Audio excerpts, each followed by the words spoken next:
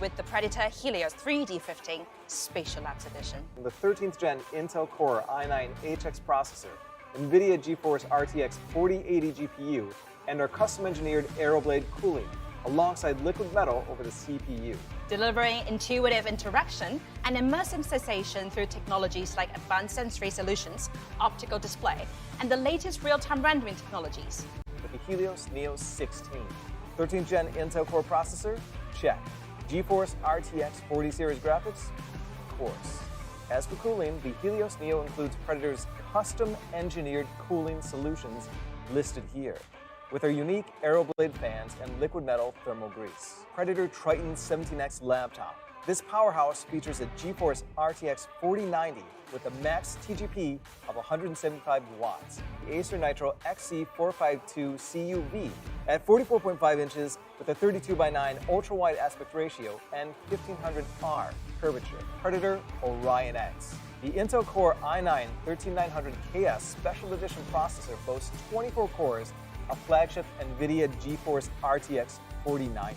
It is the smallest PC that features this GPU. Upgrade your gaming experience with the Predator Orion X.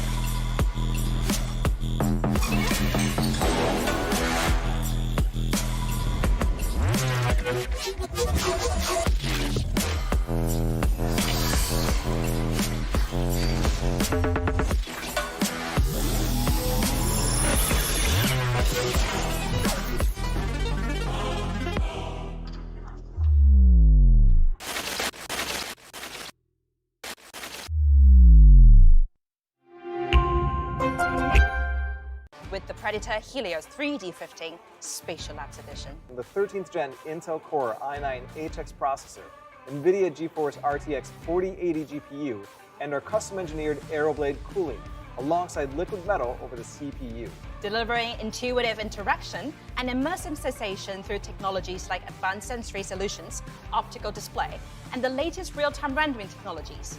With the Helios Neo 16. 13th Gen Intel Core processor? Check. GeForce RTX 40 series graphics? Of course. As for cooling, the Helios Neo includes Predator's custom-engineered cooling solutions listed here, with our unique Aeroblade fans and liquid metal thermal grease. Predator Triton 17X laptop. This powerhouse features a GeForce RTX 4090 with a max TGP of 175 watts, the Acer Nitro XC452 CUV at 44.5 inches with a 32:9 ultra-wide aspect ratio and 1500R curvature. Predator Orion X. The Intel Core i9 13900KS Special Edition processor boasts 24 cores, a flagship NVIDIA GeForce RTX 4090. It is the smallest PC that features this GPU. Upgrade your gaming experience with the Predator Orion X.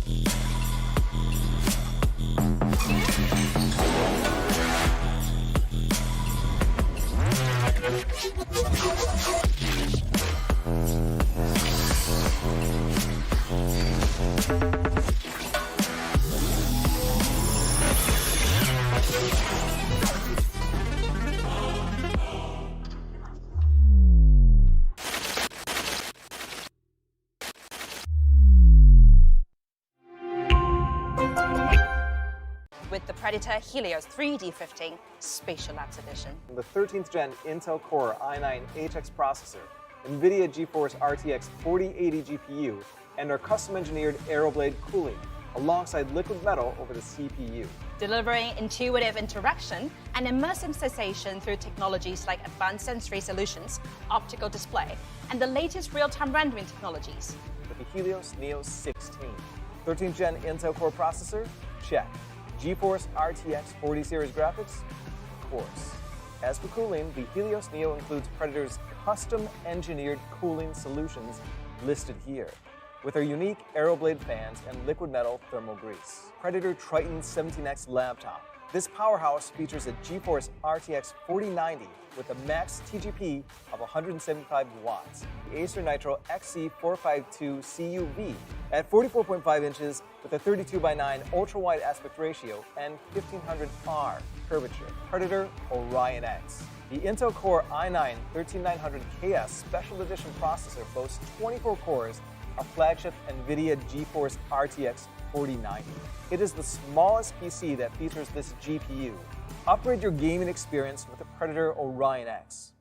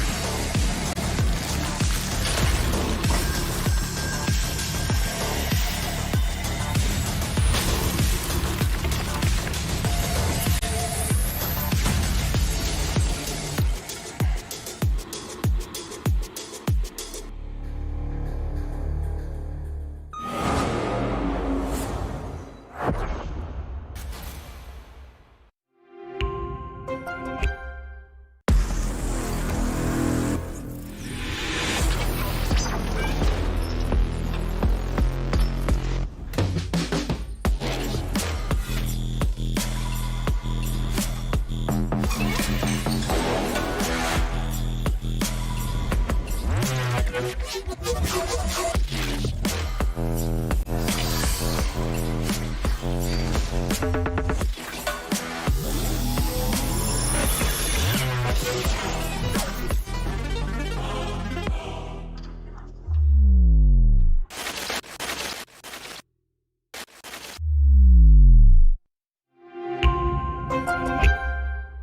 the Predator Helios 3D15 Spatial Labs Edition. The 13th gen Intel Core i9 HX processor, NVIDIA GeForce RTX 4080 GPU, and our custom-engineered AeroBlade cooling, alongside liquid metal over the CPU. Delivering intuitive interaction and immersive sensation through technologies like advanced sensory solutions, optical display, and the latest real-time rendering technologies. With the Helios Neo 16. 13th gen Intel Core processor? Check. GeForce RTX 40 series graphics? Of course. As for cooling, the Helios Neo includes Predator's custom-engineered cooling solutions listed here, with our unique AeroBlade fans and liquid metal thermal grease. Predator Triton 17X laptop. This powerhouse features a GeForce RTX 4090 with a max TGP of 175 watts, the Acer Nitro XC452 CUV at 44.5 inches with a 32:9 ultra-wide aspect ratio and 1500R curvature. Predator Orion X. The Intel Core i9 13900KS Special Edition processor boasts 24 cores, a flagship NVIDIA GeForce RTX 4090. It is the smallest PC that features this GPU. Upgrade your gaming experience with the Predator Orion X.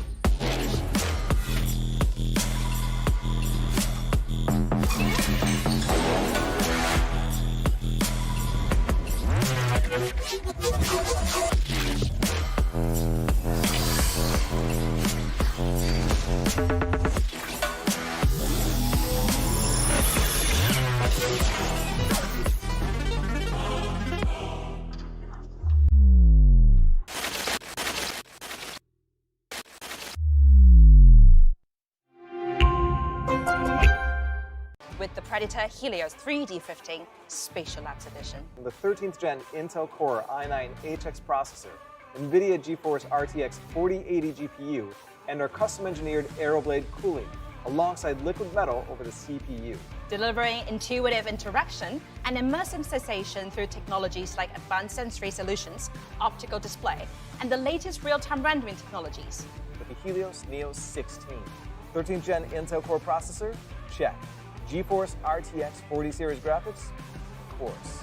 As for cooling, the Helios Neo includes Predator's custom-engineered cooling solutions listed here, with our unique Aeroblade fans and liquid metal thermal grease. Predator Triton 17X laptop. This powerhouse features a GeForce RTX 4090 with a max TGP of 175 watts, the Acer Nitro XC452 CUV at 44.5 inches with a 32:9 ultra-wide aspect ratio and 1500R curvature. Predator Orion X. The Intel Core i9 13900KS Special Edition processor boasts 24 cores, a flagship NVIDIA GeForce RTX 4090.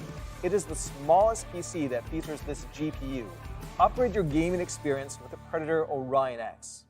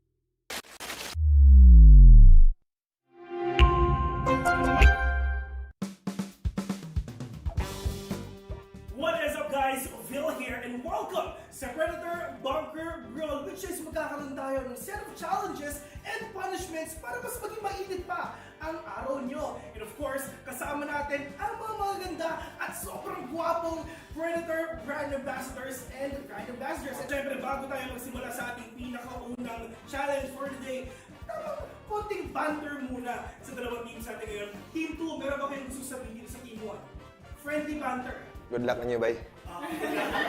Sabi ni Chibibi, syempre itatranslate natin yun. Good luck daw, sabi ni Chibibi kasi kailangan niya yun. Pero how about yung Team 1, Berg, pero kung susunod sa kanila? Good luck sa'yo, bay. Good luck sa'yo ba? Ano yung kasi? GG easy. Alright, so narinig na natin yung mga thoughts ng dalawang teams natin today. So hindi natin ito patatagalin pa. First challenge is ang Scribble Trouble.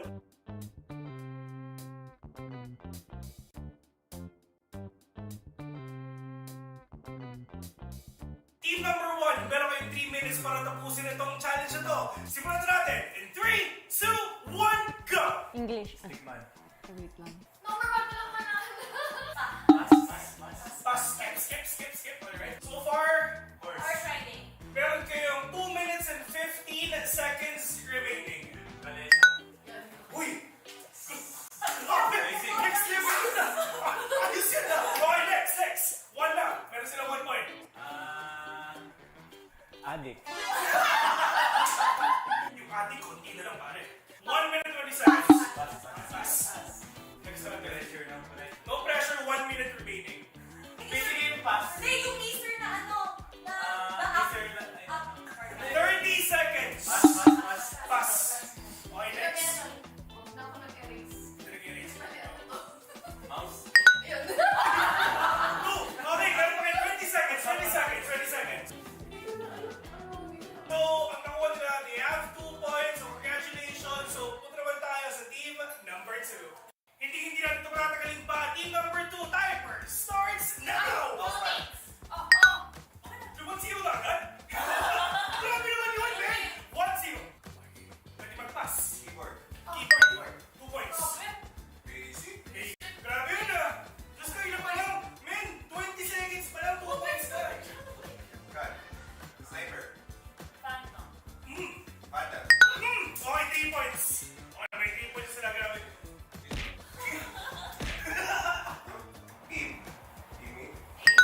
Uy! Okay! 5, 6. 1, 2, 3, 4, 5. Yeah, 5 points already. Nakapalit din team number 2. Tama, 6 points already, man. Grabe yung team number 2. Diyos ko.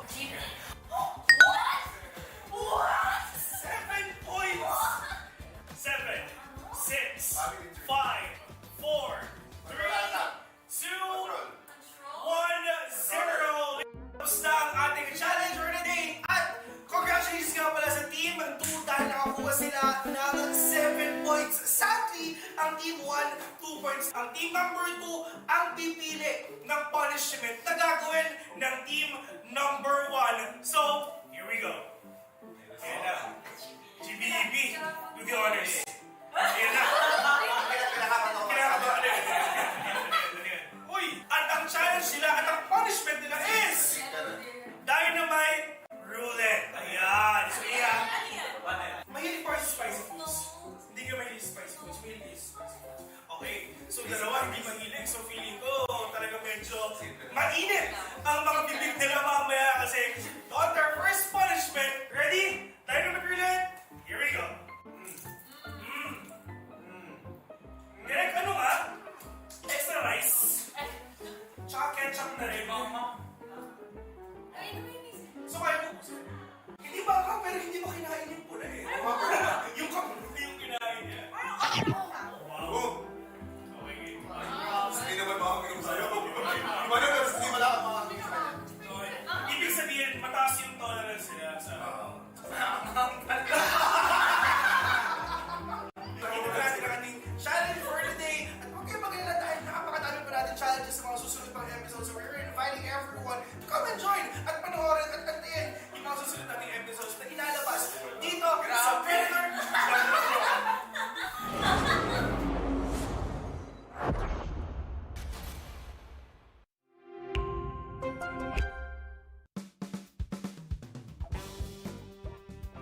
up guys? Phil here, back in again para sa Predator Bunker Brawl. Talagang sobrang solid tong araw na to. Sobrang special dahil meron tayong panibagong co-host for today. Maagang-maaga siya para sa game number 2. So ladies and gentlemen, palakpakan natin, we have Kuya Nick!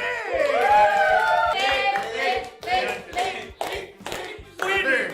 Okay, Kuya Nick, sinasabi nila late ka daw, pero hindi.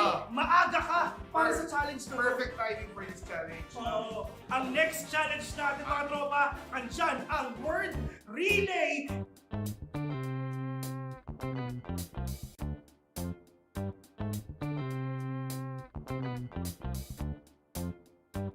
So kung napapansin nyo sa GBB, ang magsusulat dito sa ating board ng mga narinig niya sa teammates niya. At syempre wala naman silang mahinig dahil suot nila ang Predator Ganea. Tara, try natin. Narinig mo ba ako?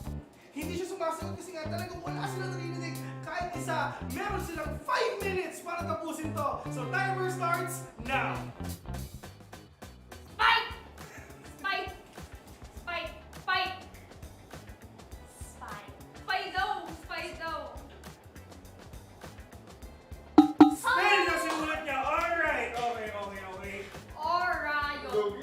Okay. Oy! What? Orayon! Octagon! X! Octagon! Octagon! Octagon! Octagon! Octagon! Ayan, kaya mapapansin na talagang grabe yung pag-internalize nila. Pero kung ako sa GBB, sulat mo na.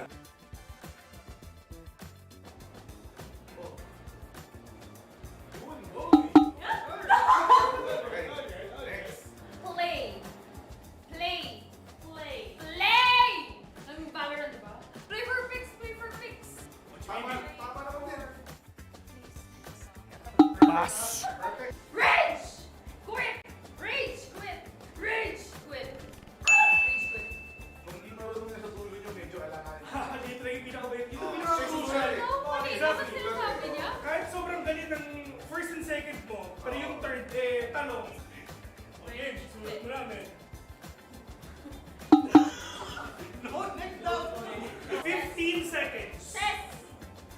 Wala tayo tayo. Tanggapin na natin. 6. Wala silang nakuha rin. Pero sobrang lungkot lang talaga. Pero it is what it is. Team number 1 is handa na. In 3, 2, 1, go! Ano sila yun? Di ba yung strategy na dito ko yan? Tahimik. sila. Oo. Yan yung order niya, team eh. Oh. At dahil dyan ang prediction ko 0. Doom! Pag 0-0 billion score, parang yan ang... Yun! Muntik Okay, na. okay. Here we go. Okay. Pass, pass. Soba! Soba! No. Soba! Soba! Soba! Soba!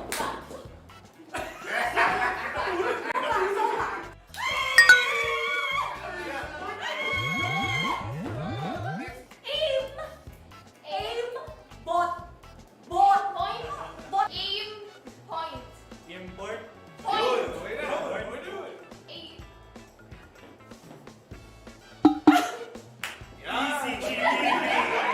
Ayan. Ayan. Stand proud! Oy, yun na. Stand Yung proud! akala ko yun. Stand proud! Step bro. Yun. You know. Stand Ano proud! ang ginagawa mo? Easy. Easy, Jimmy. At the end of the day, meron silang 1 point. At right now, alam na natin kung sino ang panalo. Ayun na. So pipili na ang team 1 kung ano bang punishment na gagawin ng team number 2 ngayon. This or that drink ang susunod na punishment ng gentlemen. Pero meron tayong plot twist. Ano yun? Ano? Sabi ng nakararami, si Kuya Nick ay sasali! Wala tayong gagawa dyan. So yun na nga. Para sa ating next punishment, ito na, handa na ang this or that drink. Ano ba? Oh, yun, okay na. Feeling ko hindi ko siya dapat gusto. Pero parang masarap. Ano yun? Tama na. It's Coke. Mahaba yung straw. Patis. Imbis na mahirapan, nag-i-enjoy pa. Matindi, sobrang cute na pinapakita ng mga... Mas nakawin ng sobrang dami. akong soy sauce eh. Masarap. Sobrang dami. Masarap. So there you have it, ladies and gentlemen. Pinapanood na natin ang ating sumunod na video. Pero don't worry, dahil napakadami pa nating mga challenges and videos na ilalabas. My name is Phil, and see you on to the next one.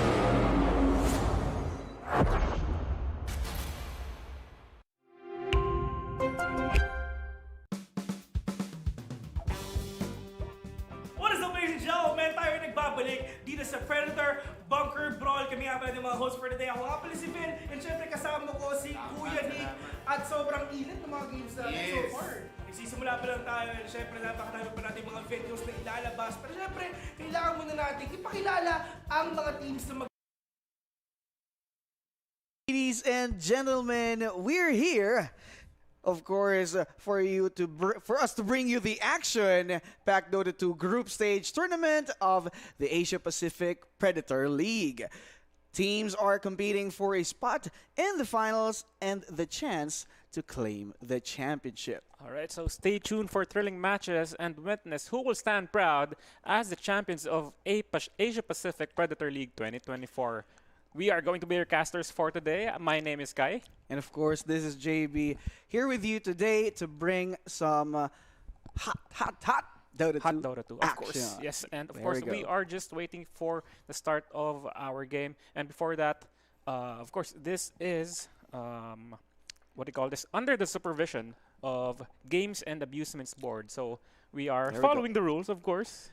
Yes, sir. We are under regulations, so be sure to tune in. Of course, guys, do share our broadcast so that a lot of people will be witnessing this great tournament, of course. By the way, this is just the phase 1, or so-called the group stage.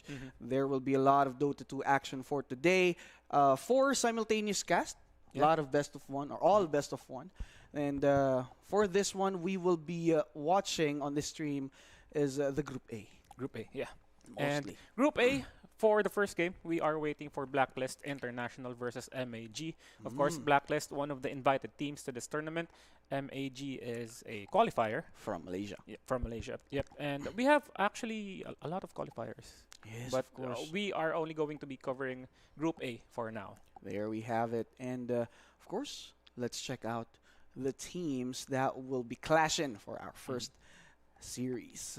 Guys, let us take a look who will be the players for the side of the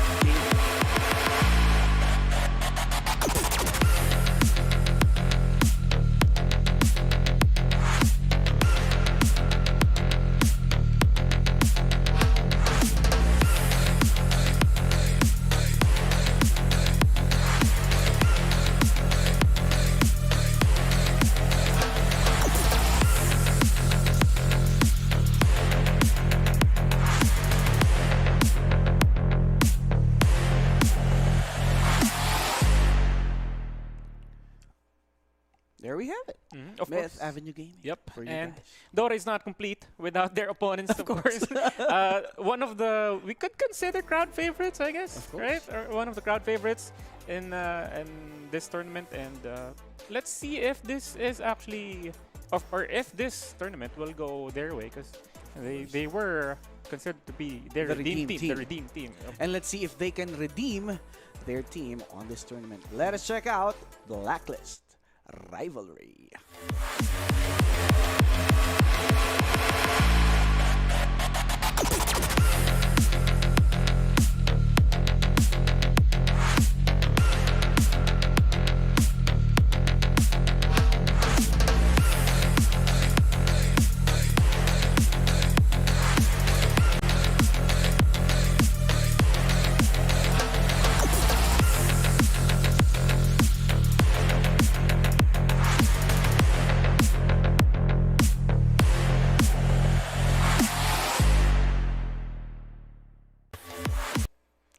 There we have it. Both teams will be facing each other for our first series here on StreamC. Yep. And of course, this is a best of 1, so definitely you already have to bring your A game in this in these kinds of tournaments or bracketing. So yeah, it's very important for Blacklist to start with good momentum, especially as well for MAG for both teams. But what's your take with best of ones? Really, you have to bring out your cheese strats, everything that you've learned from the past tournaments, from past scrims. You really have to bring out the monster within you for you to be able to delete your opponent, especially on this kind of group stage. Yeah. Since we only have 4 teams to push through going to our finals or the phase 2. Yep. Top one from both groups and the top 2 from both groups as well. Yep. So it'll be very tricky for these teams. Let us see if Myth Avenue Gaming can land an upset win against the crowd favorites, the Redeem Team, Blacklist. Because definitely, I feel like MAG in this series, they are the underdogs. I feel like Blacklist, regardless of their shortcomings in some of their games, some of the tournaments they've been participating in, I feel like they are still considered like the stronger team in this series. They should be. They should be. They should be. Yeah. So opening pick, of course, Nature's Prophet, Batrider, and Timbersaw for Blacklist rivalry. I kind of foresaw that Timbersaw, since it is one of the most favorite picks from the recent tournaments as well, and Batrider being a good hero for pickoffs. So this might go to a route where Blacklist rivalry will rotate on their off lane, should I say? Especially for Blacklist, they are a team that's very fond of picking very flexible heroes. So speaking of flexibility, Batrider, you can play it in your mid lane, you can play it as a support. Although I personally feel like Batrider works better as a support right now, because the duration of Flaming Lasso isn't that long compared to before. But he is still really good when it comes to laning. I think Batrider's a strong laner. You can force the 1v1s with your cores. Lane management is quite easy. The slow you have with your Sticky Napalm and Flame Break. Gank potential is really good. A good hero when it comes to responding to ganks towards the mid lane. You can expect auto -1. Yeah, auto -1 in team fights. Peacefully. Exactly. Now for the side of Myth Avenue Gaming, they're really going towards the meta right now, which is, by the way, Abaddon is one of the strongest, if not the strongest, right? Since he's buffed really well together with Lion and NP. Yeah, I feel like for Abaddon, some of the items can complement Abaddon as a core. Yeah. Like we were talking about earlier, Orb of Corrosion is really good right now. It's like super cheap Eye of Skadi with the minus healing, or with the what do you call this? Regeneration. Yeah, reduced healing. Reduced healing. Yep. And of course, as a right clicker, I mean, he's fine. I think he scales well. Or scales decently, but compared to Luna, definitely Luna is a much better late game scaling hero. The better option. Yeah, the problem with Luna, she's really BKB dependent. So there we go. I was about to say, whenever you're gonna pick Luna, you still want to go for a hero that can protect her. Yeah, protect her, save her during team fights, provide space for her. In terms of providing space, you already have the Timbersaw and the Batrider, good space creating heroes. And again, good laning hero. So Luna can be quite independent in the lane. She has really high armor. As long as you won't get caught in the Sprout, you should be fine. But MAG, I feel like you still need one more like good bursty hero. Because Lion is a support that rotates well. You can get good kills, but you have a really high cooldown with your Finger of Death. Finger of Death, yeah. You can't just burst anyone you see. So let's just take a look. The other pick of Myth Avenue Gaming here, which is Medusa. Yep.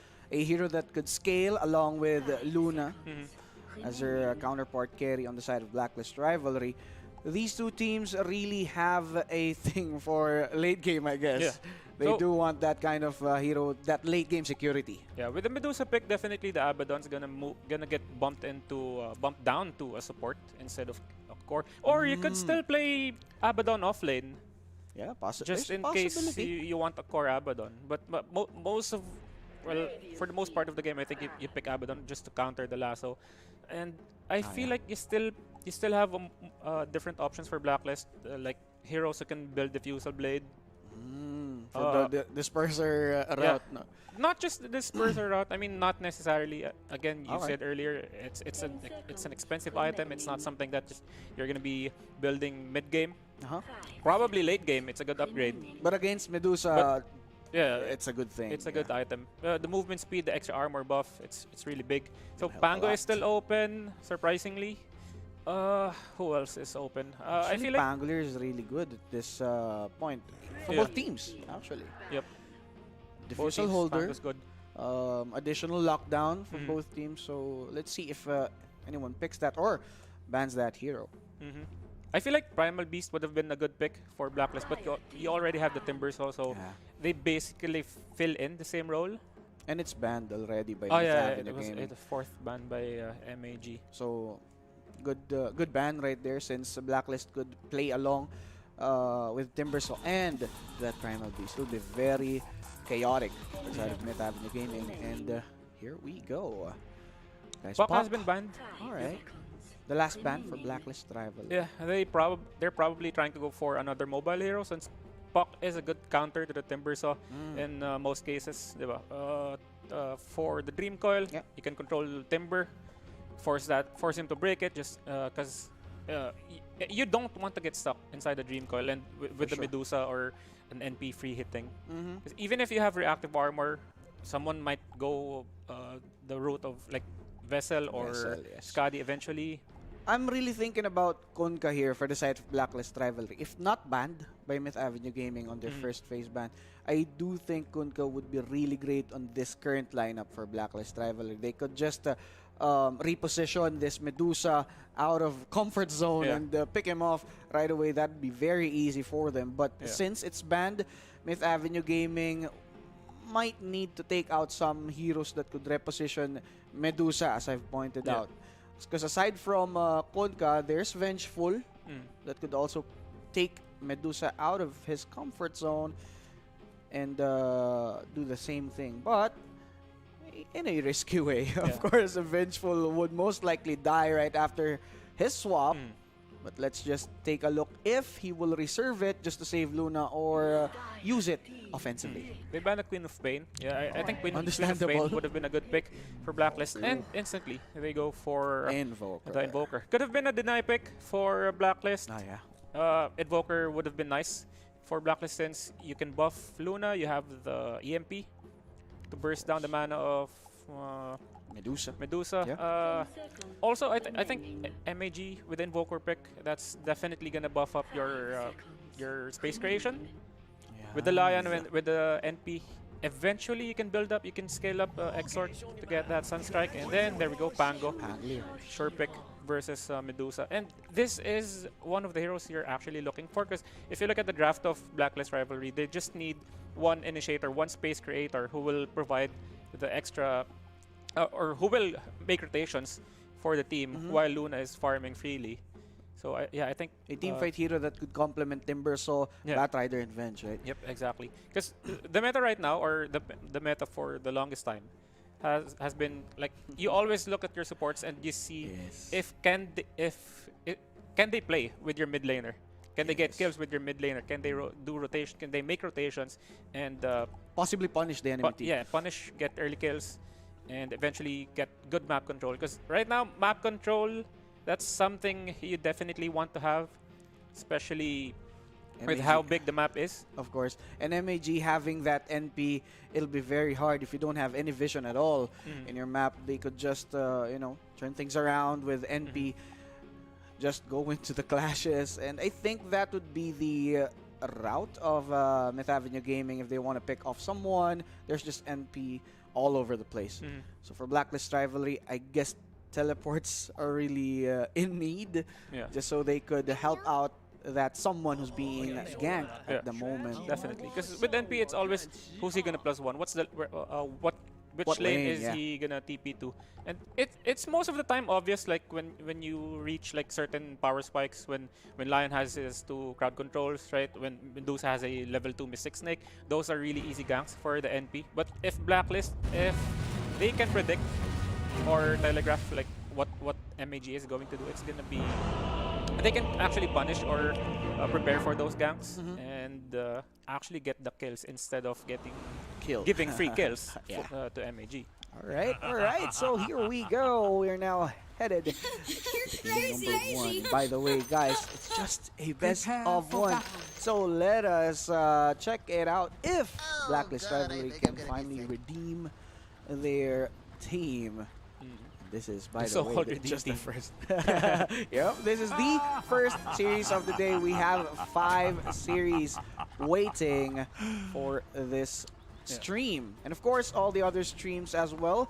A, B, and D. Do check them out, guys. So you can also support our broadcast and the other teams. And so you'll be, in touch with the other casters. Updated. And get updated for our tournament itself. For me, on paper, I feel like MAG's draft is Pretty stable. it's pretty stable. But for Blacklist, 30 seconds to battle. it's much easier to execute, I guess. Yeah. It's very MAG's got got straightforward. more complex lineup, right? Yeah, it's pretty straightforward for Blacklist teams. You get the blink, go initiate, go get a catch. You will always have that Pangolier as your follow-up, or rather, you can force the Pango to do the initiations for you.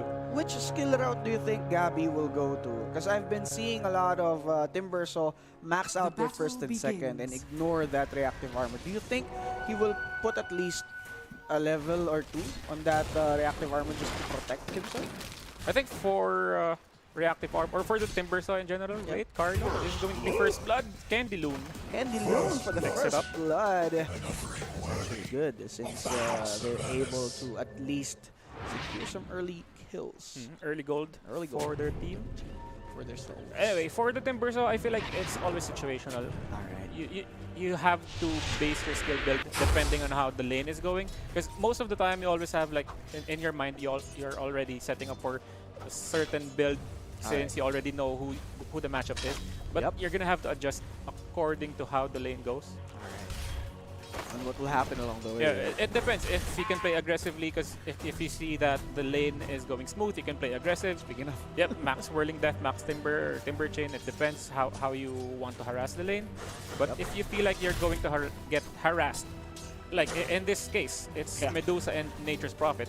Both range heroes. Definitely, you want to scale reactive armor. But considering they are both range, Timbersaw, one of the best gap closers in the lane. So, if it goes good, you can also go for like Timber Chain just for those dives on the NP. NP's really squishy in the lane, very easy to kill. And together with Batrider, they could potentially deal lots of damage against these 2 squishy range heroes, right? Yep, definitely. Mid lane, I feel like it's 50-50 matchup with how Invoker is being played right now.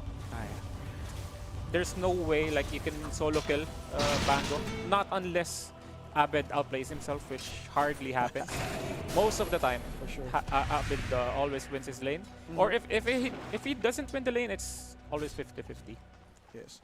And let's just take a look on what these supports will do along the way, since these supports will tip the balance on that mid lane.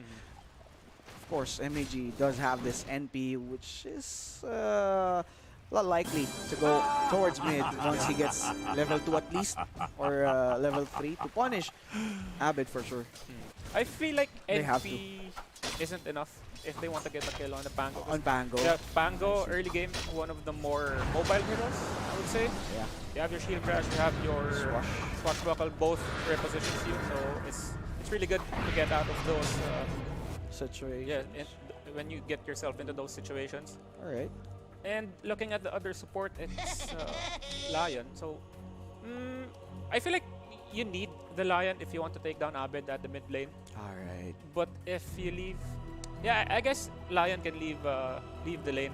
It's an Abaddon off lane, so you're not gonna be relying too much on your support. Luna doesn't. He's a bit independent. Yeah, Luna doesn't have like any kill potential on Abaddon 1v1. Yeah. So this is definitely a lane where Lion can just roam around. Especially with a Vengeful at low level. Yeah. It won't be that easy for Luna and Venge to take down this Abaddon. Speaking of the water rooms, Abed, he's securing those, but Wonder boy, look at his level. He's a bit ahead. And In he's terms doing of- pretty good against Abed. Yeah, in really. terms of level, considering that Abed has more last hits, yeah, Wonderboy has the advantage in terms of. It just depends who clears the way first, but it doesn't yeah. really mean that you are like Ahead. Yeah. if you know what I mean. Of course, of course. Because sometimes you want to play it. There are like multiple ways to play the mid lane. Like, do you want to gain level 2 first? Are you gonna get a big advantage when you get your second spell? For Invoker, not so much because you get Quas and Wex. Right? So Yeah. it's either Tornado and EMP. So nothing much going for you in terms of like bullying the lane. Nothing that surprising. Yep. But looking at the side lane, CZY, he's doing actually great. He's forcing that 1v1 against Carlo, so Carlo won't be able to babysit Yeah. Luna that well. That's why this lane is a bit forward for the Yeah. side of MAG. You definitely want to force that 1v1 on the sides because Nice. Abaddon, even if you have the Apothec shield, it's still not really it's not ideal for you to get like completely harassed by two ranged heroes in the lane, especially Vengeful Spirit and Luna. Very high base damage with the combo. You also have Wave of Terror to reduce the armor. So yeah, for the Lion, you don't necessarily want to go for kills in this lane. You just want to manage it for the Abaddon to get his levels and eventually get your items and potentially Radiant's snowball. middle tower is under attack. Top Dire's lane. middle tower is Guys, under something's attack. happening though. El Chucky just TP back to his tier 1 tower. I thought it could have been a kill, Yeah. but for that Medusa, it's smart enough to run away than to man fight Radiant Risu head on. structures are For the fortified. Medusa especially, or for top lane Dire's middle especially tower for is MAG. under attack. That's one of their strong points, I guess. If you see the initiation coming, you can just like prepare your TP because they have no way to cancel it, not unless the bench is here, which is not the case. So they know the Medusa has no TP. They can actually dive the lane. Although Gabby's quite low, he does have a Lotus in his inventory. Staff. Wait, guys, top lane's up. It's about to happen. Yeah, this guy's alive. Carlo, though, went from the backlines in. It's not ideal. Not that ideal for his positioning since Gabby and Tims are trying to fall back. And you get caught up there. So bad. Yeah, a bit of miscommunication, I guess, from the side of Blacklist A because bit. Gabby was trying to go deep, and then I think Carlo came in late from the Twin Gates. Gabby got he got poked so much with the Mystic Snake and the Sprout. Even with Lots the of Magic damage. Wand and the Healing Lotus, it wasn't enough to sustain him enough to like. Wonder Boy needs some wonder here on the mid lane. Still within the range of that vision. With that EMP, that rider that will happen with a rolling thunder. Nice tornado though, but he's still dead. There we have it. see what you're up Tims against. Dewarding. Wonder Boy taken down there by Dire's middle your tower boy. is under attack. Yeah, something we talked about earlier, the rotations of the support. Dire's That's going to be very structures important are fortified. to get the kills for Blacklist because earlier we were talking about how independent the Abaddon is, but if you look at the draft of Blacklist, Timbersaw is actually safe. You can Dire's even in the middle lane tower without is any under worries that attack. he's gonna get picked up in a 2v1. And goes for the Luna as long as you're farming under the tower. Something good about it happened with that MAG. Abbott though will be deleted together with Vengeful Spirit. I like it. This is 3v1, and if he gets out of it, Live it's going to battle be in your some kind of miracle. Double kill for Lloyd. Deep on the mid. Good early kills for MAG. Lloyd with that easy double kill. I'm not sure if someone, yeah, okay, Invoker's gonna go for the vessel. Definitely the best hero to build the item. You Dire's middle can tower complete the item has quite been early, denied. which is really good versus the Timbersaw.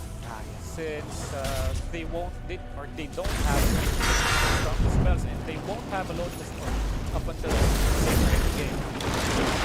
These guys something on top. Captain Gabby. Very low, but he's really aggressive as they know they can take on this Chucky right away. MP who will be deleted. I think he just dug his own grave right there by dropping that Sprout. And Timbersaw or Gabby took that one for himself.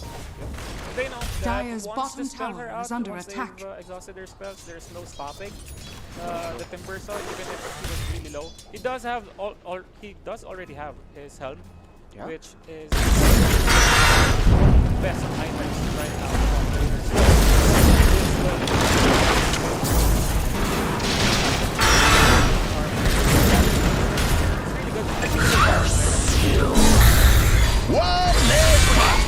For everybody. Is the helm good? Is it worth to build early game? Because Dire's remember, middle tower before, is under attack. before this Dire match, we had are this strat scanning. match where offlaners would build. Radiant's bottom tower is under Radiant attack. are The scanning. Another Thrift good sustain. Vanguard. Yeah. Radiant's courier has been Now, killed. looking at Raven. Dire's top tower is under attack. It's like he's being targeted by these guys from MHC. He's low, he's not getting dead though. But again, the damage could be enough. Raven out. Look at Raven. Got ready together with Abbott. Looking for some trade-offs. Wonder Boy Dire's will be top escaping. There goes Abaddon. Comes down. Trying to be back there by this Bat Rider. The Wonder Boy revealed himself. No damage at all to the side of Blacklist to finish him off. Candyloon will be walking away as well. And that was a smooth play Yep. from MAG without casualties. I think for Blacklist, it's Dire's top gonna be tower hard is for under them attack. to re-engage in these fights, especially you still have your tier 1 towers because Dire's top MAG, tower they have the has NP, fallen. so they're always gonna have the numbers advantage. They always have that extra +1. And for Blacklist, if you're gonna be the one who reacts to these initiations, you're always gonna be one man Dire down. are scanning. By the time you get to the lane, there's already one dead. So I feel like Blacklist, they should have the initiative to make the rotations and force Make the MAG plays. to react to their plays, not the other way around. It's going to be hard for them to create. There's more attacks. Somebody then again, CC, why will be falling down? Tornado enough to finish off Mims for a trade of Candyloon's ult, though is already in CD. He has to fall back here. Facing Radiant's him. bottom Good tower Sprout is to under deny the attack. movement of Raven, but Raven with a Quilling Blade trying to fight. So there's Medusa from the backline trying to pick up this Carlo. Double kill for Abbott as it finishes off Candyloon together with Lloyd on the backlines. Nicely done. Raven. Chucky on this area, but the finger of death burst the hell out of this boy. Raven got deleted. So bad. Not sure about the commitment of Blacklist there because Medusa has, if I'm not mistaken, she has double damage. Of course. And that's what gave MAG some confidence Yep. to fight. It's a good thing they were able to at least bag 2 kills out of that one. Surprising about the Luna that Dire's Raven top tower wanted is to take under that attack. fight, considering you still don't have Eclipse. So basically, your team fight is just right clicks. Yup. So not that good for Blacklist. I think when they got the Luna on the Abaddon, they should have just backed away and they should have been just satisfied with that kill. They were a bit greedy right there, Yeah. but you know, I respect it.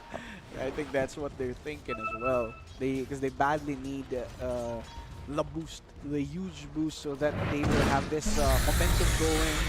And having Gabby sit on this top lane really help a lot. I feel like momentum-wise, Blacklist is still ahead. Dire's top tower is under attack. Wonder Boy trying to make some wonders for his team, but again, Gabby will be deleting that wonder right away. Double kill for him. Radiant's bottom tower is under attack. There's still gonna be the ult already, but then again, by the time that expires, it'll be his deathbed. The damage of Abbott is too much for him to handle. 3 gone on the side of MAG, and that's not really good at the moment. Yeah. Veil of Discord really good in these situations compared to MAG. I feel like Candyloon, the Abaddon. Yeah, in terms of like overall team impact, you're more of a single hit offlaner core, and then your utility is like meant for Dire's saving. top So tower you is don't under have attack. the same impact as the Timber saw with the Veil of Discord. Because look at the heroes of Blacklist. All of their burst damage will come from spells, and Veil of Discord does exactly that. You amplify spell damage, so you're basically buffing up the whole team. Unlike the Abaddon, Radiant you're structures meant are to be fortified. saving one hero. Instead, you have to be saved. You have to save yourself. How ironic. But that sucks right there on the cliff. Time for another Either vacation. way, the CZY will be falling. Dire's bottom tower It's just a is support under to attack. fall down, but right now, Blacklist does have the advantage. And Dire's top tower as is long as under they kill attack. someone, they're happy with it, and they'll be getting another objective right after that. So, win-win. Map control is Dire's definitely bottom tower is under attack. one of the most important objectives in early game of Dota. You get a good map control, Dire's at bottom least tower has fallen. like more than half of the map, and you could say that net worth's gonna be good for your side. Well, looking at the net worth right now, it's 7K. This was actually a good idea from Tim, but on the live stream, Ram Cannon at 8-5. Yuppie. Bash is going on. But by the way, this is on the main screen. There we have it. Roy did fell down. He's just a support. Nothing fancy about that one. But for Blacklist, as long as they keep their momentum going, they've been keeping MAG inside their base. Yeah. That would be really good since Raven's just continuing his farm. He's scaling. Naturally, Medusa and Luna. Wait. We'll come back to that thought as Candyloon. He went to picked up. the wrong neighborhood, my boy. Look at that. Is under attack. Gary Candy Loon. Collect down Candy, my boy. Yep, not sure what he was planning on doing because they just had a fight near the Tormentor, so they should have an idea that Blacklist is controlling their triangle. These are desperate actions right now, Kai. I don't think MAG is still in composure, but they have to. They have to keep their Radiant's composure middle against tower is under the attack. Blacklist rivalry, which is, by the way, the most experienced team Dire's bottom right tower now is under attack. compared to MAG, of course. Yeah, definitely. But yeah, MAG, that Radiant's was, middle tower is under attack. that was like a suicidal play for the for the Abaddon. Hate to say it, but it's true. Yeah, again, you just had a team fight at the Tormentor, and you don't have like any other triggers. The heroes, Blacklist with a good read. They just played the triangles. This is what I love about Blacklist when they find their momentum, because they were playing in the triangle and they got 2 kills off of their positioning. So immediately they know people will be farming at top, and that's exactly where they rotate to. And you see the kill they get on the NP. Now they can transition into different objectives. Blacklist is trying to force fights that MAG can't win. Of course, and just like this one, the Rolling Thunder way too good, locking El Chucky's position. CZY to fall as well. Lloyd might be dead, might be gone, but this could be a wipe. Invoker can't invoke anything. Candy Loon's position will be out, and I guess Candy Loon will be deleted as well. He doesn't have the ulti, and that's triple for Gabby. Gabby just deletes everyone he sees. Definitely with the Shiva's guard. For sure. Yeah, no one's gonna kill Gabby Dire's middle tower right now. is under There's no kill attack. threat to Gabby. Radiant's Not courier has unless been they get a killed. good catch, like low reactive armor stacks, and then you get the magic damage burst on him.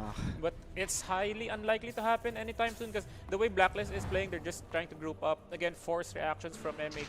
And they're doing exactly what we wanted them to do earlier. Because remember, I said earlier that they need to be the ones that initiate the fight, because they're always going to be one fight down there.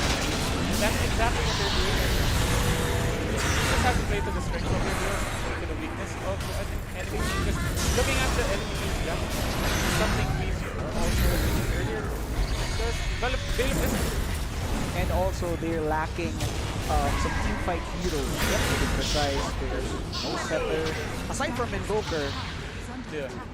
there's no hero that could help them set. But wait, El Chucky being chucked down, and while the replay is up, 2 heroes have been brought down here on the side of MAG, and I guess El Chucky will be the third to fall.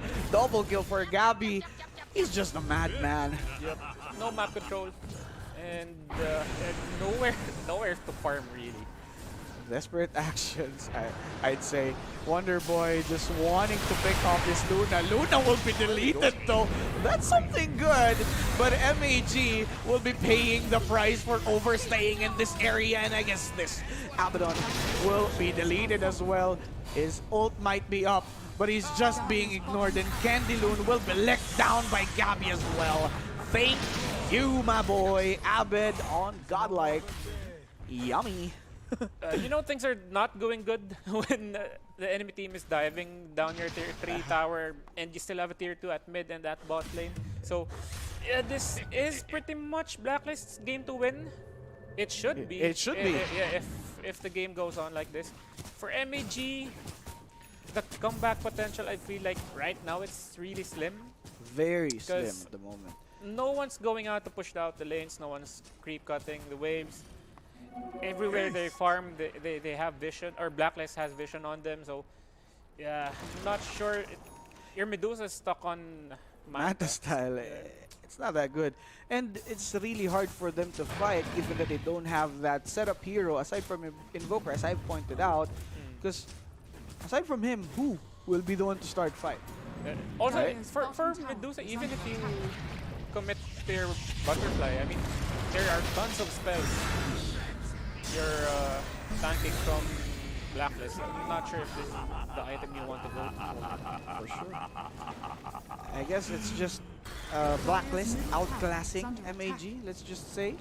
Yeah, MAG with the early aggression, it was okay. It was okay, yes. But Blacklist quickly assessing that, oh, okay, we can't play like this. We have to be aggressive. We have the better power spikes at higher levels. We have tankier heroes and better catch, right? So they were just playing to their advantage. Using those experience. Yeah. And I guess Blacklist Dire's bottom tower would has most fallen. likely Dire's take middle this tower one. has Yeah, fallen. and this is actually the consistency I feel like everyone is looking for in Blacklist, because most of their games they play passively, but there are times when Blacklist they counter with it. They play really good. This is one of them. This is one of those things. Yeah. They should be playing really good.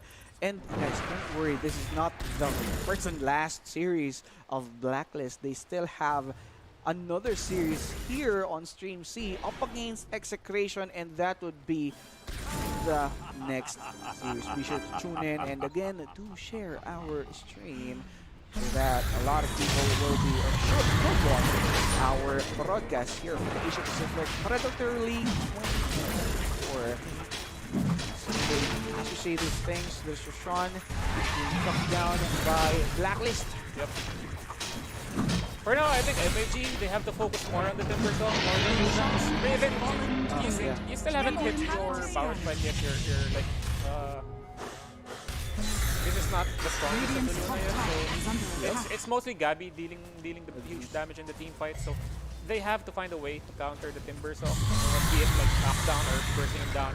Because you don't have that much magic resistance on the Timber Saw. Looking at this item build, you're investing heavily on armor. You have Shiva's Guard, you have your reactive armor again, and nothing really to go for like magic resistance. As long as it's just Timber Saw being the problem. But by the time that Luna and Pangolier have hit their power spike as well, it will be very hard for them. But at least take one hero.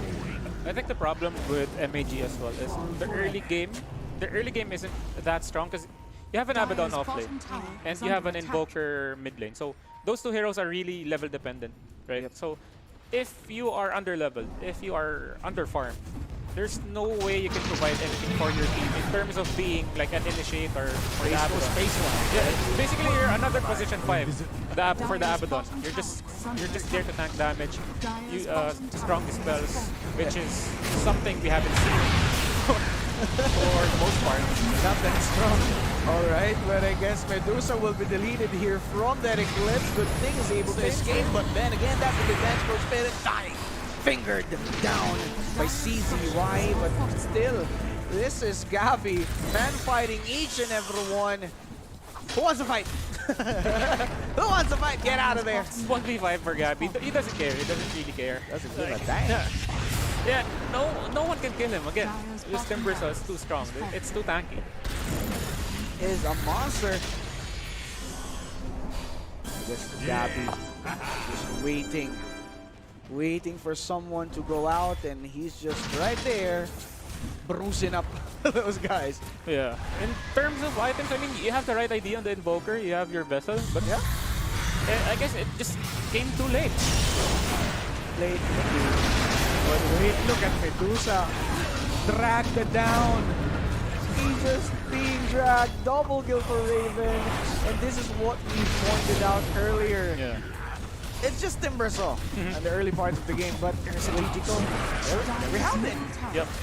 Here it is, the GG called Middle by barracks are under attack. AG and Blacklist Rivalry to secure their first point Yeah. here on our group stage for the Asia Pacific Good start. Predator League. Yeah, that's definitely a good start for Blacklist Rivalry.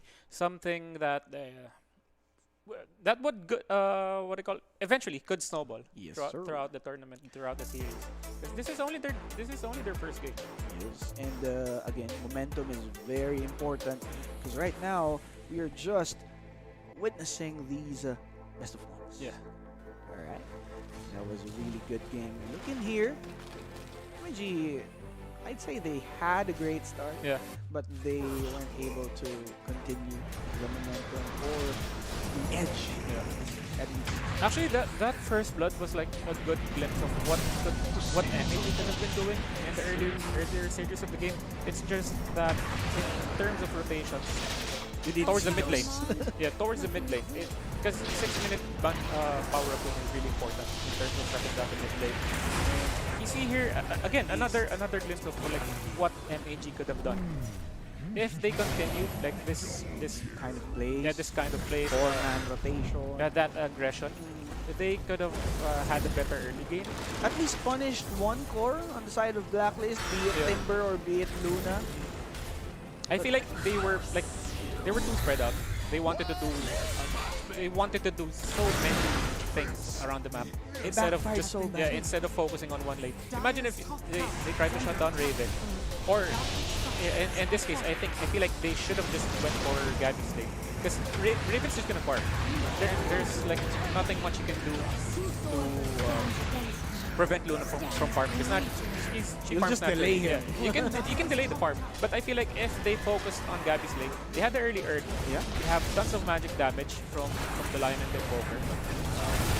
As soon as they got the vessel, if they went towards Gabby's lane and just focused him and like, shut him down, they could have possibly like stalled the aggression of Blacklist and could have forced Blacklist to play more defensive.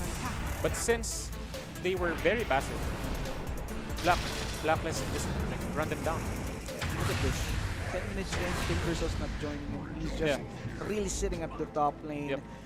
gathering every XP, every gold that he could take, and just utilizing the space given to him, not by his team, but by his enemy Yeah, team. because MAG's draft is really strong early game. You have Finger of Death, burst damage, you have the utilities from the Invoker, but again, they were just picking the wrong fight.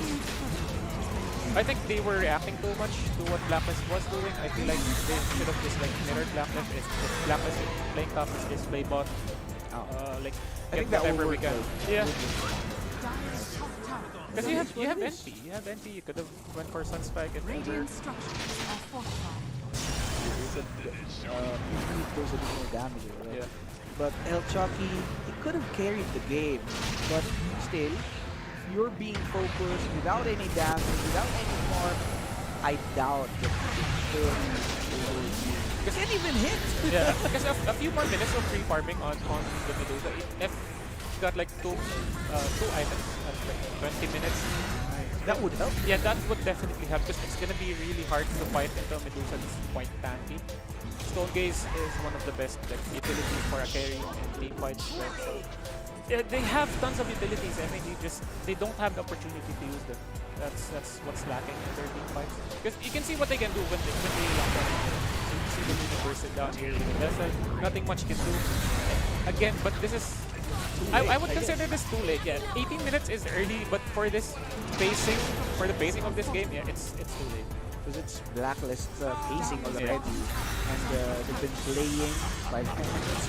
Yep. Oh, yeah, so it's really bad. Looking at Medusa with just that Manta style up until the end game.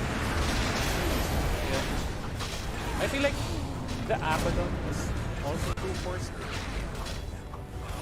I think they should have just played it to support. Probably put the NP in the off lane. Yeah, to play against the Luna, because that could have been like a much more stable lane. I agree. Off lane NP, I mean, it's fine because even if you leave the lane, you're gonna leave your support alone. So he gets that solo XP. Abaddon as a support, or probably wait, where do you want to put it? Because if NP was off lane, so I think he put Abaddon on 5, and then Lion will be the 4, right? So, but in terms of laning, I think you could still play Abaddon 5 and then just put you could put Abaddon 5 and then place him in the off lane. In the off lane, so yeah, you can yeah. just TP around and get the kills with the Lion. I think that's something they could have adjusted to. Or Invoker could have been another hero that's a bit more active, rather than being the Invoker who's just sitting on one lane and just waiting for something to happen, because they have this NP that could have joined the fight, but not that good in terms of setting up team fights. Yeah. Looking at the long with run. the disperser. Look at this. Jesus Christ. Jesus Because Christ, if you look at 16K. the item, if you look at the itemization as well, it's really meant for like team fights and countering specific heroes on the side of MAG, which really punched them early. Because look again, you saw the items, you saw the levels. They were under leveled, under farmed. For Candy Loon, it was more of a bruiser type of Abaddon build with the Echo Saber. Nothing much you can do versus Timbersaw in terms of when you're comparing what they can do. But yeah, it is what it is. It is what it is. I guess overall, Blacklist Rivalry have outmatched or outclassed MAG. But for MAG, it's not yet the end of the world for them. They still have lots of games to be played for this day. Again, top 1 and top 2 will be the one to move forward going to our phase 2 or the finals. Top 1 and top 2 for both groups. But let's just talk about those later. Let's have a quick break before going on to our second series, Blacklist Rivalry against Execration. Once again, we're your shoutcasters, JB and Kai. Now, just taking a quick break for a while. Peace. Lalaro ngayon. Of course, andito ang team number 1. Kasama din naman natin ang team number 2. So, ang next challenge natin for today's video, andito naman ang Guess the Audio.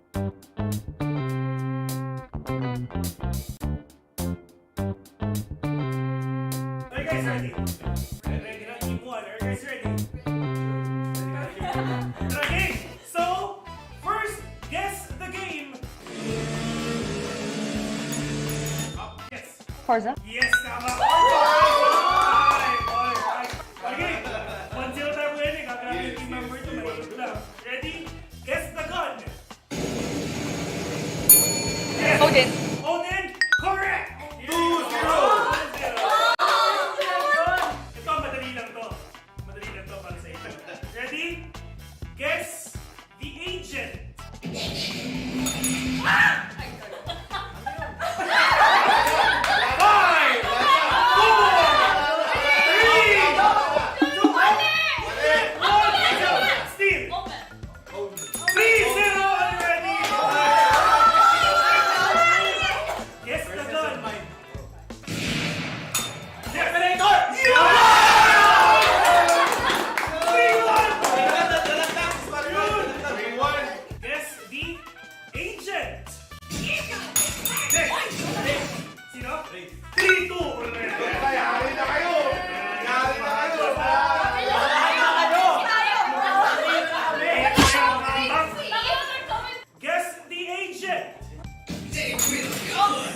Reina. 4-2. Last one.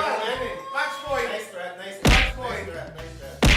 Ito pag hindi ka mo na Bert, hindi ko alam ha. Hindi ko na alam. Pero text na ito, Bert. Guess the game.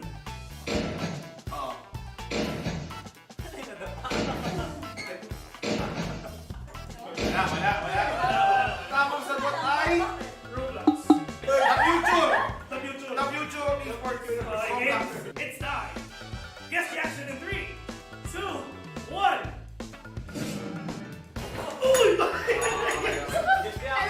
Teleport harvest! Guess the action. 5, 4, 3, 2, steal. 5. Spike diffusing.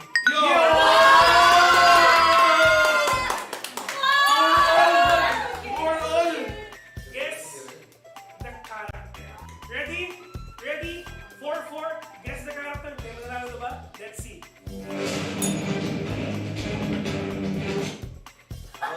Roshan! Congratulations!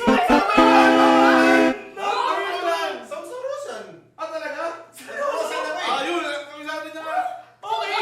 Hindi pati kami napaisip kung tama ba? Pero hindi sagot sila eh. So yun nga, ladies and gentlemen, ang nanalo dito sa Guess the Audio, Guess the Voice. Palapakan naman natin, team number 2! Papipiliin na lang ng team number 2 kung ano ba ang punishment ng team number 1. Game! Drink sour lemon. With no reaction. Isip yun. So drink sour lemon without reaction. So sabi na natin ngayon. Shot. Shot po no. Game? Iba!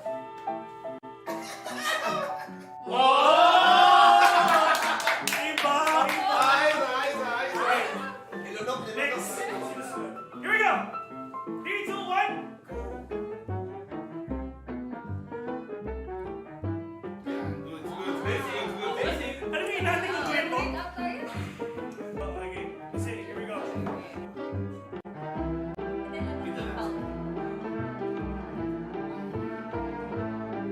Poker face. No reaction at all. Easy challenge.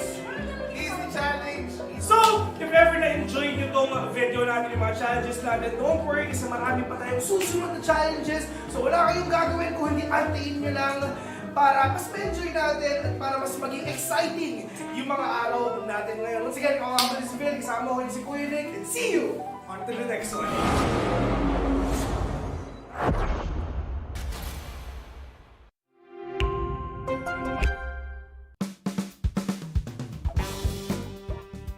Tayo yung nagbabalik sa pinakabagong episode ng Predator Bunker Brawl. At kami nga pala yung mga host for today. Ako nga pala si Kuya Nick.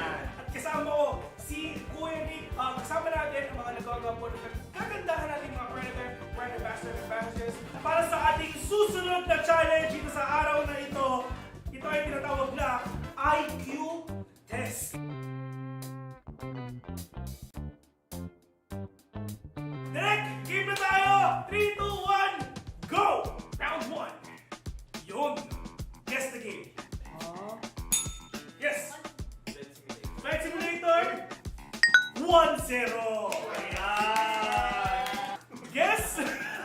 Guess the game, Kuya Nick. Yes. 3, 2, 1, go. Yes. 5. Ano yan? Forza? Yes, correct. Forza Horizon 5. Oh, never. Isipin mo yung mga dating mga videos natin, Forza yung talaga yung nasasal talaga sa mga na. But here we go. Guess the game. 3, 2, 1, go. 5, 4, Among Us is 1, correct! ano sila ha? Oh. Yung button no? Okay, tapos yung button na rin. Kasi wala yung button din yung mga ano yun eh. Okay. Si Bibi, kamusta ka dyan? Basic lang. Hindi ko na ako dito. Bibi, no sweat, man. No Hindi, sweat. pang-clutch kasi ako. Hindi ako naniniwala ako kay Bert. Bert, niwala ako sa inyo, Bert. Talagang, Sabi ko sa inyo. pakita mo kung sino ka. Kilala ko yung kalaban nyo, hindi marunong isa dyan. Para kasi na kung sino isa na yun. Ha? See, ha? Round number 5! 5, 4, 3, 2, 1, go! Okay. Hoy! Yes! 5, 4, 3, Oy! Steve! Congratulations! At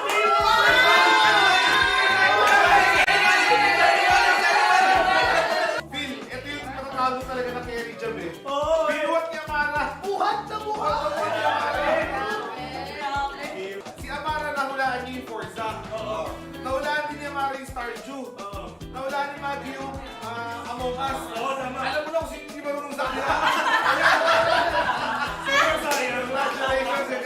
Congratulations sa makatindi.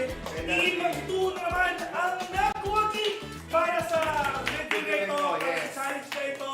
At sadly, ang kukuha na naman ng challenge is ang team number 1. Ayan, sobrang sayang. Pero yeah, tuloy-tuloy natin to. Punishment na. Game. Ano ang magiging punishment ng team number 1? Ito na, parang may gulo ka. Oh, cheating ko na, Ben. Parang, game ka, bro. Or inuubos niyo ba? Di ba, mas? Oh! Ano yan? Ano yan? Ay, hindi. Chubby. Bakit ako kikinig? Chubby Bunny. Alright, without further ado, umpisahan na natin yung punishment ng Yes. team number 1. At ito ang Chubby Bunny. Kuya Nick, paano ba to? Ganito. Sample naman. Ganito. Sample. Ganito. Mas cute pag sila gagawa niya. Okay? Mas cute pag sila gagawa niya. So, team 1, let's do our punishment online. Here we go. Nakakawin na naman ako dyan eh. Oh, siguro lang yan ha. Siguro lang yan. Ang gagawin natin is kakain lang sila first marshmallow, then sabay-sabay silang magsasalita, masasabi ng Chubby Bunny. Pero, hindi Chubby Bunny sasabihin natin. Meron twist. Meron tayong tongue twister na sasabihin. Yan. Ayan. Sister. 3, 2, 1, go! Yo! Basic, di ba? English. 77 white shirts.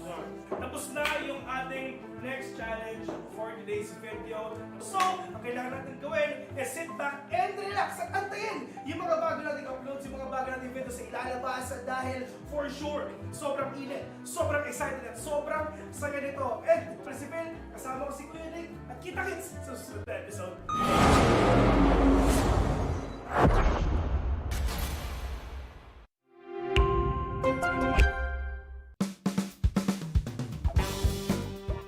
Welcome nga pala sa panibagong episode ng Predator Bunker Brawl. And of course, kami nga pala ang host for today. Ako si Phil, kasama ko si Kuya Nick. Kuya Nick, meron naman tayo mga panibagong episodes ngayon. Yun na nga. Challenges. Another challenge, another video. Matindi ang gagawin natin for today's video. Dahil ang challenge natin ngayon ay Good day, ladies and gents. We are here for another series, of course, here in the Asia Pacific Predator League 2024. Sir.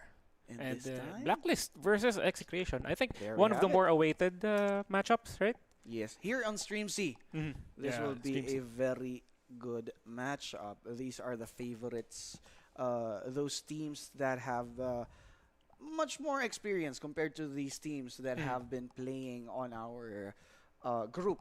Compared to Stream C, the rather. qualifiers. Yes. Qualifiers. Because the four directly invited teams, Aster, Yes. which is first time so far, right? That a Chinese team has Joined. participated, Yep. joined in Asia Pacific Predator League. So I think those are the more like evidently experienced teams. Oh, there's another one. Which one? 747 Polaris. Oh yeah, another direct invite. Another So direct Aster, invite, yes. Execration, 747 Polaris, and then Blacklist. Again, the more experienced teams. So yeah, this is definitely going to be a good matchup, good game. I'm expecting a good game from these two. And And again, they not in the it's. I feel like Execration and Blacklist, they're like indirect rivals. Indirect rival. Indirect rivals, right? In terms of they've been carrying the Philippine flag Yeah. for almost a long time Yeah. on way back DPC Like, series. because the banter is like who's the better all Filipino squad, right? Is it yeah, Execration? yes, Is it Blacklist? Because in terms of like Filipino audience, they're like the on top, on top of the food chain.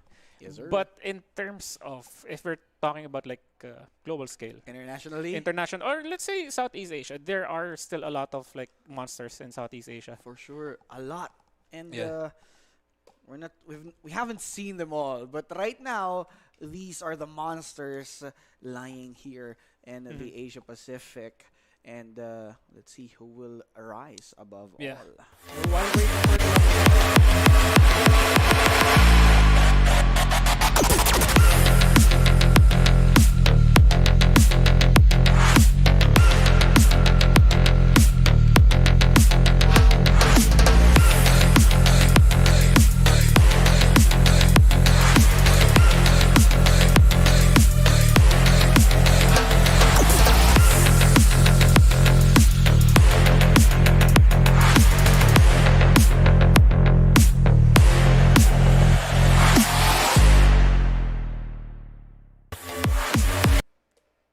And there we have it, execration for you guys. Of course, we've seen this team earlier, but let's still take a look at them. Blacklist Rivalry.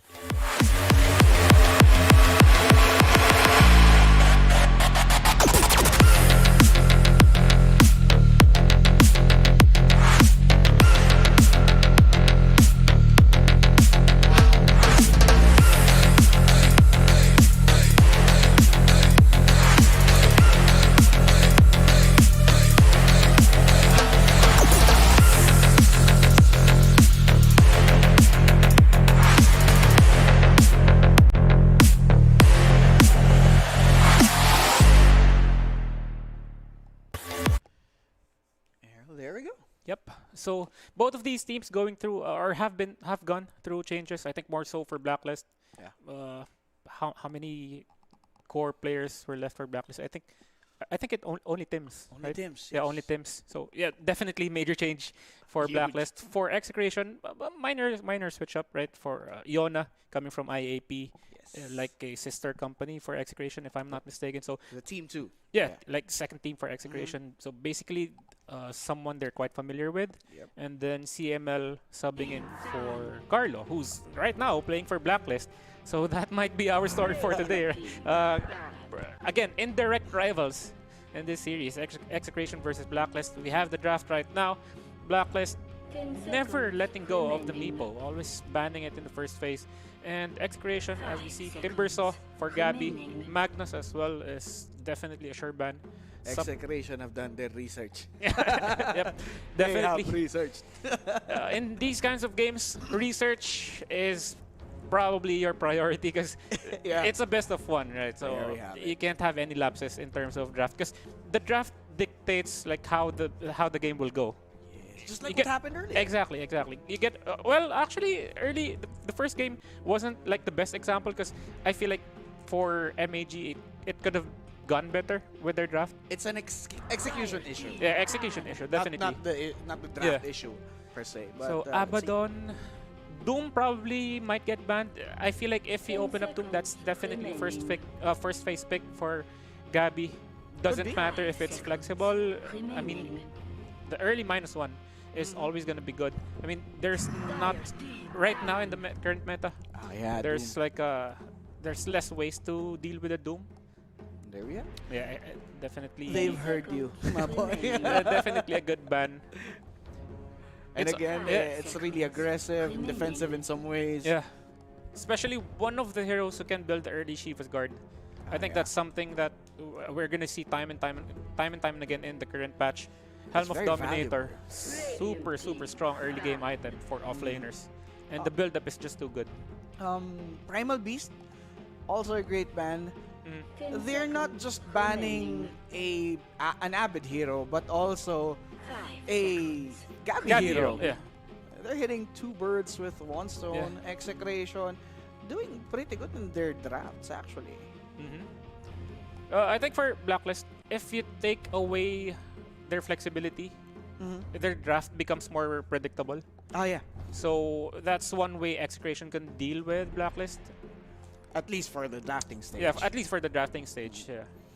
Because again, execration, they've been having some issues in terms of execution, but let's see if they've already fixed that.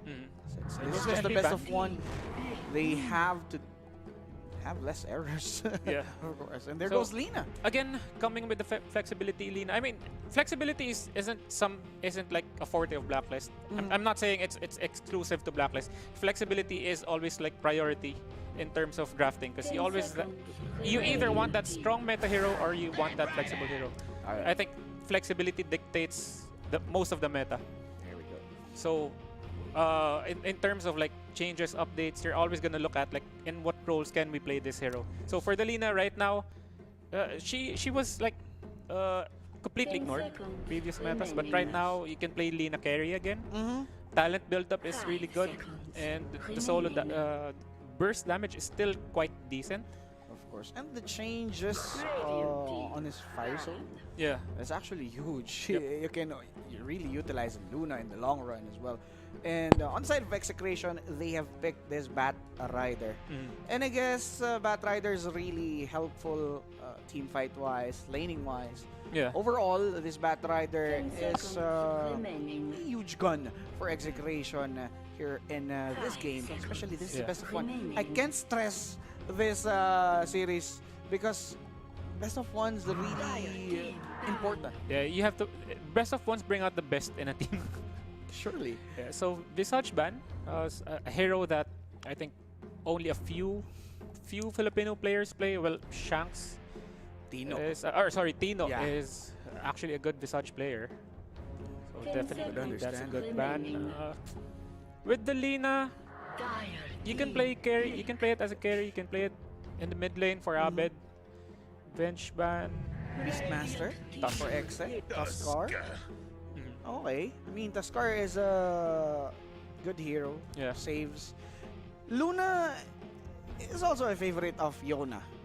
So, or Nisha Baby, so we call. But I guess it won't be open by Blacklist rival. It depends. It depends. Yeah, I feel like Luna, it's a hero that's quite like, easy to deal with. Yes. Because the hero's super BKB dependent, very item dependent. Your farming is good because naturally you farm fast with your with Lunar Farming Glaives. tool, yeah. But she scales well, but it kind of like she's very item dependent, as I've said. There we have it. So if you shut Luna down in the early game, you're gonna have like so much space to like just control the map and go for early kills. Speaking for Execration. And looking at the draft of Execration, you already know they want to play aggressive with the Bat Rider and the Tusk pick. These are two supports that can actually win the lanes. So yeah, Blacklist answering it with a Shadow Demon, a good defensive hero. And Blacklist could potentially steal Luna with their Shadow Demon pick. Actually, yeah. Right? There's a Phoenix as well for the side of Blacklist So- rivalry. Another team fight hero for Yeah. them. Blacklist just reacting to the draft of Execration. They want to play aggressive. Okay, we go for counter initiations. We go for sustain, and two supports who really have good shard upgrades. That's something you always look at as well, because of the free Tormentor. The cleanse on the Shadow Demon is something really special. Additional And save for your Additional teammates. save, exactly, and of course the Sunray during the Supernova. There goes the Morphling. Morphling. A hero that never dies, I'd say. And every Pretty patch, much, yeah. you can see a Morphling, and I guess Gaben just loves this hero. Yeah, I think there was like one patch where Morphling wasn't that big, but still a viable pick. And Viable pick, yeah. I think it was the Aghanim Scepter nerf, or the change. From that ES morph combo, right? Yeah. After that, The one change- where you can no longer like morph into your teammate. Yes, sir. So Puck, good control hero, one of the good heroes to lane with Lina. Yeah. So it's like if it's going to be Lina and Puck matchup, I feel like Lina has the advantage. But if the Puck plays it well, you can like just survive and sustain in the lane. So there's Naga Siren. Siren. Could still be a hero for Gabi, I'd say. Yeah, A flex hero. I feel like you could still play Naga off lane. Off The lane. utility is still there. Against Morphling, he's fine. Yeah. Right? Versatility's up for Blacklist rivalry, but for Execration, what will be their adjustments? But so far, I feel like Blacklist is still lacking in terms of like a solid catch. Again, you are facing Puck, you are facing Morphling. You do have the Song of the Siren into the LSA, but those are like unreliable stuns. Because when we say like reliable crowd control, it's those are like the direct stuns that you apply. For example, Roar, which they banned. That's actually good because Tino is really good at playing those kind of heroes. Yeah. Visage, Beastmaster. That's why they've banned Meepo as well, since Tino can also use that hero. And it's pretty annoying if that Meepo is out. Yeah. And I feel like you still want that good crowd control because even yeah, I understand these are like top tier players, but you have to consider human error. There will be times where the disruption and the LSA won't connect. There probably will be like 1 or 2 instances it won't connect. Considering this is a puck, this is a morphling, phase shift is almost no, it's not almost, it's instant cast. Yep. Waveform almost instant cast, right? So you still have to consider human errors. That's why I'm looking for another good lockdown hero here because you already have the damage. I mean, Lina and Phoenix. Phoenix doesn't look like it, but it deals pretty much big damage in team fights because Sunray deals percentage of the HP. So the higher the HP, the higher the damage of Sunray. But looking at the bands of execration, looks like they think that this is a Naga carry. Yeah, it's either they want to force Blacklist to play the Naga Naga carry, or they just think it's a Naga carry. Yeah, exactly. LC ban, it's actually good from Blacklist. 10 seconds. Because they do have ways to clear the illusions for now. I mean, you have Puck, you have Morphling. Remaining. Also, you have one more pick. So, Excretion, which offlane. They go for DK, Blacklist. So, DK mid, probably for Abed. Oh no, sorry, you have Lina. I was thinking, because Abed played DK the other day. In a different tournament. I think Lina would be suit well. Because I was thinking DK mid, Lina carry, and then Morphling Naga. Sorry, Naga offlane. Naga offlane to face the Morphling. I think it's fine as well, but you know, let them be. Sometimes let them play their own Dota. Let them play their own Dota, because we've been overthinking sometimes. Yeah. I've been doing that a lot, and it's not working really well. I mean, no, we can still talk about the flexibility because it's still gonna depend who you're gonna be facing. Because Lina and Puck, that's already a one matchup for Lina. Or it could be 50-50 depending on how good Bob will play the mid lane. For sure. But DK and Puck, that's a sure win for the DK. Yes. That's why I was thinking you could still put DK in the mid lane just to get that early tier 1 tower. Because Puck, you're not gonna be staying in the lane versus DK. If it's a one-to-one matchup, you're never going to stay in the lane versus DK. That's definitely a lost cause for you because DK is just gonna push your tower. And every time he does you're gonna waste your gank potential as Puck if you AFK farm in the lane. So that's why I feel like DK and Puck matchup is going to be good for Blacklist. Understandable. Yep. And offlane, if you're going to have offlane Naga against Morphling. No, I mean Lina, depending on the offlane of Execration. I think they're still thinking about that. That's why they can't pick just yet. Yeah, who's left? You still have Centaur's band. Oh, actually no more offlane. Brewmaster. Brewmaster is still here. You still have Brew.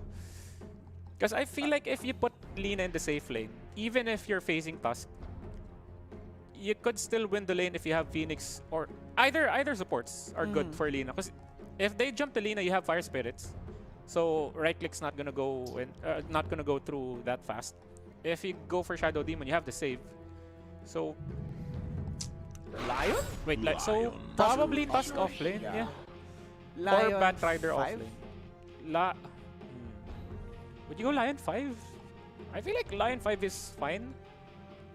I mean, you don't necessarily need like good items here because you have the Puck, you have initiators. So you're not gonna rely on the Lion necessarily. But I think CML on Batrider is better. Yeah, I feel like Batrider 5 would be a better option. We'll see. Yeah, I feel like even if Lion doesn't really need the Blink Dagger early for this game, I feel like Lion 4 would still be a better choice. Together with the Tuskar, they have this great kill potential, whereas Batrider can just fly away, stack some for this Morphling. I guess it will really... Yeah, it depends. It depends. It depends, Because I'm trying to think of like different ways you could play the supports in the lanes. Because if it's Tuskar off lane, basically any support will do if you want to go for kills. I'm just trying to think of like who you have to think of like who's better. Who's a better rotating hero, right? So is it Batrider? Is it Lion? Who's gonna get bigger kills or who's gonna secure kills? easier. It really depends on the situation. Yeah. So let's just see what will be the picks for both of our teams. Yep. And right now, guys, this is our second series for the day. And again, do share the stream. So there's going to be a lot of people to watch and witness the greatness of these two teams.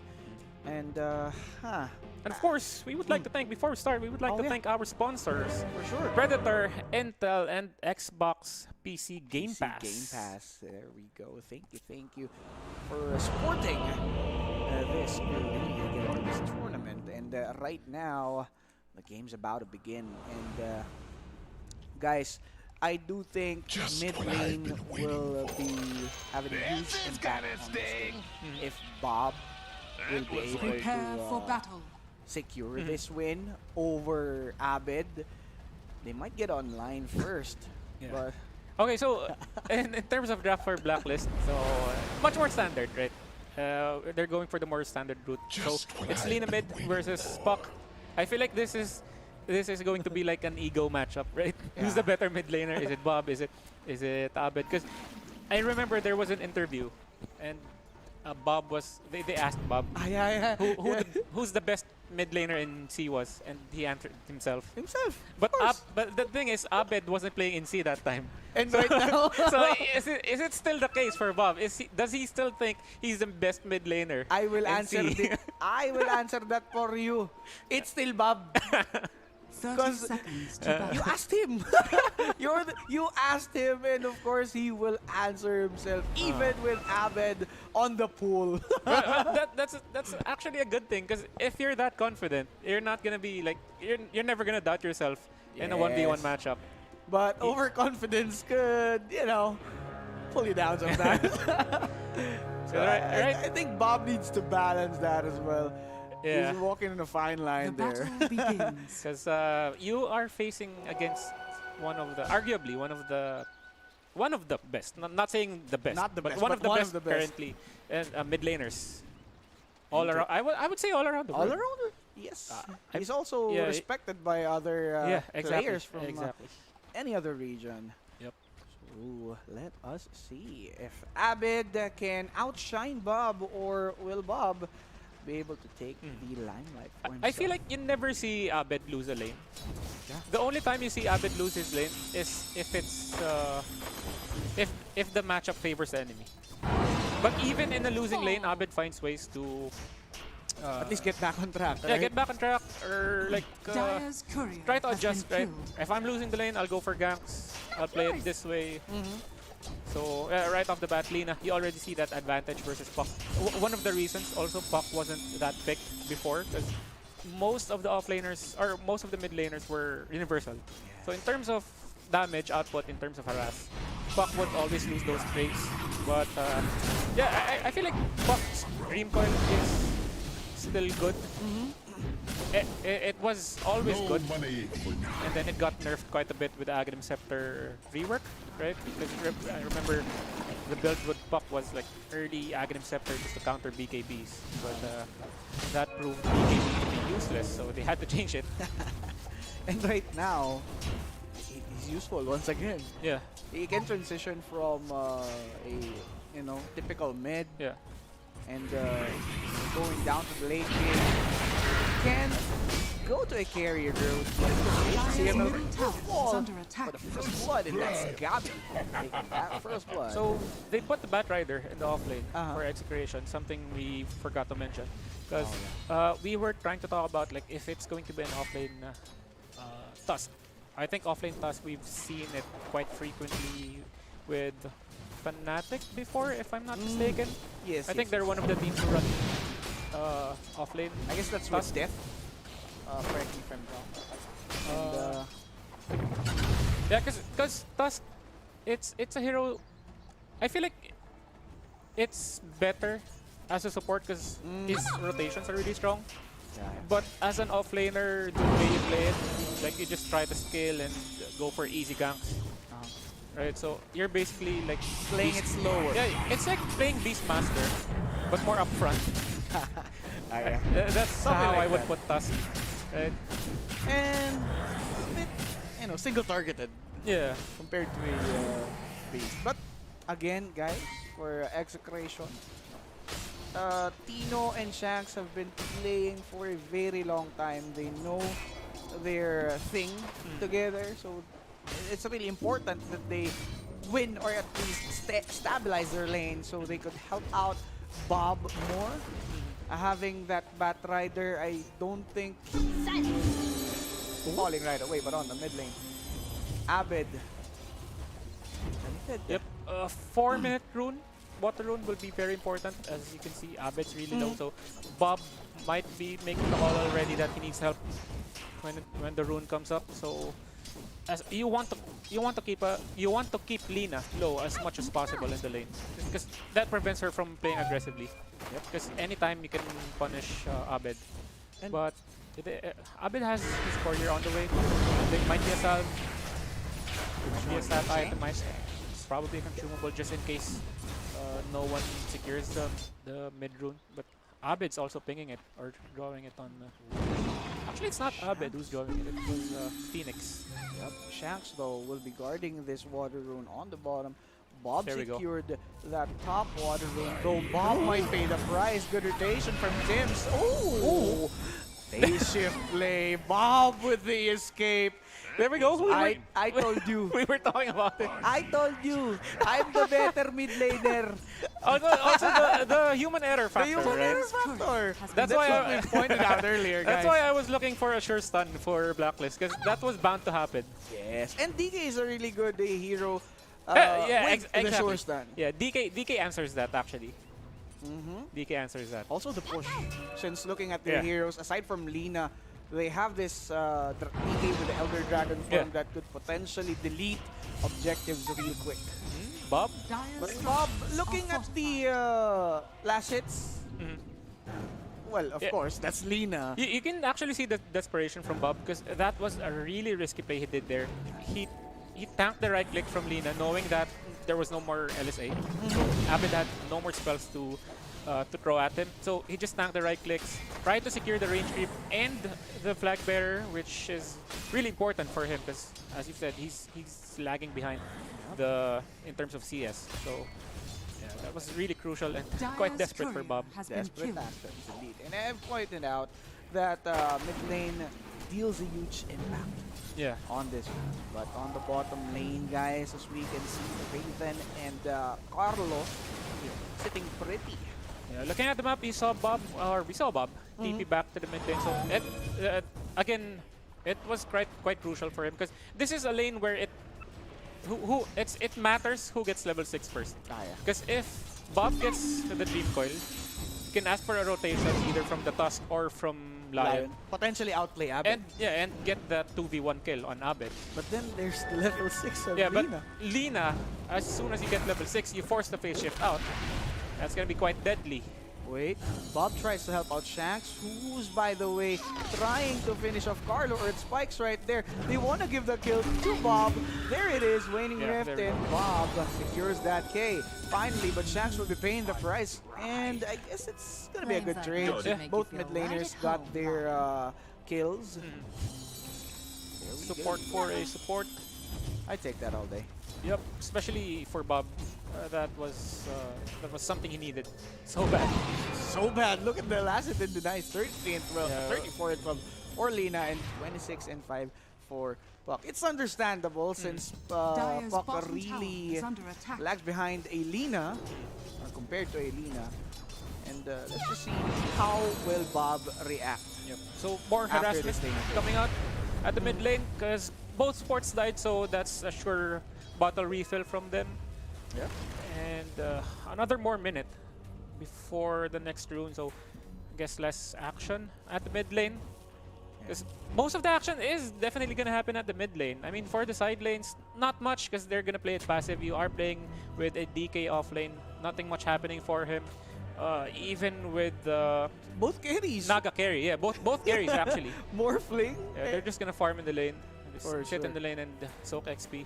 Look at that, CML spotted those stacks. It's really important. I do think with Batrider's presence and Puck, they could potentially take out those stacks real quick. And they're actually preparing for mid push here, or for the 8-minute rune, and if ever, they might go for the stack as early as now. Dire's top tower has But fallen. it's warded, so I guess They know. Blacklist will be trying to take these stacks for themselves. Yeah, either Blacklist takes it now, or they just try to reinforce this triangle. Because you can already leave the Naga Siren at the bottom lane. Yeah. Oh no. Oh no moment right now. Radiant's Look at bottom Shanks tower approaching is under together with attack. Bob. Yeah. They will be taking this. It's warded, but Dire I are guess scanning. Blacklist will have to contest this. This can go either way, actually. This can go either way. It can go good for Execration, it can go good for Blacklist.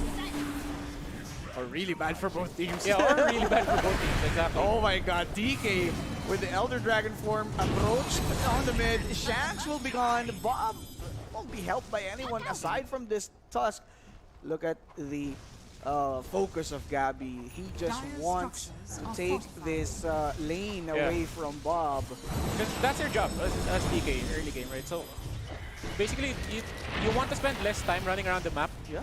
and more time Radiant in the lane hitting the structures towers are with your Elder Dragon form. Radiant's So top tower again, is under map attack. control is very crucial early game. Dire's Even middle if you tower have is under a attack. fast or a flash farming hero, but you don't have like the map control, you're lacking the resources. You're not gonna get much gold around the map. So Blacklist trying to assert dominance. Asserted well. Early game. Yep.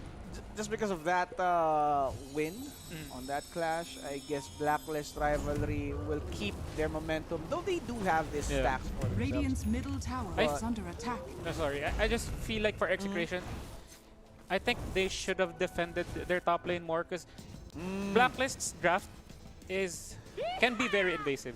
It's really hard to play in the jungle as Dire's Morphling bottom tower is under with attack. a hero like DK, with a hero like Shadow Demon. The Blacklist's catch is so strong that the simple threat of like seeing a support in your jungle will force you out of it. But unlike for Blacklist, if the Naga Siren is forced to Radiant's jungle, middle it's tower fine. is She under doesn't mind because attack. she does have the illusions.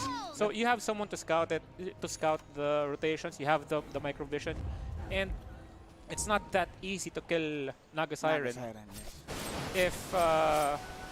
if she sets up the play with the Song of the Siren. I mean, yes, she is still killable. You have the silence, you have the dream coil. Radiant are But scanning. you have to commit Yeah. lots of Radiant's skills bottom just to tower finish off is under this attack. hero. I mean, you could say the same with the Morphling because you have adaptive strike. Or sorry, Shift? what they call this? Yeah, attribute shift. Attribute Sorry, shift. you have attribute shift, but again, you don't have the vision that Naga has. Let's just see. The tier 1 bottom tower will be focused here by Execration. Then again, there's going to be Sims. Focused down by the Bat Rider, though, doesn't have the mana for some lasso. S will be given, and the Supernova could be dropped peacefully. But it's just going to be some support Radiant's trades. bottom And tower aside from that, has a fallen. tower to be destroyed. Yep. So that's fine for Execration. You're just trading towers right now. Tier 1 tower at the top lane, tier 1 tower bottom lane. So at least Execration, they are able to even the odds in terms of objectives. So they can Radiant possibly farm structures this are lane fortified. with maybe the Bat Rider, or you can send the Naga here. Just farm the main jungle with the Dire's middle illusions. tower is under attack. Compared to the game 1, I Or yes, think Exe will have a better game against Blacklist. yeah, in terms of experience, they're yeah. equally, almost equal.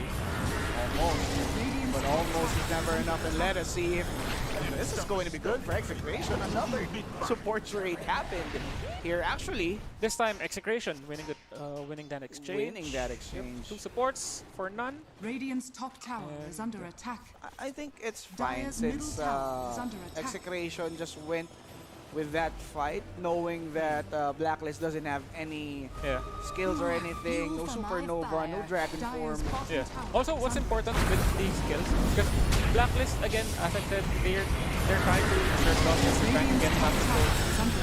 With the area denial that Execration did in this fight, Blacklist, they're gonna need to play, or they might revert to playing more defensively instead of forcing the triangle and the mid lane. Oh yeah, some invasive plays, right? Yep, but they still managed to take the mid lane. I mean, it is still a DK. It's also bound to happen. Oh yeah. then again, there's some pause here. But yeah, it's better to put up a fight in those types of situations rather than just let Blacklist have their way with the towers. Run them down. Yeah. So let's see. Okay. Just some friendly banters here, as you can see in the chat. So by the way, do share the live stream, and again, thanks to our sponsors. Right? Predator Gaming, Intel, and Xbox PC Game Pass. There we have it. Thank you. And now, game has resumed. 12 minutes in. Net Radiant worth are quite scanning. equal. Dire are scanning. Pretty decent for both teams. Yeah. Batrider leading in terms of net worth with the Ancient Stack farmed just a few moments ago. Oh, this is the short stun that we're looking for. Yona got deleted. Yeah, that something we just mentioned actually, right? This is how invasive Blacklist can be, Dire's and that's top something you tower can't do with is the under Naga. attack. You don't have that type of burst to kill Naga. Yes, you have the Finger of Death, but it has to be perfect. I mean, It really has to be. when ganking Morphling, it also has to be perfect, but it's easier to execute because you have the instant stun from DK, and you have the chain stun from Lina. We have to catch him off guard while that attribute is on Agi. And that's actually something something two heroes can do. Just two heroes. DK and Lina is enough to make that play. Unlike for the side of Execration, you have to probably commit 3 to 4 heroes just to take down the Naga. And even finding the Naga itself is quite hard. Because you're gonna run into illusions most of the time. Not unless you commit smokes every time you try to gank Naga. Which is not that ideal, just to waste smoke, just to look for a Naga, since Abed, there's Gabi, who can also be a problem for Execration, and that's why Exa is trying to play it smart. They need to farm first. Morphling, even though he died there, he really has to farm. Yeah. And the Manta style for Naga Siren. Yep. And just Quite early. comparing the two cores, I feel like for Execration, it would be better if they try to go for ganks on anyone really, rather than the Naga. Because Abed's an easy kill. That's Lina with no BKB. The supports are not so easy, but I guess easier to burst, I would say. Compared to a DK. Yeah, compared to DK. So those are like better kills, better, I would say, surefire kills. Yes. Instead of like trying to waste your time trying to find the Naga. As they need take some him down. resources. Yeah, right? yeah.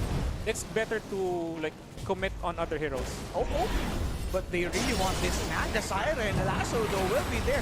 He wants to sing a song, but that's going to be Raven's Death. Bob finishing him off, though. Tina will be paying the price. It's just a trade-off. There goes Shanks to get with CML. This time around, it favored really well for the side of Blacklist Rivalry, leaving Execration, their two cores, Bob, and this Morphling, Yona. Not the best execution for Execration. I mean, Best indeed. you saw what happened. The fact that they gave Blacklist the time to react to that gank just proved that was poorly executed. I feel like once you blink in and then you're not able to find the Naga instantly, that's already a lost fight. Because what happened is the Batrider jumped in.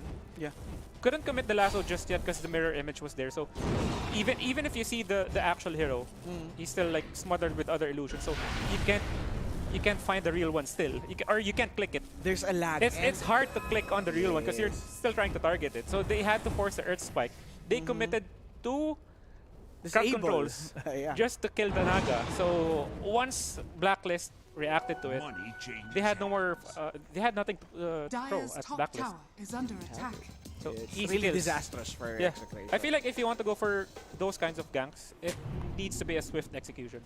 Especially with this Phoenix. If Phoenix is able to at least dive and pop off the supernova, Exactly. delays death, it'll be hard for Exec. Because looking at the draft of Blacklist, they're really strong when it comes to engagement. You have Shadow Demon, you have the Phoenix, right? So those heroes, I would consider Dire's Shadow middle Demon a tower sustained is hero, under but attack. you can keep your teammates alive with the disruption, right? So once they're able to react to those kinds of movements, Execration, you're already pacing behind them in a team fight.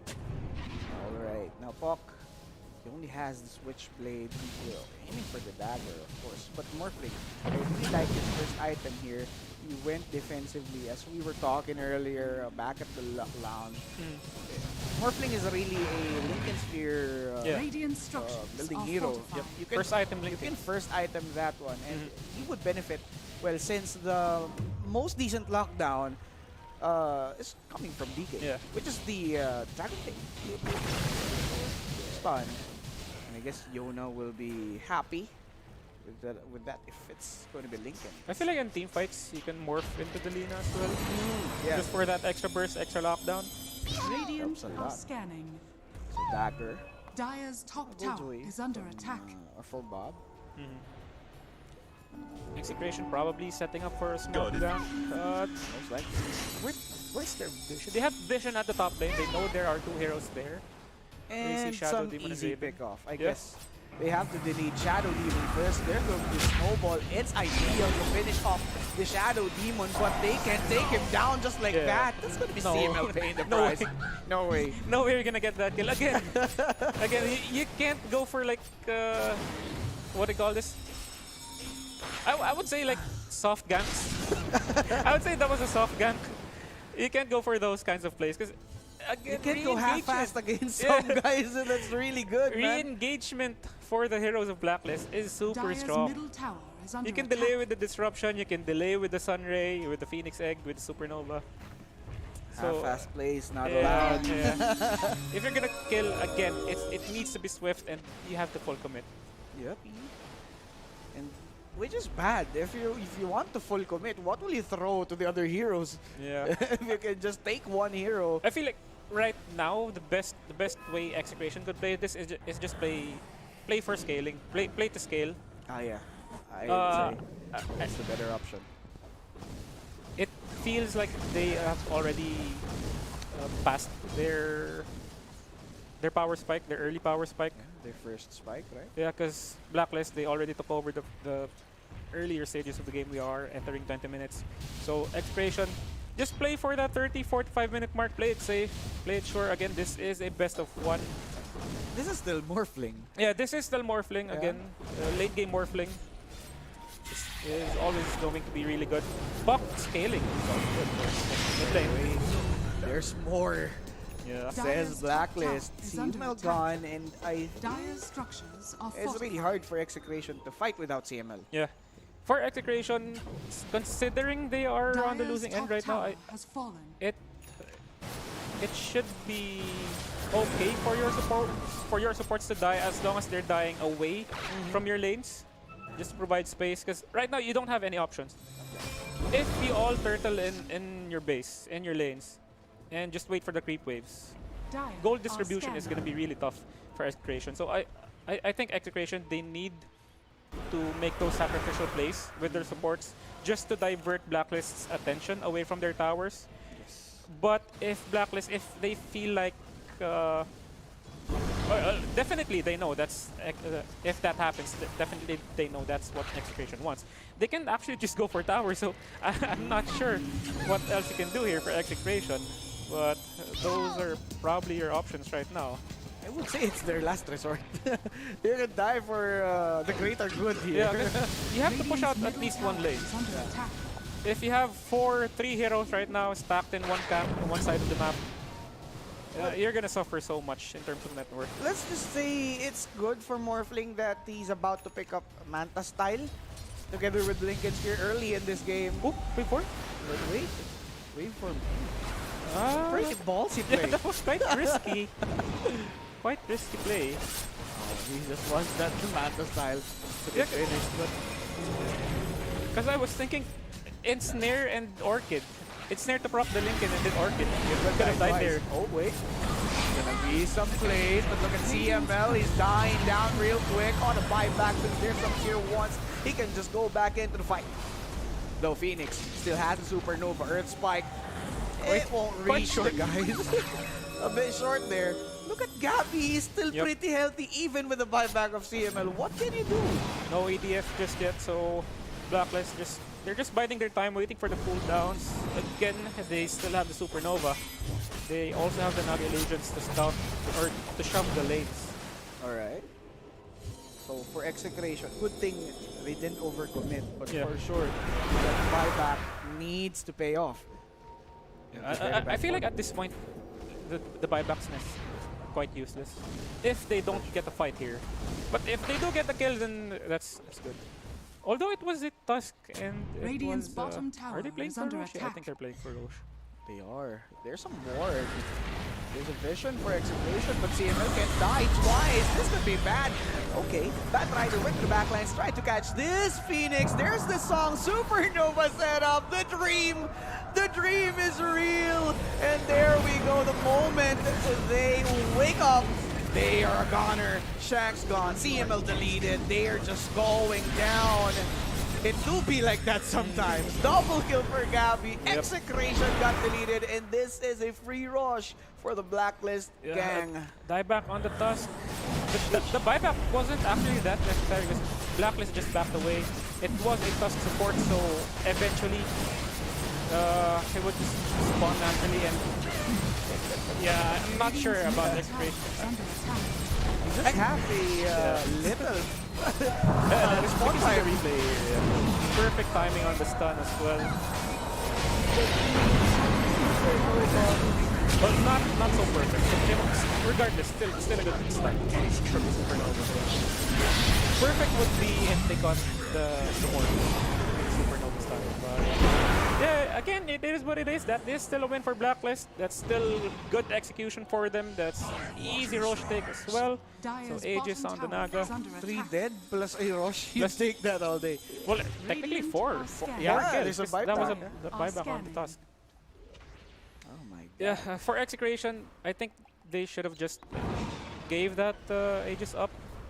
Because they're just playing to the pace of Blacklist. So unnecessary. It's just the first stages. Yeah. Again, right now, you're no longer... you can't catch up to Blacklist with the team fights. You're on the losing end right now, so I think you should just try and farm, play for 30 minutes again. But Blacklist Rivalry is playing so well. They can go for, like, possibly small pickoffs with the puck. But I doubt since Blacklist Yeah. already grouping up. yeah, It'll be very hard for them to pick off one by one.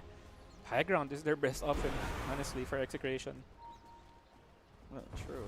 Dire's middle tower is under attack. Tusk be a good help as well for execration. That's why he needs to survive the team fight. And he's going for some wave clear to at least delay the creeps. Yep. If not survive, again, just cut the creep waves in the other lanes, drag Blacklist away from the lane they're pushing, and that should be enough space for execration. Shadow Demon already has that dagger. That's Fiona trying to build Daedons? Radiant Butterfly are scanning. first. Butterfly first before heading towards the Daedon. I feel like you need the BKB in this game. Yeah, that.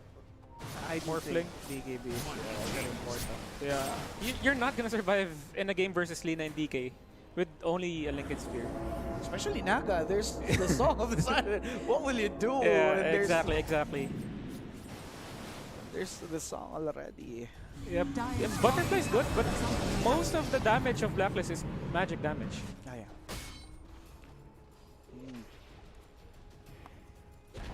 I do think Dire's execration bottom tower is falling behind Yeah. little by little. Puck can't do a thing. He can't be that nimble. Well, to be Radiant's fair top to execration, tower it is is under attack. 15-5, 26 Dire's minutes, but bottom tower they is still under have their attack. tier 2s, considering that Radiant's you are turret beating DK. has So been killed. that's something going for execration. Because I think Blacklist Rivalry is Dire's also middle respecting the tower is high under ground, attack. or at Yeah. least the positioning Radiant of structures are execration. fortified. But for Blacklist, Radiant's top they tower can't is under respect attack. execration too much. I mean, there are times where you have to like, Take risks. take risks. Because if they let the Morphling farm, you let him get his items, he can just go for the backline, jump the supports, take them out Radiant's top easily, tower and is then under attack. kite Naga Siren eventually. Dire's middle Because you have the tower puck. is under Puck attack. scaling right now as a right clicker is quite strong with Aghanim Scepter buff, with the Witchblade and the He what will they call be this, a the rapid very- fire of the Dream Coil. Rapid fire from that. Dire's bottom tower It would be is a under very attack. big problem for these two supports. They're a bit squishy. that's by the time that Buck will be transitioning. Yeah, because to a carry. when it comes to late game, all Bob has to do essentially is just recall the backline and then jump away. Try to force Blacklist to react to the Dream Coil. I mean, force Supernova probably, or the disruption, and then they reset. Dire's middle tower is under attack. Raven will be very Dire's confident structures are with fortified. what they have right now. They have Dire's this bottom tower is Aegis, under attack. the Supernovas up together with the song. They just do the same thing with the Back Rider. There we go. What exactly Radiant's top Execution tower needs? is under Someone cutting the attack. creep wave. So as long as they have Dire's bottom someone tower to is under clear attack. the creeps going high ground, they should be fine. Radiant's top tower There we go, is back for fallen. protection has kicked in. Raven's quite low. Execution doing a good job of actually defending this tier 3. But once Tino gets caught, Dire's should be bottom tower is under it should be an attack. easy tower for Blacklist. Oh no! Oh, Speaking of which, I guess it is what it is Yeah, without but- Tino. yeah, but that's space. That's space. That's definitely that's definitely space. Because Abed TP'd back to almost tier 3 tower. Yeah. So it's gonna take a while for him to Radiant's get middle back to the tower lane. has fallen. And by the time he's back in the lane, Tino should be up. So yeah, that's Radiant's a middle tactical tower depth is right under there. attack. But I guess this one's not. This one's not. This is unnecessary. This is unnecessary. Or we spoke too soon. He was able to survive. Open, but he's dead. No! Oh my god! The egg! Fuck! Oh no! He played too carelessly! That sucks, man. Fucking died with honor, exactly. I mean, not sure about honor. Yeah, that was super unnecessary. Super unnecessary. F this shit. I don't think that's good. But I guess, guys, I mean, that's some desperate move. I understand what CML was trying to do because they saw the Lina TV back, so they probably thought, oh, they're gonna back away. They don't have the damage. But nope, we're still here. Blacklist's persistent, man. They want to end this, and with that kind of error, Execration would most likely be taken out here. If not a game-ending error, that's something that would like secure the game for Blacklist. Eno. Dire's middle tower Dying. has A bunch fallen. of unnecessary deaths right now. They're just giving away. They're just bleeding kills right now. Desperate moves. Yeah, Right now. the Bad Rider death at the bottom lane was good. Yeah. But Other than that, everything that followed that was just bad. all unnecessary. Execration want to fight this out to the end. Yona's still alive. He's outliving the guys for a while, but look at that. They're falling like flies. It's a dive back for Back Rider. Yona dives away. Earth Spike from Lion holding down this boy, but look at the Shadow Demon still saving this DK. Tags away to safety. LSA for this buck, and he's dead. He's a dead man walking. Gabby. He's pretty tanky, man. Yep.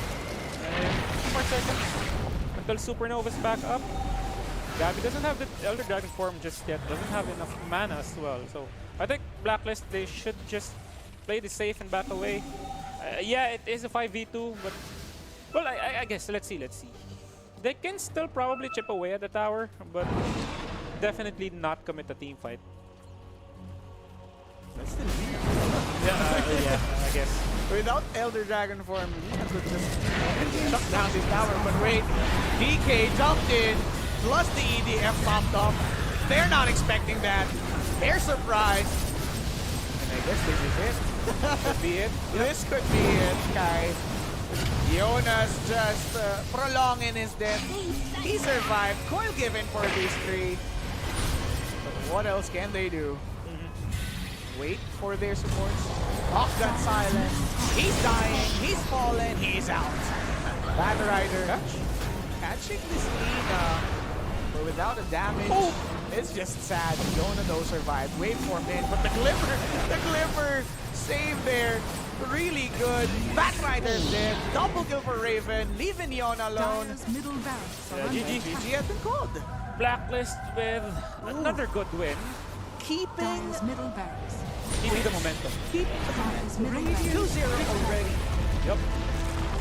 God, that's a good win. Solid games for Blacklist. Execration, oof. how would I put it? I feel like it was again another lack of good execution, I guess. Yeah. Yeah. What about the lanes? What are your thoughts about the laning? I think laning's just mid.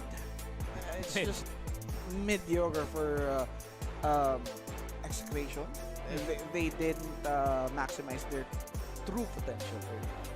Yeah. I think that's the giveaway there.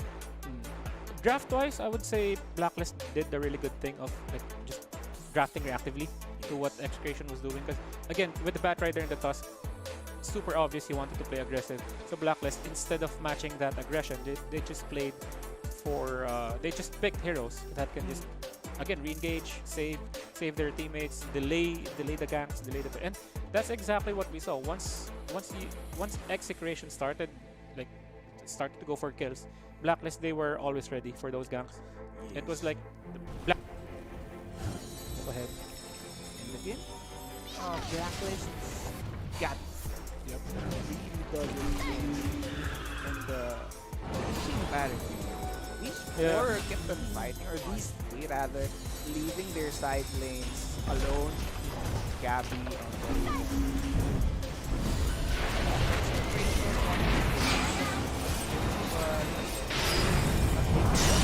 Yeah, I mean, I understand that they want to try and shut down the Naga Siren, but it's actually same with the Luna, same with the MA, with the Nate, where Naga Siren's naturally gonna get his farm, or her farm. So I feel like they should have just concentrated on other heroes. It's almost like just game number, the first game of Blacklist. almost identical. Yeah, almost identical actually. The win conditions for MAG and Execution are quite the same. The errors were quite the same. They tried to play aggressively, but they tried it on the wrong heroes. If they tried to focus on the DK or even Lina, I'm not sure why they kept on like ignoring Lina. Just not punished Yeah. at all. How many hits on Abed? I think 1 or 0 probably. I'm not actually sure if Abed died in this game. Imagine Lina untouched the whole match. Radiant's Right. middle tower Zero is mobility. under attack. No BKB. And the only one that could catch him, Super squishy. super squishy. I mean, you don't even need the Batrider. One Dream Coil on Lina, you could probably take her out. But this play right here, I Yeah, guess this was the losing play. they pulled their plug. Yeah, They exactly. pulled their plug right there, man. Let's try to see this stats. Yeah. I want to see the stats for Abed. Yeah, it's zero deaths. See, 5-0 on Lina, and look at the draft of Execration. It's like saying whoever we catch is dead. That's like that's what you see when That's you what they're saying. Yeah, That's when what you look this at their draft draft. is saying. When you look at their draft, it's that's an instant. That's an insta kill. Whoever they catch, right? You have Finger of Death, Dream Coil, Lasso, but And yeah. the only thing, or the only man that they've taken down was Raven with that kind of play. Yeah. I mean, you could consider Carlo as well, but he's just a support at this point, and you need those big kills, those big fish. Again, something we pointed out Look at this. over and over again. The Blacklist, they can go for those re-engagements because they have supports who are really good in terms of save. So apparently the Disperser is a bug item because I saw Bench with a Disperser earlier. So this time Phoenix, so probably just a mix up and the gravity. So anyway, yeah, if you put it that way, that okay, they have the stains, they have saves, then I guess just go for supports. Right? If you're not able to take down the Lina, go for the easier kills because they kept on trying to get the tough ones. You know, Tough kills, and then eventually Blacklist, they're taking a huge step forward.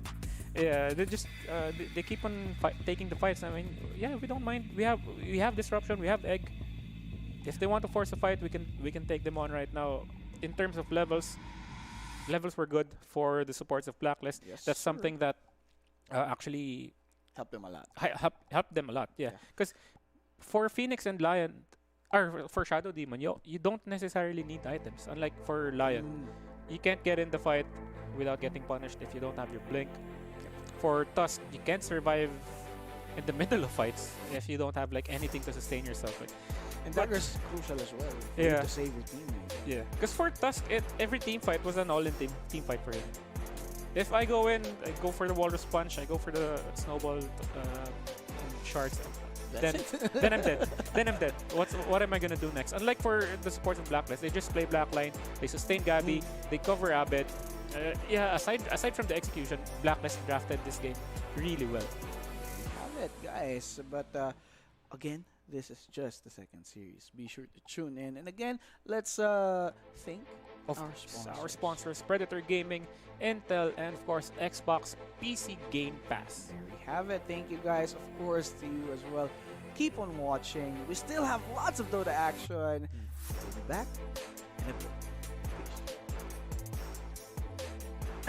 Fingers, pabilis ng daliri sa pagkakay. At kasama na ulit natin ang ating magagandaan, Pogi! Mga Predator Brand Ambassador and Ambassadors, of course, for Team 1. Andito si Ayun, si Bert. For Team 2. Yan na nga, Team 2. Ikaw na bahala dyan. Okay. Andito si Baggy. Ayan. Tsaka syempre, si GBB. Nakakalimutan. So syempre, ulitin natin ang next challenge natin ay Fast Figures.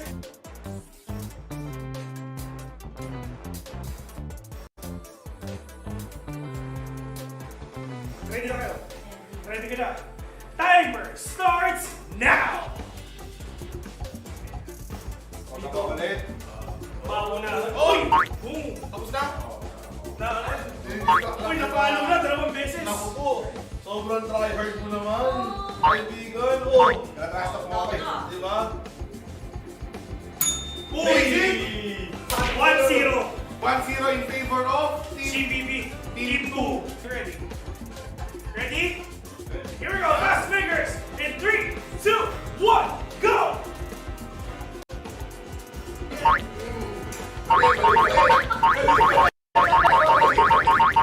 Ang daya ni GBB! Yung kamay!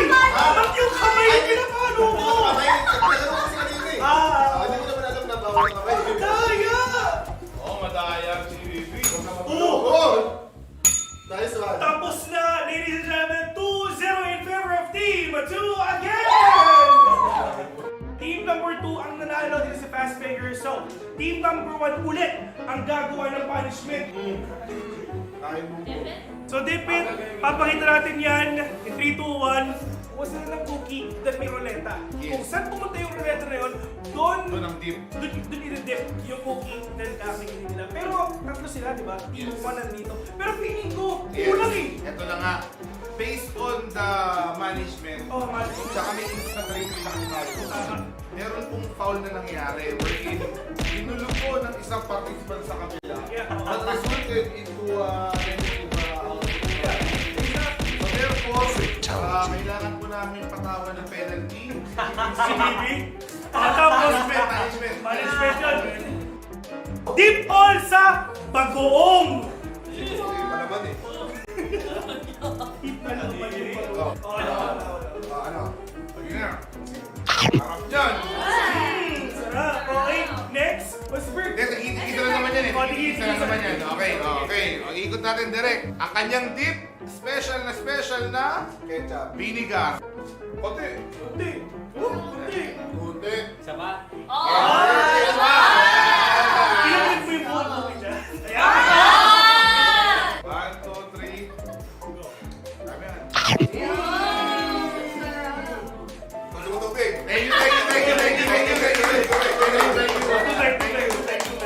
Thank you. Next. Soy sauce. Uy! Uy, konti. Yan. 1, 2, 3. Ew! Masarap, isa Sarap. Sa patis naman. Mayonnaise! Ay, di po. Mayonnaise! Mayonnaise!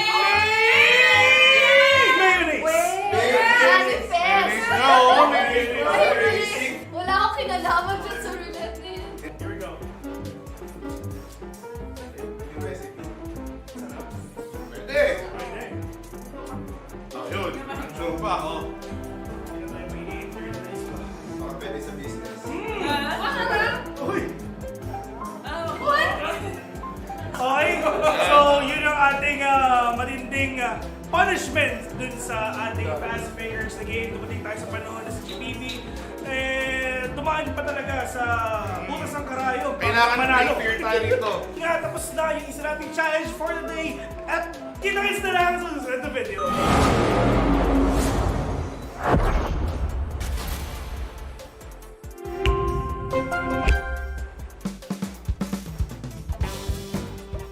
At tayo ay nagbabalik sa panabagong episode ng Predator Bunker Brawl. At right now, kung napapansin nyo, yung mga brand ambassadors and ambassadors natin ngayon, medyo bumabaril na dahil ang next challenge ay Better Half Win.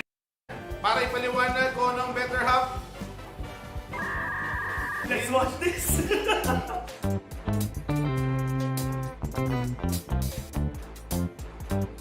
So nakita natin yung mechanics para sa ating challenge na Better Half, and right Yes. now, kuya di kita natin yung ating mga brand ambassadors and ambassadors na kaupo na.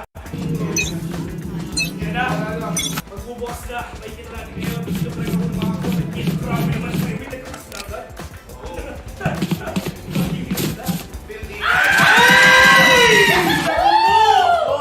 Grabe! Lag! Mahina yung internet sa site na to eh. hindi kami ready.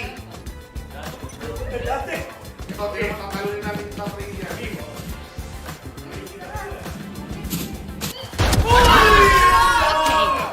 Judge! Sinatgan! Ito I mean, mahaba-haba ang oras pwede kayong mag-chill, pwede kayong mag-alipan pero magkikita kayo sa video. Yes. Despite, let's take what they have. Na. Let's go! May plano to, may plano to, may plano. Yung sa akin din may plano. Sobrang sinigil nung galawan niya nila.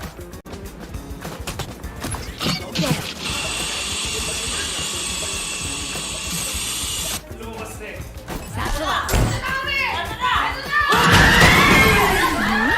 Outrun me.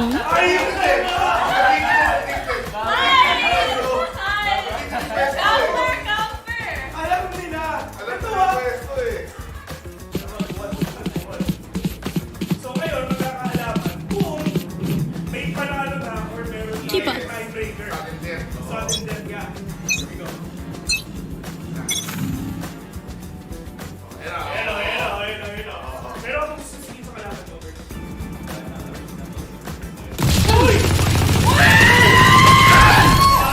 Hawlay! Hawlay! Ano tapos na region natin yan? Top 7? Top 7 ng regions natin. Nakakawa. Oo. Ito na, ayan na. Pwede sila magkita. Oh! Next one down. Finally! 3-2! Finally! Kamali yung bida.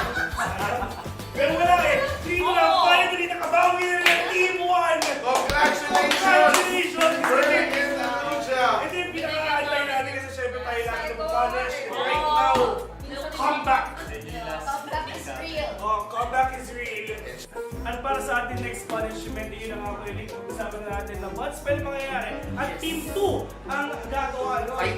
Finally, nakabawi na ng Team 1 dun sa lahat ng punishment na natanggap nila. Pero sino ba ang pinaka-unang contestant sa harapan? Ang una nating mag-bad spell, syempre, ang kanilang one and only, siya daw ang secret formula. So dahil ang secret formula, Kwento din. ikaw ang mauuna sa ating punishment.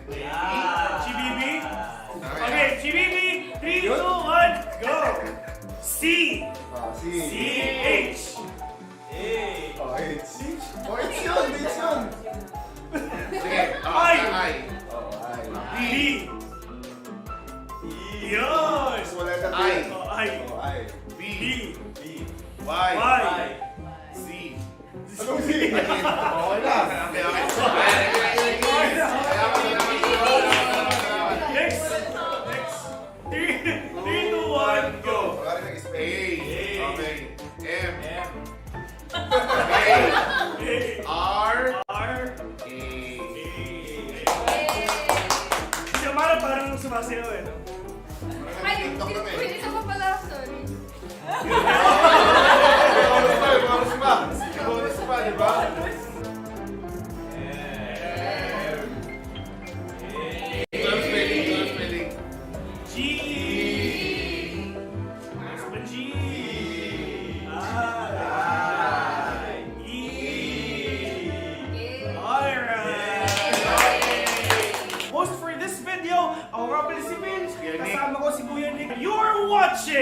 the Predator Bunker Brawl. See you until the next one.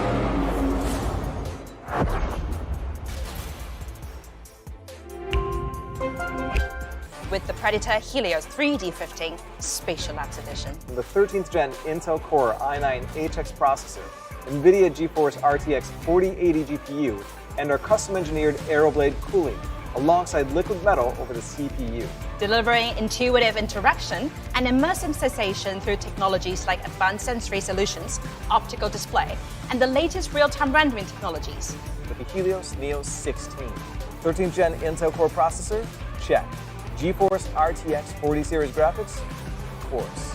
As for cooling, the Helios Neo includes Predator's custom-engineered cooling solutions listed here, with our unique Aeroblade fans and liquid metal thermal grease. Predator Triton 17X laptop. This powerhouse features a GeForce RTX 4090 with a max TGP of 175 watts, the Acer Nitro XC452 CUV at 44.5 inches with a 32:9 ultra-wide aspect ratio and 1500R curvature. Predator Orion X. The Intel Core i9 13900KS Special Edition processor boasts 24 cores, a flagship NVIDIA GeForce RTX 4090.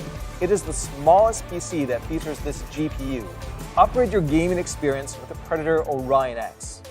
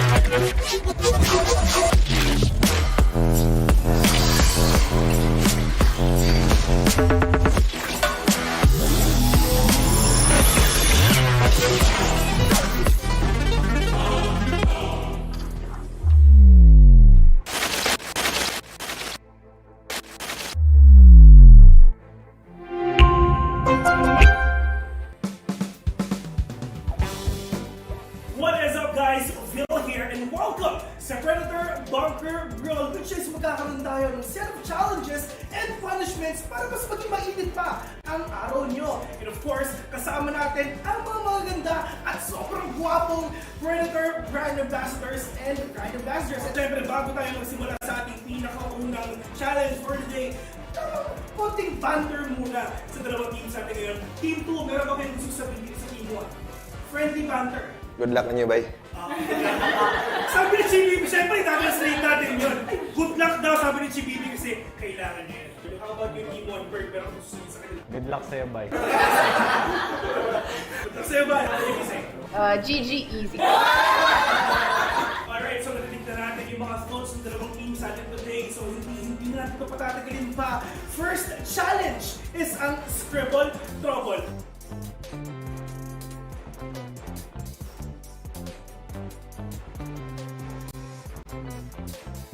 Team number 1, meron kayong 3 minutes para tapusin itong challenge na to. Simulan na natin in 3, 2, 1, go!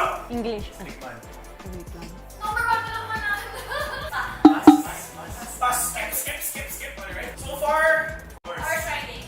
meron kayong 2 minutes and 15 seconds remaining. Uy! Next level na! Ayos yun na! Okay, next! 1 lang! Meron sila 1 point. Adik. Yung ating konti na lang pa rin. 1 minute 20 seconds. Next na lang. No pressure, 1 minute remaining. Basically, pass. Hindi, yung teaser na ano. Na 30 seconds. Pass. Okay, next.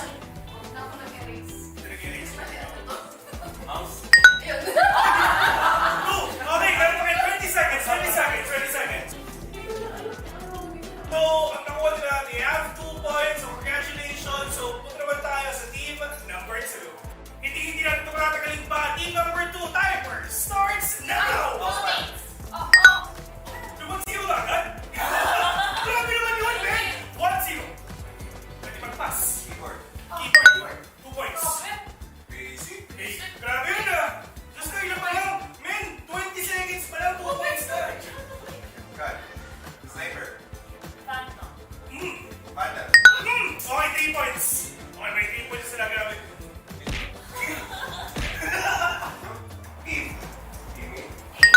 Uy! Okay! 5, 6. 1, 2, 3, 4, 5. Yeah, 5 points already. And then team number 2.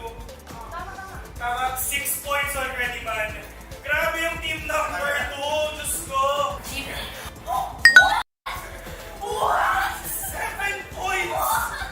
7, 6, 5, 4, 3, 2, 1, 0.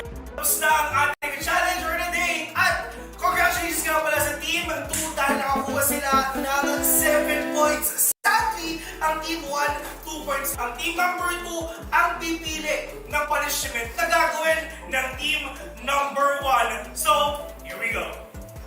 Ayan na. GBEB, do the honors. Ayan na. Kinakabahan. Uy! At ang challenge nila at ang punishment nila is Dynamite Roulette. Ayan. So, yeah. Mahilig pa sa spicy foods. Hindi ka mahilig sa spicy foods. Mahilig ka sa spicy foods. Okay. So, dalawa hindi mahilig. So, feeling ko talaga medyo mainit ang mga bibig nila mamaya kasi on their first punishment. Ready? Dynamite Roulette. Here we go. Direct ano nga? Extra rice. Tsaka ketchup na rin.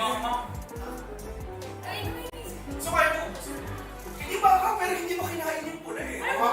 Yung kaputi yung kinain niya. Wow. Okay. Hindi naman makakagawin sa'yo. Iba na, hindi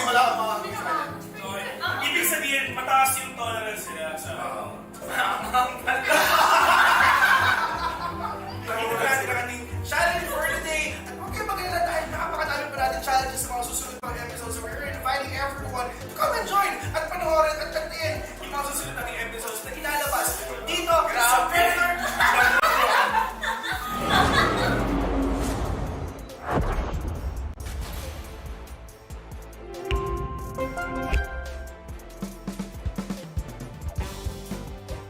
What is up guys? Phil here, back in again para sa Predator Bunker Brawl. Talagang sobrang solid tong araw na to. Sobrang special dahil meron tayong panibagong co-host for today.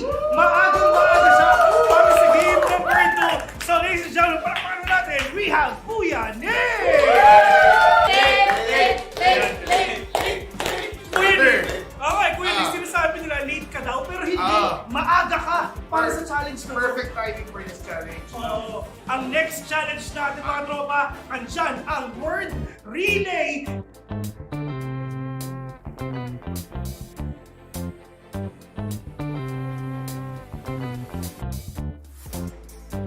So, kung napapansin nyo sa GPP, ang magsusulat dito sa ating board ng mga naladik niya sa teammates niya. At syempre, maghahanap kasi ng mahilig dahil suot nila ang Predator Ganea. Tara, try natin. Naladik mo ba ako?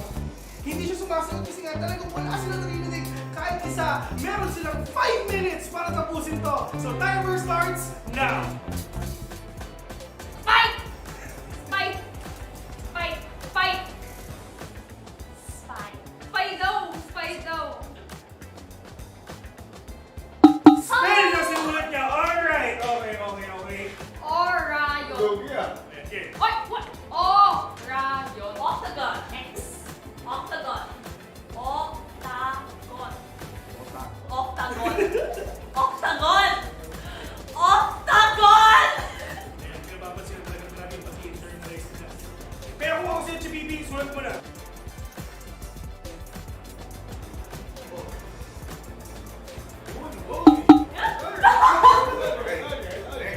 Play. Play. Play. Play! Ang banger, di ba? Play for fix. Play for fix. Tama naman din. Pass. Rage! Quit! Rage! Quit! Rage! Quit! Rage quit. Kung hindi marunong na sa tuloy nyo, medyo alangan. Dito lang yung pinaka-wait. Dito pinaka-crucial. No, mali. Dapat sinasabi niya. Kahit sobrang galit ng first and second mo, pero yung third, tanong. Sige, sulat mo namin. No, next down. 15 seconds. Set! Wala talo tayo. Tanggapin na natin. 6. Wala silang nakuha ng pero sobrang lungkot lang talaga. Pero it is what it is. Team number 1 is handa na. In 3, 2, 1, go! Ano sila yun? Di ba yung strategy na dito kaya ni Ken? Tahimik. Less noise sila. Oo. Yan yung order niya, team. Oh. At dahil dyan ang prediction ko, 0. Doom! Pag 0-0 billion score, parang yan ang... Yun! Muntik Okay, na. okay. Here we go. Okay. Pass. Soba! Soba! Soba! Soba! Soba! Soba!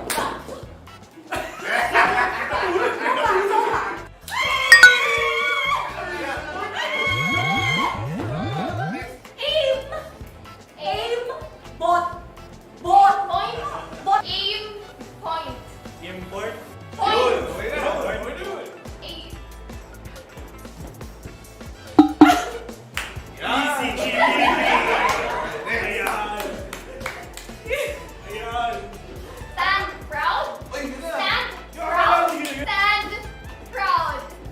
Step bro. You know. Stand Ano proud! ang ginagawa mo, Bert? Easy, Jimmy!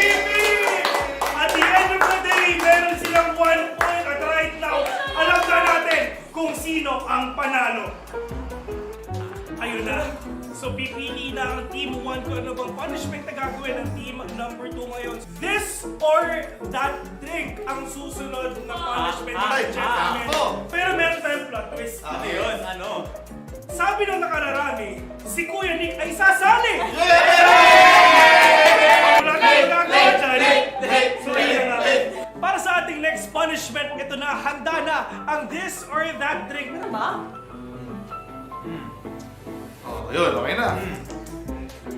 Hindi ko siya dapat gusto. Pero parang masarap. Ano yun? Tama na. It's Coke. Mahaba yung snow. Patis. Imbis na mahirapan, nag-i-enjoy pa.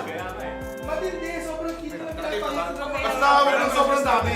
Parang soy sauce eh. Masarap. Sobrang dami. Masarap. So there you have it, ladies and gentlemen. Pinapanood na natin ang ating sumunod na video. Pero don't worry, dahil napakadami pa nating mga challenges and videos na ilalabas. My name is Phil, and see you on to the next one.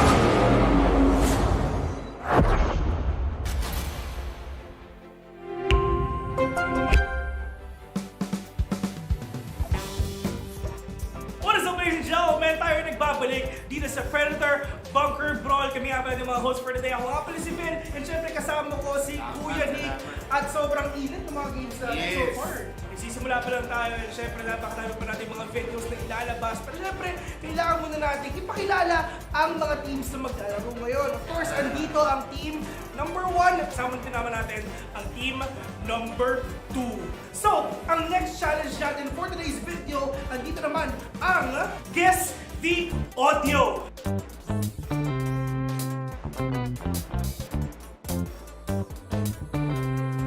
Are you guys ready? Ready na team 1. Are you guys ready? Okay, so first, guess the game. Yes. Forza? Yes, tama. Alright. Okay, 1-0 tayo winning. After natin team number 2, may ito lang. Ready? Guess the gun.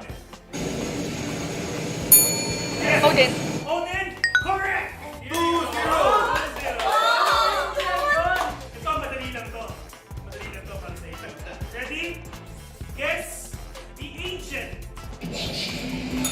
Five, 4,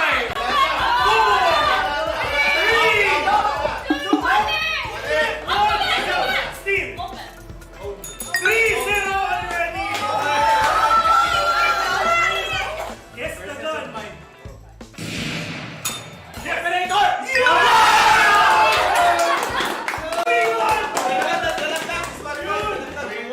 Guess the ancient. Next. Sino? 3-2. Yari na kayo.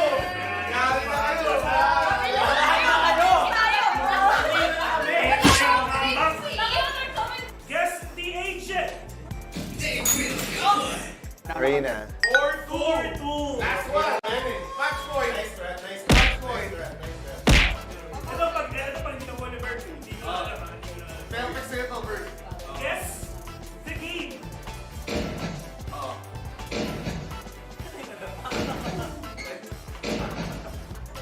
Wala. Tamang sagot ay Roblox. The future.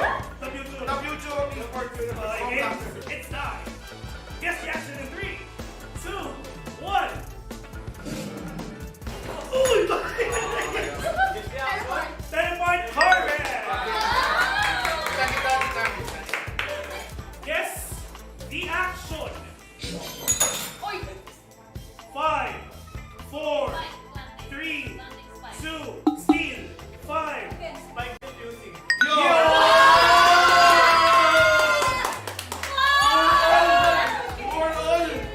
Guess the character. Ready? Ready? 4-4. Guess the character. Nanalo na ba? Let's see.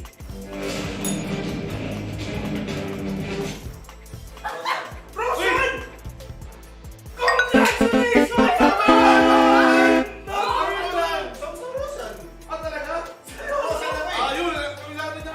Okay! Hindi pati kami na maisip kung tama ba? Pero hindi sagot sila eh. So yun nga, ladies and gentlemen, ang nanalo dito sa Guess the Audio, Guess the Voice. Palapakan naman natin, team number 2! Papipiliin na natin ang team number 2 kung ano ba ang punishment ng team number 1. Game! Drink sour lemon. With no reaction. Legit yun. So drink sour lemon without reaction. So sabi na natin. Shot. Shot po no. Okay?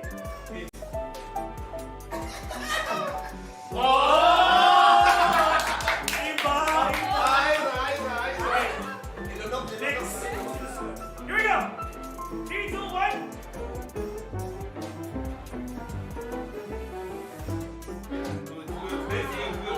Ano yung natin yung duet mo? Okay, kasi here we go.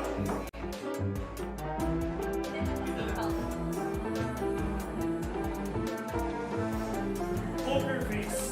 No reaction at all. Easy challenge! Easy challenge! So, if ever na-enjoy nyo itong video natin, yung mga challenges natin, don't worry kasi marami pa tayong susunod na challenges. So, wala kayong gagawin kung hindi antayin nyo lang para mas ma-enjoy natin at para mas maging exciting yung mga araw natin ngayon. Once again, ikaw nga si Bill, kasama ko si Kuya Nick, and see you on to the next one.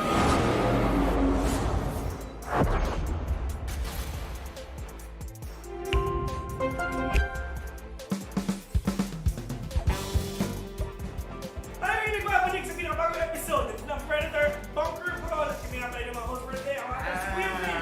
At kasama ko si Kuya Nick. Kasama natin ang mga nagagawa po ng kagandahan nating mga Predator, Predator Masters and Masters para sa ating susunod na challenge dito sa araw na ito.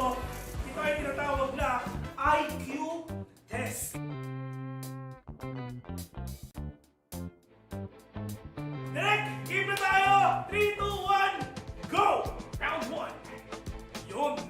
Guess the game. Yes. Flight Simulator. 1-0. Ayan. Yes. Ano yun? Forza. Yes, correct. And Forza Horizon 5. Oh, never. Isipin mo yung mga dating mga videos sa Forza yung talaga yung nasasabi talaga yung mga harap. But here we go. Guess the game. 3, 2, 1, go. 5, 4, Among Us is... 1, correct! Ano sila ha? Yung button, no? Okay, tapos yung button na rin. Kasi wala yung button, hindi nyo maano yun eh. Si Bibi, kamusta ka dyan? Hindi ko na sinisip na ako dito. Si Bibi, no sweat, eh, no Hindi, sweat. pas-pas kasi ako. Hindi, ako naniniwala ako kayo. Bert! Bert, niwala ako sa inyo, Bert. Talagang, Sabi ko sa inyo. pakita mo kung sino ka. Kailangan ko yung kalaman nyo, hindi marunong isa dyan. Para kasi ako sino isa na yun.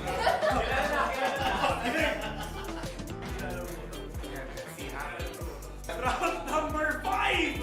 5, 4, 3, 2, 1. Hoy! Yes!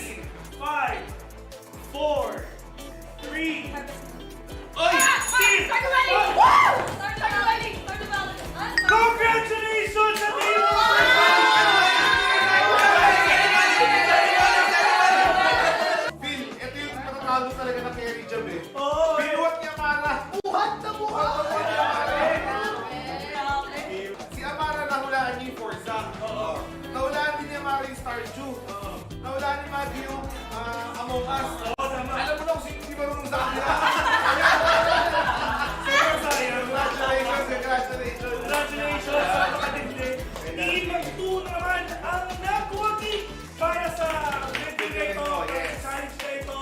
At sadly, ang kukuha na naman ng challenge is ang team number 1. Ayan, sobrang sayang. Pero yeah, tuloy-tuloy natin to. Punishment na. Game. Ano ang magiging punishment ng team number 1? Ito na, parang may ulo ka. Oh, hindi ko na, men. Ito ro. Ano yan? Ano yan? Ay, hindi. Shopee. Bakit ako yung yan? Sabi ba? Alright, without further ado, umpisahan na natin yung punishment ng Yes. team number 1. At ito ang Chubby Bunny. Kuya Nick, paano ba to? Sample naman. Ganito. Sample. Ganito. Mas cute pag sila gagawa niyan. Okay? Mas cute pag sila gagawa niyan. So, team 1, let's do our punishment on Here we go. Nakakawin na naman ako dyan eh. Sa ganun po yan, ha? Sa ganun na lang yan. Gagawin natin, kakain na sila. First marshmallow, then sabay-sabay silang magsasalita, magsasabi ng Chubby Bunny. Pero, hindi Chubby Bunny sasabihin natin. Meron twist. Meron tayong tongue twister na sasabihin. Yan. Ayan. 3, 2, 1, go! Yun! Okay, basic, di ba? English. 77 white shots. Tapos na yung ating next challenge for today's video. So, ang kailangan natin gawin is sit back and relax at antayin yung mga bago nating uploads, yung mga bago nating video sa ilalabas dahil for sure, sobrang init, sobrang excited at sobrang saya nito. And, kasi Ben, kasama ko si Kuya Nick at kita-kits sa susunod na episode.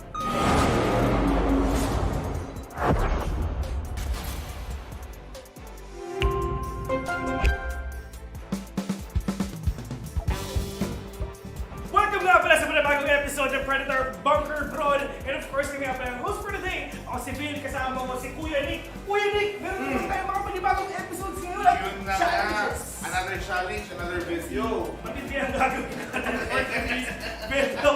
Dahil ang challenge natin ngayon ay fast fingers, pabilisan ng daliri sa pagkakain. At kasama na ulit natin ang ating magagandaan, Pogi! Mga Predator, Ambassadors, of course, for Team 1. Andito si In at ayun, si Bert. For Team 2. Yan na nga, Team 2. Ako na bahala dyan. Okay. Andito si Baggy. Ayan. Tsaka syempre, si GBB. Nakakalimutan. So syempre, ulitin natin ang next challenge natin ay fast fingers.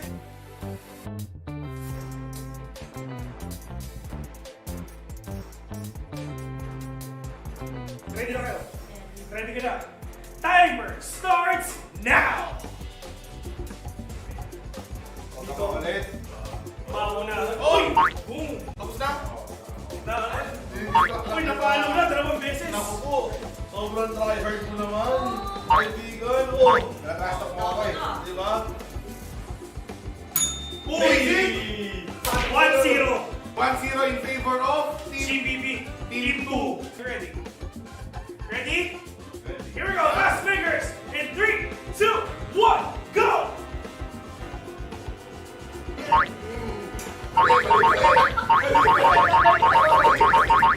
Ang daya ni GBB! Yung kamay! Ang yung kamay yung pinapalo mo! Ang daya! Oo, madaya ang CBB. Oh!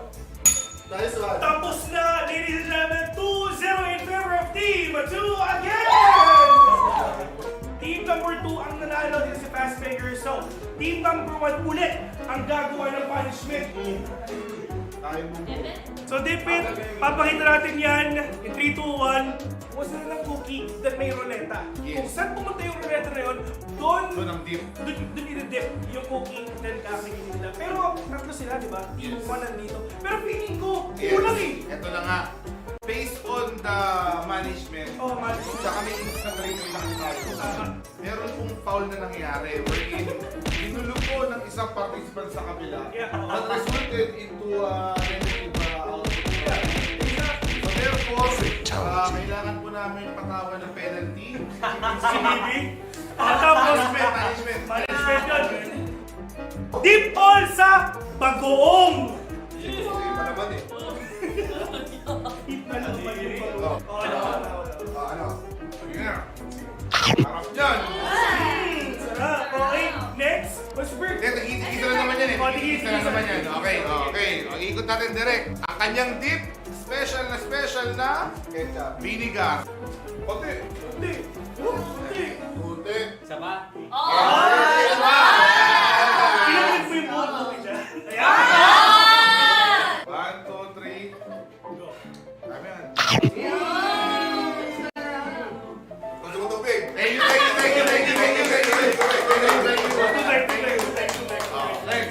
Next. Soy sauce. Uy, Uy, konti. Yan. 1, 2, 3. Masarap. Isa Sarap. Sa patis naman. mayonnaise. Ay, di po. Mayonnaise. Mayonnaise!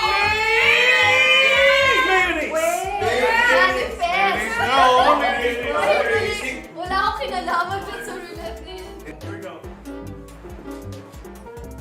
Yung recipe. Pwede. Ayun. Ang sure pa ako. Hindi na tayo may i-internalize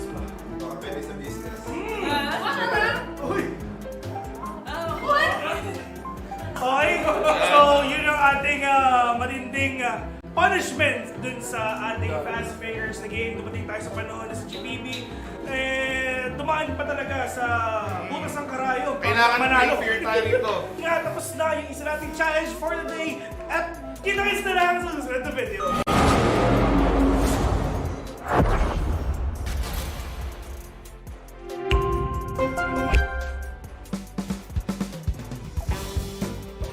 At tayo ay nagbabalik sa panabagong episode ng Predator Bunker Brawl. At right now, kung napapansin nyo, yung mga brand ambassadors and ambassadors natin ngayon, medyo bumabril na dahil ang next challenge ay Better Half Winning. Yan. Para ipaliwanag ko ng better half. Let's watch this!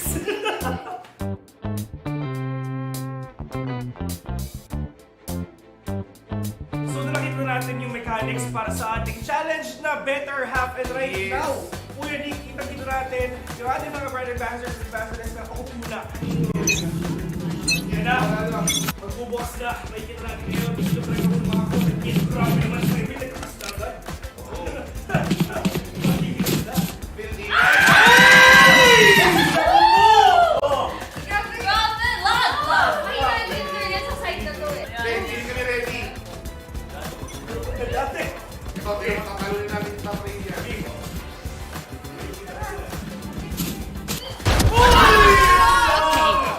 Judge! Sinatgan! Ito maging mahaba-haba ang oras pwede kayong mag-chill, pwede kayong mag-alipan pero magkikita kayo sa big. Yes. Despite, let's take what they have. Na. Go! May plano to. Yung sa akin din may plano. Sobrang sneaky nung galaw na pinapakit nila.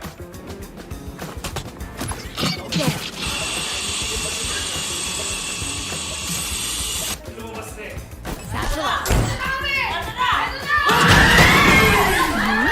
Outrun me. Ayun na eh!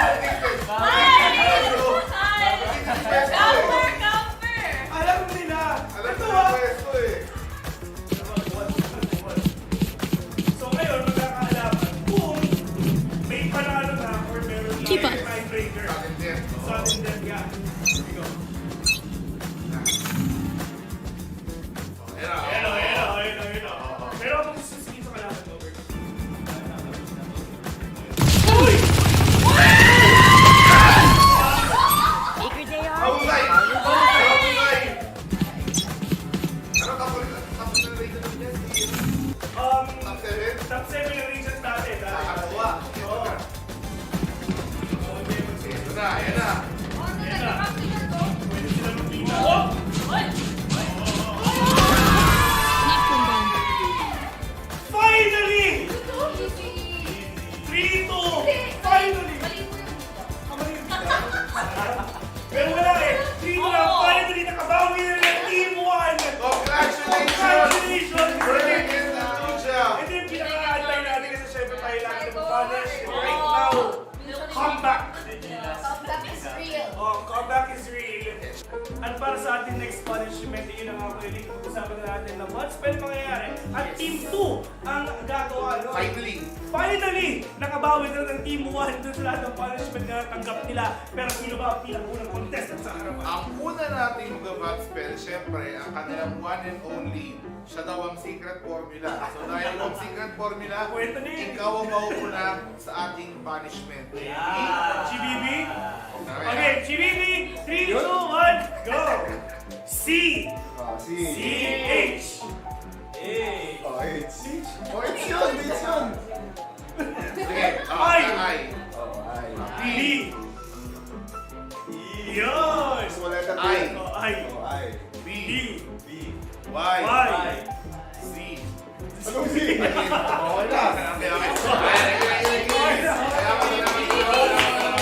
Next! 3, 2, 1, go! A. Okay. M. A. R. R! A.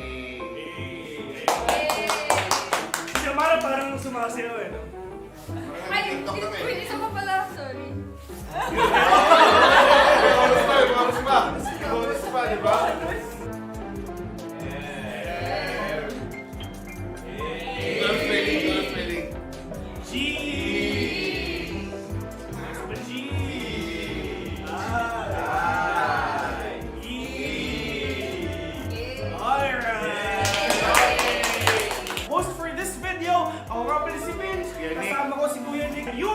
watching the Predator Bunker Brawl. See you until the next one.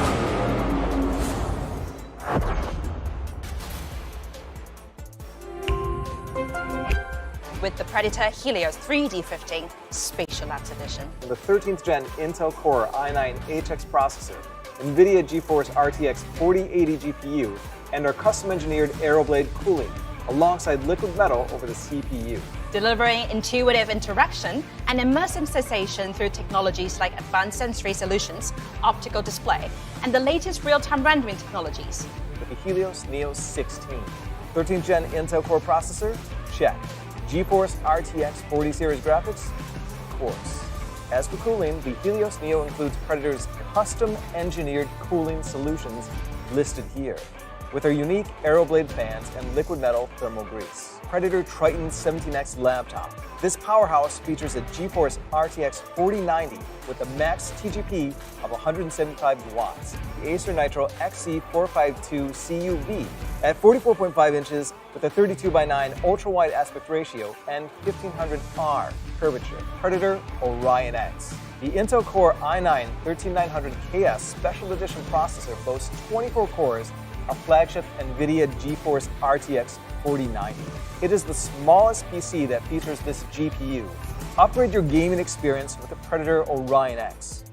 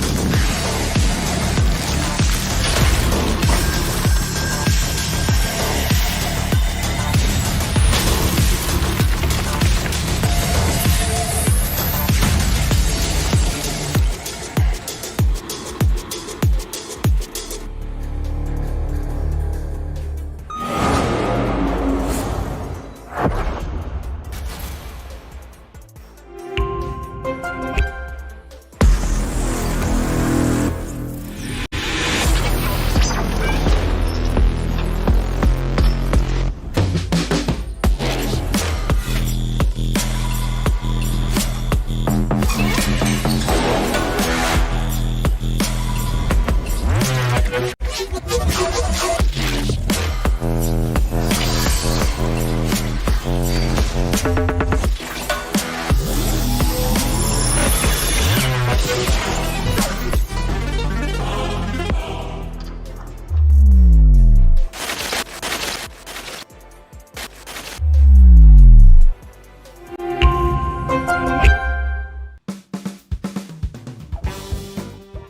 is up guys? Phil here and welcome sa Predator Bunker Brawl, which is magkakaroon tayo ng set of challenges and punishments para mas maging mainit pa ang araw nyo. And of course, kasama natin ang mga magaganda at sobrang gwapong Predator brand ambassadors and brand ambassadors. At syempre, bago tayo magsimula sa ating pinakaunang challenge for today, konting banter muna sa dalawang teams natin ngayon. Team 2, meron ba kayong gusto sabihin sa Team 1? Friendly banter. Good luck on you, bye. Sabi ni Chibibi, syempre i-translate natin yun. Good luck daw, sabi ni Chibibi kasi kailangan niya. How about yung Team 1 bird, pero kung susunod sa kanila? Good luck sa'yo, bye. Good luck sa'yo ba? Ano yung isa? GG easy. Alright, so natitignan natin yung mga thoughts ng dalawang teams natin today. So hindi natin ito patatagalin pa. First challenge is ang Scribble Trouble.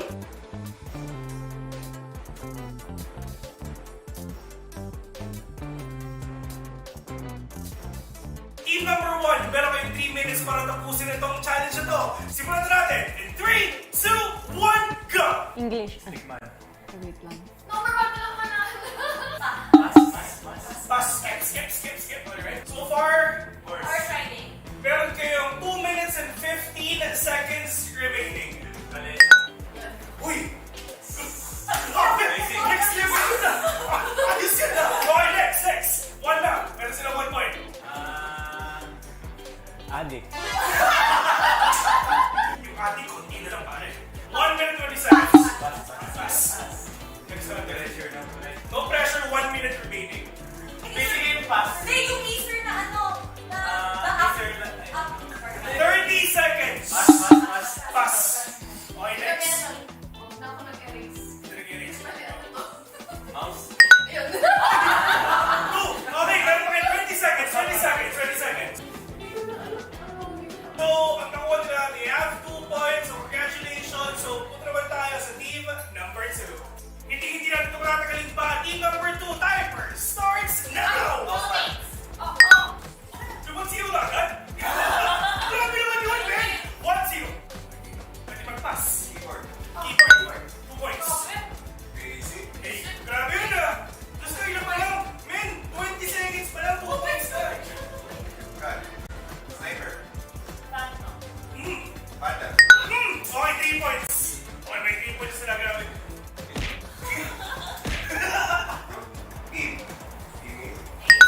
Uy! Okay! Hindi na 5, 6. 1, 2, 3, 4, 5. Yeah, 5 points already. Team number 2. Tama, 6 points already, man. Grabe yung team number 2. Diyos ko. What? 7 points.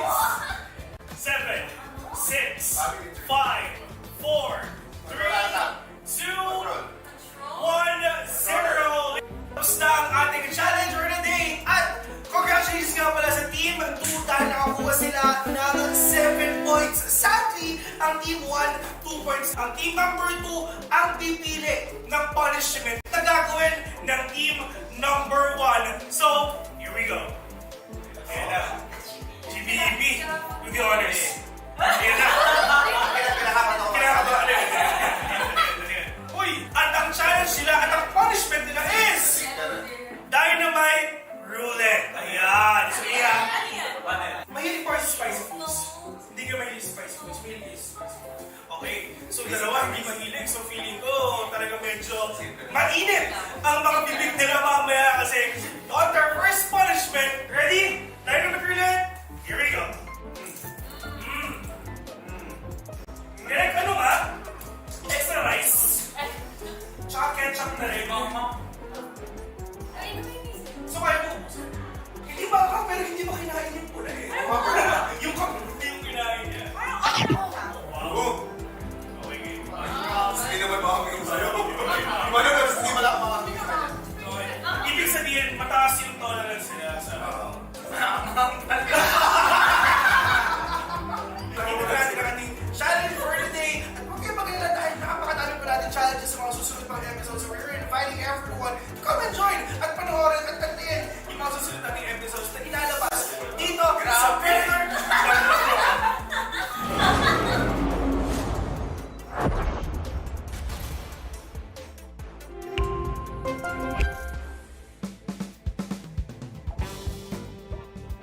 What's up guys? Phil here, back in again para sa Predator Bunker Brawl. Talagang sobrang solid tong araw na to, sobrang special dahil meron tayong panibagong co-host for today. Maagang-maaga siya para sa game number 2. So ladies and gentlemen, para natin, we have Kuya Nick! Kuya Nick! Okay, Kuya Nick, sinasabi nila late ka daw, pero hindi. Maaga ka para sa challenge na to. Perfect timing for this challenge. Ang next challenge natin mga tropa, andyan ang word relay.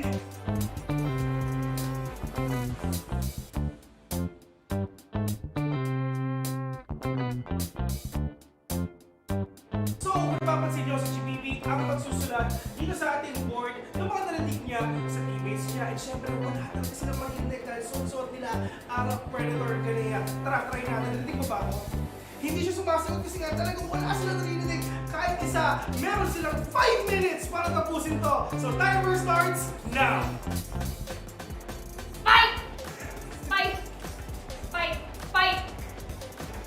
Spy. Spy daw! Spy daw! Spell na sinulat niya. Alright. Okay. Orayon. Okay. Oy! What? Orayon. Octagon. X. Octagon. Octagon. Octagon. Octagon! Octagon! Ayan, pinapapansin talaga mo natin pag-internalize na. Pero kung ako sa'yo, GBB, sulat mo na.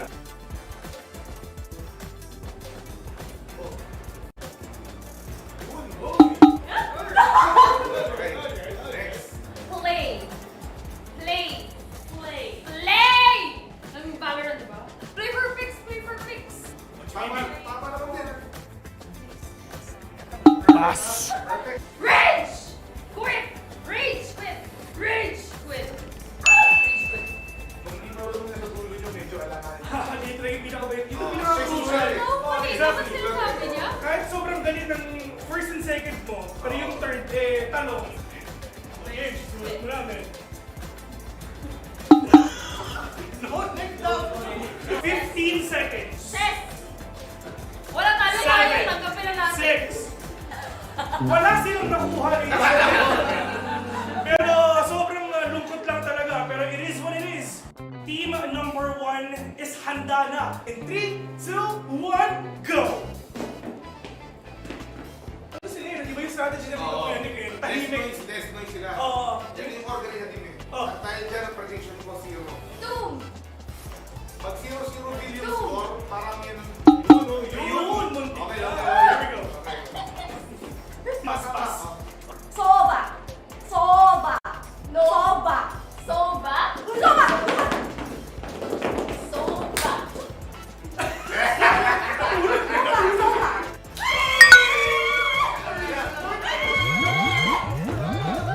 Aim! Aim! Bot! Bot! Point! Bot! Aim! Point! Import. Point! Okay na. Aim! Easy, GBB. Ayan. Ayan. Stand proud! Oy, yun na. Stand You're proud! allowed to- Stand proud! Step bro. You know. Stand Ano proud! ginagawa mo, Bert? Easy, GBB. At the end of the day, meron silang 1 point. At right now, alam na natin kung sino ang panalo. Ayun na.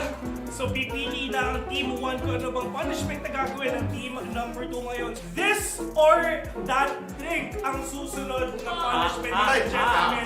Pero meron tayong plot twist. Ano yun? Ano? Sabi ng nakararami, si Kuya Nick ay sasali!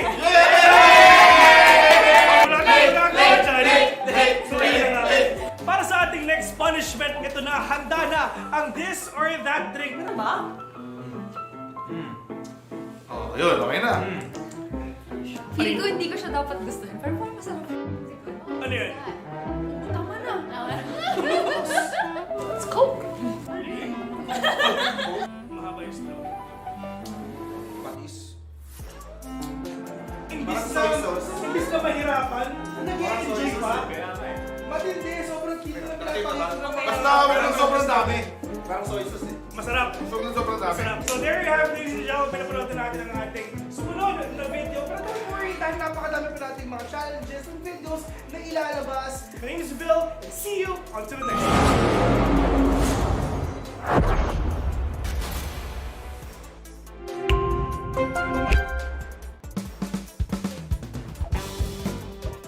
What is up, ladies and gentlemen? Tayo ay nagbabalik dito sa Predator Bunker Brawl. Kami nga pala yung mga host for today. Ako nga pala si Ben. And syempre kasama ko si Kuya Nick. At sobrang init ng mga games natin so far.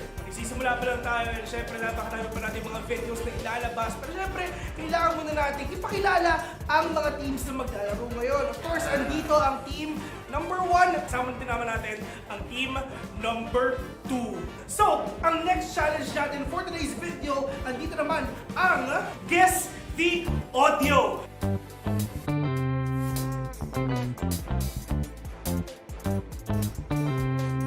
Are you guys ready? Ready na team 1. Are you guys ready?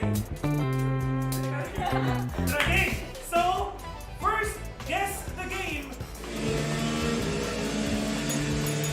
Yes. Forza? Yes, tama. Okay, 1-0 tayo winning. Kakalain yung team number 2. Ready? Guess the gun. Yes. Odin. Odin, correct. 2-0. Ito, madali lang to. Madali lang to para sa inyo. Ready? Guess the agent.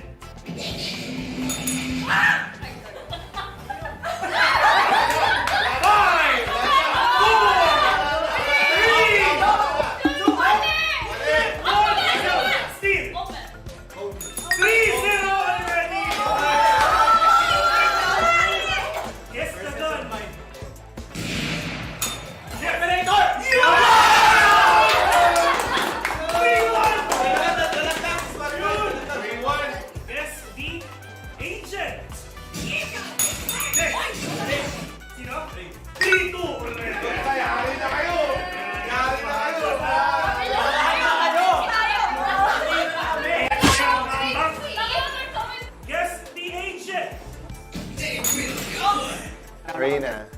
4-2. Last one. Match point. Match point. Ito pag hindi ka won, hindi mo alam. Perfect setup, Bert. Guess the game.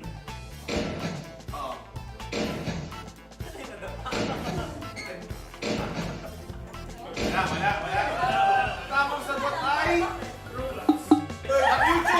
The future of esports. Okay, it's time. Guess the action in 3, 2, 1. Uy! Teleport harvest! Guess the action. 5, 4, 3, 2, steal. 5. Spike defusing.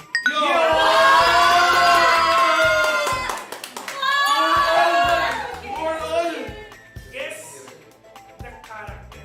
Ready? Ready? 4-4. Guess the character. Nanalo na ba? Let's see.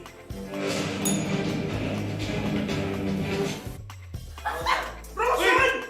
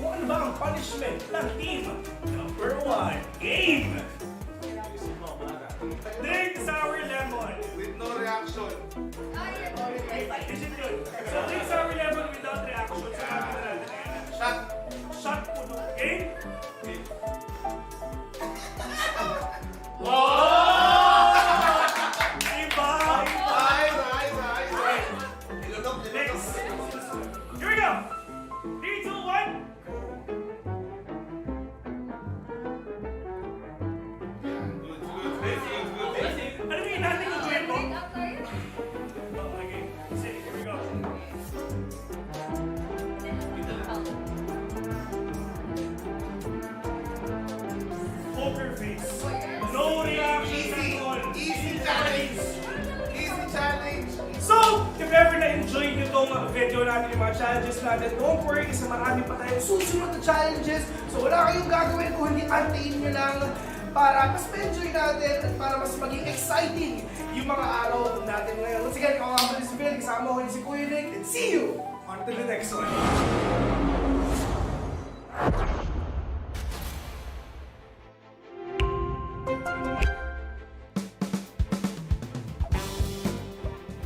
Tayo yung nagbabalik sa pinakabagong episode ng Predator Bunker Brawl. At kami nga pala yung mga host for today. Ako nga si Kuya Nick. At kasama ko si Kuya Nick. Kasama natin ang mga nagagawa po na kagandahan natin mga Predator, Predator Bastard and Bastards para sa ating susunod na challenge dito sa araw na ito. Ito ay tinatawag na IQ Test. Direct, game na tayo! 3, 2, 1, go! Round 1. Yun. Guess the game. Yes. Flight Simulator. 1-0. Ayan. Guess? Guess the game, Kuya Nick. Yes. 3, 2, 1, go! Yes. Ayan. Forza. Yes, correct. And Forza Horizon 5. Oh, isipin mo yung mga dating mga videos natin, Forza yung talaga yung nasasayo talaga sa mga harap. Okay, here we go. Guess the game. 3, 2, 1, go. 5, 4, Among Us is 1, correct! Ano sila ha? Yung button, no? Oo, yung button sa ligay. Kasi kung wala yung button, hindi nyo maano yun eh. Si Bibi, kumusta ka dyan? Hindi ko na sige. Si Bibi, no sweat, eh, no Hindi, sweat. pang-class kasi ako. Hindi ako naniniwala ako kay Bert. Bert, niwala ako sa inyo, Bert. Talagang, Sabi ko sa inyo. pakita mo kung sino ka. Pinala ko yung kalaban nyo, hindi marunong isa dyan. Paalam na sila kung sino isa na yun.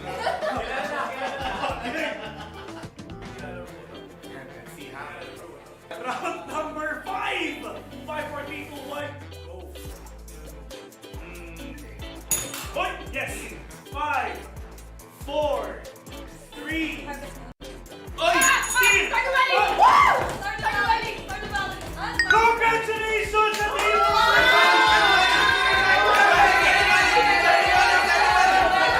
Phil, ito yung natatalo talaga na carry job eh. Oo! Binuhat niya para. Buhat na buhat! Si Amara nahulaan niya yung Forza. Nahulaan din niya Amara yung Stardew. Nahulaan ni Maggie yung Among Us. Oo, tama. Alam mo na kung sino hindi marunong sa kanila. Super sayang! Congratulations! Congratulations sa makatindi! Team 2 naman ang nakuwagi para sa video na ito, sa challenge na ito. At sadly, ang kukuha na naman ng challenge is ang team number 1. Ayan, sobrang sayang. Pero yeah, tuloy-tuloy natin to. Punishment na. Game. Ano ang magiging punishment ng team number 1? Ito na, parang may tulong ka. Oh, hindi ko na, eh. Parang, dito ro.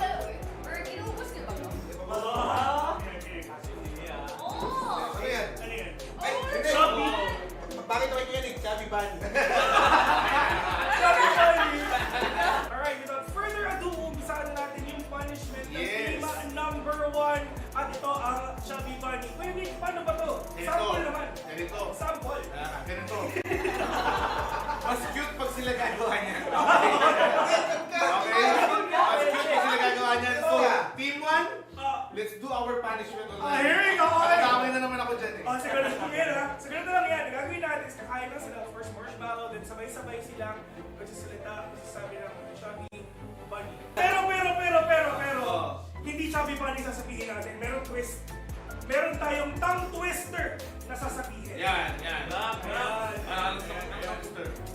3, 2, 1, go!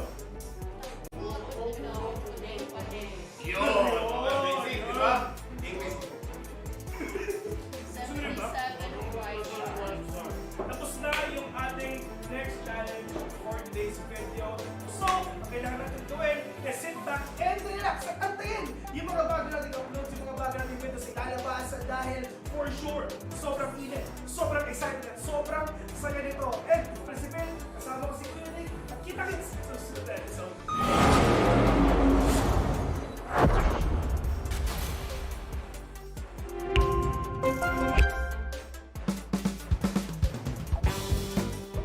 Welcome na pala sa panibagong episode ng Predator Bunker Brawl. And of course, kami nga pala ang host for today. Ako si Bill, kasama ko si Kuya Nick. Kuya Nick, meron naman tayo mga panibagong episodes ngayon. Yun na nga. Challenges. Another challenge, another video. Matindi ang gagawin natin for today's video. Dahil ang challenge natin ngayon ay fast fingers, pabilisan ng daliri sa pagkakal. At kasama na ulit natin ang ating magaganda at pogi. Mga Predator, Predator, Ambassadors, of course, for Team 1. Andito si In at ayun, si Bert. For Team 2. Yan na nga, Team 2. Ikaw na bahala dyan. Okay. Andito si Baggy. Ayan. Tsaka syempre, si GDP.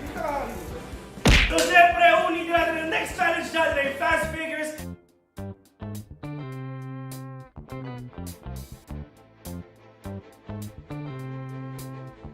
Ready na kayo? Ready ka na? Timer starts now! Ito ulit. Mauna. Uy! Boom! Tapos na? Uy, napalo na, dalawang beses! Naku po. Sobrang tryhard mo naman. Kaibigan. Oh, nakasta po ako eh. Di ba? Uy! 1-0! 1-0 in favor of Team CBB, Team 2. Ready? Ready? Here we go, fast fingers! In 3, 2, 1, go!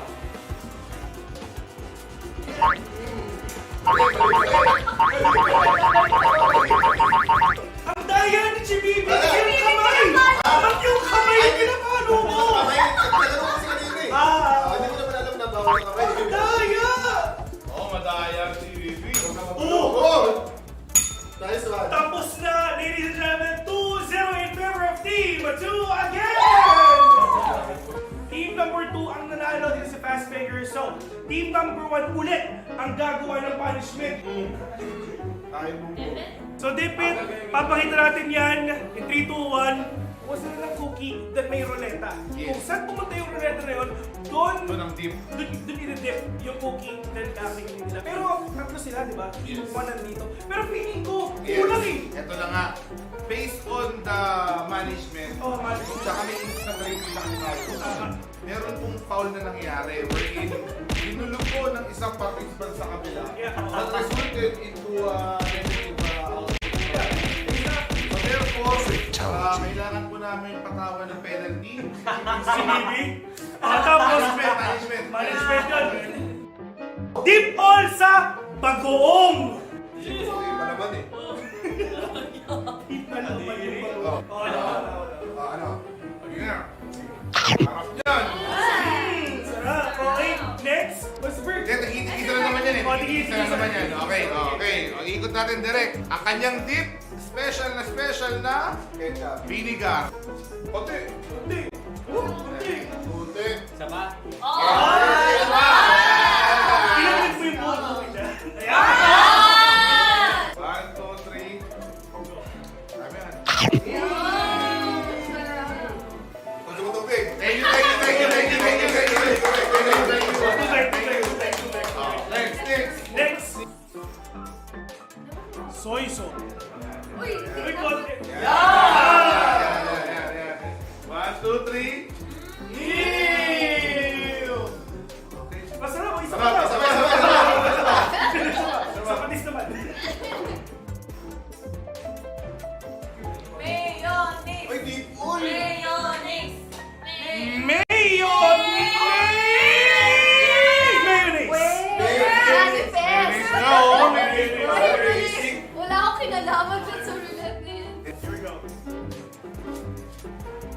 Yung recipe. Pwede.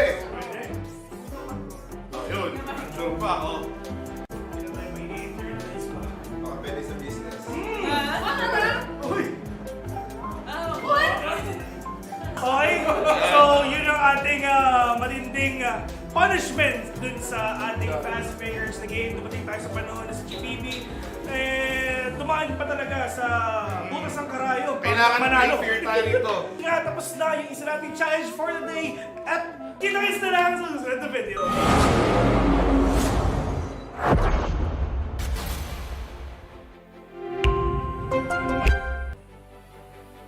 What is up? We are back. Still, this is JB together with Kai. Hello. What's up, guys? And we're back since we've had our lunch. Hope you guys had yours too. And we will continue the best of one matches here on the phase 1 of the Dota 2 group stage. So next game is going to be 747 Polaris versus Aster. Aster. That's going to be a huge match for this one. There's been some switch up with our schedule, so please bear with us on that one. And again, guys, this is just best of one, so be sure to tune in and watch some beautiful Dota action.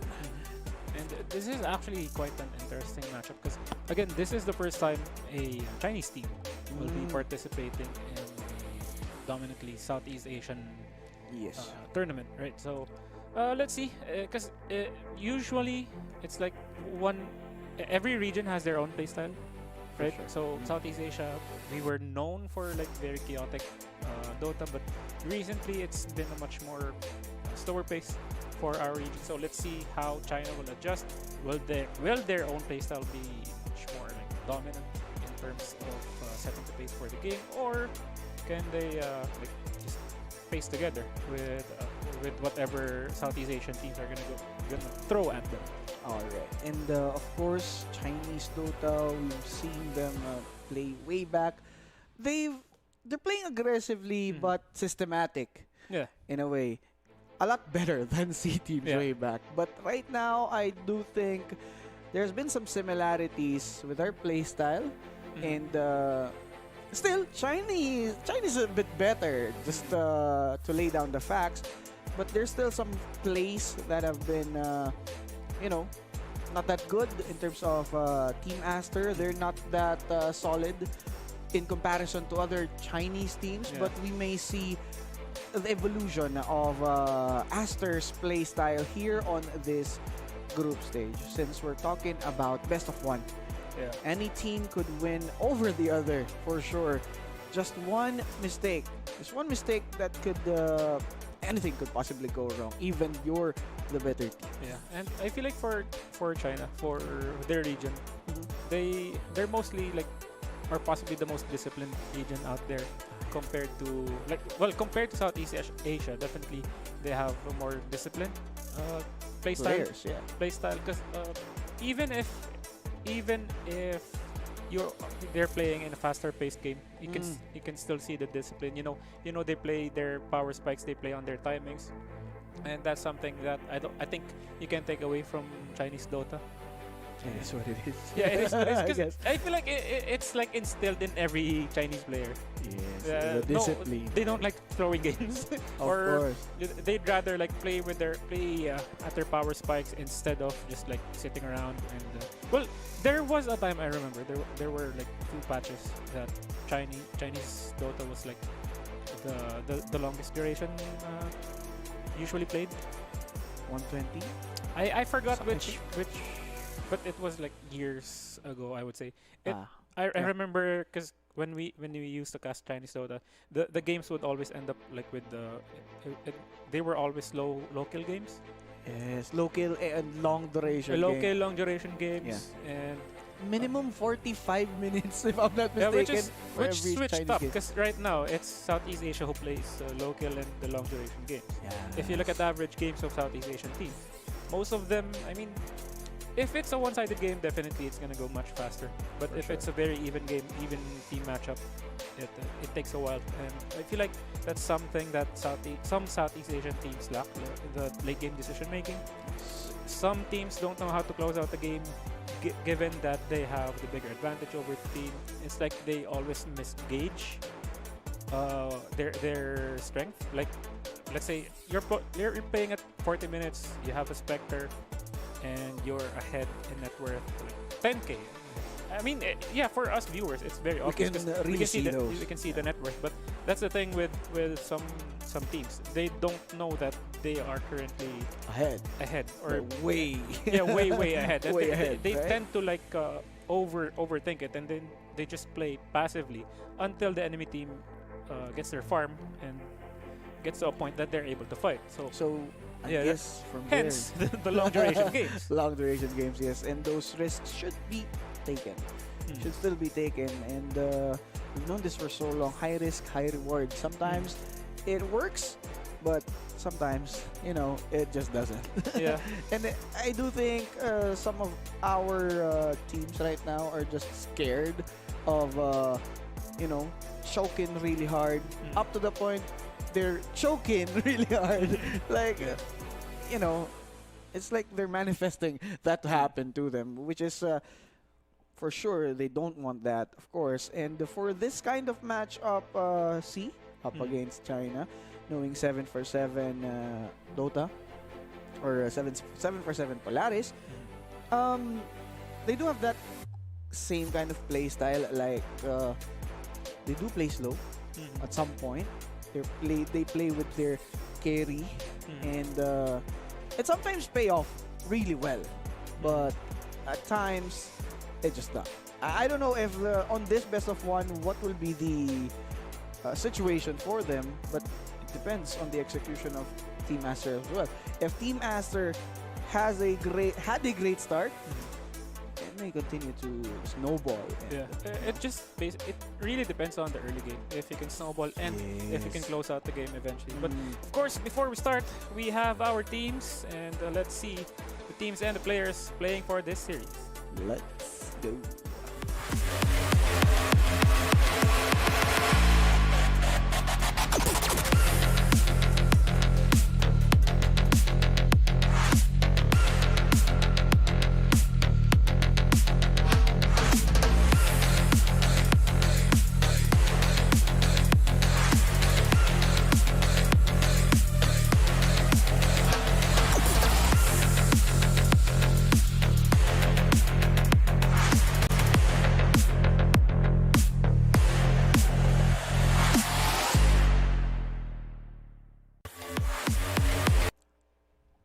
That's our team 1 for you, or the 7-for-7 Polaris. Let's check out Aster's lineup right now.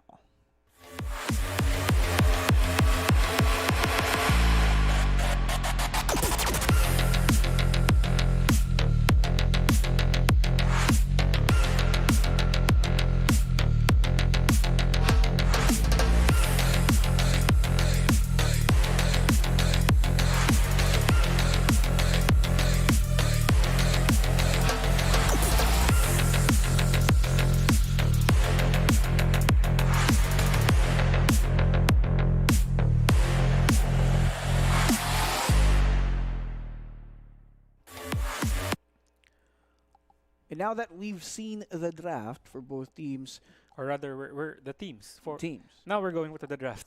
Oh, we're going for the draft, and let's take a look on what will happen Yeah, on this one. Yeah, I think for now we're still waiting for the lobby, but they should be ready anytime. And Yep. Yeah, a small mistake. I said earlier Aster Aries. That's a different team. Yes. But It's a bit it's like Execration and IAP basically. Team 1 and Team 2. Yeah, Team 1. But for Aster right now, they do have a different kind of roster compared to the Team Aster way back. So let's see if this roster will be carrying Aster's banner real good on this tournament. Yep. On the Asia Pacific Predator League 2024. By the way, guys, this is just the phase 1, and these matches that you're watching are just best of ones. So be sure to tune in and just sit back and enjoy the Dota action that we're about to see. So here we go, 7-for-7. Meepo again, a hero that they just won't let it pass. Yeah. Meepo, Chen, Shadow Demon, Doom. And Doom, of course, a definite ban for almost any team in these best of ones. I feel like we're never going to see Doom in a best of one game. Oh yeah. It might never get open. it's better Unless to just ban the hero. unless it slips out. Yeah.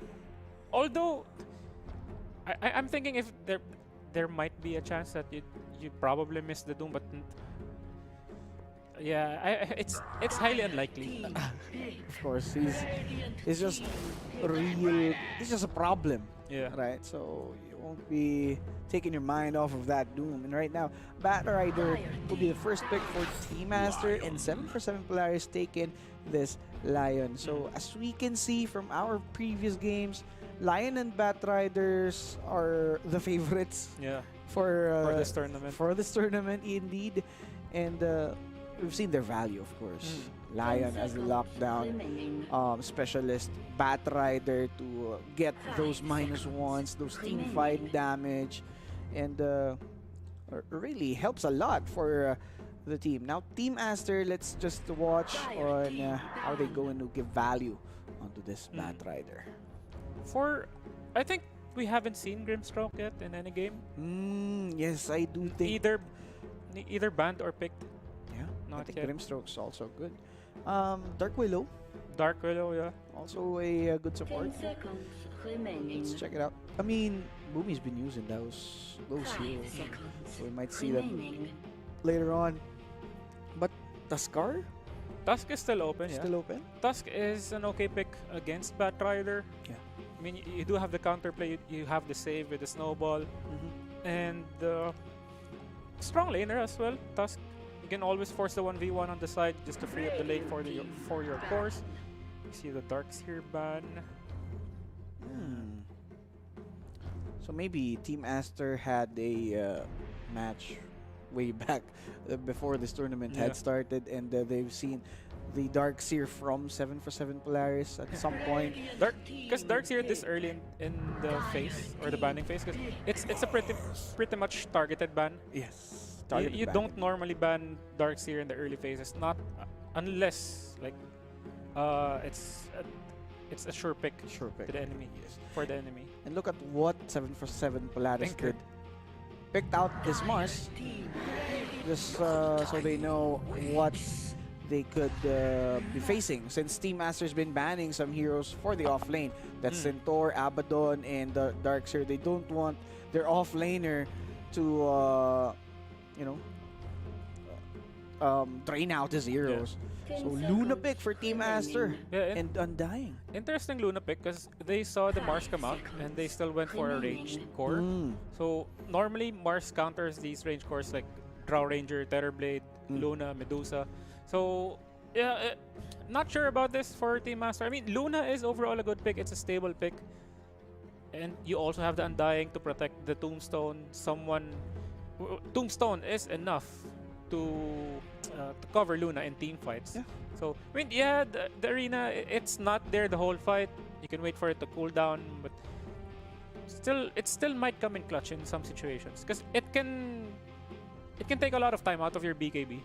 I mean, if you have a BKB as Luna, you might as well just walk into the arena just to be able to right click. For sure. Just so you could utilize those BKB debuff. But you're gonna be compromising your positioning if that's how you play it. Which is not that good since you're Luna, but Enigma. I feel like as a Luna with a BKB, you'll never like walk into an arena, not unless you're super confident you can win the fight. Probably if you get the jump on the enemy, but in most situations you'd rather BKB and get out of the arena just to play it safe. Likely, but right now we've seen 7 for 7 Polaris pick out these two heroes, Morphling and Enigma. Now in Enigma, he's not that favorite pick in the current meta, in the current drafts that we've seen, but I still think he's a pretty good hero. Oh, there we go. Visage. Yeah, I feel like Chinese teams have always running like Zoostrat heroes ever since. Zoo meta indeed. Yeah, or as the pro players call it, summoners. Summoners, yeah. But for Team Aster, as I've pointed out, they're not the cluster where in Team Aster, not the peak of Team Aster, I'd say. But I can see, or I can at least see some potential from these players. We'll see if they can overthrow 7-for-7 players on this best of one match. I think for Acer, you just need a solid mid laner that can keep on going and keep on setting those team fights. Because in terms of taking objectives, in terms of push, it's already really strong with the Luna and the Visage. You also have the Undying Tombstone to protect your sieges. I'm just looking for one more like bursty hero for Aster. They just need one strong mid laner. I feel like Queen of Pain would be nice. Someone that that's not easily gonna get caught inside the arena. Because when you see the Mars, you're always going to look for high survivability mid laner, be it mobility, be it tanky.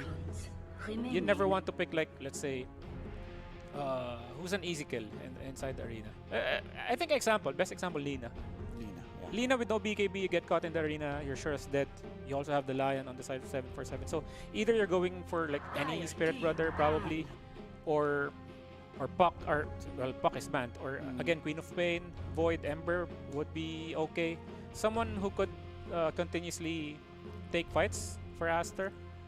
And for 7-for-7 Polaris, they've banned out this Puck, even though they have this Lion that could really check Puck's movements. Yeah. Right. But it's not that they're not confident, they just want to make sure that there would be no problem with regards to the mid laner of a Team Master. Because again, Puck is one of the heroes that fits the description we're looking for Team Master. I think Void Spirit is good for Team Master. Void, I feel like Pango is a Pangolier good pick for Team Master as well. Better hero, yeah.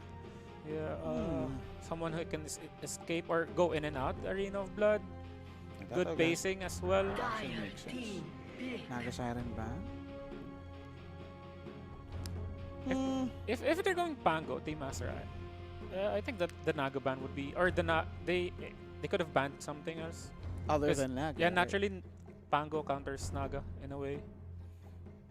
But yeah, I guess the Naga ban, it's a safe ban. Yeah.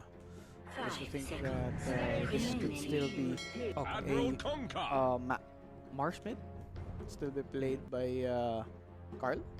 But so Kunkka. Yeah, here's the pick with Kunkka. As I've said, it's either you want someone mobile or you want someone tanky. So Kunkka fits the picture, and as well, you could help you could help other heroes who will get caught inside the arena. You have your Ghost Ship, and the tidal wave timing plus the Torrent Storm would very really help their team. With their disruptive play, it could help Luna's positioning, and of course Visage could also tank out the damage. He can act as sponge. 7-for-7 Polaris, what will be their mid lane here? Magnus? No, they go for the Pango. I mean, Magnus is good, but Pangolier is better on this kind of lineup. Alright, so another diffusal holder for 7-for-7 Polaris. You might see some disperser item once again, but it might be onto the latter part of the game. It won't be necessary to buy disperser right off the bat. Yeah, I feel like the Pango pick is super strong for 7-for-7 Polaris because they have one hero who can keep on hitting the tombstone, and that's Morphling. So what you want is someone to cover Morphling while he's doing that, because if you're not going to be able to take down the tombstone in a team fight, it's better to just back off. So that's going to be a losing fight for you. Once the zombies stack up, the slow, the damage, it's going to add up, and that's going to be disastrous for Polaris. Undying could be unstoppable if you won't be able to destroy the tombstone. Yeah, and that's the thing, that's a problem with drafts that only have like one hero who can take out the tombstone. So let's see if it's going to be a problem for 7-for-7 later on. But so far, there's no problem with the draft, I'd say. For the draft? Which, for the past series as well. We've just had some problems with regards to execution. Yeah. They had good drafts. I mean, it's 50-50 at most. But, you know, there are some hiccups in terms of execution for those teams who had lost earlier. But on this one, I'd say another even draft Yeah, is what we're seeing right now. quite even, but I feel like for both sides, Mhm. well, for Team Aster, I could say it's probably the more straightforward draft. It's easier to execute. Easier to execute. But the yes. problem with this draft, because if Konka is going to be like one of your space providers in a team fight, like someone who's gonna disrupt the fight, Mhm. he's going to be very item dependent. Ah, I think yes. the Konka itemization right now is super, or sorry, how Konka works in the game right now is very item dependent. You need your axe, you need your shard, and you can't always rely on the tormentor to get your shard. Most of the time, so you're gonna have to buy it because it's super valuable in fights. But if you are playing a losing game as Konka, it's gonna be very hard to get those Prepare items quick. for battle. For sure. So here we go. Sod. This is the third series already. So you are still watching the Asia Pacific Predator League 2024, and push this through. So thank you to our sponsors. Predator Gaming, Intel, Xbox, PC, Game Pass. Game Pass. Thank you, thank you. And of course, thank you guys. So all who's watching right now, do share our broadcast so that we're going to have lots of eyes on this beautiful dome. Boomy though. This is not beautiful for him. That's a dead boomy. That's a dead Lion. boomy. Give it to Konka. Nope, never mind. Happy New Year. 30 seconds to burst. OP. Showing the first blood right there. And Team Master will be happy with that. Very happy. First blood's always good, of course. As long as it happens earlier before the bounty runes come out, because at least you get to secure. You don't have the sign. You don't have the sign. But yeah, of course, The that's battle definitely a good kill. begins. Would have been better if the mid laner got it. Yeah. So yeah, It would help him it would boost help him the laning. with the bottle. Yeah. For sure. But guys, if you are a little bit confused, as for checking the banner on the mid lane, it says Aster Ares. My thanks will come later. No worries. When you least Team expect it. Aster. Yep, So, looking like they've claimed the roster of Aster Ares and placed them on their team one. So that's why it kept the original flag. So please bear with it. It's usually the Dota lobby error. Thank you. Please do bear with us.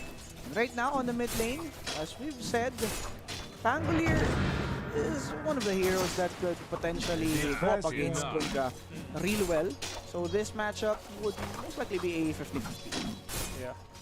And I feel like for Konka, every matchup is whole mess is slightly easier for him because you don't have to like draw creep aggro when you're trying to harass him with your Tidebringer, and Tidebringer is always a sure hit, almost always a sure hit as long as you're like really aiming for the hero.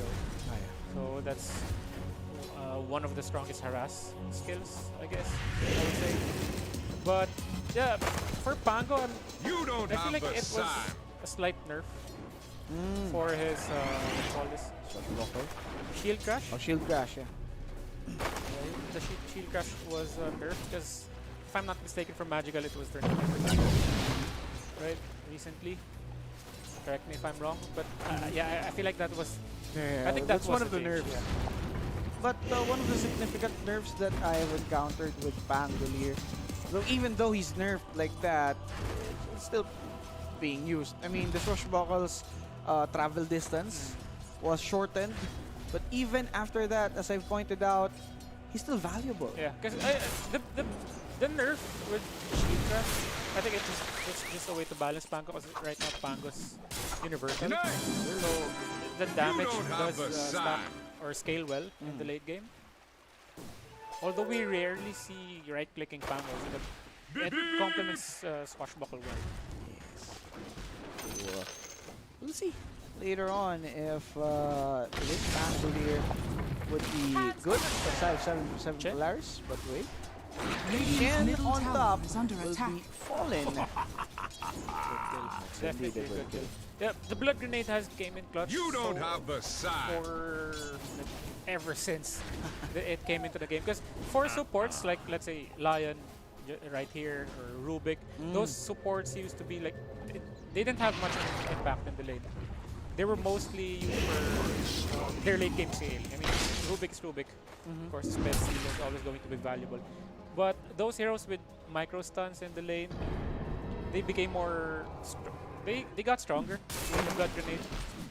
Because the slow and the damage over time, it really helps in securing those kills. Aside from your Fate Ball, or in this case Lion, aside from his Fail, which has a really short duration at lower levels. And of course, higher cooldowns. Yep. You don't have the size. Blood grenade really helps. Blood grenade is the deal early on. So I think that was also one of the reasons why most offlaners, they would rather go for very tanky and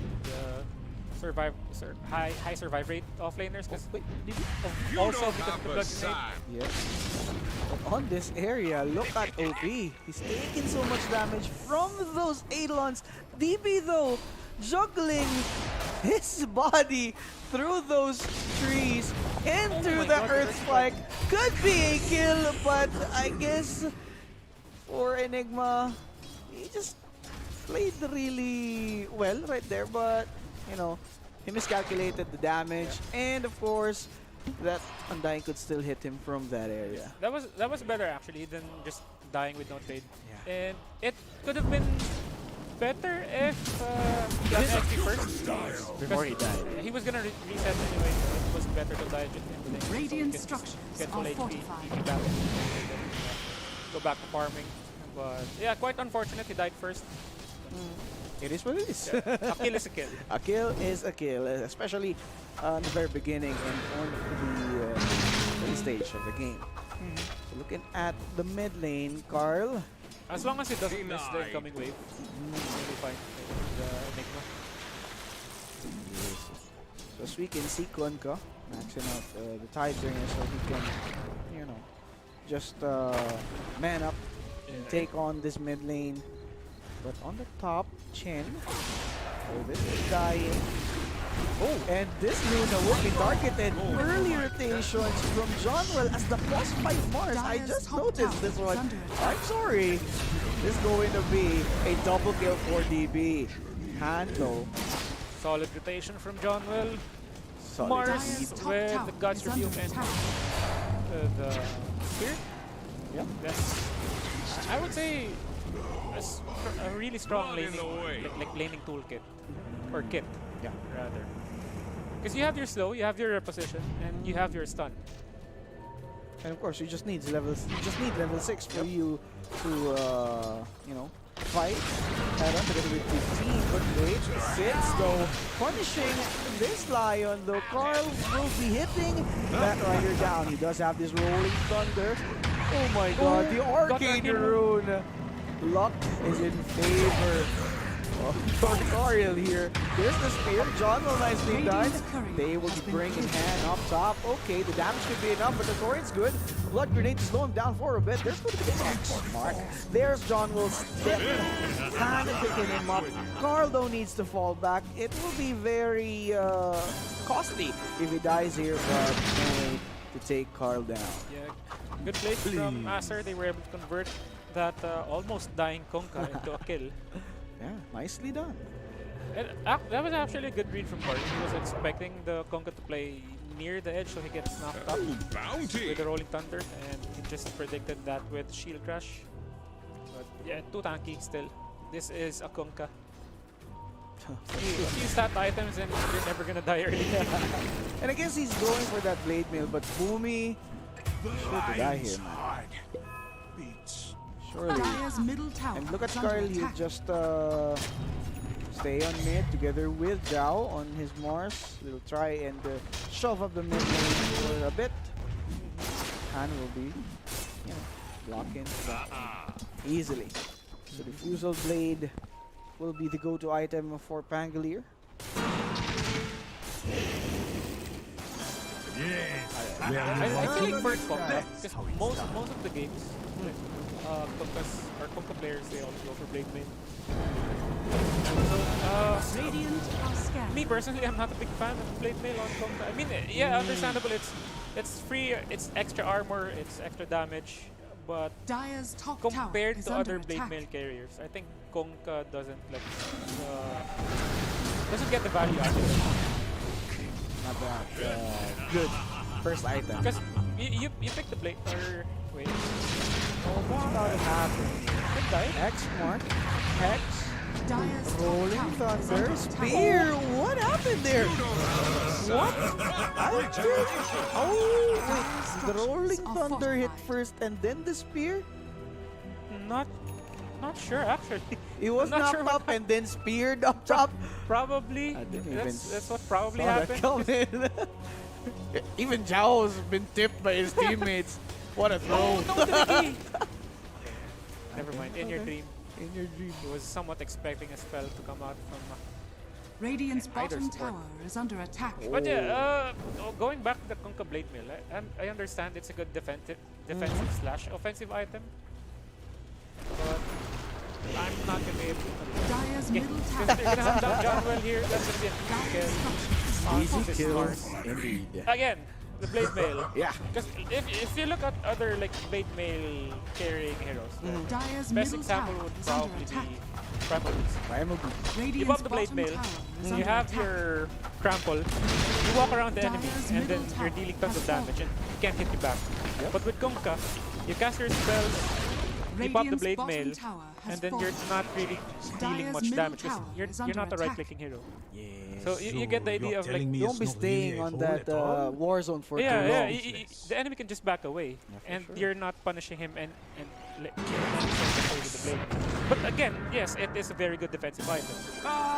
But you get what I'm saying, like the value of the blade mail.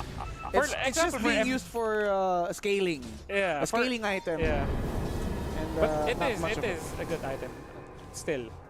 Yes. But wait, did Chen die? Oh. Example, the ward. I think another example would be Ember. Ember used to be a blade mail carrying hero. Oh yeah. Or blade mail building here, because again, same idea with the Primal Beast.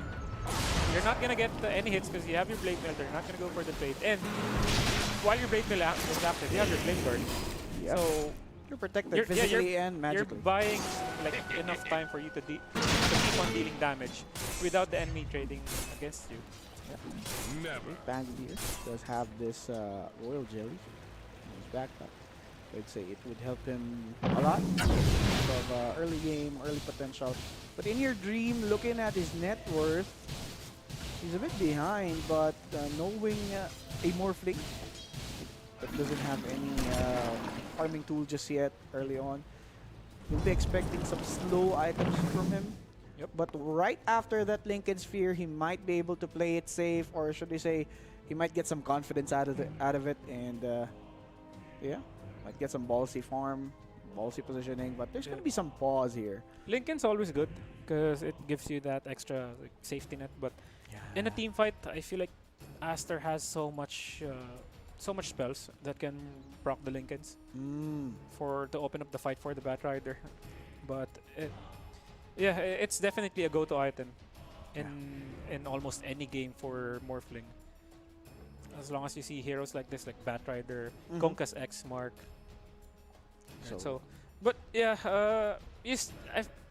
I think you still need some other defensive items. Probably a BKB as well. Overboard. I understand that most cases cores would just rather go for either or. You either go for Lincoln, you either go for BKB. You seldom go for both, but this is Morphling, so you still benefit from the stats. You still have your damage. Yes. So it's fine if you go BKB Lincolns on this hero. And it's better to be safe than sorry. Yeah. We're looking at Luna and Kunkka here. So whenever repositioned, this Morphling could end up in a bad area wherein he can just be bursted by the Visage plus Luna. It will be a problem for them later. So let's just see if this Morphling would go towards that path. Yeah, because Lincoln's alone, and if you're going Manta, it's not enough to survive in these team fights. No, that's no You also have the burst Man from overboard. Visage. But I guess let's many just spells. see. Kunkka, let's check his item on what he's building up. Oh, he's rushing the Aghanims. That would really make some sense. Does he have the blade mail completed? 'Cause I think the courier is on the way. There's the courier. right beside Undying. And as we can see, It's empty. It's It's Undying's empty. career. oh yeah, where's the core? I do think, yeah, there it is. There we go. There Blade we mail, go. yeah. The blade mail. Again, extra armor, extra damage. You're still gonna benefit from it. A staple, but wait, Yeah, stable everybody item. got disconnected. And for the meantime, guys, while these players got disconnected, please do share the live stream. So guys, this is just the third series.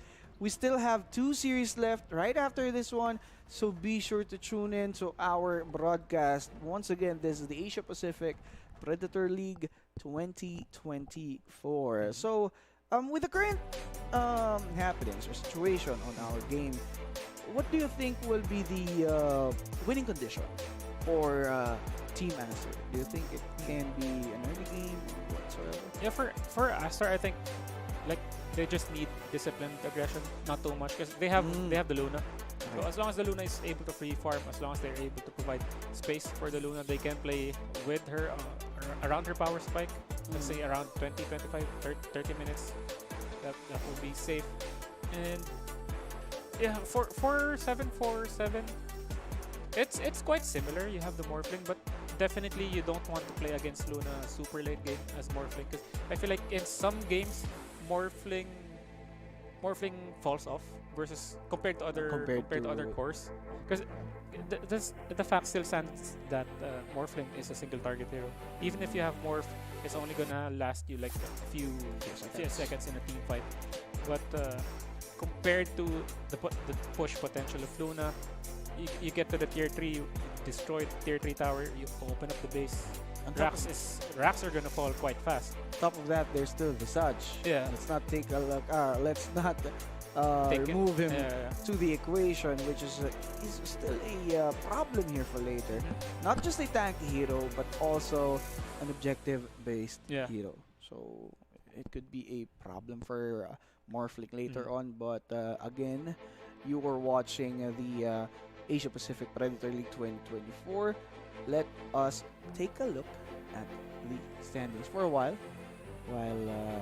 our game's not yet done. So let's see. Ooh. So for Blacklist, they have 2-0 together with 7-7 Polaris on Group B. So they are the the ones that are safe right now. Going into our phase 2. We're followed by Myth Avenue Gaming, Execration, also 1-1. Zol Esports and Whoops, 0-1 on Group A, whereas on the side of Group B, 1-0 for Team Aster, IHC 1-1. The Council, 0-1. Reject May from Japan, 0-2. I do think Reject May needs to step up their game, and they have to win their last 3 series if they wanted to stay or at least push a tiebreaker on this Group B. So yeah, Blacklist, we saw some really good games from them earlier. Polaris, they're on the same track, 2-0 as well.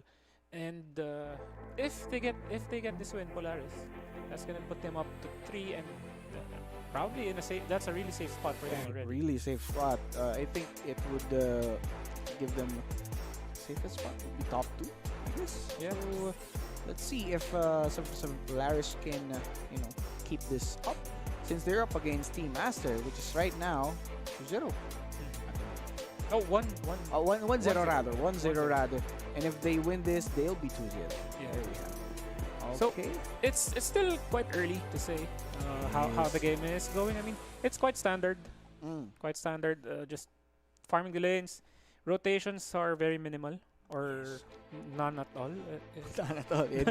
We haven't seen any rotation, any smoke plays. A few kills here and there, but nothing too big from both sides. Not the type that would make you say this is over. It's still, you can patch it up, you can fix things going forward, but again, we will be seeing the match later on, so just chill, just relax. We are still waiting. You can also check out other streams. A, B, and D will also live. So be sure to tune in and check out other matches. Which is also, by the way, best of ones. So this is what I like about best of ones. Those ban slots, like, can't be freed up easily. I mean, there's Tinker, there's Meepo to at least take out those cheese strats potential. I mean, I've seen Huskar being banned earlier. Yeah. Right? Because in best of ones, especially if you don't have like much information against your team, against the enemy team, yeah. you're always going to want to, almost always going to want to ban those pocket picks, heroes that you feel like might come out, right? So, Tinker, specifically 4747, that's a hero that they wouldn't want to face in this game. I mean, in general, Tinker isn't like that pick, right? All, So really. yeah, because it's super. What do you call this? High risk, high reward. No, not really high risk, high reward. Ever since the changes with Tinker, like he's much more active. He's a much more active mid laner right now. So I feel like it's quite viable. But yeah, it's still mostly single target in terms of burst damage, and yeah, a losing Tinker lane is always hard to. It's super hard to play from behind as Tinker. Yes. And that's what I think some teams are trying to avoid. That's why they're picking it. But guys, I do have some info on IHC. If you are watching IHC right now and you think there's a best of one, you just want to see them play on their draft, always consider the Brood. I mean, in all patches, they've been utilizing and abusing the strengths of Broodmother, and right now, Brood's kind of good in this meta. As I've told you guys earlier, Summoners patch is coming soon. But for the meantime, let's just take a look on our games here on StreamC, which are Team Master and against 747 Polaris. I think for any right now, because the current meta in the offlane is you always go for that Helm of Iron Will. So you're going to be looking for heroes who can benefit from Helm from the item. And yeah, I feel like, as you mentioned, Brood, it's one of the strongest offlane farming hero, right? So you farm fast, you can get your item fast. Sustain is really good. You can leave the hero alone. As long as you have your webs, right? As long as the tree lines are there, you're always gonna be fine. Not gonna be easily ganked. And yeah, with the help, you're gonna stay in the lane quite long. You're good to go. You're good to go. Consider that's it like your home. Thrift Vanguard, as you've said. Thrift Vanguard indeed. So guys, if you're watching here on StreamC, we do apologize, and we're also waiting for the game. We're also excited on what's about to happen, so just chill and check out other streams first. There's a lot of streams going on, A, B, and D. And again, this is the 747 Polaris against Team Aster. There's still 2 series left on our stream, or for our phase 1 or the group, right? So a lot of Dota action waiting for you guys for you to watch. So right now, let's just chill out for a second and let us just analyze what will happen for this game. And so going back, Aster and 747 Polaris, I do think 747 Polaris having that Morphling, as you pointed out earlier, he might die down sooner or later, but with their kind of draft, I guess they just have to push through this kind of early phase, and then from there they have to group up so they continue their momentum. Okay, so I think we are still having technical issues. Oh, yeah. So before that, or before we go back to our stream, we're gonna have to go on a short break. So we'll see you in a few minutes as soon as we fix the problems. See you in a while.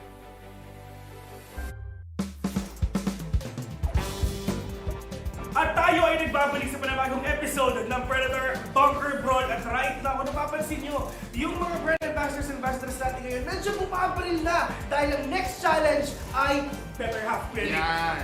Para ipaliwanag ko ng Better Half, let's watch this!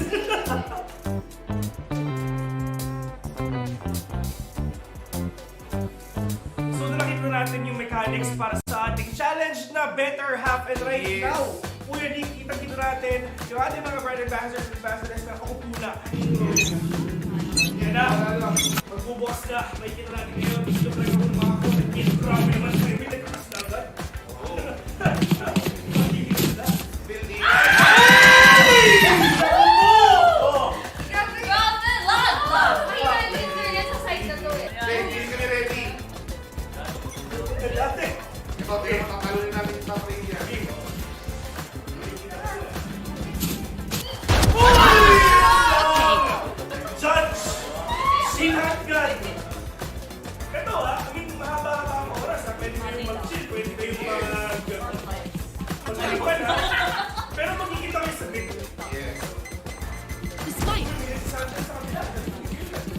Let's take what they have. Go!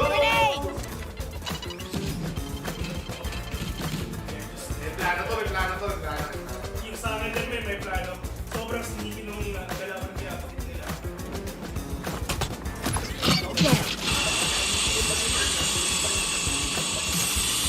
Lumabas na eh.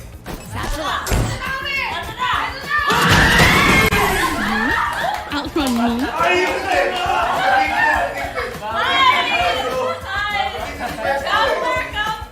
Alam nila! Ito So ngayon, magkakaalaman kung may panalo na or meron na Keep up. tiebreaker. Sudden death nga. Here we go. Ayun. Pero kung gusto dito ka lang. Uy! Hahusay! Ano tapos na region natin yan? Top 7? Top 7 ng region natin. Nakakawa. Ito na, ayan na. Pwede sila magkita. Oh!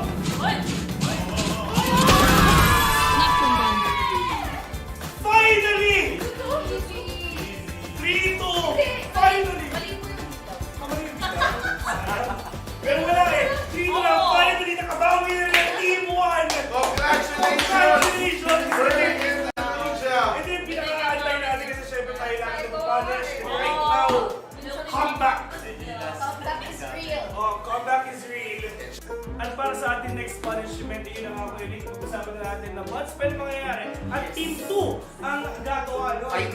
Finally! Nakabawi na ng Team 1 dun sa lahat ng punishment na natanggap nila. Pero sino ba ang pinakaunang contestant sa harapan? Ang una nating mag-bad spell, syempre, ang kanilang one and only, siya daw ang secret formula. So dahil ang secret formula, ikaw ang mauuna sa ating punishment. GBB? Okay, GBB, 3, 2, 1, go! C! C-H! It's yun! Sige, I! D! Yun! Wala ka I! B! Y! Z! Anong si? Okay na. Next! 3, 2, 1, go! A. Okay. M.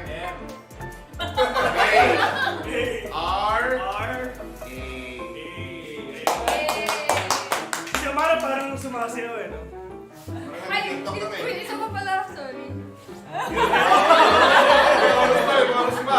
Bonus pa, di ba?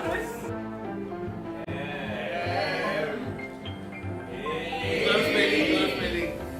G! Next one, G!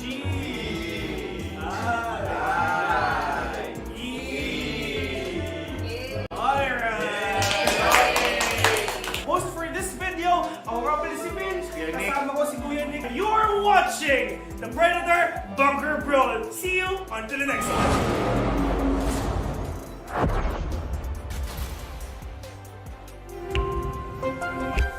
With the Predator Helios 3D15 Spatial Labs Edition. The 13th gen Intel Core i9 HX processor, NVIDIA GeForce RTX 4080 GPU, and our custom-engineered Aeroblade cooling, alongside liquid metal over the CPU.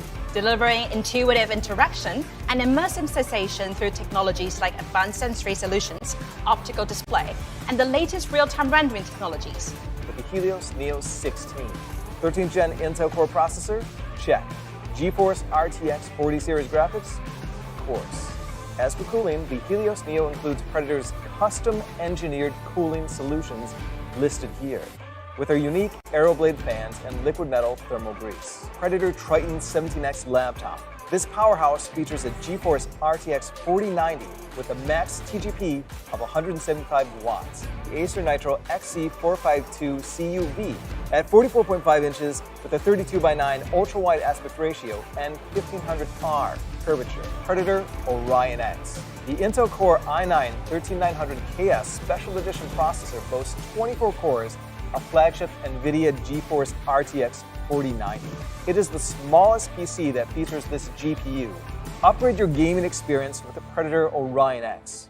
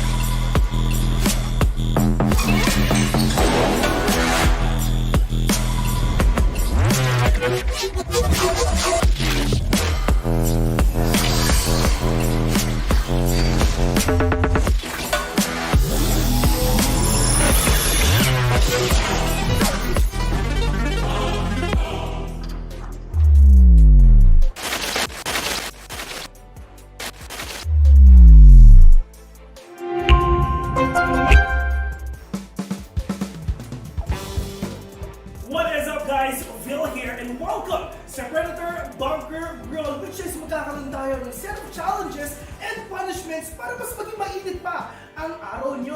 And of course, kasama natin ang mga magaganda at sobrang gwapong Predator brand ambassadors and brand ambassadors. At syempre, bago tayo magsimula sa ating pinakaunang challenge for today, konting banter muna sa dalawang teams natin ngayon. Team 2, meron ba kayong sasabihin sa Team 1? Friendly banter. Good luck on you, bye. Sabi ni Chibibi, siyempre, translate natin yun. Good luck daw, sabi ni Chibibi kasi kailangan niya yun. How about yung Team 1, Berg? Pero kung susunod sa kanila. Good luck sa'yo, bye. Good luck sa'yo, bye. Ano yung kasi? GG easy. Alright, so natitignan natin yung mga thoughts ng dalawang teams natin today. So hindi natin ito patatagalin pa. First challenge is ang Scribble Trouble.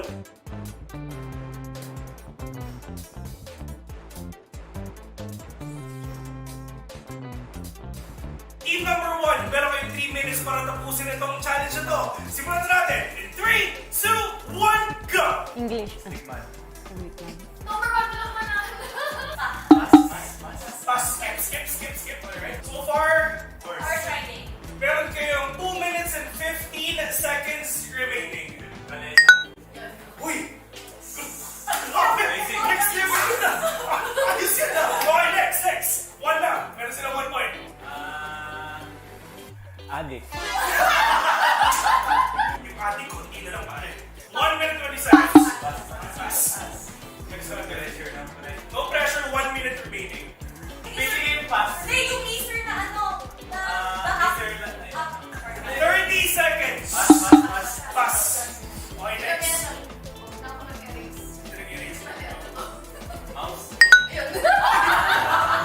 Okay, meron pa kayo 20 seconds.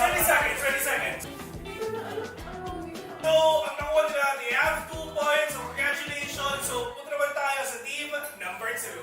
Hindi natin ito matatagalin pa. Team number 2, timer starts now! Lumag-zero na agad? Grabe naman yun, man! 1-0. Pwede mag-pass. Keyboard. 2 points. Hey, grabe yun ah! Diyos ko, ilan pa lang? Men, 20 seconds pa lang, 2 points na! Sniper. Okay, 3 points. Okay, may 3 points sila grabe.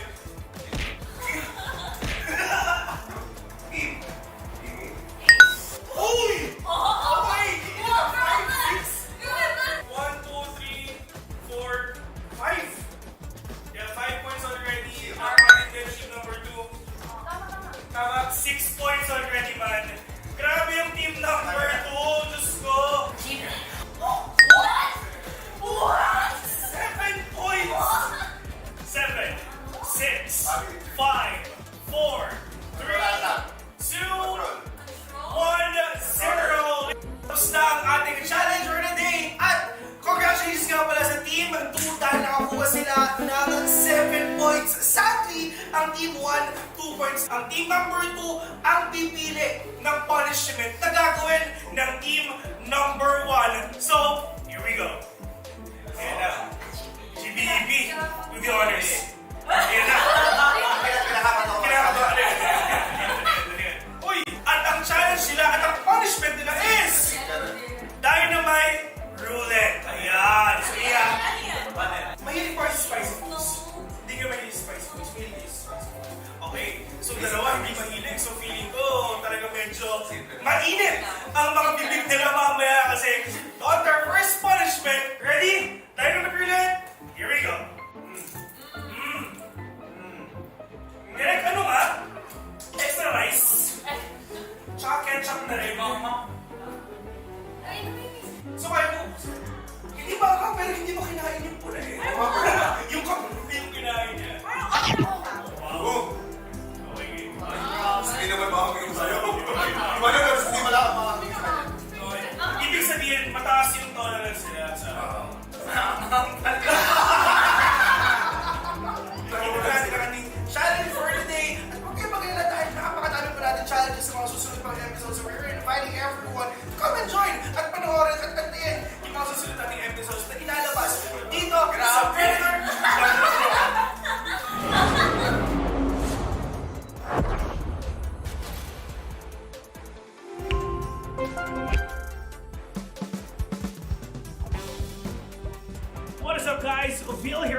again para sa Predator Bunker Brawl. Talagang sobrang solid tong araw na to. Sobrang special dahil meron tayong panibagong co-host for today.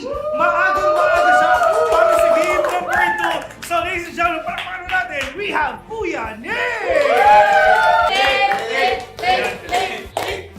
Kuya Nick! Okay, Kuya Nick, sinasabi nila late ka daw, pero hindi. Maaga ka para sa challenge na to. Perfect timing for this challenge. Ang next challenge natin mga tropa, andyan ang word relay.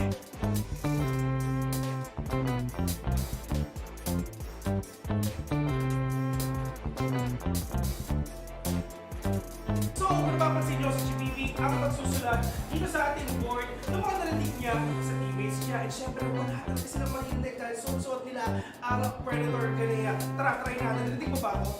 Hindi siya sumasagot kasi nga talagang wala silang narinig. Kahit isa, meron silang 5 minutes para tapusin to. So, timer starts now. Fight! Fight! Fight! Fight!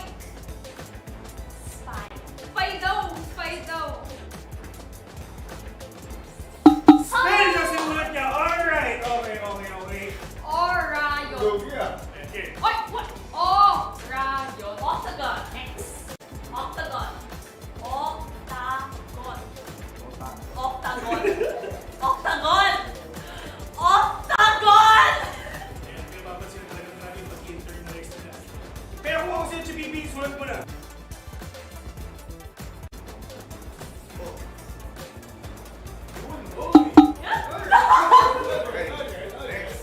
Play! Play! Play! Play! Ang bago rin, diba? Play for fix! Play for fix! Tama na kami. Pass! Rage! Quit! Rage! Quit! Rage! Quit! Rage! Quit! Kung hindi marunong na sa tuloy nyo, medyo alangan. Dito lang yung pinaka-weird. Dito pinaka-crucial. No, mali. Dapat sinasabi niya. Kahit sobrang galit ng first and second mo, pero yung third, tanong. Okay, sulat mo namin. No, next down. 15 seconds. Set! Wala talo tayo. Tanggapin na natin. 6. Wala silang nakuha rin. Pero sobrang lungkot lang talaga. Pero it is what it is. Team number 1 is handa na. In 3, 2, 1, go! Ano sila yun? Di ba yung strategy na dito ko yun? Tahimik. Test noise sila. Oo. Yan yung order niya, team eh. At dahil dyan ang prediction ko, 0. Doom! Pag 0-0 bill yung score, parang yan ang... Yun! Muntik Okay, na. okay. Here we go. Okay. Pass, pass. Soba! Soba! Soba! Soba! Soba! Soba!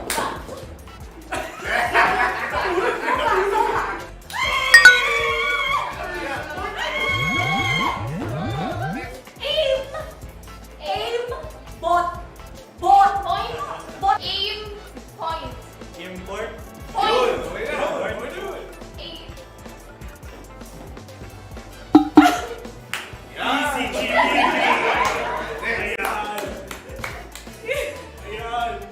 Stand proud! Stand Yung proud! akala ko yun. Stand proud! Step bro. You know. Stand Ako, proud! anong ginagawa mo, Bert? Easy. Easy. At the end of the day, meron silang 1 point. At right now, alam na natin kung sino ang panalo. Ayun na. So pipili na ang team 1 kung ano bang punishment na gagawin ng team number 2 ngayon. This or that drink ang susunod na punishment ng gentlemen. Pero meron tayong plot twist. Ano yun? Ano? Sabi ng nakararami, si Kuya Nick ay sasali! Wala ka dyan. So yun na nga. Para sa ating next punishment, ito na, handa na ang this or that drink. Ano ba? Oh, yun, okay na. Hindi ko siya dapat gustuhin. Pero parang masarap. Ano yun? Tama na.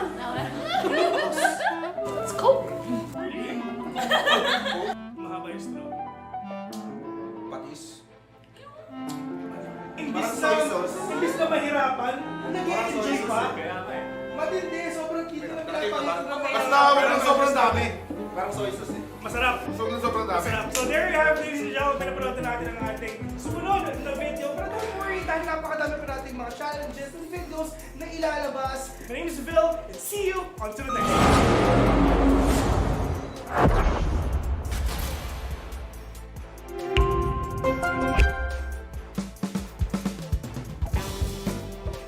What is up, ladies and gentlemen? Tayo nagbabalik dito sa Predator Bunker Brawl. Kami nga pala yung mga host for today. Ako nga pala si Vin. And syempre kasama ko si Kuya Nick. At sobrang init ng mga games natin so far. Nagsisimula pa lang tayo. And syempre napakadami pa natin mga videos na ilalabas. Pero syempre, kailangan muna natin ipakilala ang mga teams na maglalaro ngayon. Of course, andito ang team number 1. Kasama din naman natin ang team number 2. So, ang next challenge natin for today's video, andito naman ang Guess the Audio.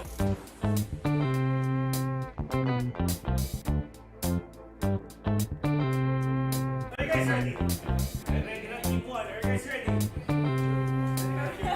Okay, so first, guess the game. Yes.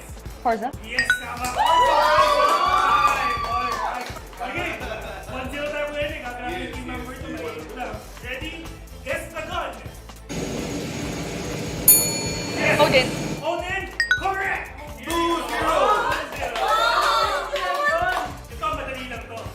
Madali lang to para sa inyo. Ready? Guess the agent.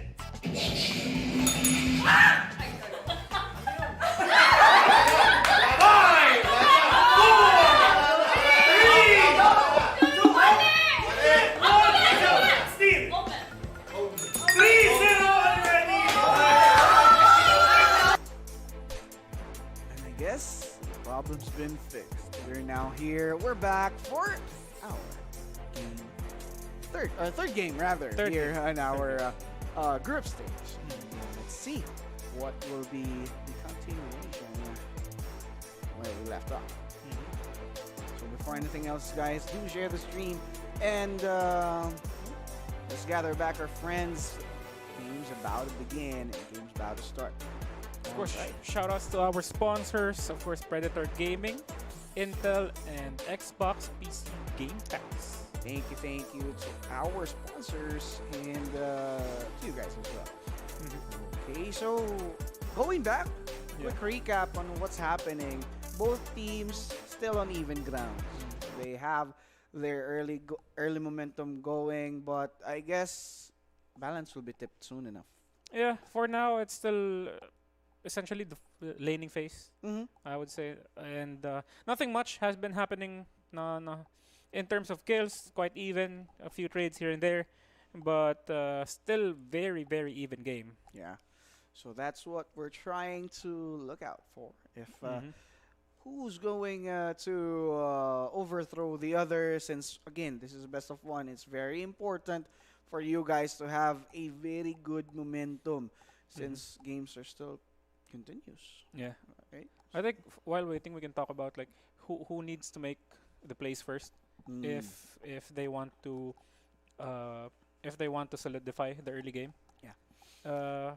For both sides, I think the Luna should just farm for the most part and try to avoid those early rotations. Try to avoid getting involved in those team fights. 'Cause Luna doesn't really have anything to provide in team fights. Yeah, early on, right? Yep. So And you won't be that useful or valuable.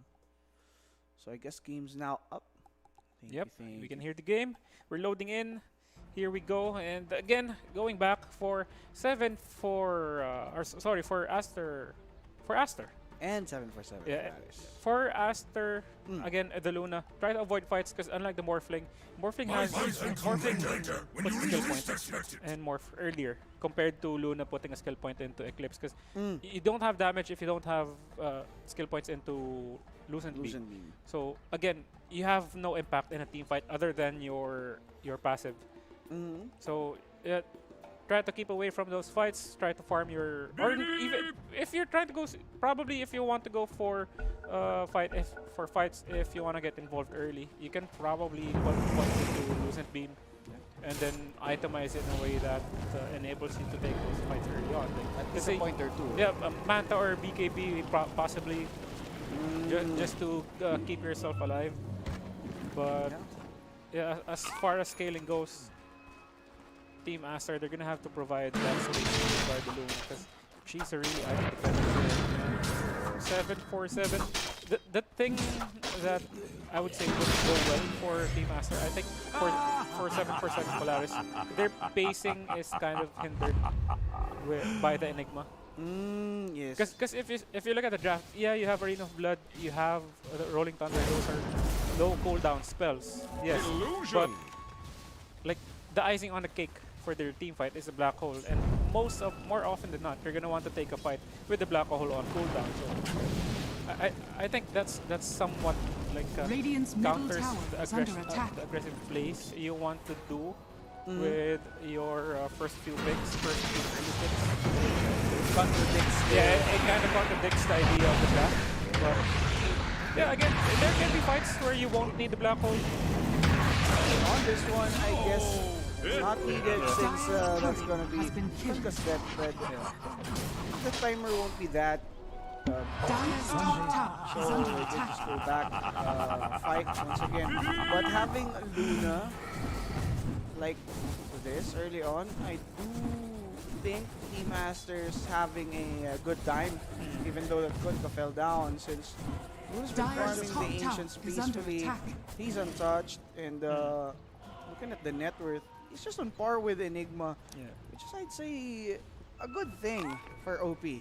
Also, the Conka just bought his Blade Mail, so it's like it didn't lose like anything there. Oh yeah. Farm can be, of course, when you're spending time dead, you're also losing farm. But it's better to have your item already bought before dying instead of just dying before buying. Yeah, with your gold still in your Dire's pockets. top Right? tower So is under attack. Ooh, Master. Wanna fight on top, guy? actually, the good thing about Enigma for the early game, because you're not really too dependent on your black hole. Radiant So are it scanning. comes into picture when it starts to like reach the late game. Yeah, that's when it's more impactful. So right now, they will be Dire's relying middle tower on is other under heroes attack. in terms of damage. Unlike later in the game, you can just pop off the black hole, expect one hero to delete those who are inside. But yeah, as you pointed out early Dire's on, bottom tower its is impact under attack. is still lacking. Yeah. See what will be the answer of 7-for-7 Polaris on that kind of situation. Right now, Morphling Dire's bottom behind tower is compared under to attack. Luna, that's for sure. They have different type of carries, right? Since Morphling doesn't have any farming tool early on, he still needs to get the space. Yeah. Because for 7-4-7, honestly, if they want to just like play it slow, that could be the case for them. I think it's fine. But you still have to balance it out. It's not about just farming the whole game because you have really strong pick-off heroes. You have Mars, you have Lion. Those are high kill potential supports, and I think you should utilize them early on instead Together of with Pangolier, right? yeah, instead of just looking to farm the whole game. I think 7-4-7 understands their homework, and as we can see, Pango, Enigma, together with Lions grouped up on the top. But look at Chen. Dire's He is top tower looking for is under someone attack. here, but in your dream, Dire's structures able are to, fortified. foresee. For Chen, for the Undying, I think he's just trying to be disruptive here at the bottom lane. Not really looking for any kill. Of course, you're an Undying. Possibly try to tank gank for your teammates. But yeah, nothing too big for him. Just being a nuisance to this Morphling. Here comes the real play up top. So Kunka, okay, he's still 3 components away or 2 components away from Double damage. his Aghanims, which would help them a lot. And I think at around 18 or 20 minutes, they might fight with the Aghanims on his hand. It would really help them.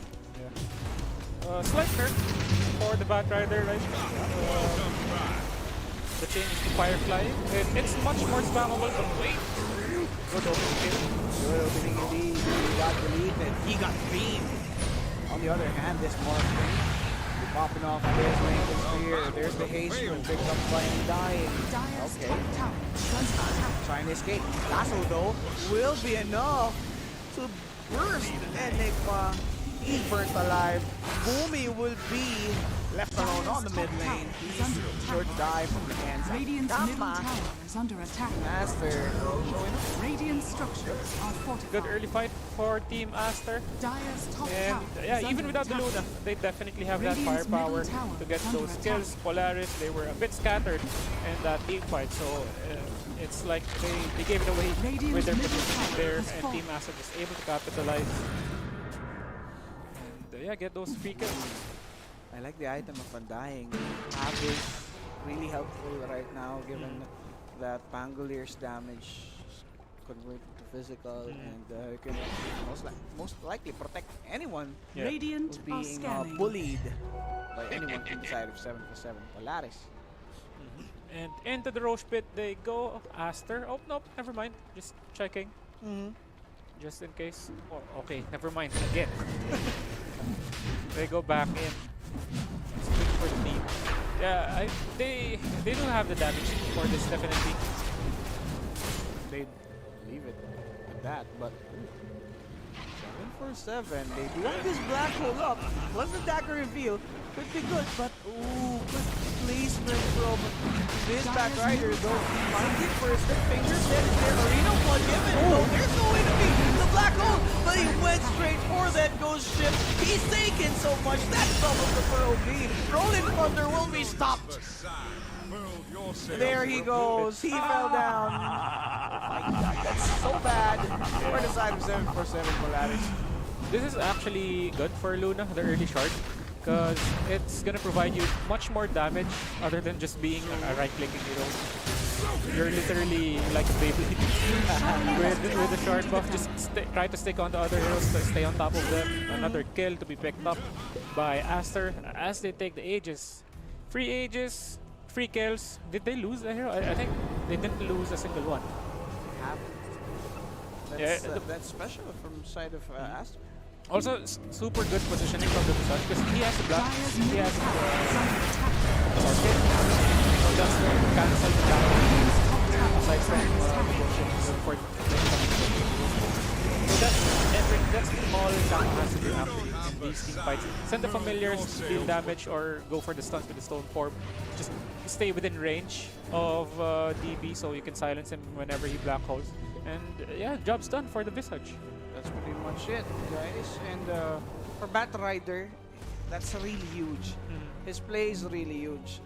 I mean, 747 was able to spot him right away, but they weren't able to burst him up to the point that they won't be able to reach his teammates. But as we speak, Lion punished by Sid doing Kama, finishing him off. This is actually a very uncommon build for Visage, because usually go for much more utility-oriented items, but Radiant's early top Bloodthorn. tower is under attack. I think the rework on the Bloodthorn is being abused right now by Kama.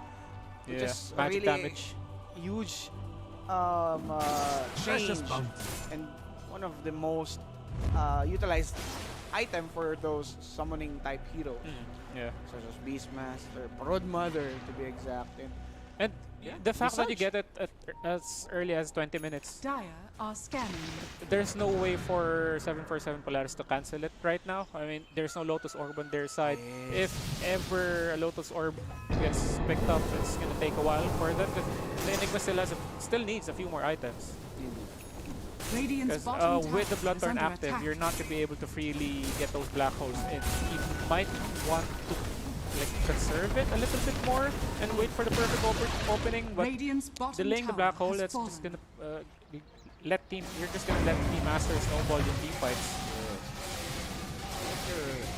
Radiant's them bottom run tower through. is Yeah. under attack. But right now, Dire's Team middle Master is tower is under looking attack. to complete the task by deleting the tier 3 bottom as Luna storms down the bottom lane. He only has that Manta style together with the Dragon Dance. With the help of Kama, it could be good. But wait, here into the arena. Trying to lock down OP. OP still has the Aegis. And there's the Chen. Morphling though is able to wave away Carl. Okay. Trainer Green deleting OP, but the Aegis had been popped. Zonwell did fall. Lincoln Spear had been used up. Rolling Thunder by Carl. It won't be X marked. Okay, that's going to be Luna. Targeted right there by 7 Polaris, but their damage is not enough to take him down. And oh no, this could be bad. It turned out really bad for Carl. And the tip from Kama. Are under attack. Radiant's bottom tower That's such a huge play. The magic damage, it's just too much considering the attack speed of the familiar. A super solid team fight from Team Master. And again, this is something we've been talking about before the game started. The discipline of Chinese teams, of Chinese players. We can see it right now. Take down the tower, take the objective down, and then we go back. We go for a reset. And look at how they are playing. They're playing with their timings. You get the Bloodthorn. Let's not delay anything. Go for pickoffs. Go for kills. Just, again, no way to cancel the Bloodthorn right now. You may have the Lincoln on the Morphling, but it's one spell. You get to block one spell in the next what 12 seconds, 14 seconds, and in just one hero. Yeah, from just one hero, exactly. It's been a lot for them to take, like Bat Riders, Lasso, X Mark, Lucent Beam, plus those Bloodthorn. They're just, I mean, Team Master is just abusing what they have right now. And Radiant's another middle tower team has fight, fallen. or Kama himself. Because right now, Aster, they know there's no stopping them. With the Luna passives for the familiars, with the last speed of the familiars, these are going to be easy towers for Team Master. On paper, Luna alone won't be this strong 22 minutes in. But with the BKB. Radiant's middle Lion barracks almost. has fallen. Well, not dying, but super big damage taken from the Lunar Glaives. From the Moon Glaives, rather. Yeah. 7 Polaris. Fake back? You don't have a sign. They fell back for sure, but will they fight? I thought they were going to go for a fake back. Yeah, I guess they just they went, smoke, right? Yeah, they just went for the movement speed of the smoke to retreat quicker. And yeah, OP items on the Luna, BKB Manta, and then going for Skadi. Yeah, so yeah, you see the adjustment OP did. He knows that the team wants to play fast, so he went for the BKB. So that you can join fights without your team, without relying too much on your team on saving you. Because actually there's not much saved for Team Master. I guess you could say from the Undying. But compared to other heroes, Undying doesn't sustain that much. He's just letting Visage do the dirty work for him. Yeah. Does tons of damage, and Luna's just utilizing the glaives. Yeah. Just to deal damage, a little bit damage, but there's a lot. It will be a lot for Polaris to take. This is like the example of good offense is best offense is a good defense kind of thing, right? So how is Polaris going to take those fights if the damage from Aster is too much?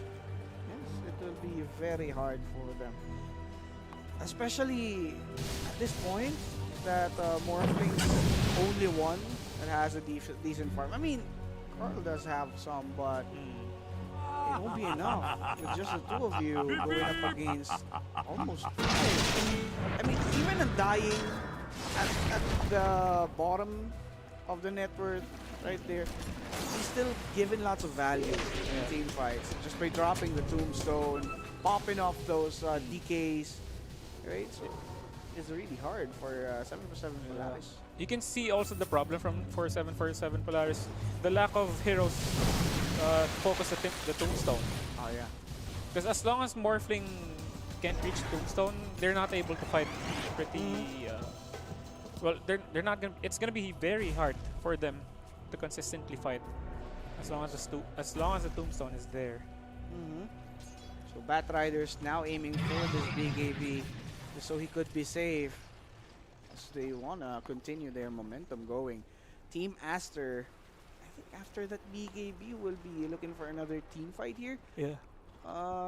Looking at OP, he's completed, or he's done with the Scadi as well. Aghanims, on the other hand, for the side of 7 for 7 are Polaris scanning. on Pangolier. Let's check it out. So Konka also completed on his essential items. You have your axe, you have your shard. And Team Aster, they can actually finish the game right here. For sure. It's their power spike. Yeah, definitely. They just have to pick the right heroes. And with what? Yeah, this is probably their strongest power spike with items like this on Konka and the Luna. Everything that comes after is just like some extra damage, extra utility for them. But I think Team Aster wanted to get Roshan first, just to be safe. Or not. They can just end it right They can away. actually just go for the tier 2 and then back away to take Roche. Just push the lane Punish him deeper. back, Yeah. right? Radiant's top tower They is can under actually do attack. with the drums, but ooh. 7 Polaris looking to wrap around. Will this be successful? Rolling Thunder is right there. Here into the arena. Black Hole under 3. Deleting Kama. Kama gone right away with the 5 round. He wants to get back on track, but then again, there's going to be the lasso towards Morphling. Morphling's still alive and kicking. And oh my god, there's going to be the mana drain onto these two, though. That's Morphling evaporated real quick. Buybacks after buybacks. Hand getting speared. He's deleted. Okay. Alright. Look at OP. Oh my golly. I think it's going to be a disaster for the side of Aster. 3 heroes gone. Actually 4. That's going to be a buyback for Bat Rider. 7 for 7 Polaris. Push through with that kind of wraparound. I was not expecting that kind of play from them. Super solid execution from Polaris. Yes, the Morphling died, but it was a full team wipe with 2 buybacks. Yeah. For Aster, and they can actually go for Roche. I'm not sure if Aster will be able to reach this fight, but they know their target prioritization. They need to go for the Visage first. The Visage has the instant cancel for the Black Hole. Plus, DP already has the KB, so that is kind of the perfect timing as well for 7 for 7. Sorry, he was able to use his skills perfectly, and that helped them all throughout this team fight. Although you did see like kind of a struggle for 7 to complete that or to finish that fight, close out that fight. So you can still what do you call this? You can still feel that the lead that Team Aster has from that fight. Oh yeah. It wasn't an easy fight for 7 for 7. But for sure, it is a big win for definitely a big win. 7 for 7. Big momentum spin for them. Because if they lost that fight, that would have been game over for 7 for 7. For sure. Knowing the Visage plus Luna combination. Yeah. It's over if they lost that fight. It's a good thing they're able to push him back for a while. 29 minutes in. 13k gold lead still in favor of Team Aster. It's just one fight. So for Team Aster, they'll have to learn from that one and keep their composure. I think with the BKB right now for DB, it's going to be quite hard for Team Aster to take these fights. What's your best option? I guess Lasso. Just take out DB right away. Not really take him out. If you want to counter initiate, just go for the Lasso on the Enigma. But yeah, I think best way to win a team fight for Team Aster is if you set the pace for the team fight. Ooh. That lasso. Long range lasso right there. Long range lasso indeed. Nope. You're not going anywhere. I have the Vizier plus an Aether lens. So that was quite a long range lasso right there. Unfortunate for Zhao. Good kill. Small commitment for Team Aster. Yeah. Whereas for the side of 7 for 7 Polaris, it's like they're letting Zhao go deep into the base of Team Aster as they wanted to give out space for more. So Team Aster will be falling back. Radiant's courier has been killed. Morphling and Carl catching up. Actually, Radiant's Carl courier did a has been great job killed. on the last fight, but he needs to step up as well if they want to continue what they've started from that clash. Morphling also going for Skadi. One of Morphling's go-to items. Good stats. The healing reduction is always going to be good versus Luna, who will eventually build Satanic. Ah, yeah. Satanic would be really good here for Luna. Also the attack speed reduction, of course. Mentor being targeted by 7 Polaris. They take this. Oh, DB. Shard for DB. Malefice. Oh. That actually helped. For Kunka to be Maleficed, like his plays could be disrupted. Those mini stuns would help a lot. Like if you won't be able to X-mark a player on time. Right? So it depends on Enigma on how he utilizes this one. He's also aiming for that Aghanims, by the way. Since he's the Eidolons, but Enigma's nowhere to be found. So he's just gonna back away. Unlike before Firefly, you can actually spam it now. Ooh, Daedalus. Daedalus for the Luna. That's really huge for Team Master. Plus you have the shard on the Luna. Yeah. The rotating blades. Scanning. The meat Shard. grinder. The what do you call this? Drums of Endurance Blessings from upon a loyal Kama. warrior. They're really buffing up OP here. Yep. So we could carry the whole town. With this build on Luna, with the Daedalus, with the shards and Skadi, you can actually just stand in the middle of the team fight. Yeah. He's pretty destructive. Just attack ground. Ignore everyone else. That's the thing. Attack ground, hands up. Let go of the keyboard. Let the damage be there. Yep. I need to stay in, wait for the soul rep and the mech. Help me, guys. Look at me. Yeah. Look at me. I'm so strong. You also have the bunker for the Undying. Oh, yeah. So another save, another layer of protection for the Luna. Damn, Luna. Radiant's middle tower He's really is under thick. attack. Look at the net worth, 24k. Dire's top tower is under 16k attack. for Team Aster, 12:22 is our score, 33 minutes left. And Aster biding their time, waiting for the best timing to end this game. Of course, right now, just they need to wait for the Aegis to expire because there's somewhat like cooldown reliance still. Aster.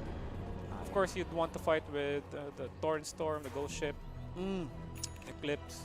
Same goes for 7 Yeah. Polaris. It's hard to fight without the black Yeah. hole, But with especially at the moment. yeah, but for both teams, even if they're both somewhat cooldown reliant, Team Aster still has better team fight Oh yeah. when cooldowns are Or up. on when spells are on cooldown. Oh yeah. Still have the constant right click of the Luna. Torrent is still spammable. X-Mark is still spammable. Visage. Yeah, you still have the Visage. Really a pain in the ass right now. But just X-Mark himself out of that one. 18k for Team Aster. He just kept on going on, but 7 Polaris trying everything to get back on track. They're smoked up. They've placed some wards here to get some vision on the triangle of Team Aster. For Team Aster, even if they have the 18k lead, it's still not a sure win for them because the Radiant's middle the tower best is way under they can attack. approach a team fight is if they take the fight on their terms.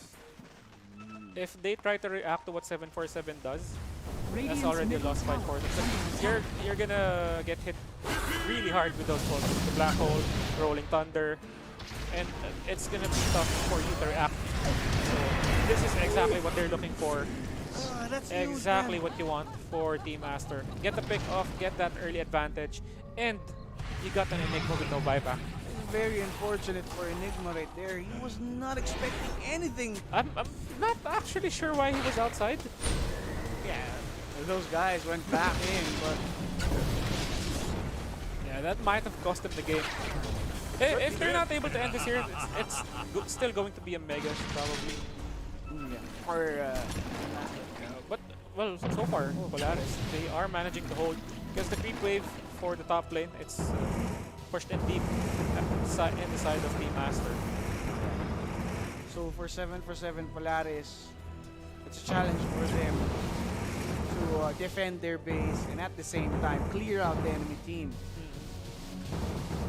It's actually a huge problem. Now for in your dream, I do think he should be able to delete Backrider right away. Yeah. So they could, you know, delete someone from side of Team Master, take out a firepower. Yeah, but yeah, that's very possible. But the thing is, the build for the Backrider, the Aether Lens, and the Eye of the Vizier, it's super tough for 747 to punish once the Backrider jumps in. Because yeah, you're not gonna be super close range with your lasso with these items. So yeah, as long as you distance yourself properly, it's gonna be hard for 747 to retaliate in those fights. At least compromise his position. Right? Yep. All right. You can possibly even lasso from the low ground as long as you have vision. Those range guys. Roshan, have this Axe Blessing to get rid of cheese. 36 minutes in. Come on, will be targeted by Lisu. Another question, why is he here? Yeah, I'm not sure why. I think it's a trend. Away from his I think it's a trend for offlaners right now. You don't have to sign. But yeah, offlaners seem to be zoning out. Zoning out. After he died, he was probably. Radiant What are was I scanning. doing? Where's my team? Oh wait, Oh, we backed away. you fell back, guys. No. So good work placement. We have some vision onto the twin gates. Radiant's middle tower is under 50 attack. seconds, no visage. It's huge since the Celtics would have lots of damage. But info. If they can pick off one hero, they can probably balance this out. They have superior vision here for Aster. We do have the Radiant's middle tower is under attack. They're going in. Big. Trying to delay. Pushing back more. Delaying the Roshan possibly. 20 seconds left for Visage before he spawns. They're really delaying this. Yep. By the time Visage pops off or respawns, he does have the Radiant's middle tower outpost. is under attack. But wait, Boomy jumped inside. They're not expecting this. Arena into the spear. Deleting back right together with this Undying dead. Fell down. There's gonna be DB with the black hole catching too, though he is gone. And oh my god, this is gonna be bad. Double kill for OP. Okay, there's a tidal wave into the torrent. Okay, this is going to be bad for OP. If he dies here, he's dead. Double kill for Carl with the Shiva's guard. This could be disastrous. Morphling just pushed back by the tidal wave. Funka left alone, but nope. Says the teammates, buyback from Luna. And there goes Kama. He just spawned in your dream. Has to fall back 4 seconds for his Manta. He got silenced. He's got nowhere to go. You belong to the sea. Buybacks on cooldown already for the Morphing, but the base, yeah, tough fight for Polaris because they've already committed most of their buybacks in the previous fight.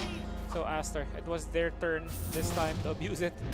And yeah, it was a good kill.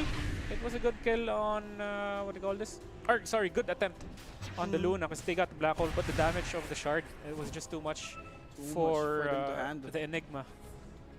Luna just stood there with the shards active. Bound to die anyway. That's what she did. Yeah. That's what she did, man. Yeah. You stood there, dealt the damage. Because you get damage reduction with the shard, right? Yeah. So there's the play that we've been looking for, but us having ages, but going low. Shiva's guard into the rolling thunder. Okay. He's been bouncing left and right, but look at that. The tombstone save. X mark? It's actually good in X mark. oh, Nope. roll up, I think. Does Panga roll up? Oh no, he doesn't have the shard. Just probably mistimed it. Oh yeah. But Arena won't be that good since the BKB of control will be used up. A good attempt for John Will to catch this Luna off guard with his Aegis. at least take out the advantage really quick. Thing is, the presence of mind of Undying is real good, up to the point that he could save this Luna quickly. Luna was actually quick to react to what John Will was trying to do. He tried to manta dodge, but John Will has the shard, so Take notes and he hit pull the ahead. illusion and the hero, the actual hero, so the stun still goes through. And they have their own tombstone here From Morphling. from the Morphling. Yeah, so Could help. that's a problem for Aster. But they do still have the Aegis, another event. Wait, this could be good. I mean, by this time, there's the tombstone still up for the side of Still alive. Polaris. Hope he's still alive. But then again, there's the Aegis popped up already. Sid's on the other hand, running back. BKB used up once again, but DP will be using up The his shard. black hole, but he's dead. The shard is doing it. Tidal Wave is out there to push back this Lion, and Lion won't be moving anywhere else. Yes, it's a mega buyback for Enigma. Radiant's top barracks are under OP, the attack. presence of mind. He knows that the only way he will survive the black hole is if he activates the shard in time. Because you're not even playing defensively against the black hole. What you're trying to do is you're trying to take down the Enigma during the black hole, trying to out damage him with the shards. And that just happened. It happened twice actually. Oh no, this could be bad. 7-for-7 Polaris face real pain here. This is actually like a classic Chinese Dota. I remember the times when they would always run heroes that could end the game in like 20 minutes or less. This took a while since 7-for-7 they were putting up good fights still. Decent black holes, good catches, good bursts, but eventually Aster, they just proved to be the better team in this game. Yes, hands down. But so far, this is the best series that we've watched. Most even, I would Most say. even. Yeah. And at least 7-for-7 Polaris showed a great match against Team Master. But Team Master will be having a score of 2-0 at the moment. And there's a lot of Dota action, so be sure to tune in. And of course, we'll be showing you the highlights later on. And be sure to check out other streams as well. But AB and D. Here on streams, the highlights between Aster rather, against 7%. Started good for 7%. Yeah. This is where you see the heavy nerf on the Pango as well. So you have mostly physical damage as your spells now.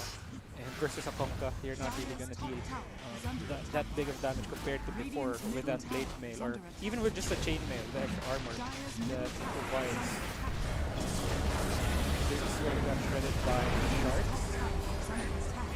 Oh no, never mind. This is the one that got cancelled by Fortune. Because they had two team fights inside or outside. But I guess every time that the time when Aster's I mean they're ready. That's unfortunate for 7-for-7. Aster, they understand how their draft works. One of the examples where he got hit by Shark. So Aster, they understand how their draft works. Again, not delaying anything. We have the Orchid, let's make plays. We have the Axe on the Conka, let's go for kills. Let's go for team fights. The Shard, the Scadia, the Luna. Every timing they hit, they did something and they got something out of it. So that's what Aster got to win here. And with how Aster is playing, wouldn't be surprised if they get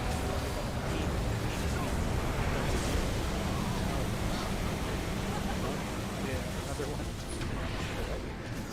And who would have thought that at some point, right, Luna would be a good counter for Enigma? Oh, you go Enigma, you just go for Luna. But buy the shard early. Again, guys, what happened earlier, the earlier clash, that was 7-for-7's turning point. It could have been their winning moment, but this fight, right, after that, Aster really shut down 7-for-7 Polaris, putting them to them. And I guess that's what sucks if you're running a draft that's too reliant on big ultis. Because once you've exhausted your spells, you have no more firepower. How are you gonna take the fight? How are you gonna keep on going? So basically, you're super weak when it comes to those prolonged fights. Unlike for Team Aster, okay, Eclipse is down. We don't have the torrent. I mean, the ghost ship. It's also down. They're still title Yeah, Tombstone gets taken out. I still have the torrent. We still have the right clicks of the Luna. You still have the slows from the Batrider, the Decay, the Soul Rip, right? Because look at the draft of 7/7. What can you do when everything is off cooldown? I mean, you do have the right clicks of the Morphling, but it's not something that Aster can't sustain, right? Undying alone can keep the Luna alive. You have the shards on the Luna, which makes him super tanky. Plus the Pavis. Yeah, itself. plus the Pavis. And most of the heroes on the side of... Or for the course. The course, specifically for Aster, they have the big ABs. They don't mind about the Lion, the stuns, the Pango, right? So, yeah. He's getting ignored here in this game a lot. So, I think if 7/7 Polaris wanted to, get back on track, needs to watch this replay quickly, try to learn it. What's wrong with our plays? And that's a problem here. You have a small span of time to learn about the things that you've been playing or those errors that you've made.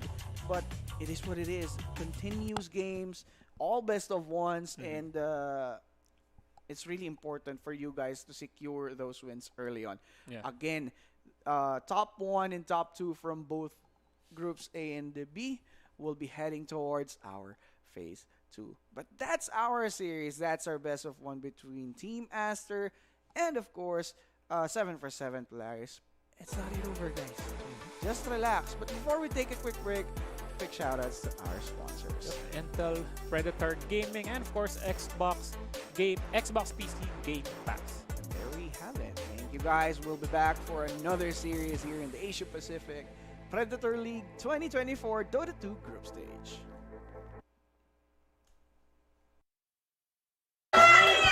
Yes, na done! Guess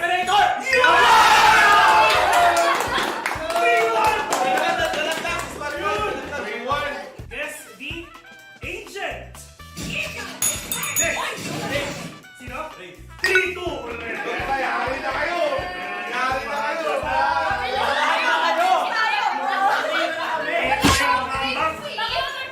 Guess the agent! Reyna. 4-2! Last one! Match point! Nice strat, nice Match strat. point! Nice strat. Ito pag hindi ka won ever, hindi ko alam ha, hindi ko alam. Perfect setup, Bert. Guess the game! Wala.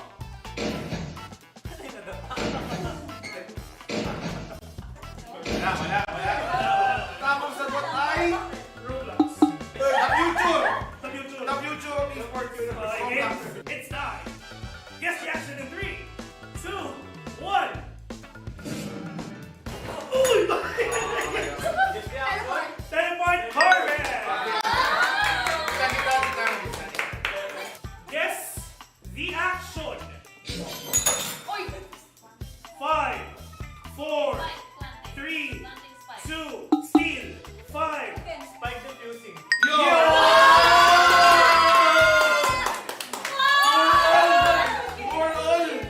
Guess the character.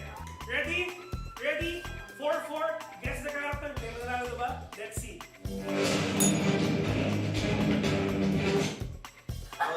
Roshan! Congratulations! Samsurusan. Ah, talaga? Samsurusan na Ah, yun. Kami sabi na. Okay! Hindi pati kami napaisip kung tama ba? Pero hindi. Sagot sila eh. So yun nga, ladies and gentlemen, ang nanalo dito sa Guess of the Audio, Guess the Voice. Palapala naman natin, team number 2! Papipiliin na natin ang team number 2 kung ano ba ang punishment ng team number 1. Game! Drink sour lemon. With no reaction. Isip yun. So drink sour lemon without reaction. So sabi na natin ayan na. Shot. Shot puno. Game?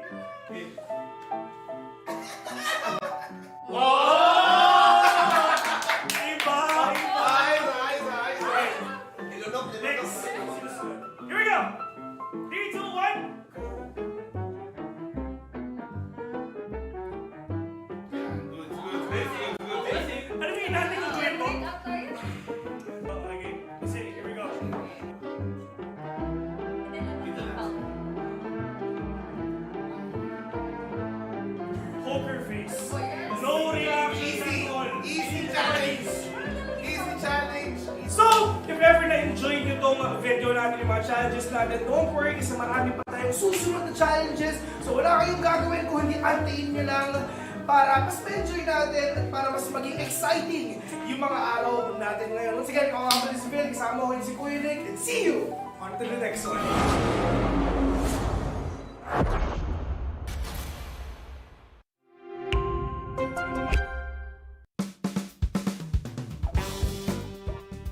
Tayo yung nagbabalik sa pinakabagong episode ng Predator Bunker Brawl. At kami nga pala yung mga host for today. Ako nga pala si Kuya Nick. At kasama ko si Kuya Nick. Kasama natin ang mga nagagawa po ng kagandahan natin mga Predator brand ambassadors and badges para sa ating susunod na challenge dito sa araw na ito. Ito ay tinatawag na IQ Test. Direct, game na tayo! 3, 2, 1, go! Round 1. Yun. Guess the game. Yes. Flight Simulator. 1-0. Ayan. Guess? Guess the game, Kuya Nick. Yes. 3, 2, 1, go! Yes. 5. Ano yun? Forza? Yes, correct. Forza Horizon 5. Oh, isipin mo yung mga dating mga videos sa ating Forza, yung talaga yung nasasabi talaga si Amara. But here we go. Guess the game. 3, 2, 1, go! 5, 4, Among Us is... 1, correct! Alam mo sila, Go. yung button, no? Oo, yung Okay, tapos yung button na rin. Kasi kung wala yung button, hindi nyo maano yun eh. Yeah. Si Bibi, kumusta ka dyan? Basic lang. Hindi ko na basic na ako dito. Si Bibi, no sweat, man. No Hindi, sweat. pang-class kasi ako. Hindi, ako naniniwala ako kay Bert. Bert, niwala ako sa inyo, Bert. Talagang, Sabi ko sa inyo. pakita mo kung sino ka. Kilala ko yung kalaban nyo, hindi marunong isa dyan. Bahala na sila kung sino isa na yun. Si Han. Round number 5! 5, 4, 3, 2, 1, go! Hoy! Yes! 5, 4, 3, Oy! Steve! Congratulations sa team! Phil, ito yung matatalo talaga na carry job eh. Oo! Binuhat niya Amara. Buhat na buhat! Si Amara nahulaan niya yung Forza. Nahulaan din ni Amara yung Stardew. Nahulaan ni Maggie yung Among Us. Oo, tama. Alam mo na kung sino hindi marunong sa kanila. Pero sayang. Congratulations! Congratulations sa makatindi. Team 2 naman ang nakuwagi para sa video na ito, para sa challenge na ito. At sadly, ang kukuha na naman ng challenge is ang team number 1. Ayan, sobrang sayang. Pero yeah, tuloy-tuloy natin to. Punishment na. Game. Ano ang magiging punishment ng team number 1? Hindi, ito na, parang may ulo pa. Hindi, Oh, GT ko na, men. parang dito ro. Inuubos niyo ba? Hindi pa pasok. Oo! Ano yan? Ano yan? Ay, hindi. Shopee. Bakit naman yan eh? Chubby Bunny. Alright, without further ado, umpisahan na natin yung punishment ng Yes. team number 1. At ito ang Chubby Bunny. Kuya Nick, paano ba to? Ganito. Sample naman. Ganito. Sample. Ganito. Mas cute pag sila gagawa niyan. Okay? Mas cute pag sila gagawa niyan. So, team 1, let's do our punishment online. Here we go. Nakadamay na naman ako dyan eh. Sa ganun lang yan, ha? Sa ganun lang yan. Ang gagawin natin is kakain lang sila first marshmallow, then sabay-sabay silang magsasalita, magsasabi ng Chubby Bunny. Pero, hindi Chubby Bunny sasabihin natin. Meron twist. Meron tayong tongue twister na sasabihin. Yan. Ayan. Twister. 3, 2, 1, go! Yo! Basic, di ba? English. Tapos na yung ating next challenge for today's video. So, ang kailangan natin gawin is sit back and relax at antayin yung mga bago nating uploads, yung mga bago nating video sa ilalabas dahil for sure, sobrang init, sobrang excited at sobrang saya nito. And, Principal, kasama ko si Kuya Nick at kita-kits sa susunod na episode.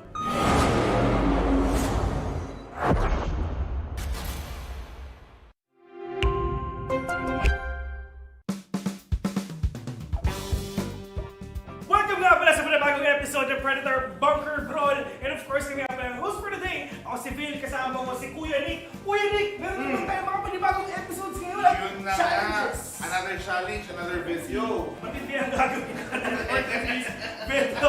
Dahil ang challenge natin ngayon ay fast fingers, pabilisan ng daliri sa pagkakain. At kasama na ulit natin ang ating magaganda at pogi. Mga Predator, Predator, and Ambassadors, of course, for Team 1. Andito si In at ayun, si Bert. For Team 2. Yan na nga, Team 2. Ikaw na bahala dyan. Okay. Andito si Baggy. Ayan. Tsaka syempre, si GBB. Nakakalimutan. So syempre, ulitin natin yung next challenge dyan ay fast fingers.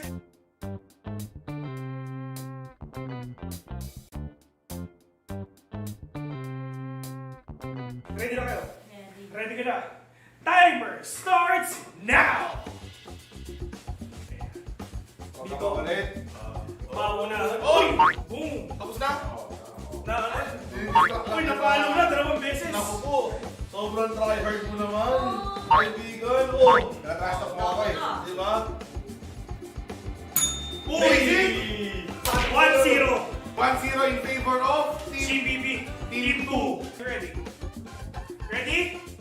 Here we go, fast fingers! In 3, 2, 1, go!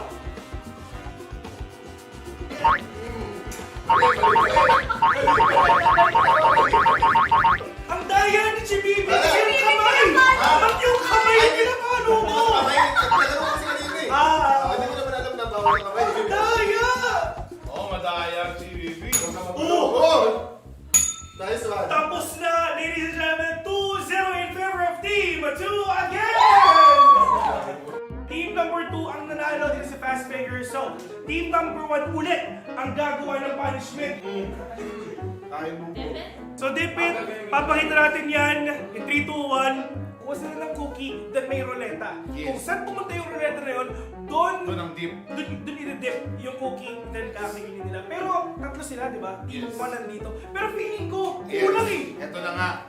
Based on the management, tsaka may instant replay na tayo. Meron pong foul na nangyari wherein inulog po ng isang participant sa kabila that resulted into negative output. So therefore, kailangan po namin patawan ng penalty. Si Bibi? Management yun. Deep all sa bagoong! Iba naman eh. Iba naman yung bagoong. Ano?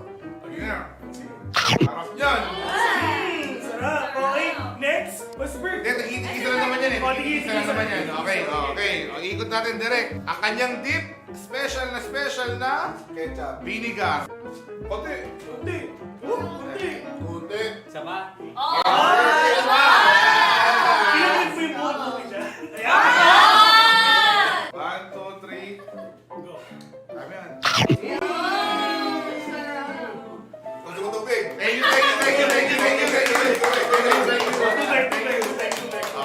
you. Next! Soy sauce. Uy, Uy, konti. Yan.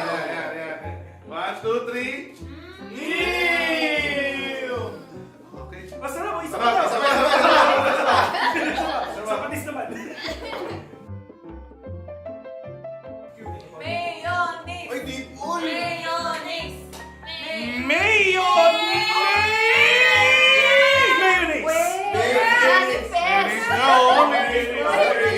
Wala akong kinalaman dyan sa roulette na yun. Here we go. New recipe. Sarap. Pwede. Pwede. Ayun. I'm sure pa ako. Hindi na tayo may i-internalize pa. Baka pwede sa business. Uy! What?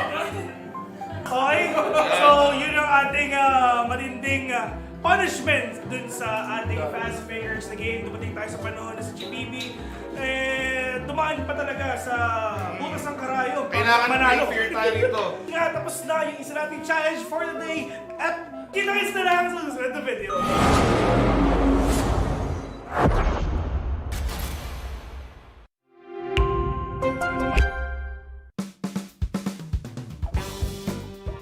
At tayo ay nagbabalik sa panibagong episode ng Predator Bunker Brawl. At right now, kung napapansin nyo, yung mga brand ambassadors and ambassadors natin ngayon, medyo bumabaril na dahil ang next challenge ay Better Half Winning. Yan. Para ipaliwanag ko ng better half.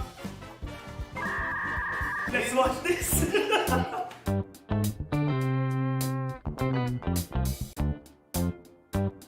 So nakita natin yung mechanics para sa ating challenge na Better Half, and right now, pwede kita natin yung ating mga brand ambassadors and ambassadors na nakaupo na. Yan na, magbubukas na. May kita natin ngayon. Gusto ko rin mga comment. Grabe naman sa may nagkakas na agad. Magiging na. Building.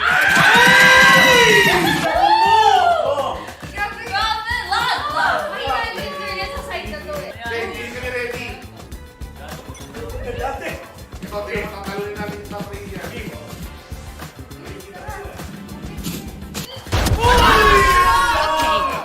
Judge! Sinatgan! Ito maging mahaba-haba ang oras pwede kayong mag-chill, pwede kayong mag-alipan pero magkikita kayo sa big. Yes. Despite, let's take what they have. Na. Let's go! May plano to, may plano to, may plano. Yung sa akin din may plano. Sobrang sinigin nung dalawa na pinapakita nila.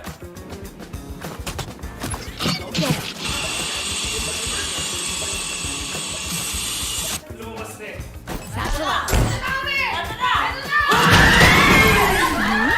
Outrun me. Ayun na eh!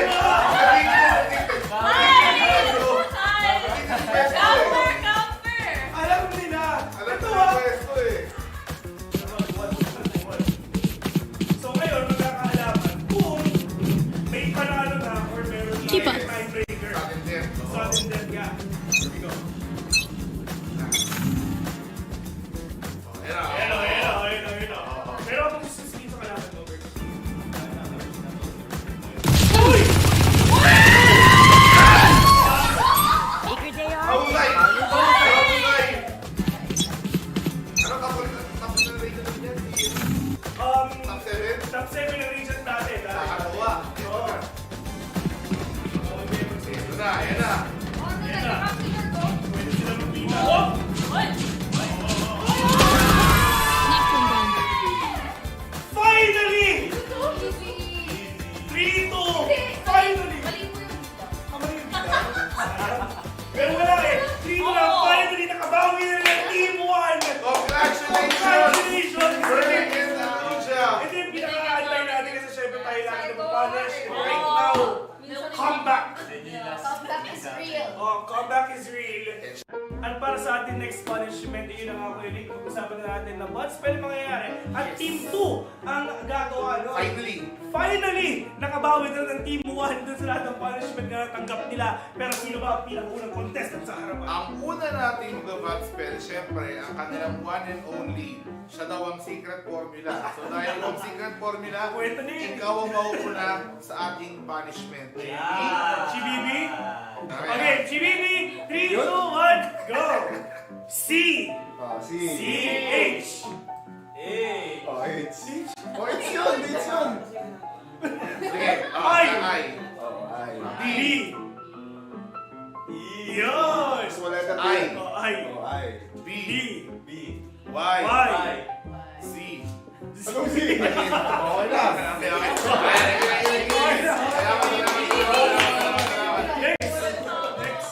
3, 2, 1, go! Wala rin ang A! spell. Okay. M! M! A!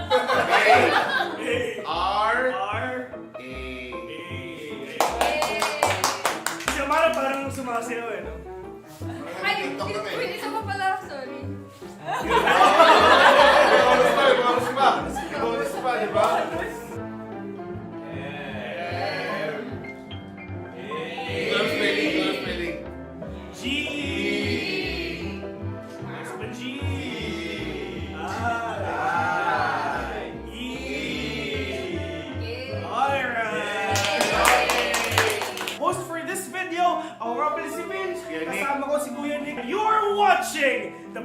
care, bunker brawl. See you until the next one.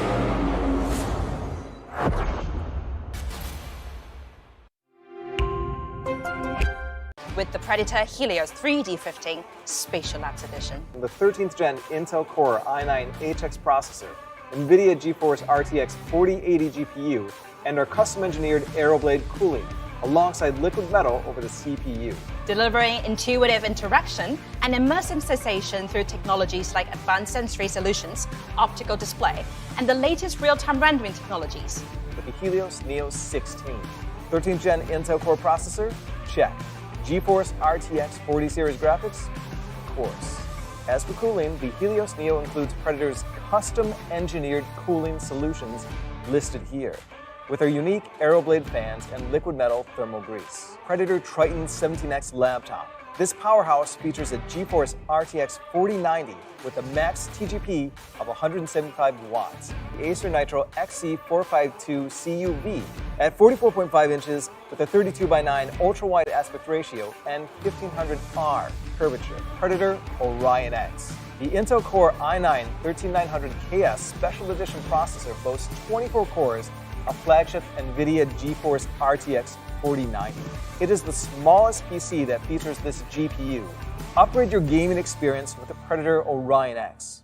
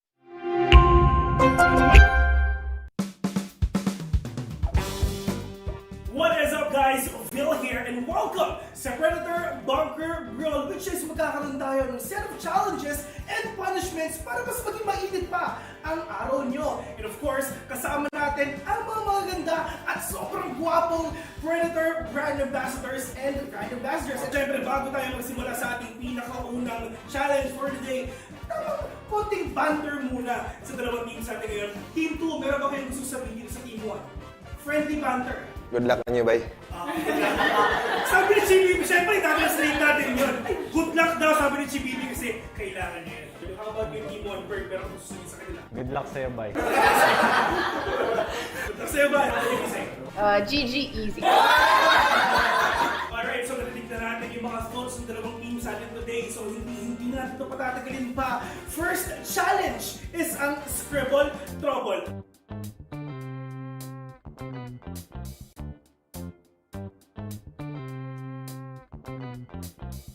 Team number 1, meron kayong 3 minutes para tapusin itong challenge na to. Simulan na natin in 3, 2, 1, go! English. Stickman. Wait lang. Number 1 na lang manalo. Pass. Skip. Alright. So far, Horse riding. meron kayong 2 minutes and 15 seconds remaining. Uy! Next level na! Ayos yan na! Okay, next! 1 na! Meron silang 1 point. Addict. Yung ating konti na lang pare. 1 minute 20 seconds. Pass. Next na pressure na. No pressure, 1 minute remaining. Basically yung pass. Hindi, yung laser na ano. Laser na. 30 seconds. Pass. Okay, next. Na ako nag-erase. Nag-erase. Mouse? Yun. 2. Okay, meron pa kayo 20 seconds. So, ang nakuha nila, they have 2 points. So, congratulations. So, punta naman tayo sa team number 2. Hindi natin ito matatagalin pa. Team number 2, timer starts now! So, 1-0 na agad? Grabe naman yun, man! 1-0. Pwede mag-pass. Keeper. 2 points. Basic. Grabe yun ah! Diyos ko, ilan pa lang? Men, 20 seconds pa lang, 2 points na. Cut. Sniper. Panther. Okay, 3 points. Okay, may 3 points sila. Grabe. Team. Team. Uy! Okay! 5, 6. 1, 2, 3, 4, 5. Yeah, 5 points already. Nakapalit din team number 2. Tama. 6 points already, man. Grabe yung team number 2. Diyos ko. 7 points. 7, 6, 5, 4, 3, 2, 1, 0. Tapos na ang ating challenge for the day. At congratulations nga pala sa team 2 dahil nakakuha sila ng 7 points. Sadly, ang team 1, 2 points. Ang team number 2 ang pipili ng punishment na gagawin ng team number 1. So, here we go. Ayan na. GBEB, do the honors. Ayan na. Kinakabahan. Uy! At ang challenge nila at ang punishment nila is Dynamite Roulette. Ayan. So, yan. Mahilig pa sa spicy foods. Hindi ka mahilig sa spicy foods. Mahilig ka sa spicy foods. Okay. So, dalawa hindi mahilig. So, feeling ko talagang medyo mainit ang mga bibig nila mamaya kasi on their first punishment. Ready? Dynamite Roulette. Here we go. Direct ano nga? Extra rice. Tsaka ketchup na rin. So kaya mo, hindi ba ka pero hindi mo kinain yung pula eh. Yung kaputi yung kinain niya. Wow. Okay. Hindi naman makakagin sa'yo. Iba na pero hindi malakad makakagin sa'yo. Ibig sabihin, mataas yung tolerance nila sa... Pakita natin ang ating challenge for the day. At huwag kayo mag-alala dahil napakadami pa natin challenges sa mga susunod pang episodes. So we're inviting everyone to come and join at panoorin at kantayin yung mga susunod nating episodes na ilalabas dito sa Predator Bunker Brawl.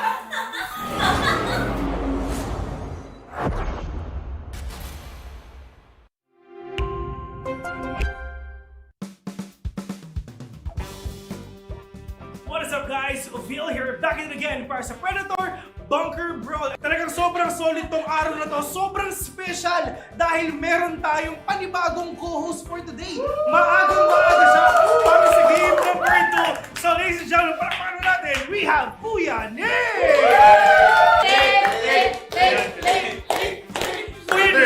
Okay, Kuya Nick, sinasabi nila late ka daw, pero hindi. Maaga ka para sa challenge na to. Perfect timing for this challenge. Oo. Ang next challenge natin mga tropa, andyan ang word relay.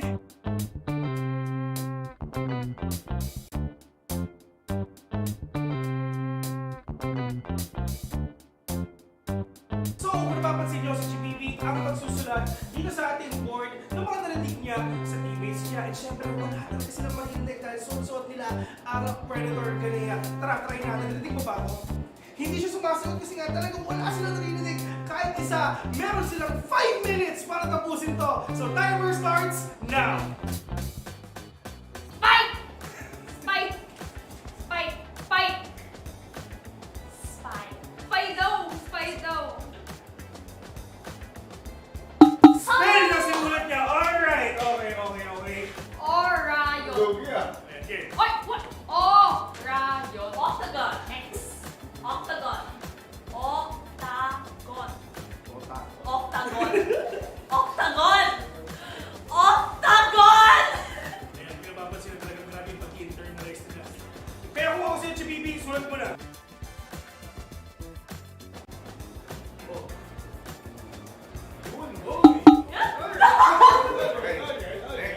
Play.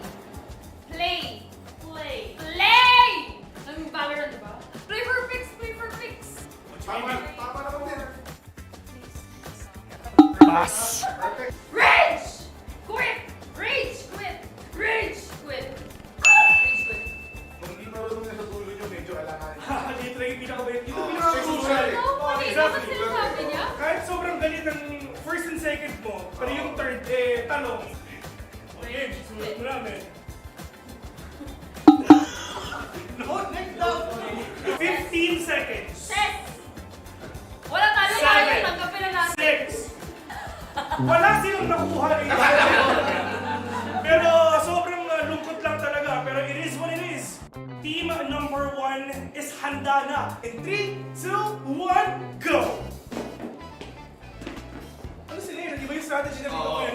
Tahimik. Less noise sila. Oo. Yan yung organizative team eh. Oh. At dahil dyan ang prediction ko 0. Doom! Pag 0-0 billion Two. score, parang yan ang... Yun! Muntik Okay, na. okay. Here we go. Okay. Pass. Soba! Soba! No. Soba! Soba! Soba! Soba!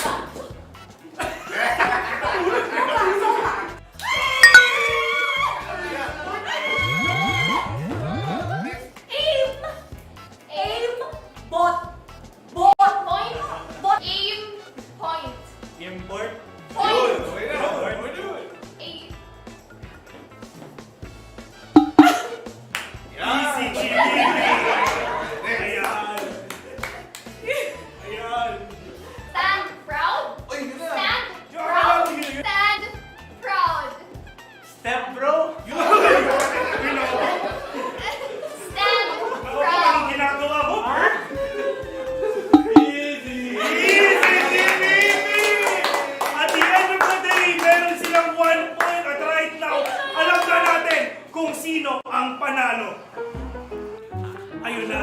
So pipili na ang Team 1 kung ano bang punishment na gagawin ng Team number 2 ngayon. This or that drink ang susunod na punishment ng gentlemen. Pero meron tayong plot twist. Ano yun? Ano? Sabi ng nakararami, si Kuya Nick ay sasali! Wala tayong gagawa dyan. So yun na nga. Para sa ating next punishment, ito na, handa na ang this or that drink. Meron ba? Oh, yun, okay na. Feeling ko hindi ko siya dapat gustuhin. Pero parang masarap yung ko. Ano yun? Tama na. It's Coke. Mahaba yung straw. Patis. Imbis na mahirapan, nag-i-enjoy pa. Matindi, sobrang cute na pinapakita. Basta, sobrang dami. Parang soy sauce eh. Masarap. Sobrang dami. Masarap. So there you have it, ladies and gentlemen. Pinapanood na natin ang ating sumunod na video. Pero don't worry, dahil napakadami pa nating mga challenges and videos na ilalabas. My name is Phil, and see you on to the next one.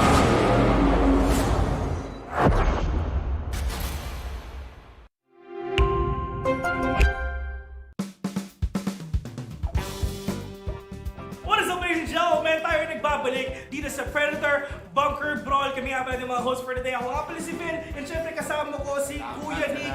At sobrang init ng mga games natin so far. Nagsisimula pa lang tayo. And syempre napakadami pa natin mga videos na ilalabas. Pero syempre, kailangan muna natin ipakilala ang mga teams na maglalaro ngayon. Of course, andito ang team number 1. Kasama din naman natin ang team number 2. So, ang next challenge natin for today's video, andito naman ang Guess the Audio.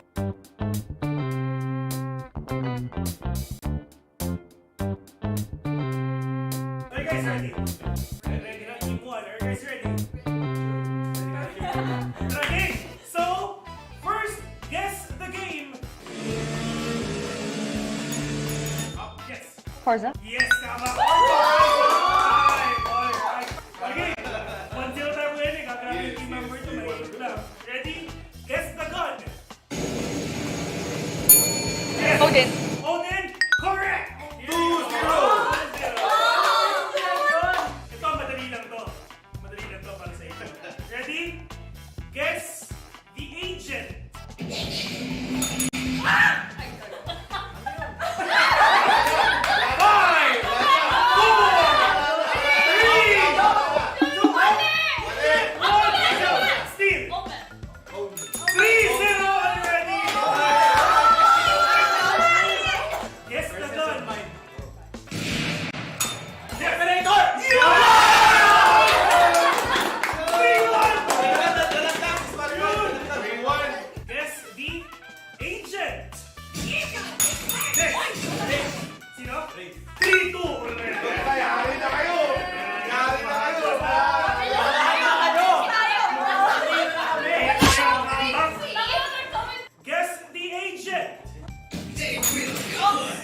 Reina. 4-2. Last one. Match point. Nice trap. Match point. Ito pag hindi na mo na Bert, hindi ko na alam. Perfect setup, Bert. Guess the game.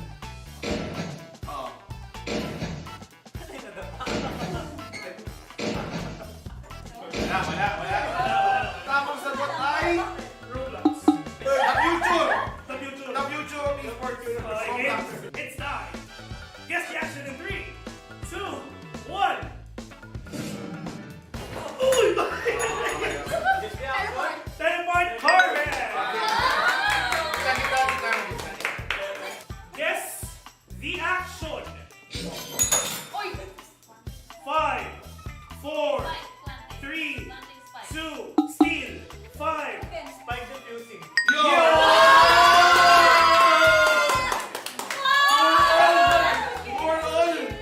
Guess the character.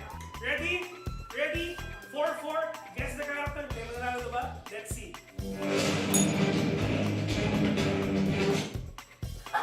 Roshan! Congratulations!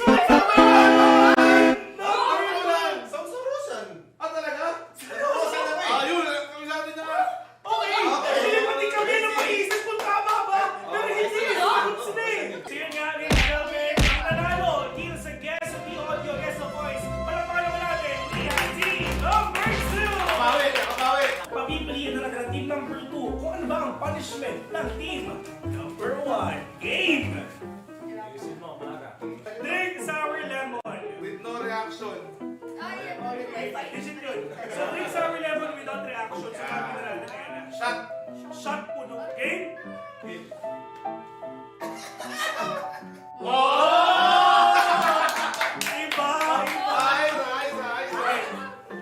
Next. Here we go! 3, 2, 1.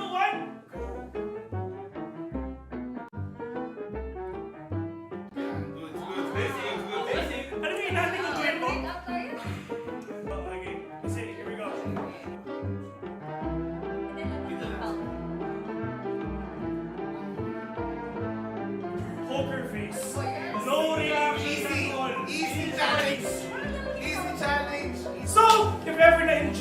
itong video natin, yung mga challenges natin. Don't worry, kasi marami pa tayong susunod na challenges. So wala kayong gagawin kung hindi antayin nyo lang para mas ma-enjoy natin at para mas maging exciting yung mga araw natin ngayon. Once again, ako ang si Phil, kasama ko si Kuya Nick, and see you on to the next one.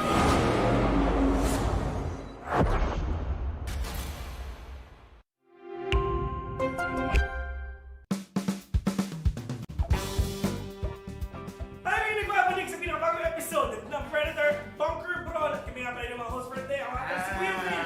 At kasama ko si Kuya Nick. Kasama natin ang mga nagagawa po ng kagandahan natin mga Predator brand ambassadors para sa ating susunod na challenge dito sa araw na ito. Ito ay tinatawag na IQ Test. Direct, game na tayo! 3, 2, 1, go! Round 1. Yun. Guess the game. Yes. Flight Simulator. 1-0. Ayan. Guess? Guess the game, Kuya Nick. Yes. 3, 2, 1, go! Yes. 5. Ano yun? Forza? Yes, correct. Forza Horizon 5. Oh, there. Isipin mo yung mga dating mga videos natin, Forza yung talaga yung nasasayo talaga si Amara. But here we go. Guess the game. 3, 2, 1, go! 5, 4, Among Us is 1, correct! ano yun sila ha? Oh. Yung button no? Oo. Yung button na rin. Kasi wala yung button din yung mga yun eh. Okay. Si Bibi, kumusta ka dyan? Basic lang. Hindi ko na rin na ako dito. Si Bibi, no sweat, man. No sweat. Hindi, pang-clutch kasi ako. Hindi ako naniniwala ako kaya. Bert! Bert, niwala ako sa inyo, Bert. Talagang Sabi ko sa inyo. pakita mo kung sino ka. Kilala ko yung kalaban nyo, hindi marunong isa dyan. Paala na sila kung sino isa na yun. See ha? Round number 5! 5, 4, 3, 2, 1, go! Hoy! Yes! 5, 4, 3, Oy! Steve! Congratulations sa team!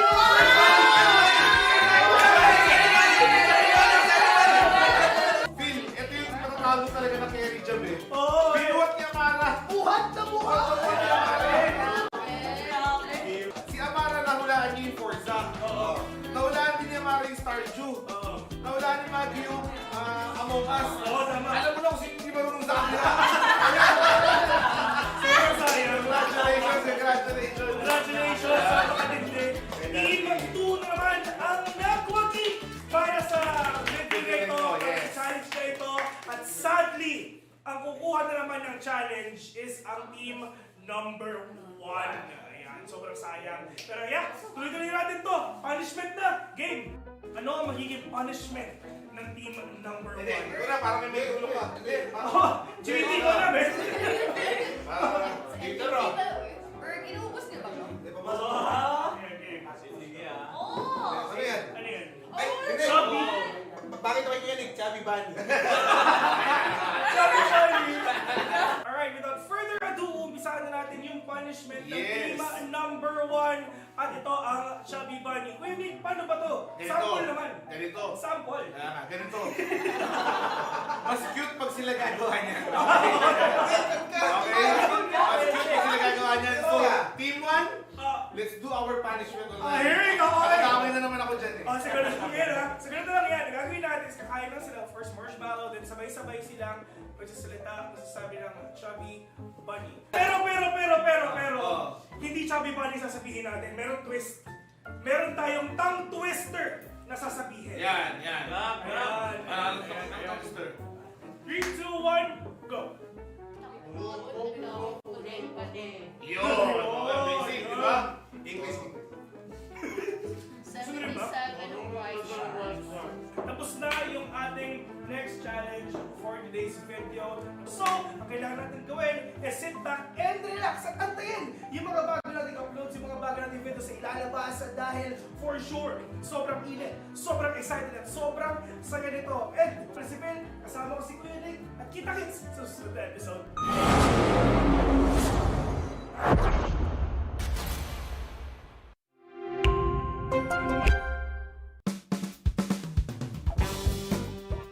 Welcome nga pala sa panibagong episode ng Predator Bunker Brawl. And of course, kami nga pala ang host for today. Ako si Phil, kasama ko si Kuya Nick. Kuya Nick, meron naman tayo mga panibagong episodes ngayon. Yun na nga. Challenges. Another challenge, another video. Matindi ang gagawin natin for today's video.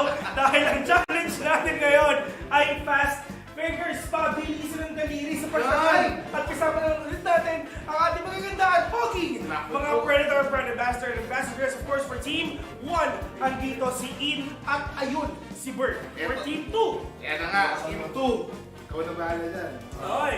Andito si Baggy. Ayan. Tsaka syempre, si GBB. Hindi nakakalimutan. So syempre, ulitin natin ang next challenge natin ay fast fingers.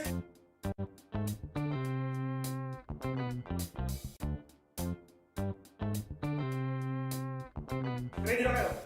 Ready ka na? Timer starts now! Dito ulit. Bawo na. Oy! Boom! Tapos na? Uy, napalo na 2 beses! Naku po, sobrang tryhard mo naman. Kaibigan, oh. Nakatrastok mo ako eh. Di ba? Uy! 1-0! 1-0 in favor of GBB Team 2. Ready? Ready? Here we go! Fast fingers! In 3, 2, 1, go!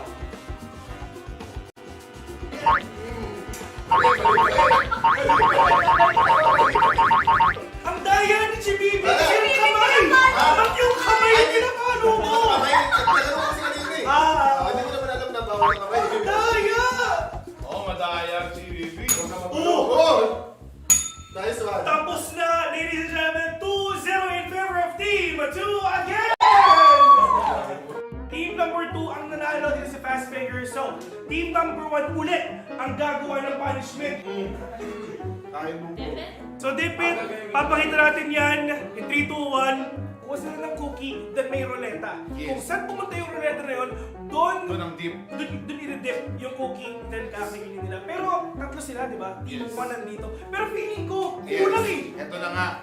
Based on the management, tsaka may instant rating na tayo. Meron pong foul na nangyari wherein inulog po ng isang participant sa kabila that resulted into negative output. So therefore, kailangan po namin patawan ng penalty. Si Bibi? Tapos, management yun. Deep all sa bagoong! Hindi pa naman eh. Deep na naman yung bagoong. Ano? Again. Harap yan! Sarap! Okay, next! What's Bert? Tigisa na naman yan eh. Tigisa na naman yan. Okay. O, ikot natin direct. Ang kanyang dip, special na ketchup. Vinegar. Kunti. Isa pa? Pinagin mo yung buong cookie dyan. Ayan! 1, 2, 3. Go. Kami yan. Gusto ko tubig. Thank you.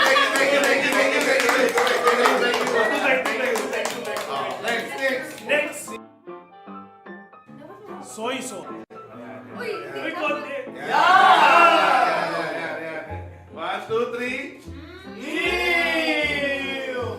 Okay. Masarap, isa pa Sarap, daw. Sa patis naman.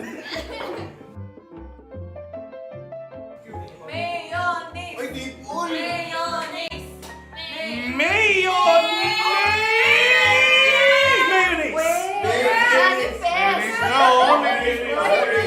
Wala akong kinalaman dyan sa roulette na yun. Here we go.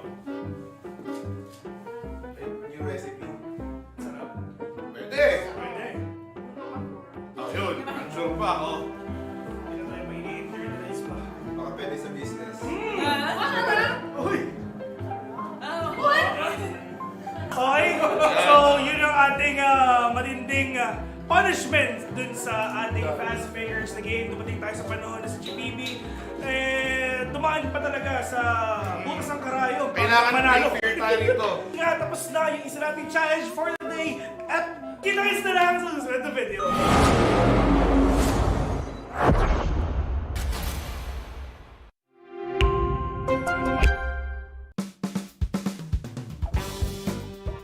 At tayo ay nagbabalik sa panibagong episode ng Predator Bunker Brawl. At right now, kung napapansin nyo, yung mga brand ambassadors and ambassadors natin ngayon, medyo bumabaril na dahil ang next challenge ay Better Half Winning. Yan. Para ipaliwanag ko ng better half. Let's watch this!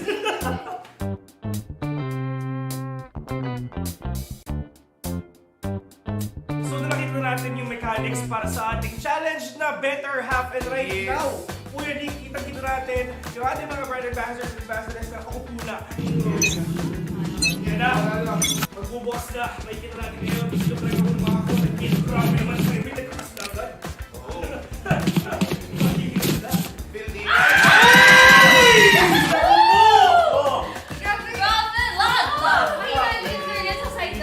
Ready, hindi kami ready. Dati. Ito, makakalunin namin yung top lane yan.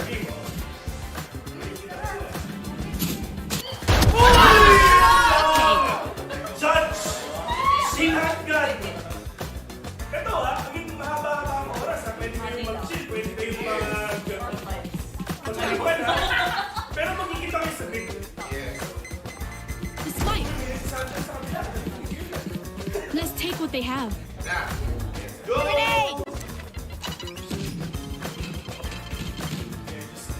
May plano to. Yung sa akin din may plano. Sobrang sneaky nung dalawa na pinapakit nila.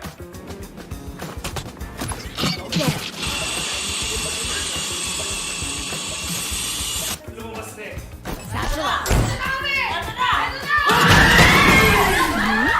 Outrun me. Ayun na eh!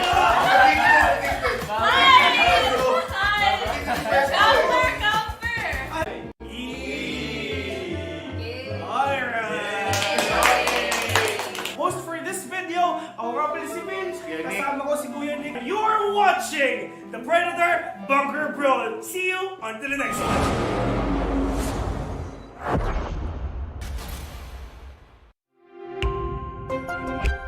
With the Predator Helios 3D15 Spatial Labs Edition. The 13th gen Intel Core i9 HX processor, NVIDIA GeForce RTX 4080 GPU, and our custom-engineered Aeroblade cooling, alongside liquid metal over the CPU. Delivering intuitive interaction and immersive sensation through technologies like advanced sensory solutions, optical display, and the latest real-time rendering technologies. With the Helios Neo 16. 13th gen Intel Core processor? Check. GeForce RTX 40 series graphics? Of course. As for cooling, the Helios Neo includes Predator's custom-engineered cooling solutions listed here, with our unique Aeroblade fans and liquid metal thermal grease. Predator Triton 17X laptop. This powerhouse features a GeForce RTX 4090 with a max TGP of 175 watts. The Acer Nitro XC452 CUV at 44.5 inches with a 32:9 ultra-wide aspect ratio and 1500R curvature. Predator Orion X. The Intel Core i9 13900KS Special Edition processor boasts 24 cores, a flagship NVIDIA GeForce RTX 4090. It is the smallest PC that features this GPU. Upgrade your gaming experience with the Predator Orion X.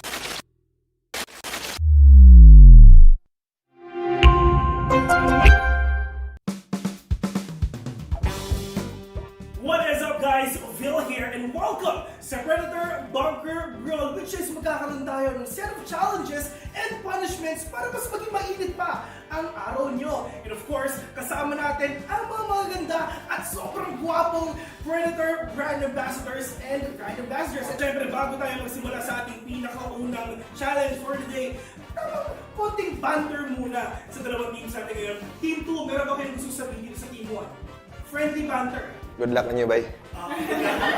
Sabi ni Chibibi, syempre i-translate natin yun. Good luck daw, sabi ni Chibibi kasi kailangan niya yun. Pero how about yung Team 1, Berg? Pero kung susunod sa kanila. Good luck sa'yo, bay. Good luck sa'yo, bay. Ano yung isa? GG easy.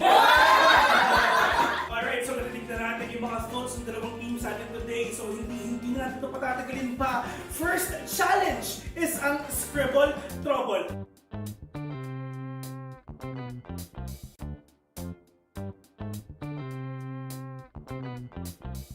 Team number 1, meron kayong 3 minutes para tapusin itong challenge na to. Simulan na natin in 3, 2, 1, go! English. Tigman.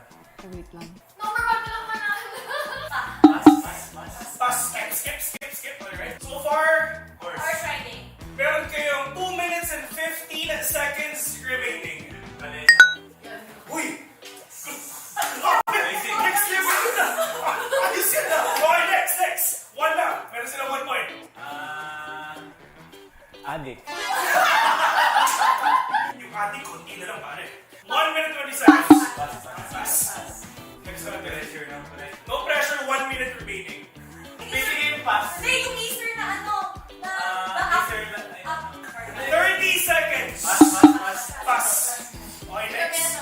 Huwag na ako nag-erase. Nag-erase. Mouse. Ayun. 2. Okay, meron pa kayo 20 seconds.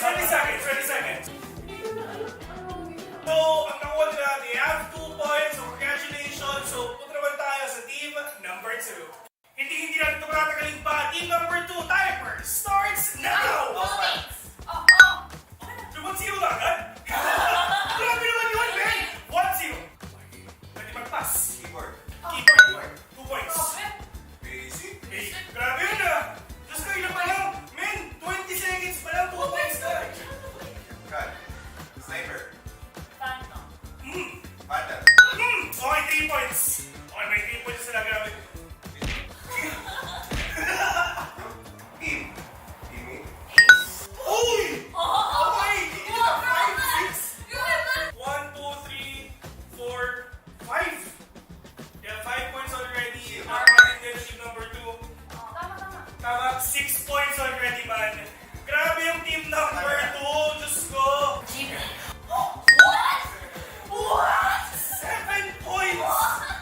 7, 6, 5, 4, 3, 2, 1, 0.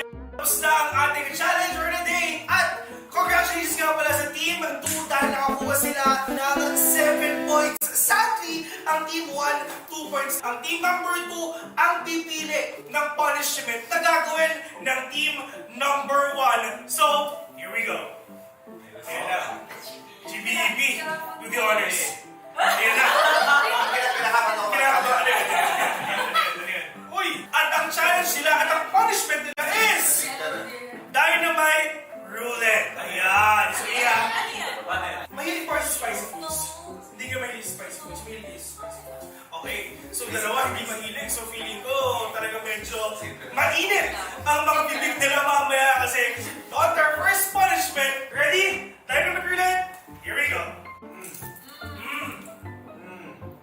Direct ano nga? Extra rice. Tsaka ketchup na rin. So kaya mo ubusin. Hindi ba ka, pero hindi mo kinain yung pula eh. Yung kapula yung kinain niya. Wow. Okay, game. Hindi naman makakagawin sa'yo. Iba na, hindi malakad makakagawin sa'yo. Ibig sabihin, mataas yung tolerance nila sa... Ito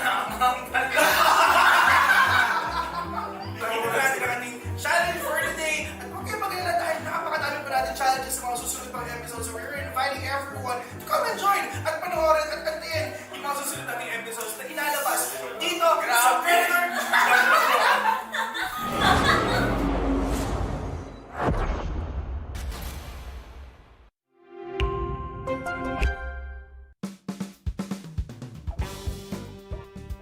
What's up guys? Phil here, back in again para sa Predator Bunker Brawl. Talagang sobrang solid tong araw na to, sobrang special dahil meron tayong panibagong co-host for today. Maagang-maaga siya para sa game number 2. So ladies and gentlemen, para paano natin, we have Kuya Nick! Kuya Nick! Okay, Kuya Nick, sinasabi nila late ka daw, pero hindi. Maaga ka para sa challenge na to. Perfect timing for this challenge. Ang next challenge natin mga tropa, andyan ang word relay.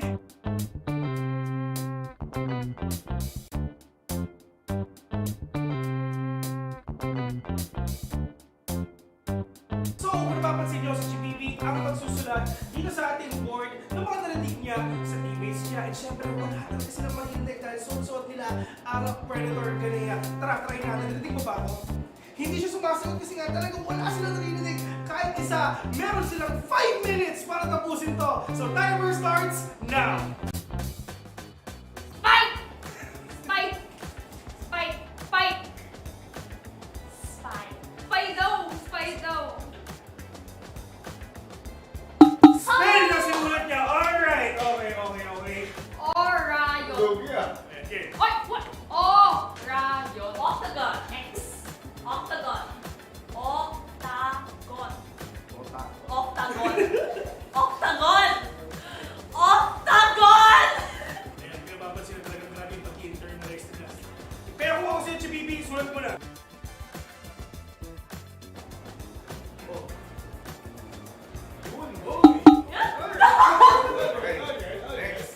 Play! Play! Play! Play! Ang background, diba? Play for fix! Play for fix! Tama naman din. Pass! Rage! Quit! Rage! Quit! Rage! Quit! Rage! Quit! Kung hindi marunong na sa tulo nyo, medyo alangan. Dito lang yung pinakabait. Ito Oh, pinaka-crucial. No, okay, dapat sinasabi niya. Kahit sobrang galit ng first and second mo, pero yung third, tanong. Okay, sulat mo namin. No, next down. 15 seconds. Ses! Wala talo tayo, tanggapin na natin. 6. Wala silang nakuha ni pero sobrang lang talaga. Pero it is what it is. Team number 1 is handa na. In 3, 2, 1, go! Ano sila yun? Di ba yung strategy na dito ko yun? Tahimik. Less noise sila. Yan yung order sa team eh. At tayo dyan ang prediction ko 0. Doom! Pag 0-0 billion score, parang yan ang... Yun! Muntik Okay. na. Here we go. Okay. Pass. Soba! Soba! No. Soba! Soba! Soba! Soba!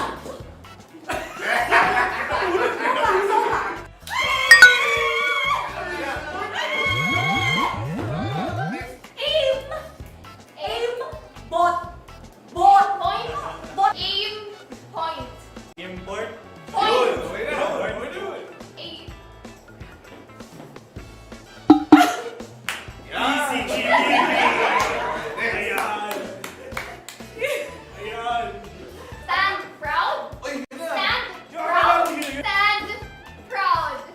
Step bro. Stand Ang proud! ginagawa mo. Easy. At the end of the day, meron silang 1 point. At right now, alam na natin kung sino ang panalo. Ayun na. So pipili na ang team 1 kung ano bang punishment na gagawin ng team number 2 ngayon. This or that drink ang susunod na punishment ng gentlemen. Pero meron tayong plot twist. Ano yun? Ano? Sabi ng nakararami, si Kuya Nick ay sasali! Wala tayong gagawa dyan. So yun na nga. Para sa ating next punishment, ito na, handa na ang this or that drink. Ano ba? Ayun, okay na. Feeling ko hindi ko siya dapat gustuhin. Pero parang masarap. Ano yun? Tama na. Let's go! Mahaba yung straw. Patis. Imbis na mahirapan, nag-i-enjoy pa. Matindi, sobrang cute na Basta hawak ng sobrang dami. Parang soy sauce eh. Masarap. Sobrang dami. Masarap. So there you have it, ladies and gentlemen. Pinapanood natin ang ating sumunod na video. Pero don't worry, dahil napakadami pa nating mga challenges and videos na ilalabas. My name is Phil, and see you on to the next one.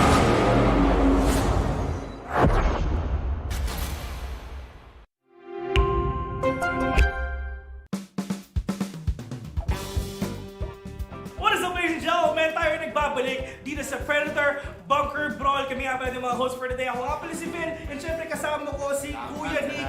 At sobrang init ng mga games natin so far. Nagsisimula pa lang tayo. And syempre napakadami pa natin mga videos na ilalabas. Pero syempre, kailangan muna natin ipakilala ang mga teams na maglalaro ngayon. Of course, andito ang team number 1. Kasama din naman natin ang team number 2. So, ang next challenge natin for today's video, andito naman ang Guess the Audio.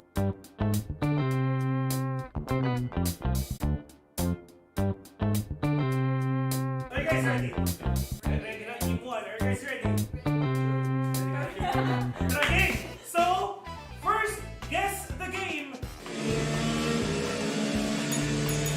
Yes. Forza? Yes, tama. Alright. Okay. 1-0 tayo winning. Kakalamin yung team member 2. May lang. Ready? Guess the gun. Yes. Odin. Odin. Correct. 2-0. Ito, madali lang to. Madali lang to para sa ito. Ready? Guess the agent. Five,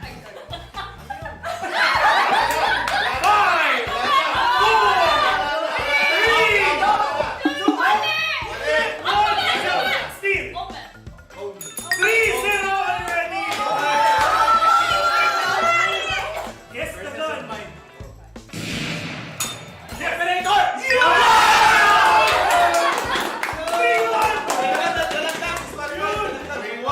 Guess the agent!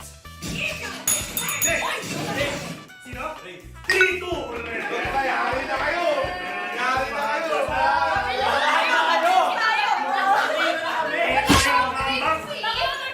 Guess the agent! Reyna. 4-2! Last one! Match point! Nice strat. Match point! Ito pag hindi na one over, hindi ko alam. Perfect setup, Bert. Guess the game!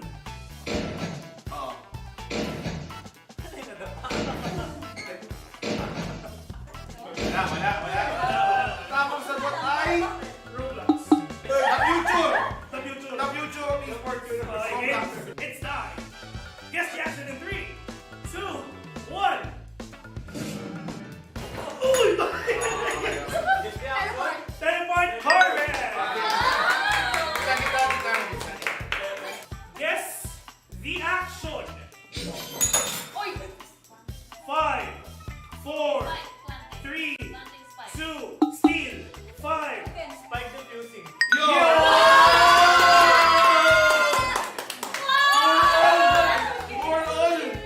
Guess the character. Ready? 4-4. Guess the character. May mananalo na ba? Let's see.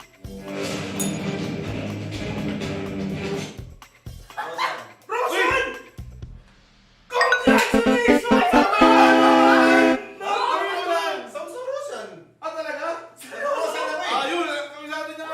Okay! Hindi pati kami na maisip kung tama ba? Pero hindi sagot sila eh. So yun nga, ladies and gentlemen, ang nanalo dito sa Guess the Audio, Guess the Voice. Palapakan naman natin. What's up, we are here, and this is still the Asia Pacific Predator League 2024. This is JB together with Kai. Hello. What is up? What's up? This is still your boys from earlier. We just took a quick break since we'll be watching the stream or the series of Team Acer against what do you call this one again? The Council. The Council, yes. The Council. That will be the series on Stream C. So let's see if what will be the story on this one. So for Team Master, they already have 2 wins. 2 wins. 2-0 for them. 1 win and They'll be marked safe. Yeah, definitely. Here on our phase 1, and they most likely head on to our phase 2. But let's not jump into conclusions. Let's first see what will be their performance here in our series. So for that, we would like to show our players first, the teams competing and players, of course. Here's our first team. There we have it. All right, for our first team, I do think Well, maybe we're not yet ready. it's not yet Yeah, ready. It's not yet ready. Yeah. But So- before anything else, let's just thank our sponsors, Intel, Predator, and of course, Xbox PC games. So yeah, a little bit of discussion over the two teams that will be fighting. So again, Aster, they already have 2 wins. Yeah. And one more win, as you said, will secure them top 2, most likely. Most likely. Yeah, and I feel like coming into this series, Aster should be the stronger team, considering to the council, yeah. considering that Aster has a new roster with what they have been.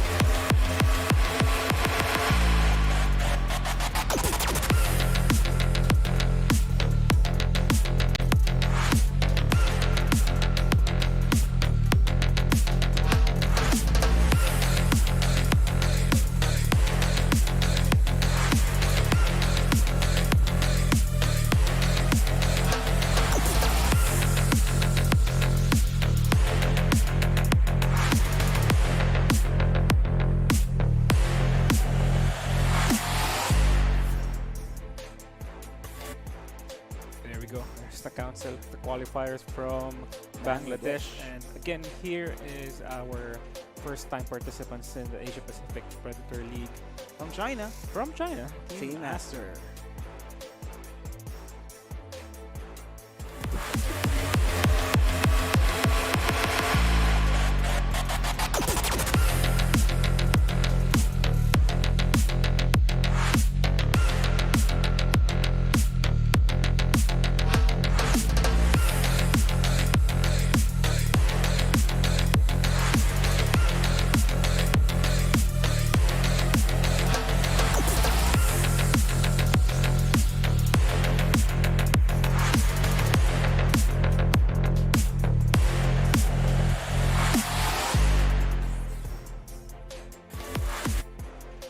And there we have it, guys. Team Master up against the Council. This will be our 4th series for this stream C, so we're down to our 2nd to the last for this day, for this phase 2 of the Asia Pacific Predator League 2024 Dota 2 group stage. So Aster, they've been going strong so far. And if they keep the momentum, it should be easy wins from here. So they draft really well, as we've seen in their previous games, and execution is no question for Team Aster. I think that's something we should already expect, considering even if they are a new roster for Aster, they are still, of course, playing under Radiant the same team pick. org that has been playing with really elite Chinese players. Yes. So They might be the team 2 from Team Aster, but still they're around experienced Dire players. team yes, exactly. For the Council, they're new to our eyes, so they're not that exposed to some tournaments, and let's see if they can perform well up against Team Master. 10 Council, seconds remaining. again, as you've seen, Fate, Discon, Deaths, 5 seconds Yahang, remaining. and they're not using their in-game names. So Yeah, for the draft possibly. for the drop, yes. But Vengeful Spirit and Lifestealer for the opening picks of Council, and something we were mentioning earlier, that we might not even see Doom in the group stage, or the exactly, the group stage. And here we are with the first phase Doom for Aster Aries. As we said earlier, it might slip one way or another. Yeah. And this is one of the games that we've pointed out earlier, together with the Trent Protector, this is a really strong lane, I'd say. Safe and offensive. Razor instantly, right after the pick of Lifestealer from the council. I'd say he's countered really well here. Yeah, definitely. Razor, one of the stronger counters versus Lifestealer. No way to detach from the static link unless you force your infest, which if it happens earlier in the team fight, that's already not looking good for Lifestealer. That's probably one of your best escape mechanisms. The swap is there, so that could be the potential save against the Razor. And the thing about Razor, because even if you swap him and force him out of position, it's still quite tough to take out Razor. High armor, high HP hero, the way he itemizes as well. You don't really need any damage amplifying items on Razor. 5 seconds remaining. So Jakiro is the answer of the council here for the third pick. I mean, it's not that it won't do much up against Razor, but it will help their team fight by a lot. You know, definitely. Since laning wise, Jakiro would help them scale up.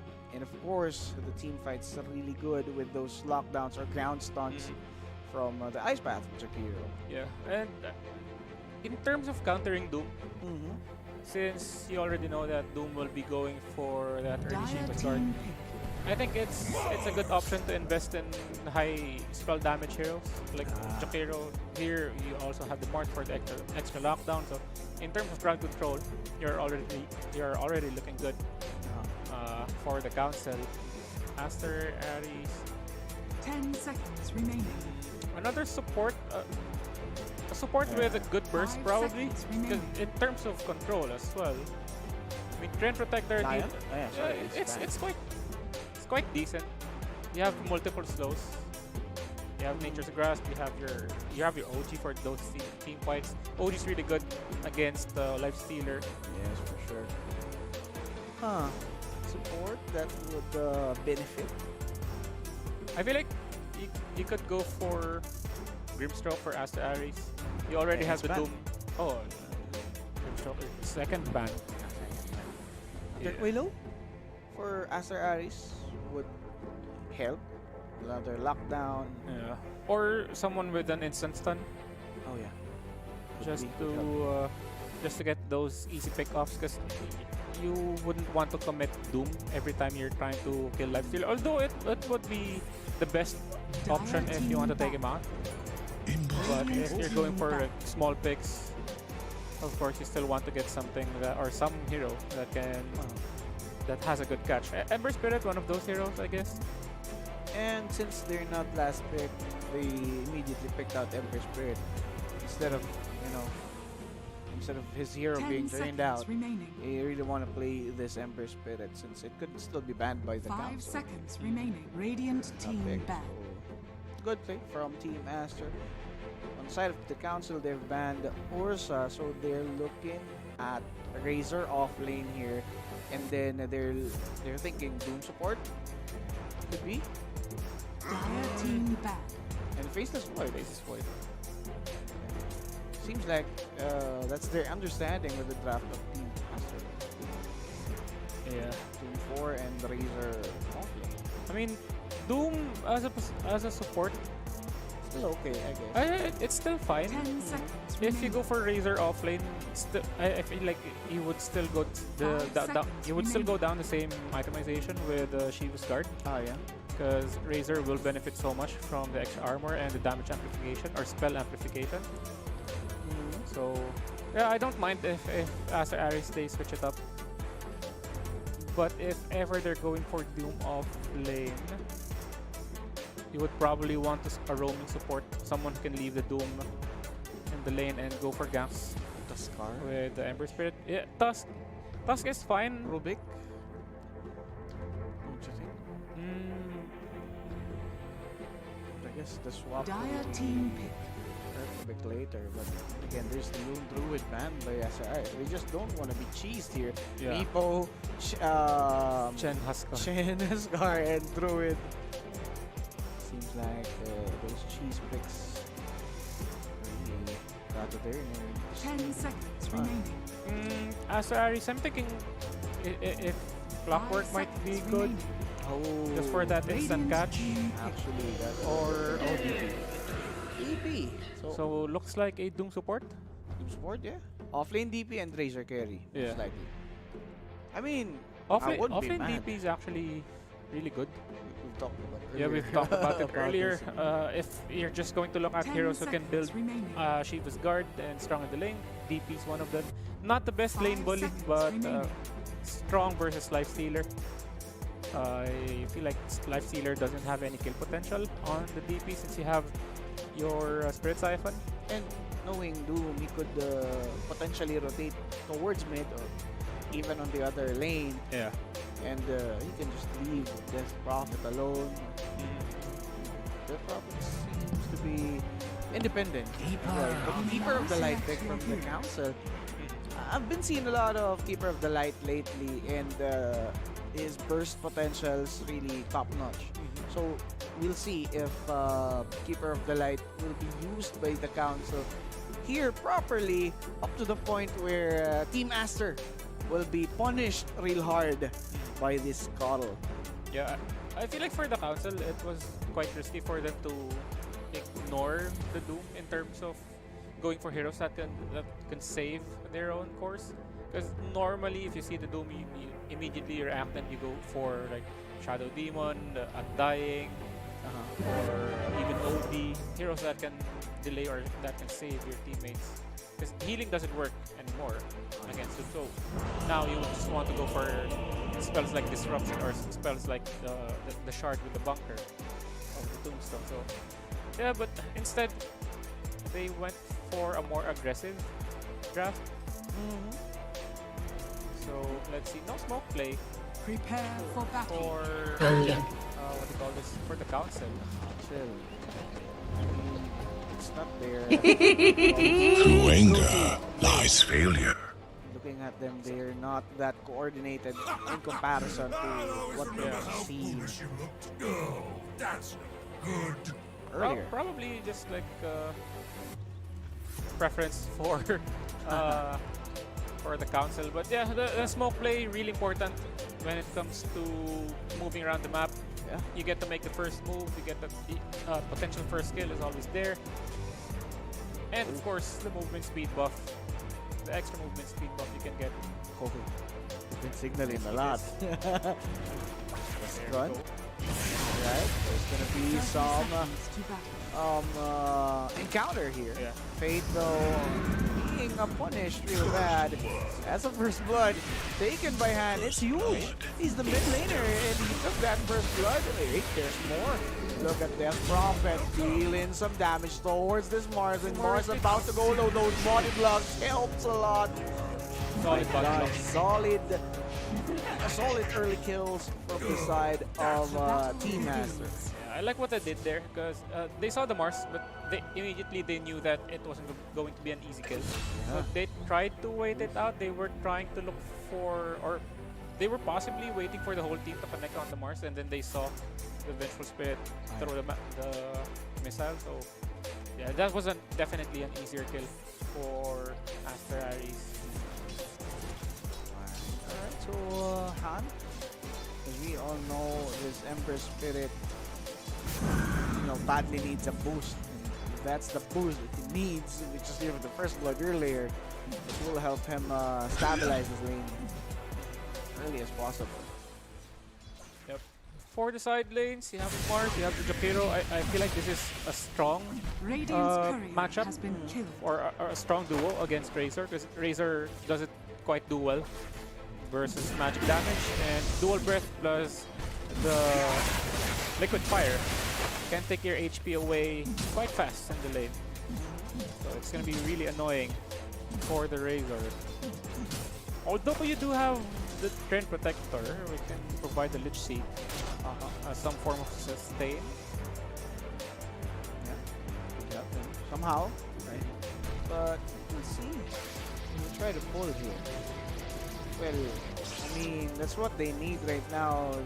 They don't want this Razor to get out of his comfort zone just yet. He's not that tanky. He's still an easy pick off here. After the spear, Ice Path will follow, and you know, Laser could be burst anytime soon. So especially with Marth's kit, I feel like it's a super complete kit. You have the Silk, the God's Review. It's also somewhat a reposition spell, but bottom lane, good kill on the Doom, and another to follow. Nope, never mind. he survived, which is actually cool for Team Aster. But you know, the council needs those skills, so that's why we've been taking them if there's an opportunity. They're not letting Team Aster get away with those errors unpunished. Definitely.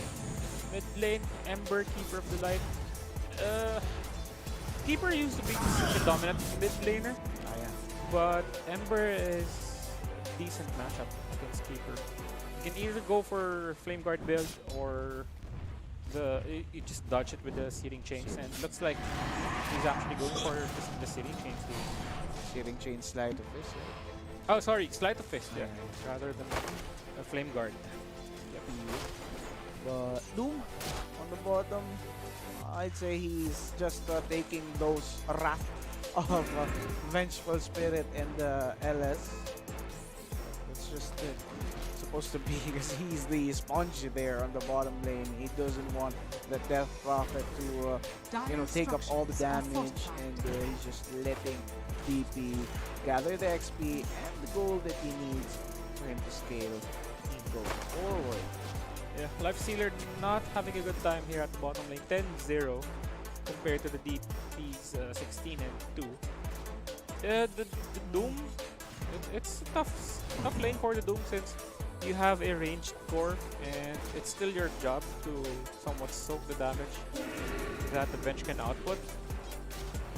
It's still your job to protect your core, so it's quite fair to the Doom since you have decent HP regen.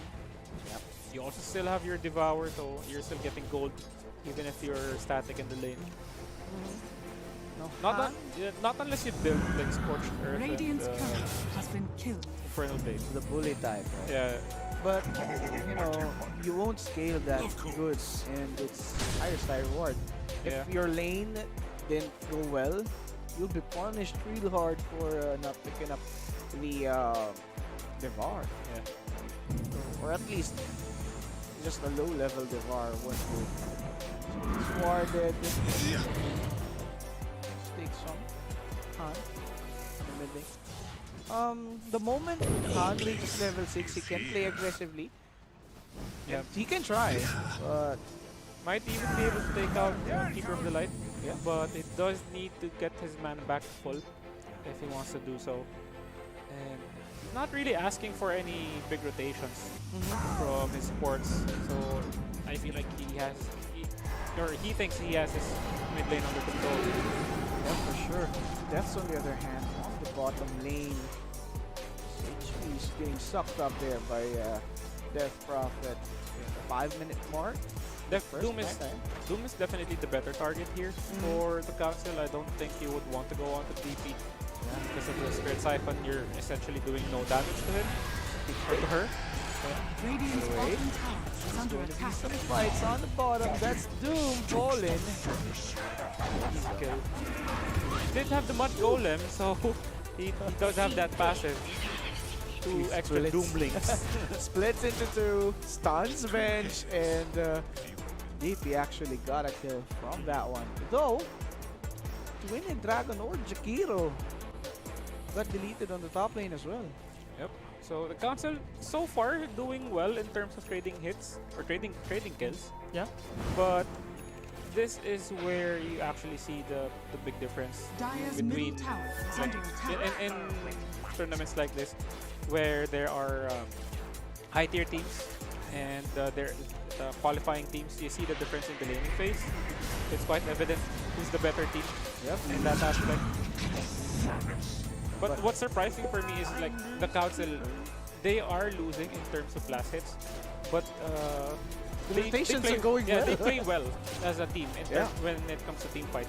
And that's also strength for some of these teams, like it's not Radiant's middle every day tower is that they under get attack. good lanes, or they're not the best laners, but their team, what do you call this? Their teamwork is really top notch. So yeah, the council. It could still be a factor for them. Dire's courier It's has not been yet killed. over. I mean, just because you lose the laning phase, Dire are scanning. as long as you're trying to, you get to keep up with enemy. Can still push through. Yep. Oh, wait. Oh, denied it. Denied. Nice play from the bench. Bridge from their end, but wait. Bench will be paying the price here, but the thing is, you deny the Wisdom Rune on the side of Team Master, but on the mid lane, that's your hero. Radiant's Punished as well, so 2 supports in less than 30 seconds. Team Master would take that all day. 4-6 net worth wise, it's quite even still. Radiant's top tower is under But attack. yeah, look at the life stealer and the Mars. Oh yeah, Super behind in terms of last hits, in terms of net worth. that's actually bad. Yeah, and even if I was complimenting the council earlier, that they might be weak in terms of laning but good in team fights, you're still gonna feel The weakness. I mean, you need those resources. Yep, exactly. From those lanes. You're still gonna feel super weak when it comes to team fights. But there's going to be some good pickoff there from the keeper as he deletes Trent. Thing is, their heroes as strong as is. They don't even need what do you call this? Items. Yeah. You know, very expensive items Well, for them yeah. to pull off these kind of kills. But just have to be on time. Magic missile. But Radiant's I bottom doubt that they'll tower catch is under this attack. Ember. Mars wasn't in a good Dire's spot middle to tower throw is under a spear, attack. so just trying to bully the Ember out of the lane. But no significant threat for the Ember. Here, bottom lane, TP with the exorcism. Just looking to push this lane early on and then trying to force rotation, which will actually arrive for the council. Will arrive fast. So this exorcism won't be Radiant's doing middle much of a tower is damage under towards the attack. tier 1 bottom tower. And he has to fall back here since everyone from the council is here. Radiant's courier has been Okay, Doom might fall. He's gone and killing spree onto Keeper of the Light. Nice back onto this Death Prophet. Then again, there's Ember joining the skirmish. Okay. That's boosting up the HP of Vengeful. The Slide of Fist won't be enough to deal some damage towards Venge, but then again, there's going to be the ult, the Remnant, to seal the deal with 2 Dire's heroes bottom gone tower on the is side under of the council. Radiant's bottom tower Pushed back is for under a while. attack. 7-8 misses the chains in the slide. Radiant's top tower is under attack. Just trying to Dire's check middle if tower there was is under someone attack. there. So the council, they managed to defend the bottom lane, but net worth wise, the master now up to 3k after that fight. Radiant's top tower is under attack. Under the radar of the council. They'll have the information of that. Sorry, envies. Emperor's going for that. Oh, quick kill. Quick kill indeed. Slight and Swan. Yep. Now they have the siege creep. I feel like the siege creep is currently much stronger than a level 1 exorcism. As long as you get to sustain Radiant's the bottom creep tower and is under attack. keep it alive for as long as possible. Should be an easy push. Prolong its stay. Yeah. With this, they can actually go out of this lane. Death Prophet having the exorcism again in 10 seconds. Radiant's bottom They can tower transition has mid, fallen. they can punish that one and probably kick out of Keeper of the Light. Light's lane. So let's see if that will be the route of the Master.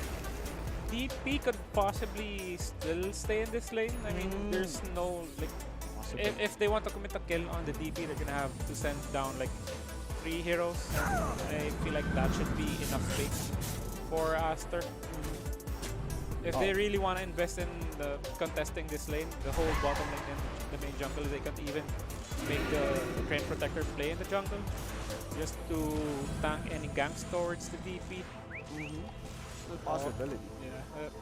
But of course, better play is if you try and take down this mid lane tower, so the triangle and the main jungle will be much more accessible for Team Master. Yeah. They commit extra. Radiant's I think he just committed at this point. He will indeed. Keeper of the Light. Locked. Slided by the Ember. There's going to be Doom targeted by this Mars into the arena. Catching this Death Prophet together with Ember Spirit. He's burnt alive due to the macro fire. Ember escapes with a remnant. These two supports needs to fall back. He's just level 5. Doesn't have any overgrowth at all. TP'd away safely. Spear's a bit late. I mean, every time that DP pops off his ulti, it results to a disaster for them. Oh, nice spear. Nice spear indeed. And 9, the Council. They're at least keeping their enemies close. Yeah. Good fights for the Council, good pick-offs, nice punish. Nice punish every time Aster tries to make a play on their towers. And for Aster, yeah, the net worth is in their favor, but they really haven't been they haven't been joined by the Razor yet. So that might be a difference maker for Aster once a Razor joins them. Since it's additional firepower. And with Razor's presence, LS could be useless in a team Yeah, fight. he can neutralize the life stealer pretty much in a team fight. Force him fast, force him out, and then try to burst him down. Or even if you get the Doom on the life stealer, you know, that should be an easy kill on him, and then just focus all your other spells on other heroes, other targets. Razor. Got to pick up his BKB though. 2 components away, and he's just chowing down on these missions. Could help him scale and get the items that he needs before joining the fight. Of course. Maelstrom. Good thing about Maelstrom dispatch is you get the attack speed back. Since you have the Dire's top tower is under attack. so that's gonna help a bit with your farm. You're structures are not fortified. necessarily just relying on your plasma field as a wave cleaner spell. Another farming tool for Razor. Since it'll be very costly if he'll just spam the plasma. Radiant structures After are spamming, fortified. you'll be vulnerable. Radiant's middle Or tower probably is another under option, attack. you could go Midas. Radiant are scanning. But yeah, since you're a carry Razor, the base comes not bad. It would work. Even Ember Spirits picked up that. Yeah, they could both go for Radiant's Life here. middle tower is under A lot attack. of mobility Lockdown. on Keeper of the Light. Well, movement speed, rather. Very high movement speed hero. And actually, with multiple Glypnir, he can force Life Stealer to use Rage. For sure, that would be really good since, I mean, Life Stealer doesn't have any items just yet. Once forced, the Rage won't be able to do the thing, but then look at this. The Council, Ganke on our bottom, and on the top, that's going to be Mars punished real hard. Exorcism usage finally put to good use, but then again, this could with Dead Razor though, together with Doom, I think that's better. It's a better pick-off for the Council compared to Team Master. One support plus a core, plus a Razor as well. And Aster was only able to take out easily support. Mars. Radiant's lane. top tower But is under mid attack. lane, Dire's quite middle low. tower is under attack. Nice timing on the magic missile, forces him out. Since the slide was on cooldown. Alright. Though, I mean, that's Mars did. Plus 8 hours. Top lane. Since Exorcism Somewhat used of an early. equal grade. Team fight, slide series, drop down Shakiro, overgrowth to hold down these two, but no follow-up damage. Doom's Doom, not yet dropped. There's the swap. Then again, Jakiro being followed. There's another Radiant's chain, middle locking tower it is up. under attack. The Grants don't see their Remnant in, forcing up the fight, but the Pavis saves the day. Radiant's middle tower has Oh. fallen. Pavis once again saves his life. Good chase for Team Master. They were able to shove out the supports. They finally take down the mid lane tower, opening up the map. Up. Or bottom lane. Razor dead again. Got deleted right there, but Deaths will face his death. Radiant's middle tower Okay, is under attack. better trade this time for Aster. Again, going Dire's back to top the net tower worth. is under attack. 6k lead for Aster. Not the Mars Doom here. No backup. We'll just leave it out, but Inferno Blade, you forgot about that one. I mean, solo kill Doom towards Mars? Question mark? No blink. Yeah, he's dead.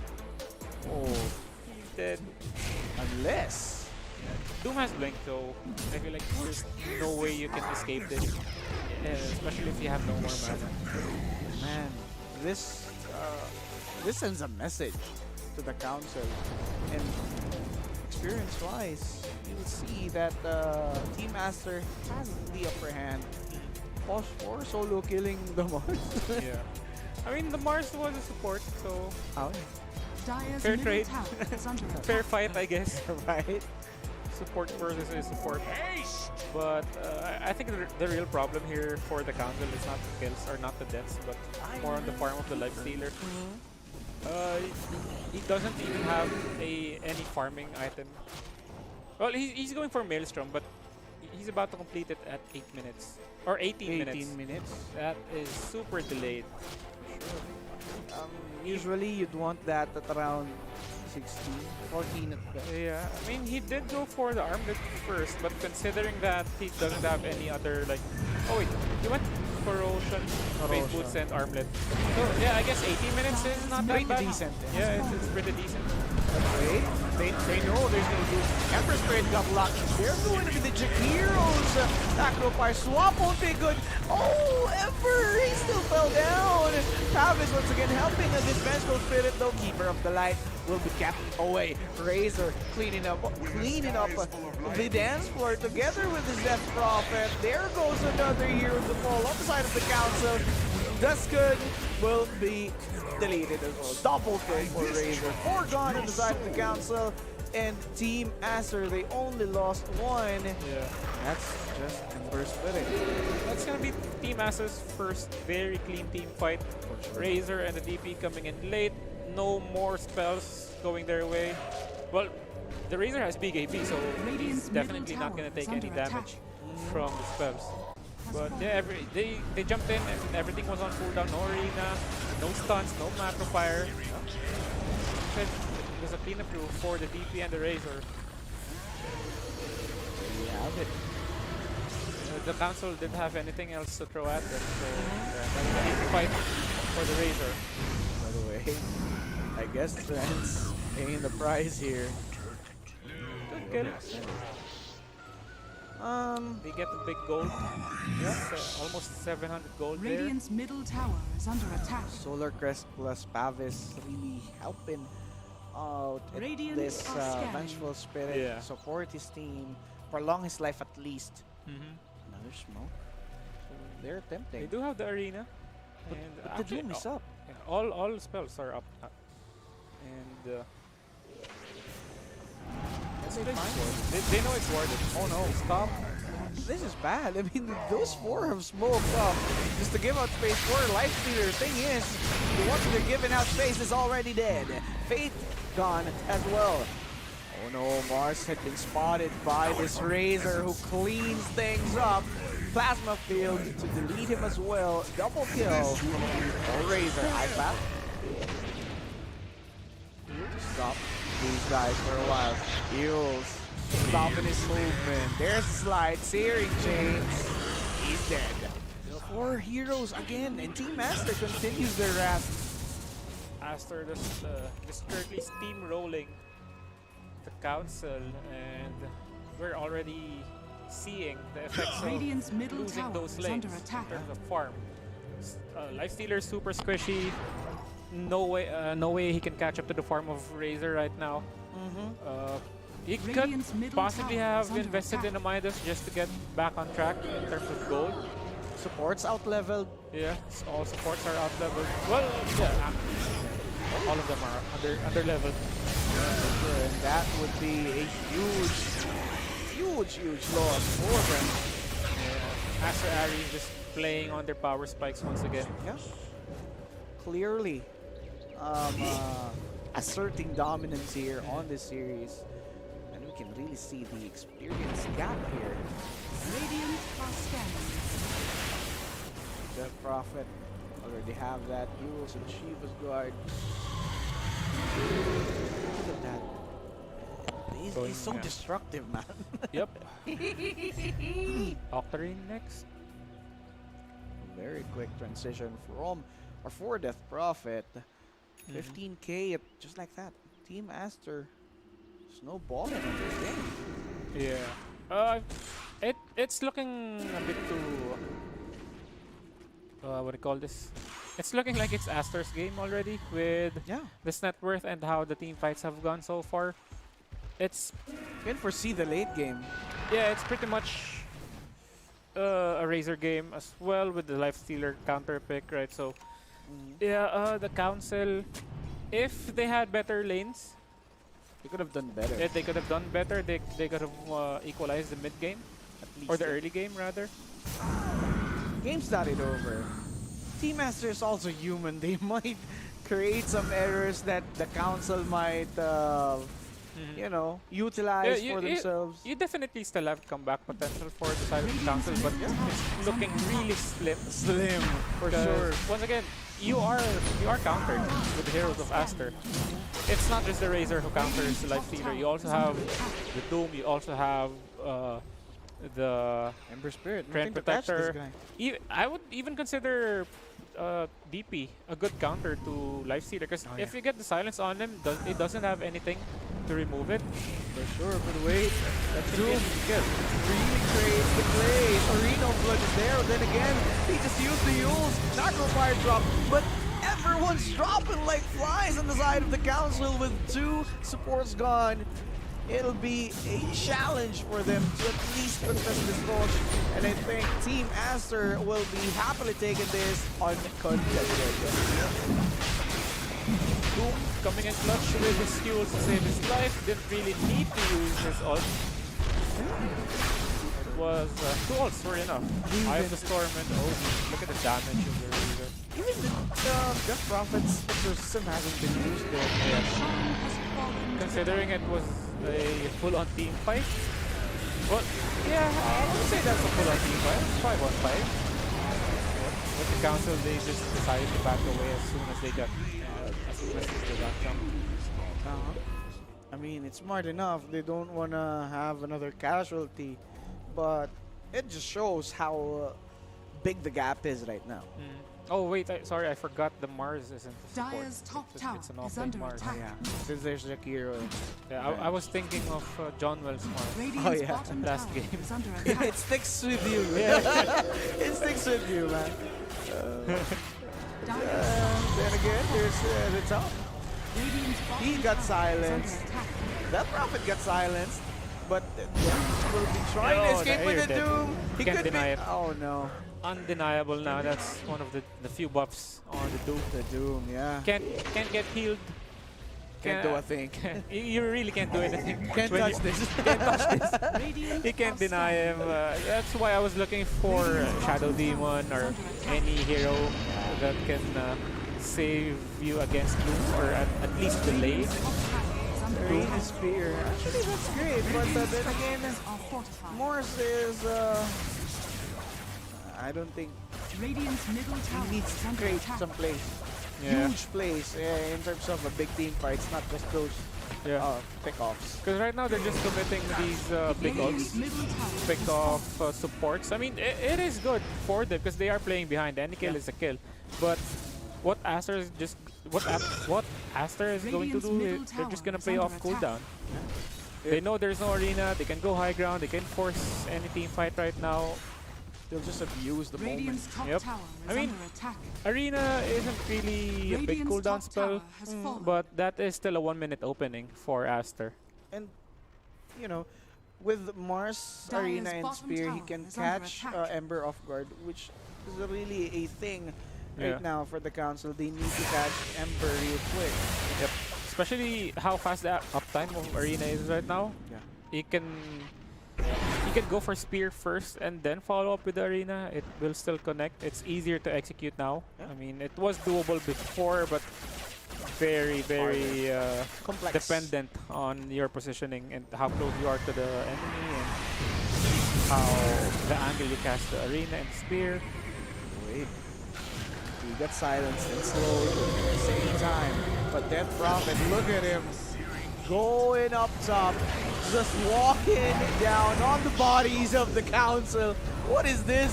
Death Prophet, you gotta give some respect, man. Oh no, Arena is there, blocking out these two. But I think he's the one locked in. That's bad. Doom even. Look at Death. He just want to give out some HP, but no, we won't give any to this man. Forgone.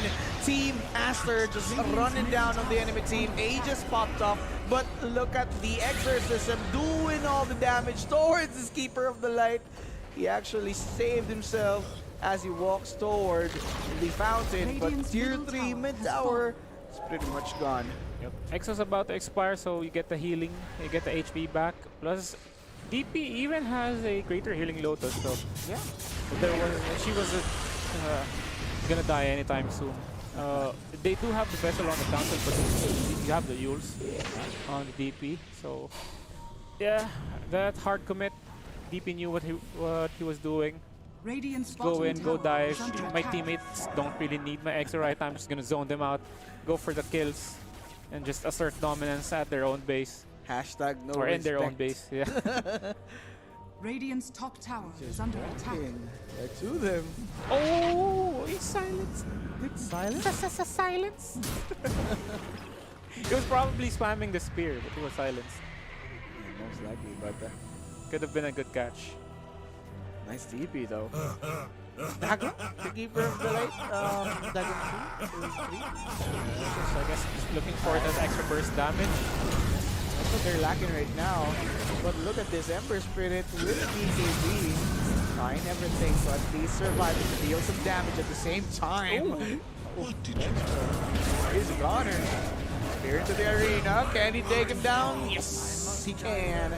But with Doom's presence together with the strength, they would most likely run down this Mars together with Death Prophet and Razor as they approach the mid lane. They're just so behind. It the looks council. dirty. Another Dagon upgrade, level 3 Dagon right now. Starting to get nasty, man. Yeah, Doom's 2 levels higher than the Mars. Radiant's middle barracks has fallen. That's really awkward. That's not good. That's not good. I mean, Doom's Radiant's cost middle more here. barracks has fallen. Yeah. Another tower to go down top lane. They still have the Exo. Radiant's top No tower siege is under creep, attack. but yeah, well, no one's here to defend. Arena of Blood is still down for a few more Radiant's seconds. top tower has They can fallen. just Radiant's top casually tower right click the is tower under down. attack. You can tear it apart, swap, possibly take down strength. They just want those quick kills. But with that one, with the force play, Razor won't be able to suck up some damage completely. Good thing the Council's able to push back Team Aster for a bit. 30 minutes in. 26k gold, 14 Aster. Big AB completed for Mars. Let's see if this can change the story. Aster, if they're feeling brave, they can go for another team fight once Popped off his BKB. They want to fight. The Doom dropped toward this Mars. He does have his BKB up as well. But Razor being zoned. Look at Ember approach. They want death. Wait, not cooldown? Oh no, cooldown for 3. The swap is there, but I think that's a bad decision. Oops. Rage on point. He's trying to chow down towards this Death Prophet. Death Prophet, though, won't back down. Double kill for Han. Death will face his death, and it's a double kill for the Ember Spirit. 3 dead. Nobody died in Team Master? Yeah, Aster played that really well. They were trying to back away because they were waiting for the cooldown of the DP and potentially wait for the next Roche, but yeah, the council got greedy. They were trying to rush kills, trying to get any kill at that point, but it just ended up to them losing that team fight. Man, Team Master's too much for a team that just joined the Asia Pacific Predator League, man. They totally outplayed the council right there. Lifestealer, super kited. Again, nothing he can do with the silence. He was trying to stand his ground, trying to survive for a bit, but there we go, quick burst. Still 1-for-1 trade. Straight up, though. I mean, Ember Spirit could die just like that since he's not that reliable in terms of pushing. You'd really want with his Death Prophet and Razor to live long, to show some lanes, and I think they're just going for the high ground. Yeah, that was a bit too greedy for Aster's Ember. Yeah. Not respecting the catch that the council has. Mars is doing pretty good. Yeah. Individually. Yep, Mars has been performing well, I would say, even if they're on the losing end. Those arenas, those spears are quite on point. And actually, Mars is the only reason the council is able to take these fights. Yeah. Radiant's bottom tower is falling. Yep. But the fact still stands, the council, one of the reasons they're losing, under-leveled and under-farmed heroes. Yeah. Aster just trying to keep control of the map. They're outclassed, man. And yeah, just waiting for the next Roche. Keeping the creep waves pushed in. Yep. And leaving council no area to farm. SNY for Lifestealer. Yeah, Kaya DP, and no such. way she's gonna lose mana even if she spams these spells. 25 per second. Offering, No way. offering Mules and what else? What was the DP's item? I think she also has a Sanchin Kaya, yeah. Yeah, Sanchin Kaya. Plus, you have your Arcane Boots. She can actually go for Greaves if she feels like she needs to. Potentially, I mean, If the game prolongs still, you can go for Greaves. Just another item. it's necessary. Or Well, Boots of Travel, maybe. it could be. But he just wanted to clear the waves. Look at Doom, man. He's really up. He's even overthrown Lifestealer in his seat there on the net worth. Take note, he's just pulse 4. Right now, the DP is quite tanky, I would say. And with the Blink Dagger, she's definitely your initiator. Plus, she also has a ceremonial role. So she doesn't mind soaking all those spells, all those lockdowns. Yeah, it would help a lot. 34 minutes in. Team Master's just waiting for the Roshan so that they could be safe, go in high grounds. They don't want to throw this away. Yep, Refresher Orb picked up for the Razor. Aster just waiting for 30 more seconds and then they can go for Roche. Yuppie. 33k, 19 to 39. Yeah, 30-minute game, but not late. Oh no. Doom 4 with the BKB. Almost solo killing that Lifestealer. Why wait for Roshan when we can end the game right here? Yuppie. We can just delete them each and everyone one by one. Ice Path. Stopping the movement of Ember Spirit. He just locks them as well with the slide into the Searing Chain. BKB won't do much. Double kill for hand. There they go. 4 dead outside of the council. Team Aster really doing a good job here. And I guess they're going for the end game. Yep, that's GG definitely. No need for the next Roche. It is what it is, They guys. still have fortification, but that's 4 heroes dead with no buybacks. Yeah, Aster just steamrolling their group. Group B. 3-0. And with this win, I'd say top 1 secured for Team Aster. Pretty much, yeah. Well, we can see. We can take a look at our group later. So let's just take a look at the stats on what happened here on our match. But what can you say about Team Aster's performance recently here on our group? Super solid. I feel like of all the games we've seen, they're the ones who are pretty dominant in all aspects in drafting, in terms of team fight execution. Their lanes are also strong, and yeah, so far completely flawless for Team Master. Flawless performance indeed. And again, guys, this is our 4th series already. We only have 1 match left. Be sure to tune in. This is just best of 1, so it'd be good if you can start the match and end it, so you can fill up the story by itself. And of course, we also have other streams, A, B, and D. You can check them out as well. And we'd like to thank our sponsors as well. We have Predator Gaming, of course, Intel, and Xbox PC Game Pass. And there we have So we're it. just waiting for the highlights, but yeah, that was a total dominance from Team Master. The Council, they were taking fights pretty well in the early game. They got good kills, but yeah, good kills aren't enough actually, because you still get better gold when you control the lane better. You get better farm. It's a more constant source of gold rather than just taking kills. I mean, their kills aren't that punishing. Yeah, early game kills, you can go 10-0 in a game and lose the lanes and still lose the game, right? So, yeah, kills, they don't, for me, I feel like they don't really matter too much if you're not able to transition or convert them into objectives.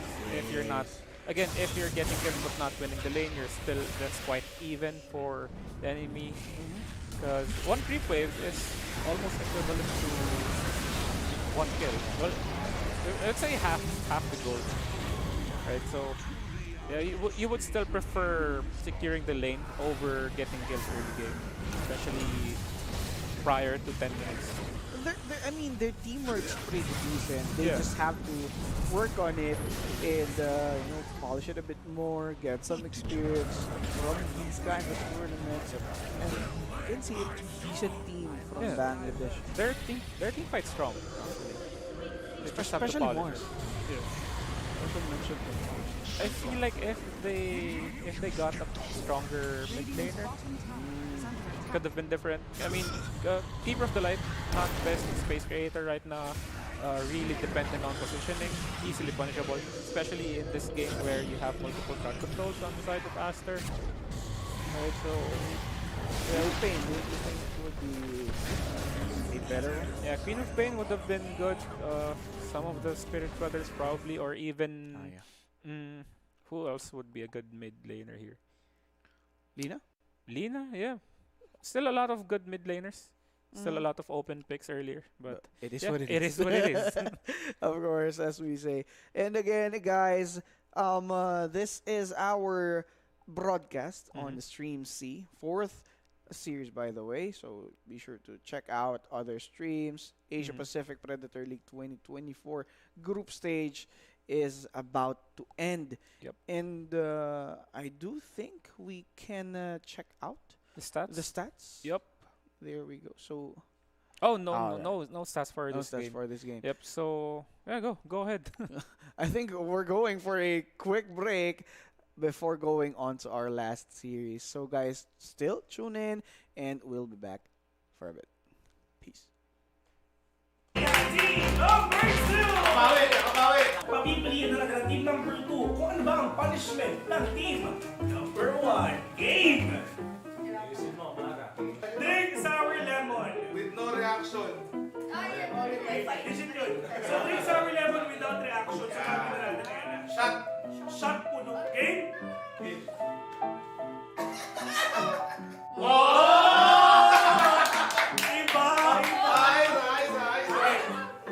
Next. Here we go. 3, 2, 1.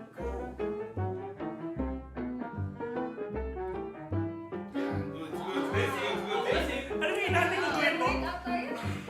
Okay. Kasi, here we go.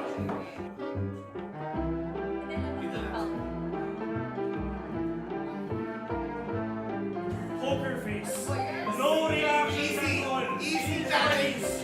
Easy challenge. So, if ever na-enjoy nyo tong video natin, yung mga challenges natin, don't worry kasi marami pa tayong susunod na challenges. So, wala kayong gagawin kung hindi antayin nyo lang para mas ma-enjoy natin at para mas maging exciting yung mga araw natin ngayon. Once again, ako nga si Phil, kasama ko si Kuya Nick, and see you on to the next one.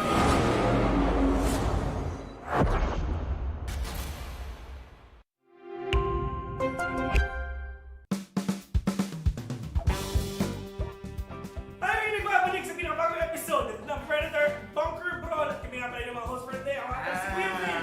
At kasama ko si Kuya Nick. Kasama natin ang mga nagagawa po ng kagandahan natin mga Predator brand ambassadors and ambassadors para sa ating susunod na challenge dito sa araw na ito. Ito ay tinatawag na IQ test. Direct, game na tayo! 3, 2, 1, go! Round 1. Yun. Guess the game. Yes. Flight Simulator. 1-0. Ayan. Guess? Guess the game, Kuya Nick. Yes. 3, 2, 1, go! Oh. Yes. 5. Ano yun? Forza? Yes, correct. Forza Horizon 5. Oh, isipin mo yung mga dating mga videos sa ating Forza, yung talaga yung nasasalit talaga si Amara. But here we go. Guess the game. 3, 2, 1, go! 5, 4, Among Us. Among Us is... 1, correct! Ano sila ha? Yung button, no? Oo, yung Okay, tapos yung button na rin. Kasi kung wala yung button, hindi nyo maano yun eh. Si Bibi, kamusta ka dyan? Hindi ko na ako dito. Si Bibi, no sweat, man. No Hindi, sweat. pas-match kasi ako. Hindi ako naniniwala ako kay Bert. Bert, niwala ako sa inyo, Bert. Talagang, Sabi ko sa inyo. pakita mo kung sino ka. Kilala ko yung kalaban nyo, hindi marunong isa dyan. Para kasi na kung sino isa na yun. Si Ha. Round number 5! 5, 4, 3, 2, 1, go! Hoy! Yes! 5, 4, 3, Harvest Moon. Oy! Steve! Start the wedding! Start the wedding! Start the wedding! Congratulations sa team! Phil, ito yung matatalo talaga na carry job eh. Oo! Binuhat niya Amara. Buhat na buhat! Si Amara nahulaan niya yung Forza. Nahulaan din ni Amara yung Stardew. Nahulaan ni Maggie yung Among Us. Oo, tama. Alam mo na kung sino hindi marunong sa kanila. Pero sayang. Congratulations, congratulations. Congratulations sa kapatindi. Team 2 naman ang nagwagi para sa video na ito, Yes. challenge na ito. At sadly, ang kukuha na naman ng challenge is ang team number 1. Ayan, sobrang sayang. Pero yeah, tuloy-tuloy natin to. Punishment na. Game. Ano ang magiging punishment ng team number 1? Hindi, ito na, parang may ulo pa. Hindi, Oh, GT ko na, Ben. parang dito no. Or inuubos niyo ba? Hindi pa ba? Oo! Ano yan? Ano yan? Ay, hindi. Chubby. Bakit ako kikinig? Chubby Bunny. Alright, without further ado, umpisahan na natin yung punishment ng Yes. team number 1. At ito ang Chubby Bunny. Kuya Nick, paano ba to? Ganito. Sample naman. Ganito. Sample. Kaya nga, ganito. Mas cute pag sila gagawa niya. Okay? Mas cute pag sila gagawa niya. So, team 1, let's do our punishment online. Here we go. Nakakawin na naman ako dyan eh. Oh, siguro lang yan ha. Siguro lang yan. Gagawin natin is kakain lang sila first marshmallow, then sabay-sabay silang magsasalita, masasabi ng Chubby Bunny. Pero, hindi Chubby Bunny sasabihin natin. Meron twist. Meron tayong tongue twister na sasabihin. Yan. Ayan. Ano ang sister? 3, 2, 1, go! Yun! Basic, di ba? English. 77 white shirts. Tapos na yung ating next challenge for today's video. So, ang kailangan natin gawin is sit back and relax at antayin yung mga bago nating uploads, yung mga bago nating video sa ilalabas dahil for sure, sobrang init, sobrang excited at sobrang saya nito. And, Principal, kasama ko si Kuya Nick at kita-kits sa susunod na episode.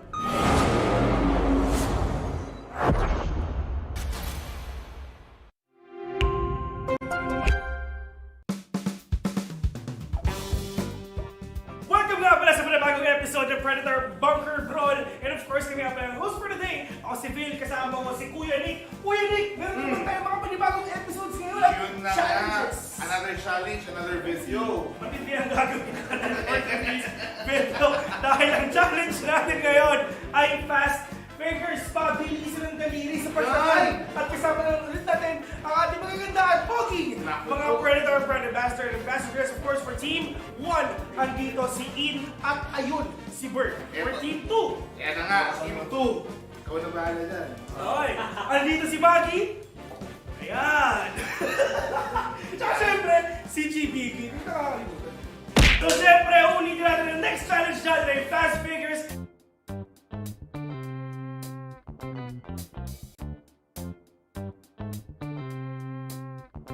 Ready na kayo? Ready ka na? Timer starts now! Dito ka ulit. Mauna. Uy! Boom! Tapos na? Uy, napalo na 2 beses! Naku po, sobrang tryhard mo naman. Kaibigan, oh! Nataas mo ako eh, di ba? Uy!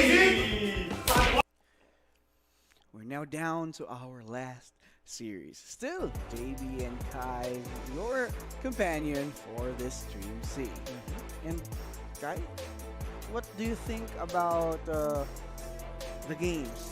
The whole day so The far? whole day so far. Yeah, a lot of good games. Some were very one-sided, but still pretty fun to watch, pretty fun to cast, of course. And a few were quite even, right? A few games were quite even. And well, this is quite expected. This is the group stage, and the real action, or better, I would say, better games would be we would be able to watch better games tomorrow onwards. For sure. Those are the phase 2, and again, that's where the finals. Sorry, that would be Valorant for tomorrow, but for the finals, as they move forward on the phase 2, that is when we're about to watch some more or higher quality dose. Yeah, definitely. So yeah, now we're down to our last game, last phase, right? And we already have, actually, the draft is already beginning. But we will introduce the players for the upcoming. Oh, wait, I think no more team introduction. team These guys already want to play. Okay, let's see. Let's So we're see gonna them jump play. Yeah, we're gonna jump straight into the draft for these two teams. All right. Since these guys are hot, they want to play some dotes. hot. So the two teams playing right now, or who will be facing each other, are Team the Council and Reject May. Yeah, I think. And looking at the groups earlier, Reject May and the Council didn't make the cut. Yeah. Even though they win this, or either of them wins this series, it won't be enough to secure for the spot on the top 2, top 1 and top 2 on the Group B. Yeah, but rest assured, this is still an experience for these guys. Reject Me is actually something quite possibly new to our viewers, because most of the time Southeast Asia, it's always Malaysia, Philippines, Indonesia, Singapore. But I'm not actually sure if we have any Japanese player in the DPC or in the major tournaments, right? So Reject Me is a full Japanese squad. They are the they are the Japanese qualifiers for Asia Pacific Predator League. And the Council, they came from Bangladesh. Yep. So let's see. So this is, of course, still good experience for them because they got to fight higher caliber teams. Yes. So regardless if you lose, that's still good. That's still a win for you. If as you a player, as a right? player, as a team. And especially for Reject Me, as we've pointed out, there's no Japanese player out there, or way back DPC, we haven't seen any Japanese player active. So this could be a stepping stone for the Yeah, Japanese definitely. players to explore Dota as well. Who knows? They might be able to bring glory to Southeast Asia. In terms of when it comes to Dota, Yeah, exactly. for sure.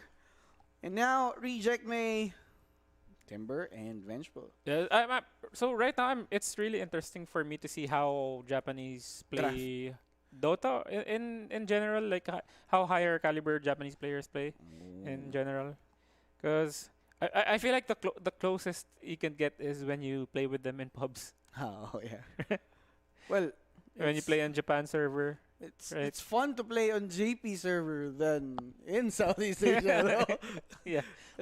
Just a fact. though. Yep. I mean, The let's council. see them play on a Higher level, yeah. not just pubs. And Yep. the council really loves this. Yeah, Lifestealer. Lifestealer pick. Well, Lifestealer is decent versus Timbersaw, Yeah. but eventually Timbersaw can overtake Lifestealer in the lane and can completely dominate him with the Whirling Death. There's also no way for the Lifestealer to shut down a Timbersaw in the laning phase. Even if you have your Feast and you just right-click at him, he's just gonna stack up reactive armor charges, soak the damage, and just completely farm in your face. And techies from the council. Oh. Some explosive pick Yep. So from the council. yeah, most of the bans for Reject Me are bans that are actually heroes that can counter the Timbersaw. So Oh, yeah. who else would you go for if you want someone to bring down the Timber? Probably a few Offlane? magic damage, maybe. Mm. You can go heavy on magic damage, or Yeah, possibly. someone. Well, the thing is, break isn't really much a thing right now, For sure. since Silver Edge has been nerfed, right? So the changes with Silver Edge, no longer crits. You still do have the break. It's actually a longer duration break right now compared to before, but again, with the lack of the Crystallis, And you can just, it's you know, quite lacking. nuke him with magic damage. Yeah. And you'll get the same results. So Timbersaw Mid lane. mid I lane guess. probably with the Primal Beast. Or off lane. are they Or playing Primal Post Beast, 5 my bad. brew? Yep. Or Sport Brew, yeah. Post 4 Brew, Post 5 Brew, either or. Still a possibility for Reject Me, since Yeah. we've pointed out that we haven't seen them. Let them cook. Yeah. Let them cook, guys. Let them cook. Okay. So, yeah, Brewmaster. Even if you go for Brewmaster offlane, I feel like Brewmaster can lane with the Lifestealer. With Yeah, I agree. if you want to go higher levels with Drunken Brawler, it's totally fine. Get that extra armor, extra movement speed, whatever you need to face the Lifestealer. And once you split, you can actually lift Lifestealer out of the fight. Yeah, that's He- an instant he's pretty minus much 1. useless. Mhm. Uh-huh. Plus, you can use one of your Brewlings to tank the mines if ever they've like contested, or they heavily contested the high ground. Because I think that's the only time where proximity mines get like stacked.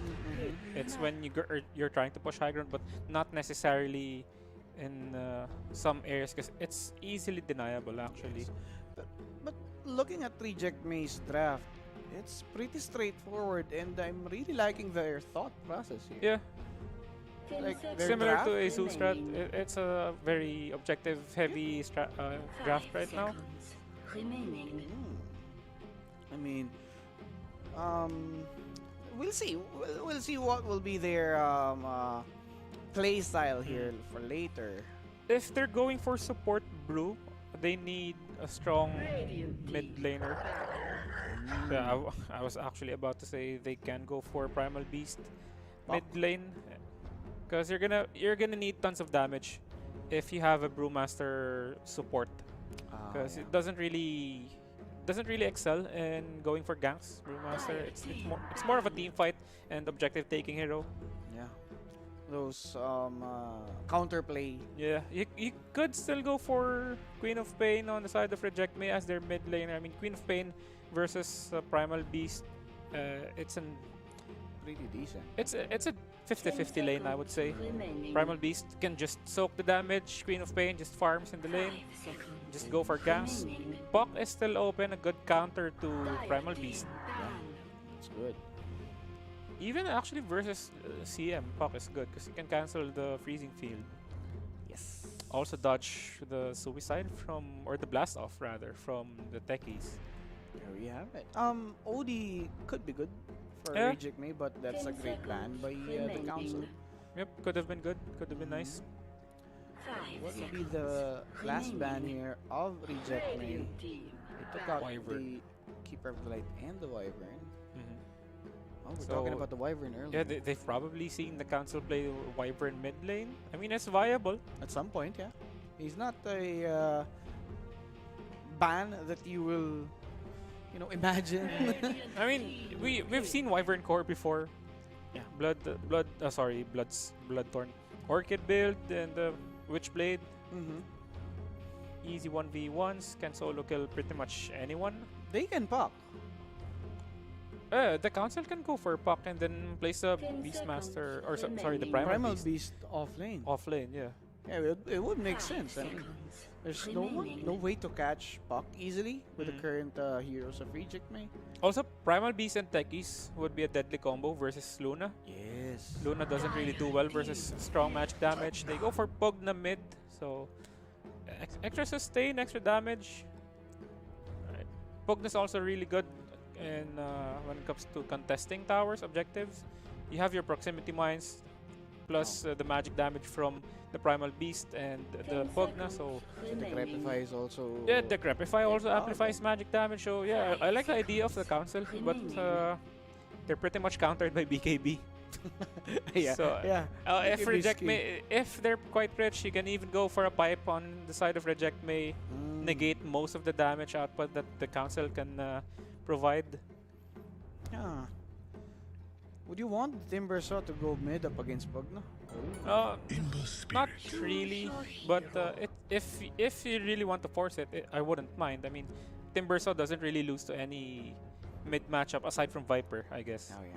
But yeah, the Ember Spirit versus Pugna, and It's a much better. Yeah, it's a much better matchup. I would say. Flame Guard plus Sleight of Fist, so you have multiple ways to ignore or even dodge the damage of the Pugna. Quite predictable as well, Pugna's Nether Blast. Nether Blast, right? So with this being said, the draft's now locked. Who do you think will win this one? It's no bearing, but guys, please, please, please do check out this battle as well. These teams aren't. We can see them every day. Yeah. Playing some Dota from Japan, from Bangladesh. This is a treat. Yeah, This is a treat for me. So, in terms of draft, I feel like Reject May's draft is much more straightforward. It's easier to execute. Doesn't really need any fancy outplays. Pretty simple. Yeah, it's again easy to execute. For the council, it's quite similar, right? You have very straightforward heroes as well. Go in, go dive with Lifestealer can play with what do you call this? With the Primal Beast, yeah. even with the techies blast off into the Infest Bomb, yeah. But again, most of the damage output they can do can be countered by BKB. So Ember can go BKB in this game. That's just the thing. You just want to tank all these damage, right? And then even, especially for Luna, you definitely want to BKB here. Because one pulverize and you're dead. Prepare for battle. Okay, all right. Good luck.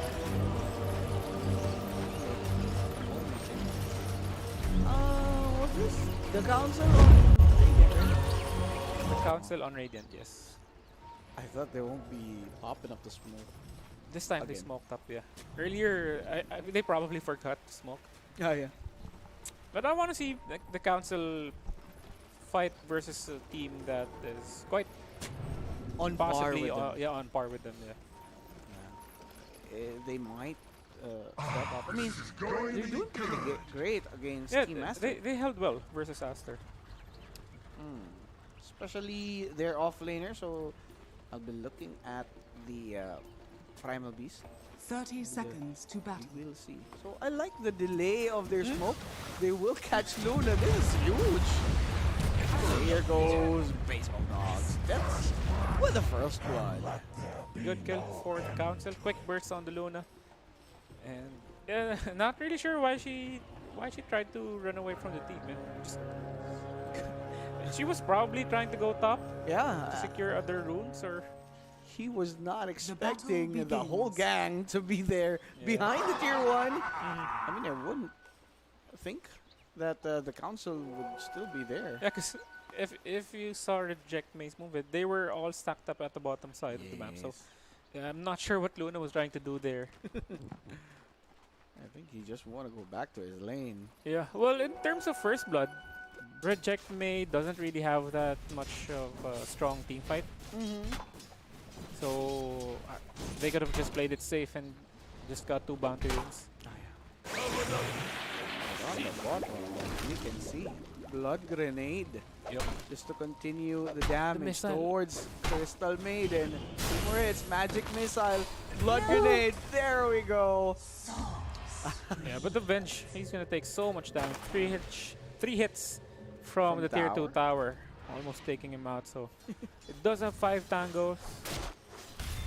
But if she wanted to reset there and just go die to the tower, it would have been better. Because you're gonna face CM and at the side. CM is super punishing hero. See, look at this. You're just gonna get harassed. Frostbite is a low cooldown spell. He's just gonna chase you down. Another and Frostbite. The CM might actually take the kill. There we go. That's why I thought the reset would have been better. Just die to the tower and go back to the lane with full HP. And not just that he died there, CM was able to deny the ward that could have been de-warded eventually. Because if it was any other support, if it was, let's say, the techies, you could have saved that lane, right? Just top tower is under attack. Get your health back up with the tango. Stay under the tower if you want to regen, right? But yeah, it's a CM. It's a strong kill. It's a strong hero when it comes to like early level 1 spells. I mean, Crystal Nova or either Frostbite, either is good. But we've seen the strengths of Frostbite level 1 right there. Yeah. It's quick cooldown and straight up punishing this Vengeful Spirit. But on the mid lane, as we can see, Ember Spirit is just, you know, doing fine. Somewhat up against this Pogna. Yeah, I feel like in early laning phase, CM's Frostbite is one of the stronger, like, well, it's not a stun, it's a root, but one of the stronger spells, because most stuns in early game, they're quite useless because they only last for a few seconds, right? And deals close to no damage. But there we go, good kill at the top lane. Anyway, back to the point of the CM. But Frostbite, because it has a decent duration, at the same time, it has damage over time. Right, so while you are right-clicking the hero, you still get the extra damage from the tech. That's why it's super effective in laning phase. Because normally, it's like you're not going to just get impale on the lion and just impale and right-click, right? It's not the best way to harass or control the lane. But sometimes that's what you do, right? But the effectiveness of Frostbite over other level 1 spells, it's just too strong compared to the others. Compared to others, yeah. But for Timbersaw, I don't think he would mind that at all. As I've seen earlier, CM's trying to bully him with the Frostbite on the top lane. Dying once again, and the Council, I think they are Radiant structures are fortified. Outclassing Reject May on the laning. Yeah. That's on the laning. Because in this lane, well, Brewmaster can't really do anything to protect the Luna. Yeah. And Primal Beast is super unstoppable when it comes to the laning phase. The only way to beat Primal Beast in the lane is if you have the better matchup against him. Because if not, he's just gonna run you down and just completely destroy the lane. Literally run you guys down. Yeah, I think this is one of the heroes where you have to like pre-plan how you're gonna lane against him. if you have a hero that doesn't have like any slows or well, Brewmaster has his Cinder Brew and Thunderclap, but it's not gonna be enough versus Primal Beast. Primal Beast will just run towards you without even thinking about what you can do. Yep. Plus, Techies has one of the strongest early game power spikes, level 2. In fact, right? Sticky You, bomb you plus have your blast sticky off. bomb. Yeah, exactly. Once you hit level 2 and you're half well, once Techies hits level 2 and you are half HP in the lane, consider yourself dead. Consider yourself dead. Because they're man. definitely going to jump you. That's why it's never wise to lane versus Techies with low HP. Okay. So Jin, Yeah, they saw that TP or Twin Gates. due to the wards they have placed earlier, they're looking for Jin. And oh no, I guess he could die here. Toyomaru continues his attempt. Okay, onslaught in. They really want baseball dogs. Baseball dogs into the deep. It's not that good. Frostbite to hold him down. Does good though. Will be holding his enemy. And there goes Techies. Finish him off. Toyomaru will be deleted as well in a bit. And then there goes Techies. That one. Onslaught once again popped off. Instead of chowing down on Swan, he just made sure to clear or to at least take the aggro of these creeps on the top. Yep. The Council, as we saw earlier, they were able to take these fights to Aster. So this time, they're just completely winning the laning phase. Better last hits? No, not really. It's quite even. But yeah, in terms of kills, if they're even in last hits but they're ahead in kills, that's definitely a win. Definitely.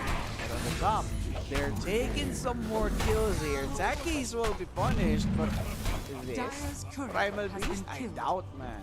Yeah, he's not gonna die anytime soon. 4 or 5 charges of Uproar.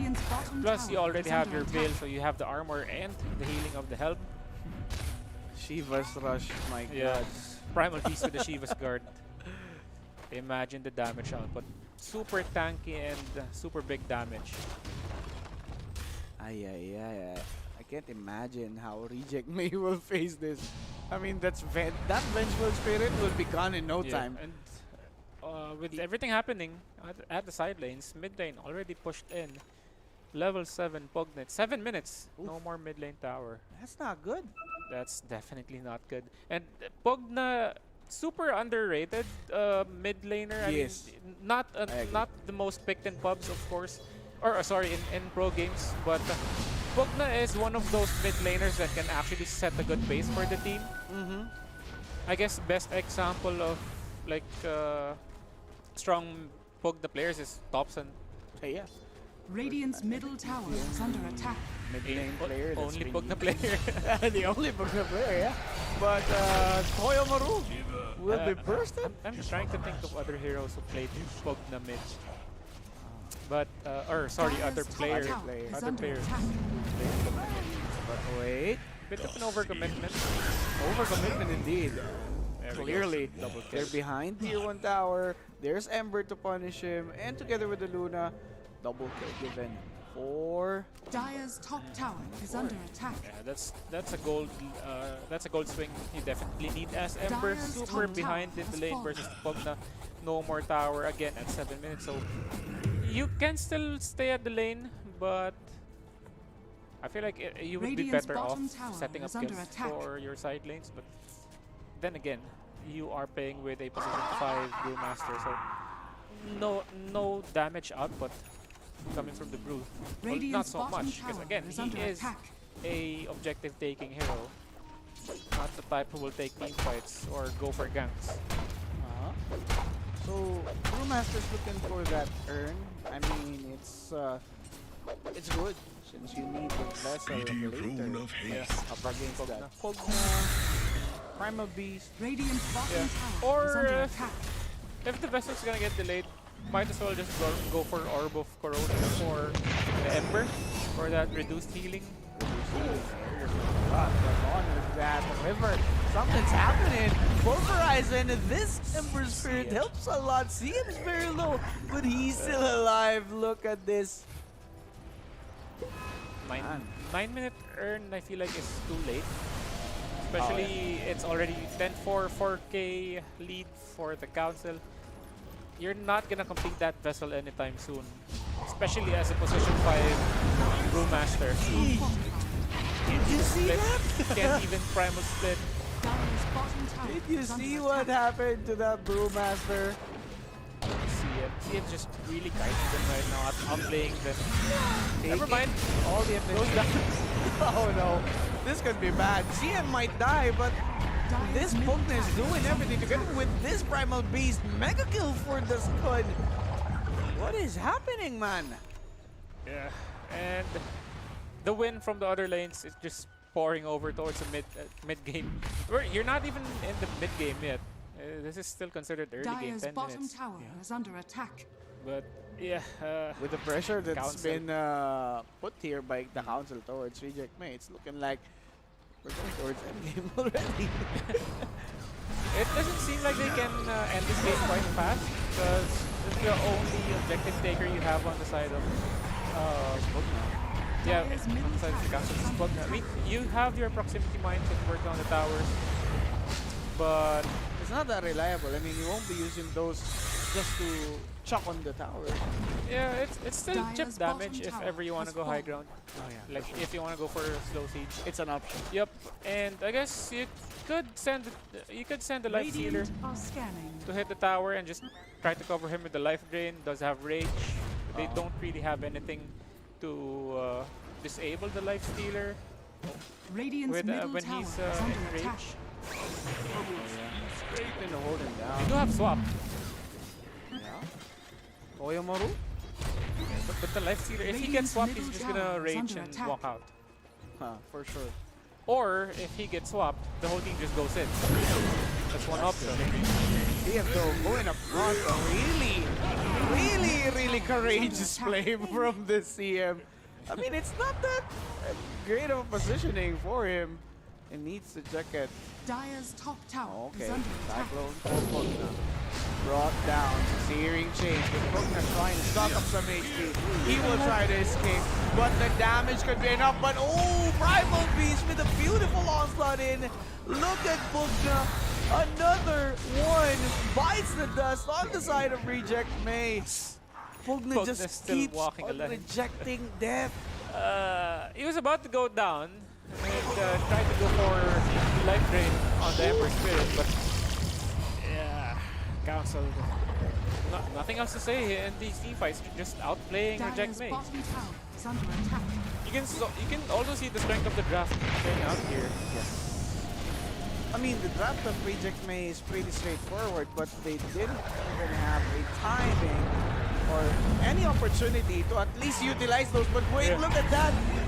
With just that onslaught. Under attack. Yeah, there's no other way to put it. Reject May lost the lanes, for sure. That's probably the only description. Oh my god! Oh my god! CM's just walking around, looking for some victim. Even he's alone. That's how courageous this man is. Yeah, it just shows how ahead they are right now. Life drain, no way to escape. He even lays down the proximity mine. Ori with a double kill. It's huge, man. The council Dire's bottom tower is under attack. They have decided. They have decided. 19-8 for the council. 6K lead. Let's see if they can close out the game, because that's the only thing left to do, honestly, for the council. With a shutdown on Reject May. And, well, this is still a Luna. Luna can still catch up in terms of farm. It's not that huge, looking at the network. Yeah, if she's given space. I mean, we haven't seen Luna for the past, like, well, here she is right now. But we haven't seen her for the past 5 minutes, so she was just probably on top, just farming. Yeah. Dire are scanning. He has the level. on par with the council. Yeah, but you're not able to take any fights anytime soon because you're level 11. You have 2 points into Lucent Beam. So there's no way you can scale level 2 Eclipse at level 12. And yeah, it won't be that good as well. So sword play from Reject May. Huh. With the sword, they could actually pin Dire's down top the tower is council, under or attack. at least their supports. Radiant are There's- scanning. They spot. I mean, that's Pugna. Nearby, Dire the master scanning. revealed himself. Fly with this here. He's locking down his primal beast. Primal beast with the onslaught. Looking for the victim. He found this brewmaster. Splits in. Tries to catch one. Cyclone onto that case. Pulverize though will be stopped right there. Slider has popped up as well. Looking for the victim. Then again, there's a swap in delaying this Primal Beast together with CM, and Reject May rejecting that momentum from the council. Ember Spirit will try to go in, punish Techies as well. Nicely done. and just when we thought it was looking impossible for Jack May, they get an easy 3-kill team fight here at the mid lane. That's a huge goal swing actually. Considering it was like what 19-8? 19-8, yes. Just a few minutes ago, and they only have 7k lead over the Jack May. It just shows that the council, they're still lacking when it comes to how to increase your lead. Yes. But for the council, errors are made, and they have to be very careful with their skill usage on the bottom lane. Shiva's completed. Pulverize will push through. The Skundo will be saved there by Techies, and okay, he's alive! Beautiful save there coming from Lifestealer. Okay, I do think Primal Beast will be going for the onslaught and denying this life from Luna. The Crepify life drain. Arab though will be able to escape with the Timber Chain. There's a buyback from this vengeful Ember Spirit. Chased down by Primal Beast. Shiva's guard popped off, but he needs to fall back. Choke! And onslaught in, deleting this boy. Double kill for this Primal Beast. He is a beast indeed. He went back in. Not sure why you want to jump back in Are fortified. versus multiple spellcasters, as Timber saw with a low HP. If you were facing like physical damage dealers, possibly you could have jumped in and then still survived. But yeah, that was a bad jump for the Timber. So, but Reject Me, they were able to kill the Lifestealer, so at least they have something going for them. Dagon level 2, I think, for the Pugna. Oh, he really loves Dagon though. Yeah, I mean, in this game, at least you have a different, like you have other ways to use a Dagon. When the Luna gets Samantha, you have that instant illusion clear. But definitely, he wants to go for burst damage For sure. this Pugna. The Crepify Dagon so that life will really be good. Speaking of which, Pugna got swapped. There's going to be Primal Beast helping him out. Ooh, he's been cut down. Pulverize is there into the freezing field, letting it go. Jin's not yet stopped. But then again, finally, that's going to be Magic Missile stopping his freezing field. Techies, though, will brought down. The proximity mine will be destroyed. Look at Primal Beast being sustained there by Pugna. This is messy. Nasty team fight. Luna with the Eclipse. But look at this. Depths trying to hit down each and every one. But no, it won't be enough. Double kill for Ember. It's a team wipe. Reject Me, 5 kills to 1, and they only lost the Vengeful Spirit. And we're now down to 1k 1K gold lead. lead. I spoke too soon. Man. Reject Me just showing up. And look at it. Look at that net worth. Yeah. Luna instantly overthrows 3 cores from the side of the council. And that's definitely the comeback right there. That's a comeback team fight for Reject Me. And if it goes their way, if it continues and they build up the lead they need to secure the game, it's gonna be so tough for the council to take the team fights versus Luna. Because it's Lifestealer versus Luna. Lifestealer, if he doesn't have like any damage piercing or damage corrosion items like Desolator or whatever, it's gonna be tough taking on the Luna 1v1. This Luna naturally has high armor, the way you itemize, go for other stat items like Stradi, Manta. The way Brewmaster juggle his spirits to annoy the council, it's really a big step up. I feel like two of the team fights that Reject May took was one because of the Brewmaster, or not just because of the Brewmaster, but primarily because of the Brewmaster. He takes in so much damage, takes in so much spells just to survive, and then eventually get the split off in time, and then he just micros the Brewlings pretty well in these team fights. Cyclone for the -1, go for an easier target, right? Go for the kill on the easier targets, and then just try to transition onto different ones. Life Stealer won't be caught up inside the searing chains. Radiant's bottom tower is under attack. Something's happening. Something's up, man. Tower has He fallen. needs to fall back. But without any vision, still he won't be showing himself. Smart move. They need to place their visions. For the Pugna, might get punished for this Dagon build. He wants the sword, but he's dead already. Thought he might be spotted, but he was able to blast off the war zone. Just jumps away casually with the blast off.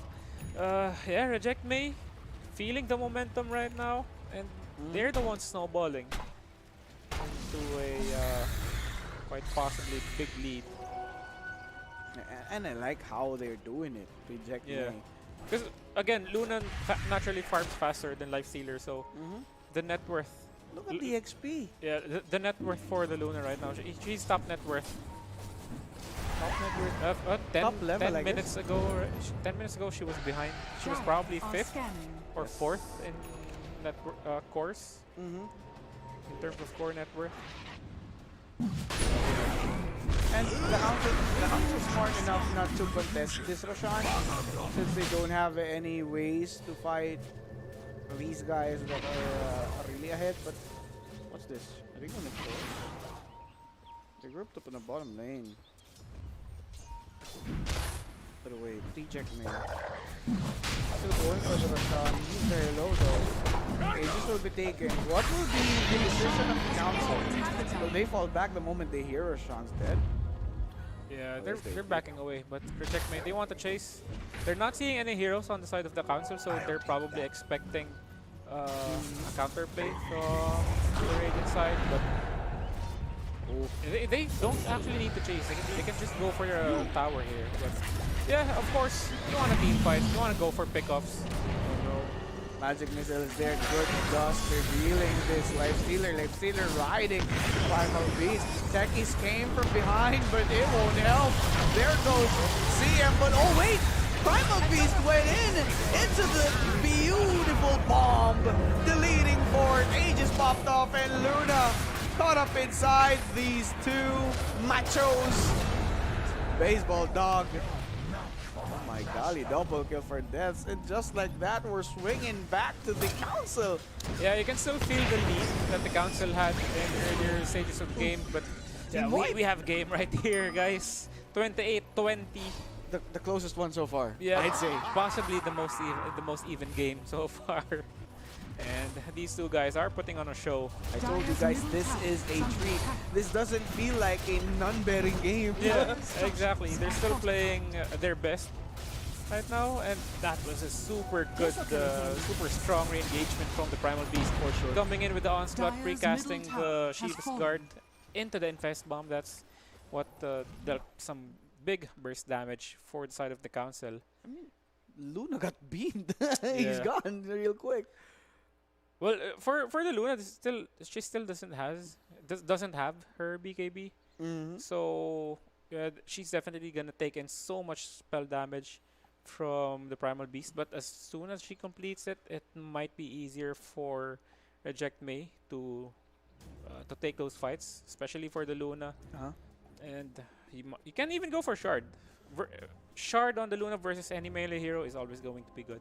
Yes, and as we've pointed out earlier, draft-wise, BKB is the key Yeah. for Reject Me. Other than Luna, if any heroes here on the side of Reject Me picks up the BKB, they won't be having a problem against the council. Yeah, well, for Timbersaw, I don't think you still need the BKB because he already has his Eternal Shroud. Oh yeah, I feel like that should be enough to outlive at least. Yeah, to tank all the magic damage the council has. Mm-hmm. But yeah, it's still anyone's game at this point. Okay, so we're about to. Looking at the items guys earlier, it's pretty decent at this timing. I'm really relieved to see this last Radiant's game bottom go tower in is like under attack. I was afraid Dire's top to see tower some is under you know, attack. just one-sided match throw in because it's non-better. They're really good. Dota is what we're witnessing right now. Who do you take it away?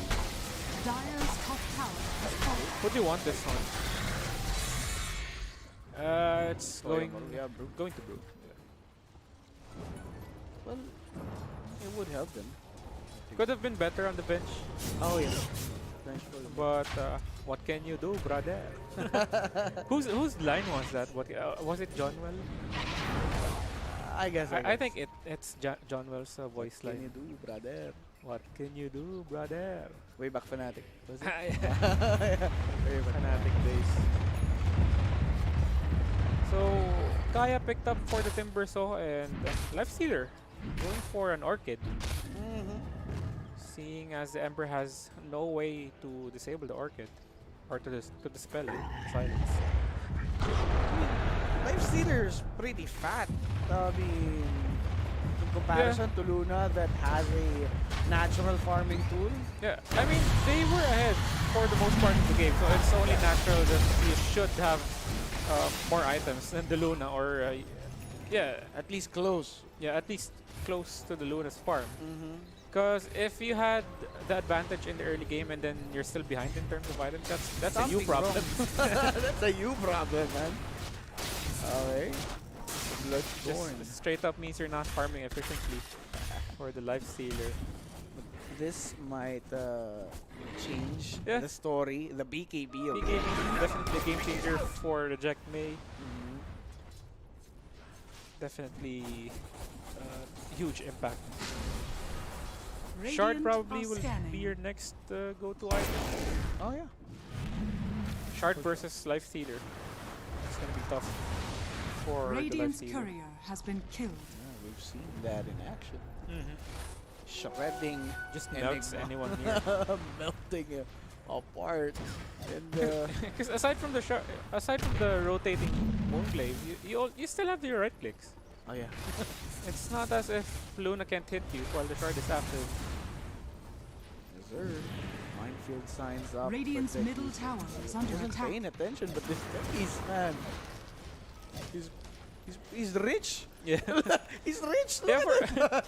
for I think every game Techies is bound to farm quicker than most supports because Dire's you bottom have tower is that's under probably attack. the best wave clear a support could get. Proximity mines plus sticky bomb.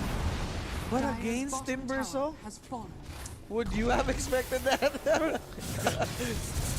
Yeah, Radiant's wouldn't. top tower Because is like under every time he's off map, he's just farming camps or shuffling out lanes. I like it. Yeah, so Radiant I got him structures separating are 4 staff fortified. for a position. Dire's bottom 4. tower is under attack. Doesn't look like he got a Philosopher's Stone. I feel like he would have Radiant's more top items tower is under attack. If he had that, if he got a Philosopher's Stone. Yeah. makes sense. Look at the There minefield you go, the sign. minefield. Just proving it hard to defend for Reject May. Even the others are moving. Radiant's top Just to be tower sure. is under attack. Yeah. Oh no! Look at this. The Scoon trying everything to burst each and every one on the side of Reject May. Oopsie. Freezing field in with the life drain. Timbersaw's rooted. Can he escape? Yes, he can. Big AB from Baseball Dog. He really wants to hit and chow down onto everyone on the side of the Council, but they're pretty tanky. They outlived the BKB duration of this Luna. But wait, they're all low. Same goes for Reject May. Primal Beast will be deleted. Primal Beast though, he is still up. Oh no, double kill for this Pugna. Ori escaped. Buyback. for this bench. Ember Spirit dancing in the moonlight. There we go. Double kill for Ember. Deleting 3 in the process. They were too greedy. Yeah, good, I mean, good punish for Reject May. at least they got punished. Not really sure why the life stealer infested out of the Primal Beast too early. I feel like he probably thought that Primal Beast was about to go down. That's why he jumped out. But yeah, without the infest, I think the council should just take it slow, because that's the only safe mechanic you have other than rage. And once you get caught without infest, it's quite easy to take down a life stealer. Oh no, does Luna think Corey's alone? This could be bad. But Timbersaw is trying to help out. Oh no, he's sucked to death. There goes Timber as well. There's a swap save and the magic missile to at least finish the job. He's TPing out. There's going to be the mission. Frostbite is there. Nice play from Jin. And that beautiful scope. Dagon 4? Dagon 4 or Dagon 5? Pugna's 5. going for BKB. So yeah, no way to cancel the life drain. He can actually just stand in the middle of a team fight and just BKB life drain the whole time. Next item after the BKB, you can probably go for a heart. Man, Pugna's been playing hard here. Remember guys, this is a mid lane Pugna. So he's not to be taken lightly. Dagon 5 for the extra burst. Sheesh. I mean, Luna got kited so bad there. Yeah.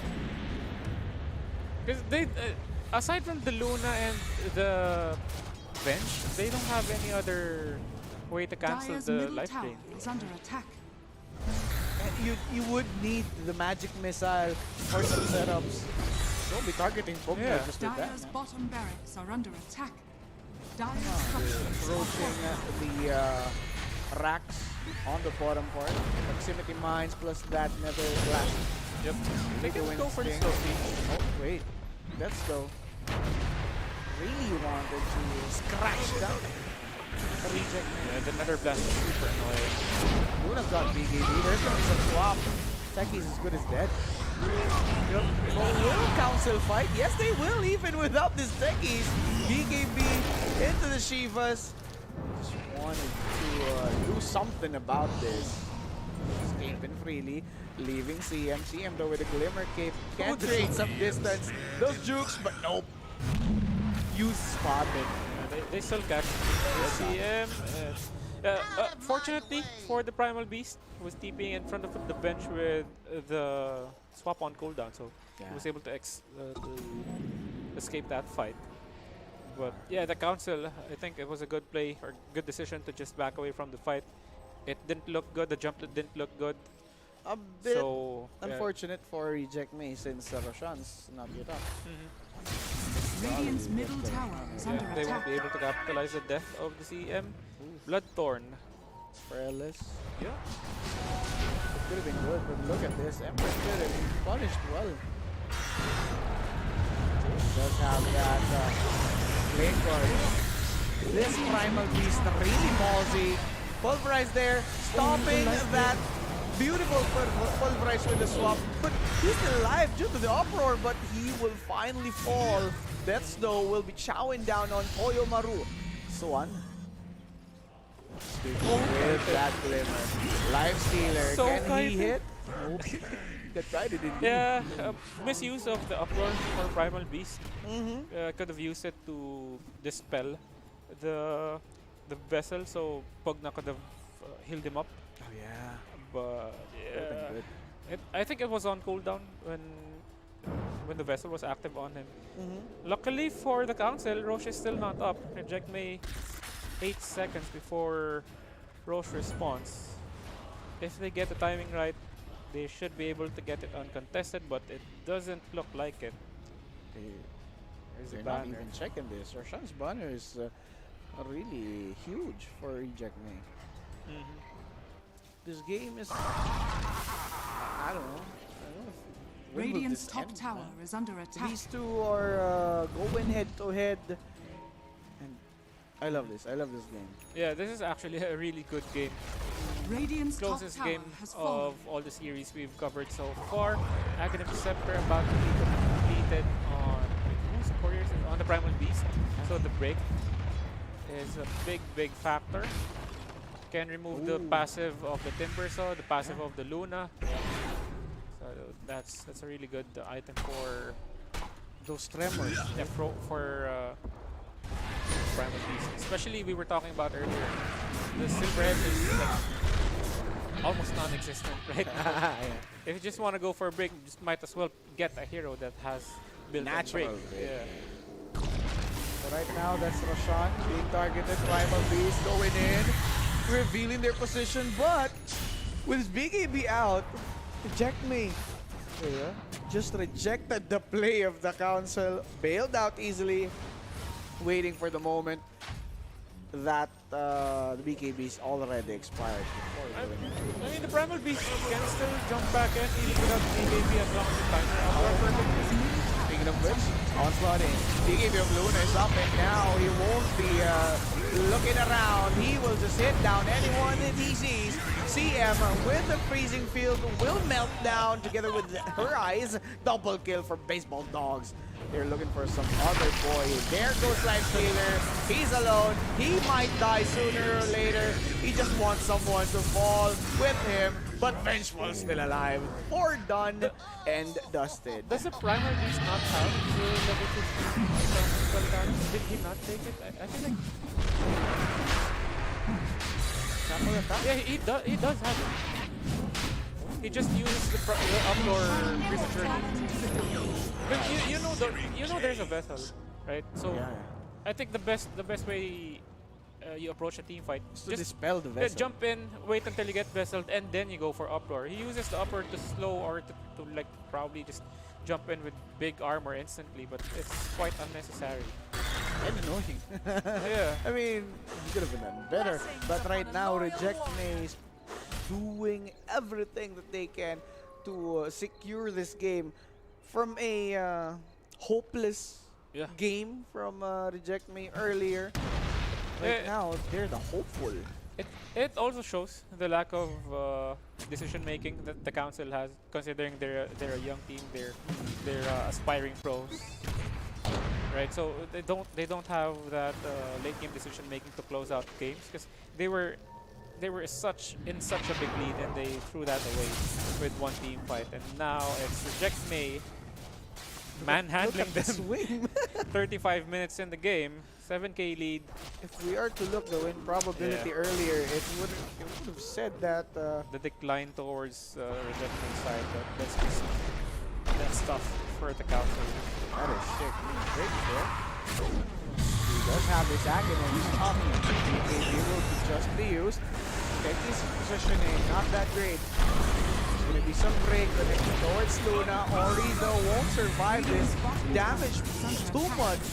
I feel like that was a bit of a miscommunication from the council. Primal Beast already committed the BKB, so it was bound to be escape that. But the techies still jumped in with the blast off, so yeah, quite unnecessary for the techies. Yeah, the Primal Beast could have called it that I'm good, I'm safe. I can get out of this. Is under attack. But the council, Although, yeah, they did have swap. Still. Well, I guess it's still better for the council that they lost the techies instead of the Primal Beast. and right now, Timbersaw stepping up his game. Radiant's bottom tower He's not is that under attack. behind, and I'd say Regent May really knows what to do here. There we go. Here is A-Bot, now down. Force Staff out just to be safe. They know how to respect the high ground potential of the council. For the Luna, you just have to wait for your cooldowns on your teammates. Just to go for that easy push. Right click on the tower and just expect the coverage your team can provide. Because that's all you need as Luna. You just need the confidence in your teammates.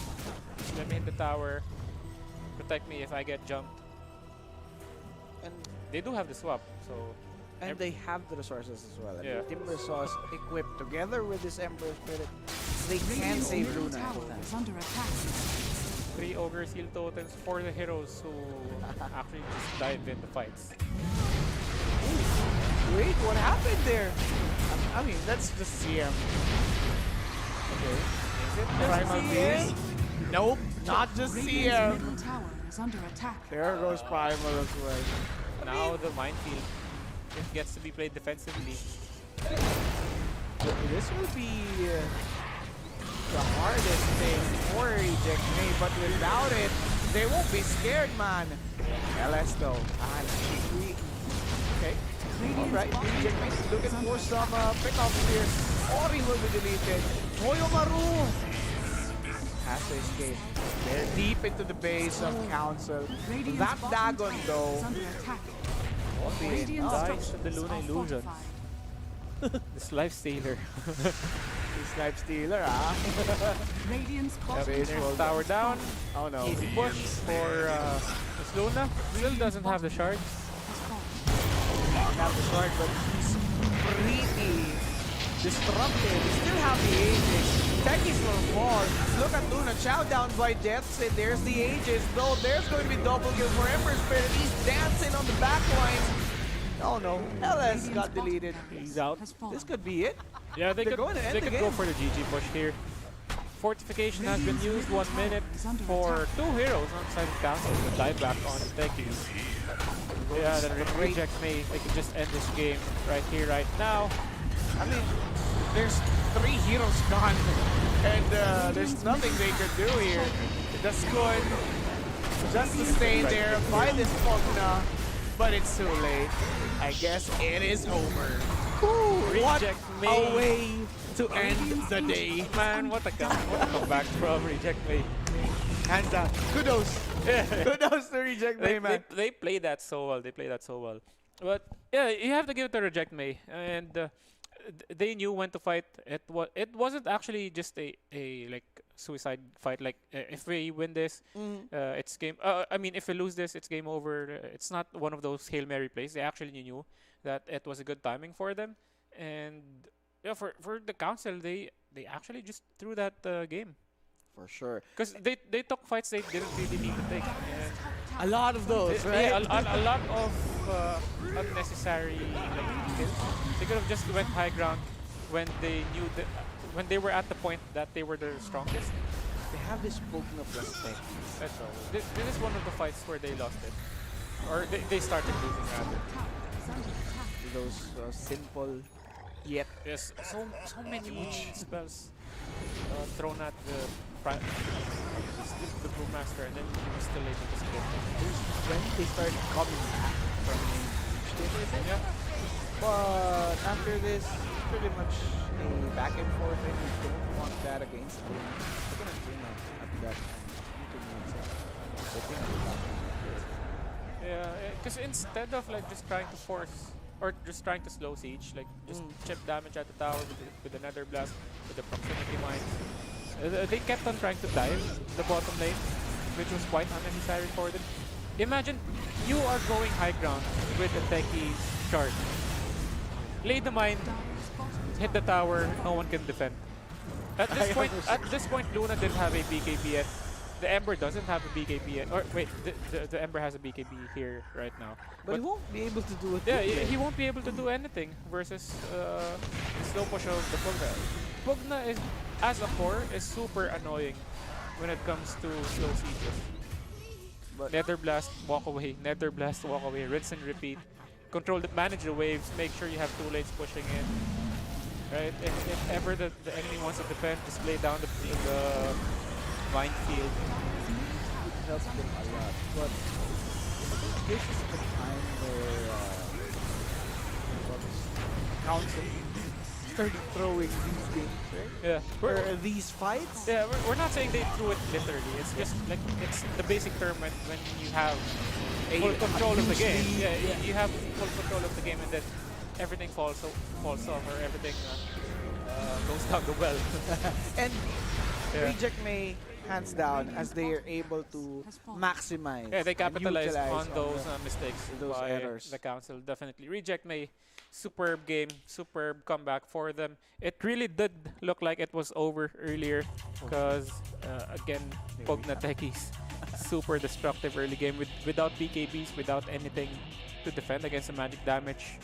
If not end the game, they could have at least taken down probably 2 sets of racks mid-bottom lane. But yeah, they weren't even able to take down one. Or were they? Were they able to? I don't think so. I didn't think so. Yeah, but yeah, Reject May with the stats here. Luna just completely farming. If you look at the stats of Luna, 7-6, not the best for a carry. You have 6 deaths, right? So yeah, you seldom see pro players have higher KDAs, right? Or sorry, higher deaths. But again, it is what it is. It is what it is. Reject May just playing better. I'd say Arab on Timbersaw and Ember Spirit did step up their game on this one. And Brewmaster, I would say, was one of the key components in winning those team fights, because he knew what he had to do. I just need to go initiate and force the council to throw their spells at me. She's basically the sponge for Reject May. Once I soak all of these in, I just try to force my split and then prolong the fight. That's it. That's all I have to do. There's that. Yeah. There's that. That's it for today. And again, guys, that's our last series. Congratulations to those who have won. But before anything else, let's check out our complete group. Yeah, the score for the group for the complete group stage. There we have it. So Blacklist leading with a 3-0, Execration 3-1. So for Group A, we will have Blacklist and Execration go forward for the Phase 2. Whereas on the Group B, we will see Team Master and IHC Esports for another game. For another game. Yeah, a tiebreaker. And so is Polaris and well, I'm not sure if they're still gonna play that because it might be a non-bearing game. Team Master and IHC Sports would most likely just fight for the first, second place, first and second place. So there we have it. Aster, IHC for Group B, Blacklist and Execration.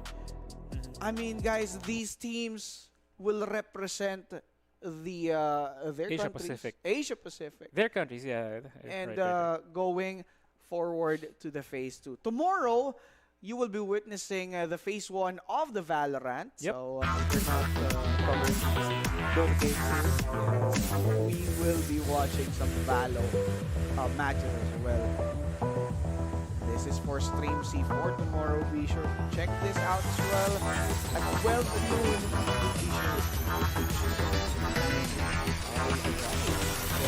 For me, I'll be seeing you guys again tomorrow. I'm also one of the testers for Valorant. Alright, so flexible man. Flexi man right here. And guys, be sure to follow, subscribe, and tune in to Predator. Of course, before we end the day, let's all thank and big shout outs to our incredible sponsors, Predator Gaming, Intel, and the Xbox PC Game Pass. Your unwavering support fuels our excitement and makes all this possible. Thanks a million for being awesome. Thank you for watching. See you all tomorrow on the last day of the group stage. GG's. GG's. Peace. 1-0. 1-0 in favor of GBB. Team 2. Ready? Ready? Ready. Here we go. Fast fingers. In 3, 2, 1, go!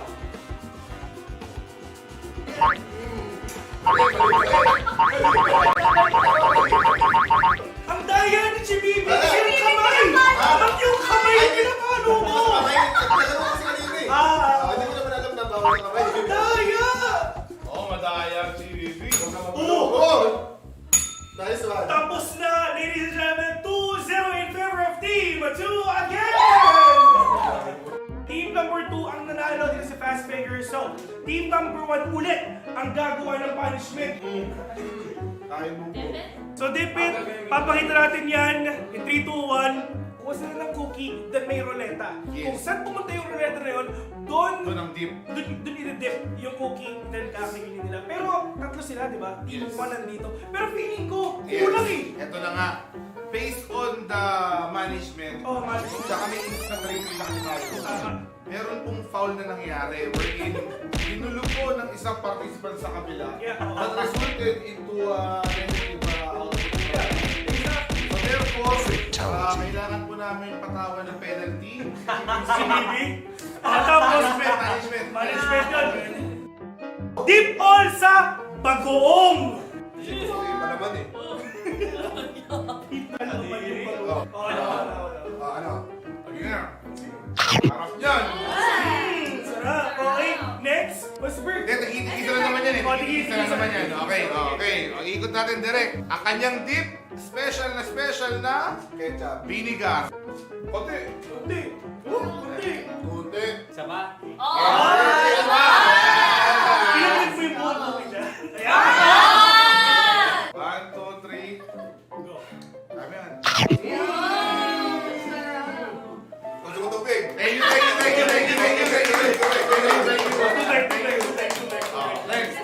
Next! Soy sauce. Uy, Uy, konti. Yan. 1, 2, 3. Ew! Okay. Masarap, isa Sarap. Sa patis naman. Mayonnaise! Ay, deep all. Mayonnaise!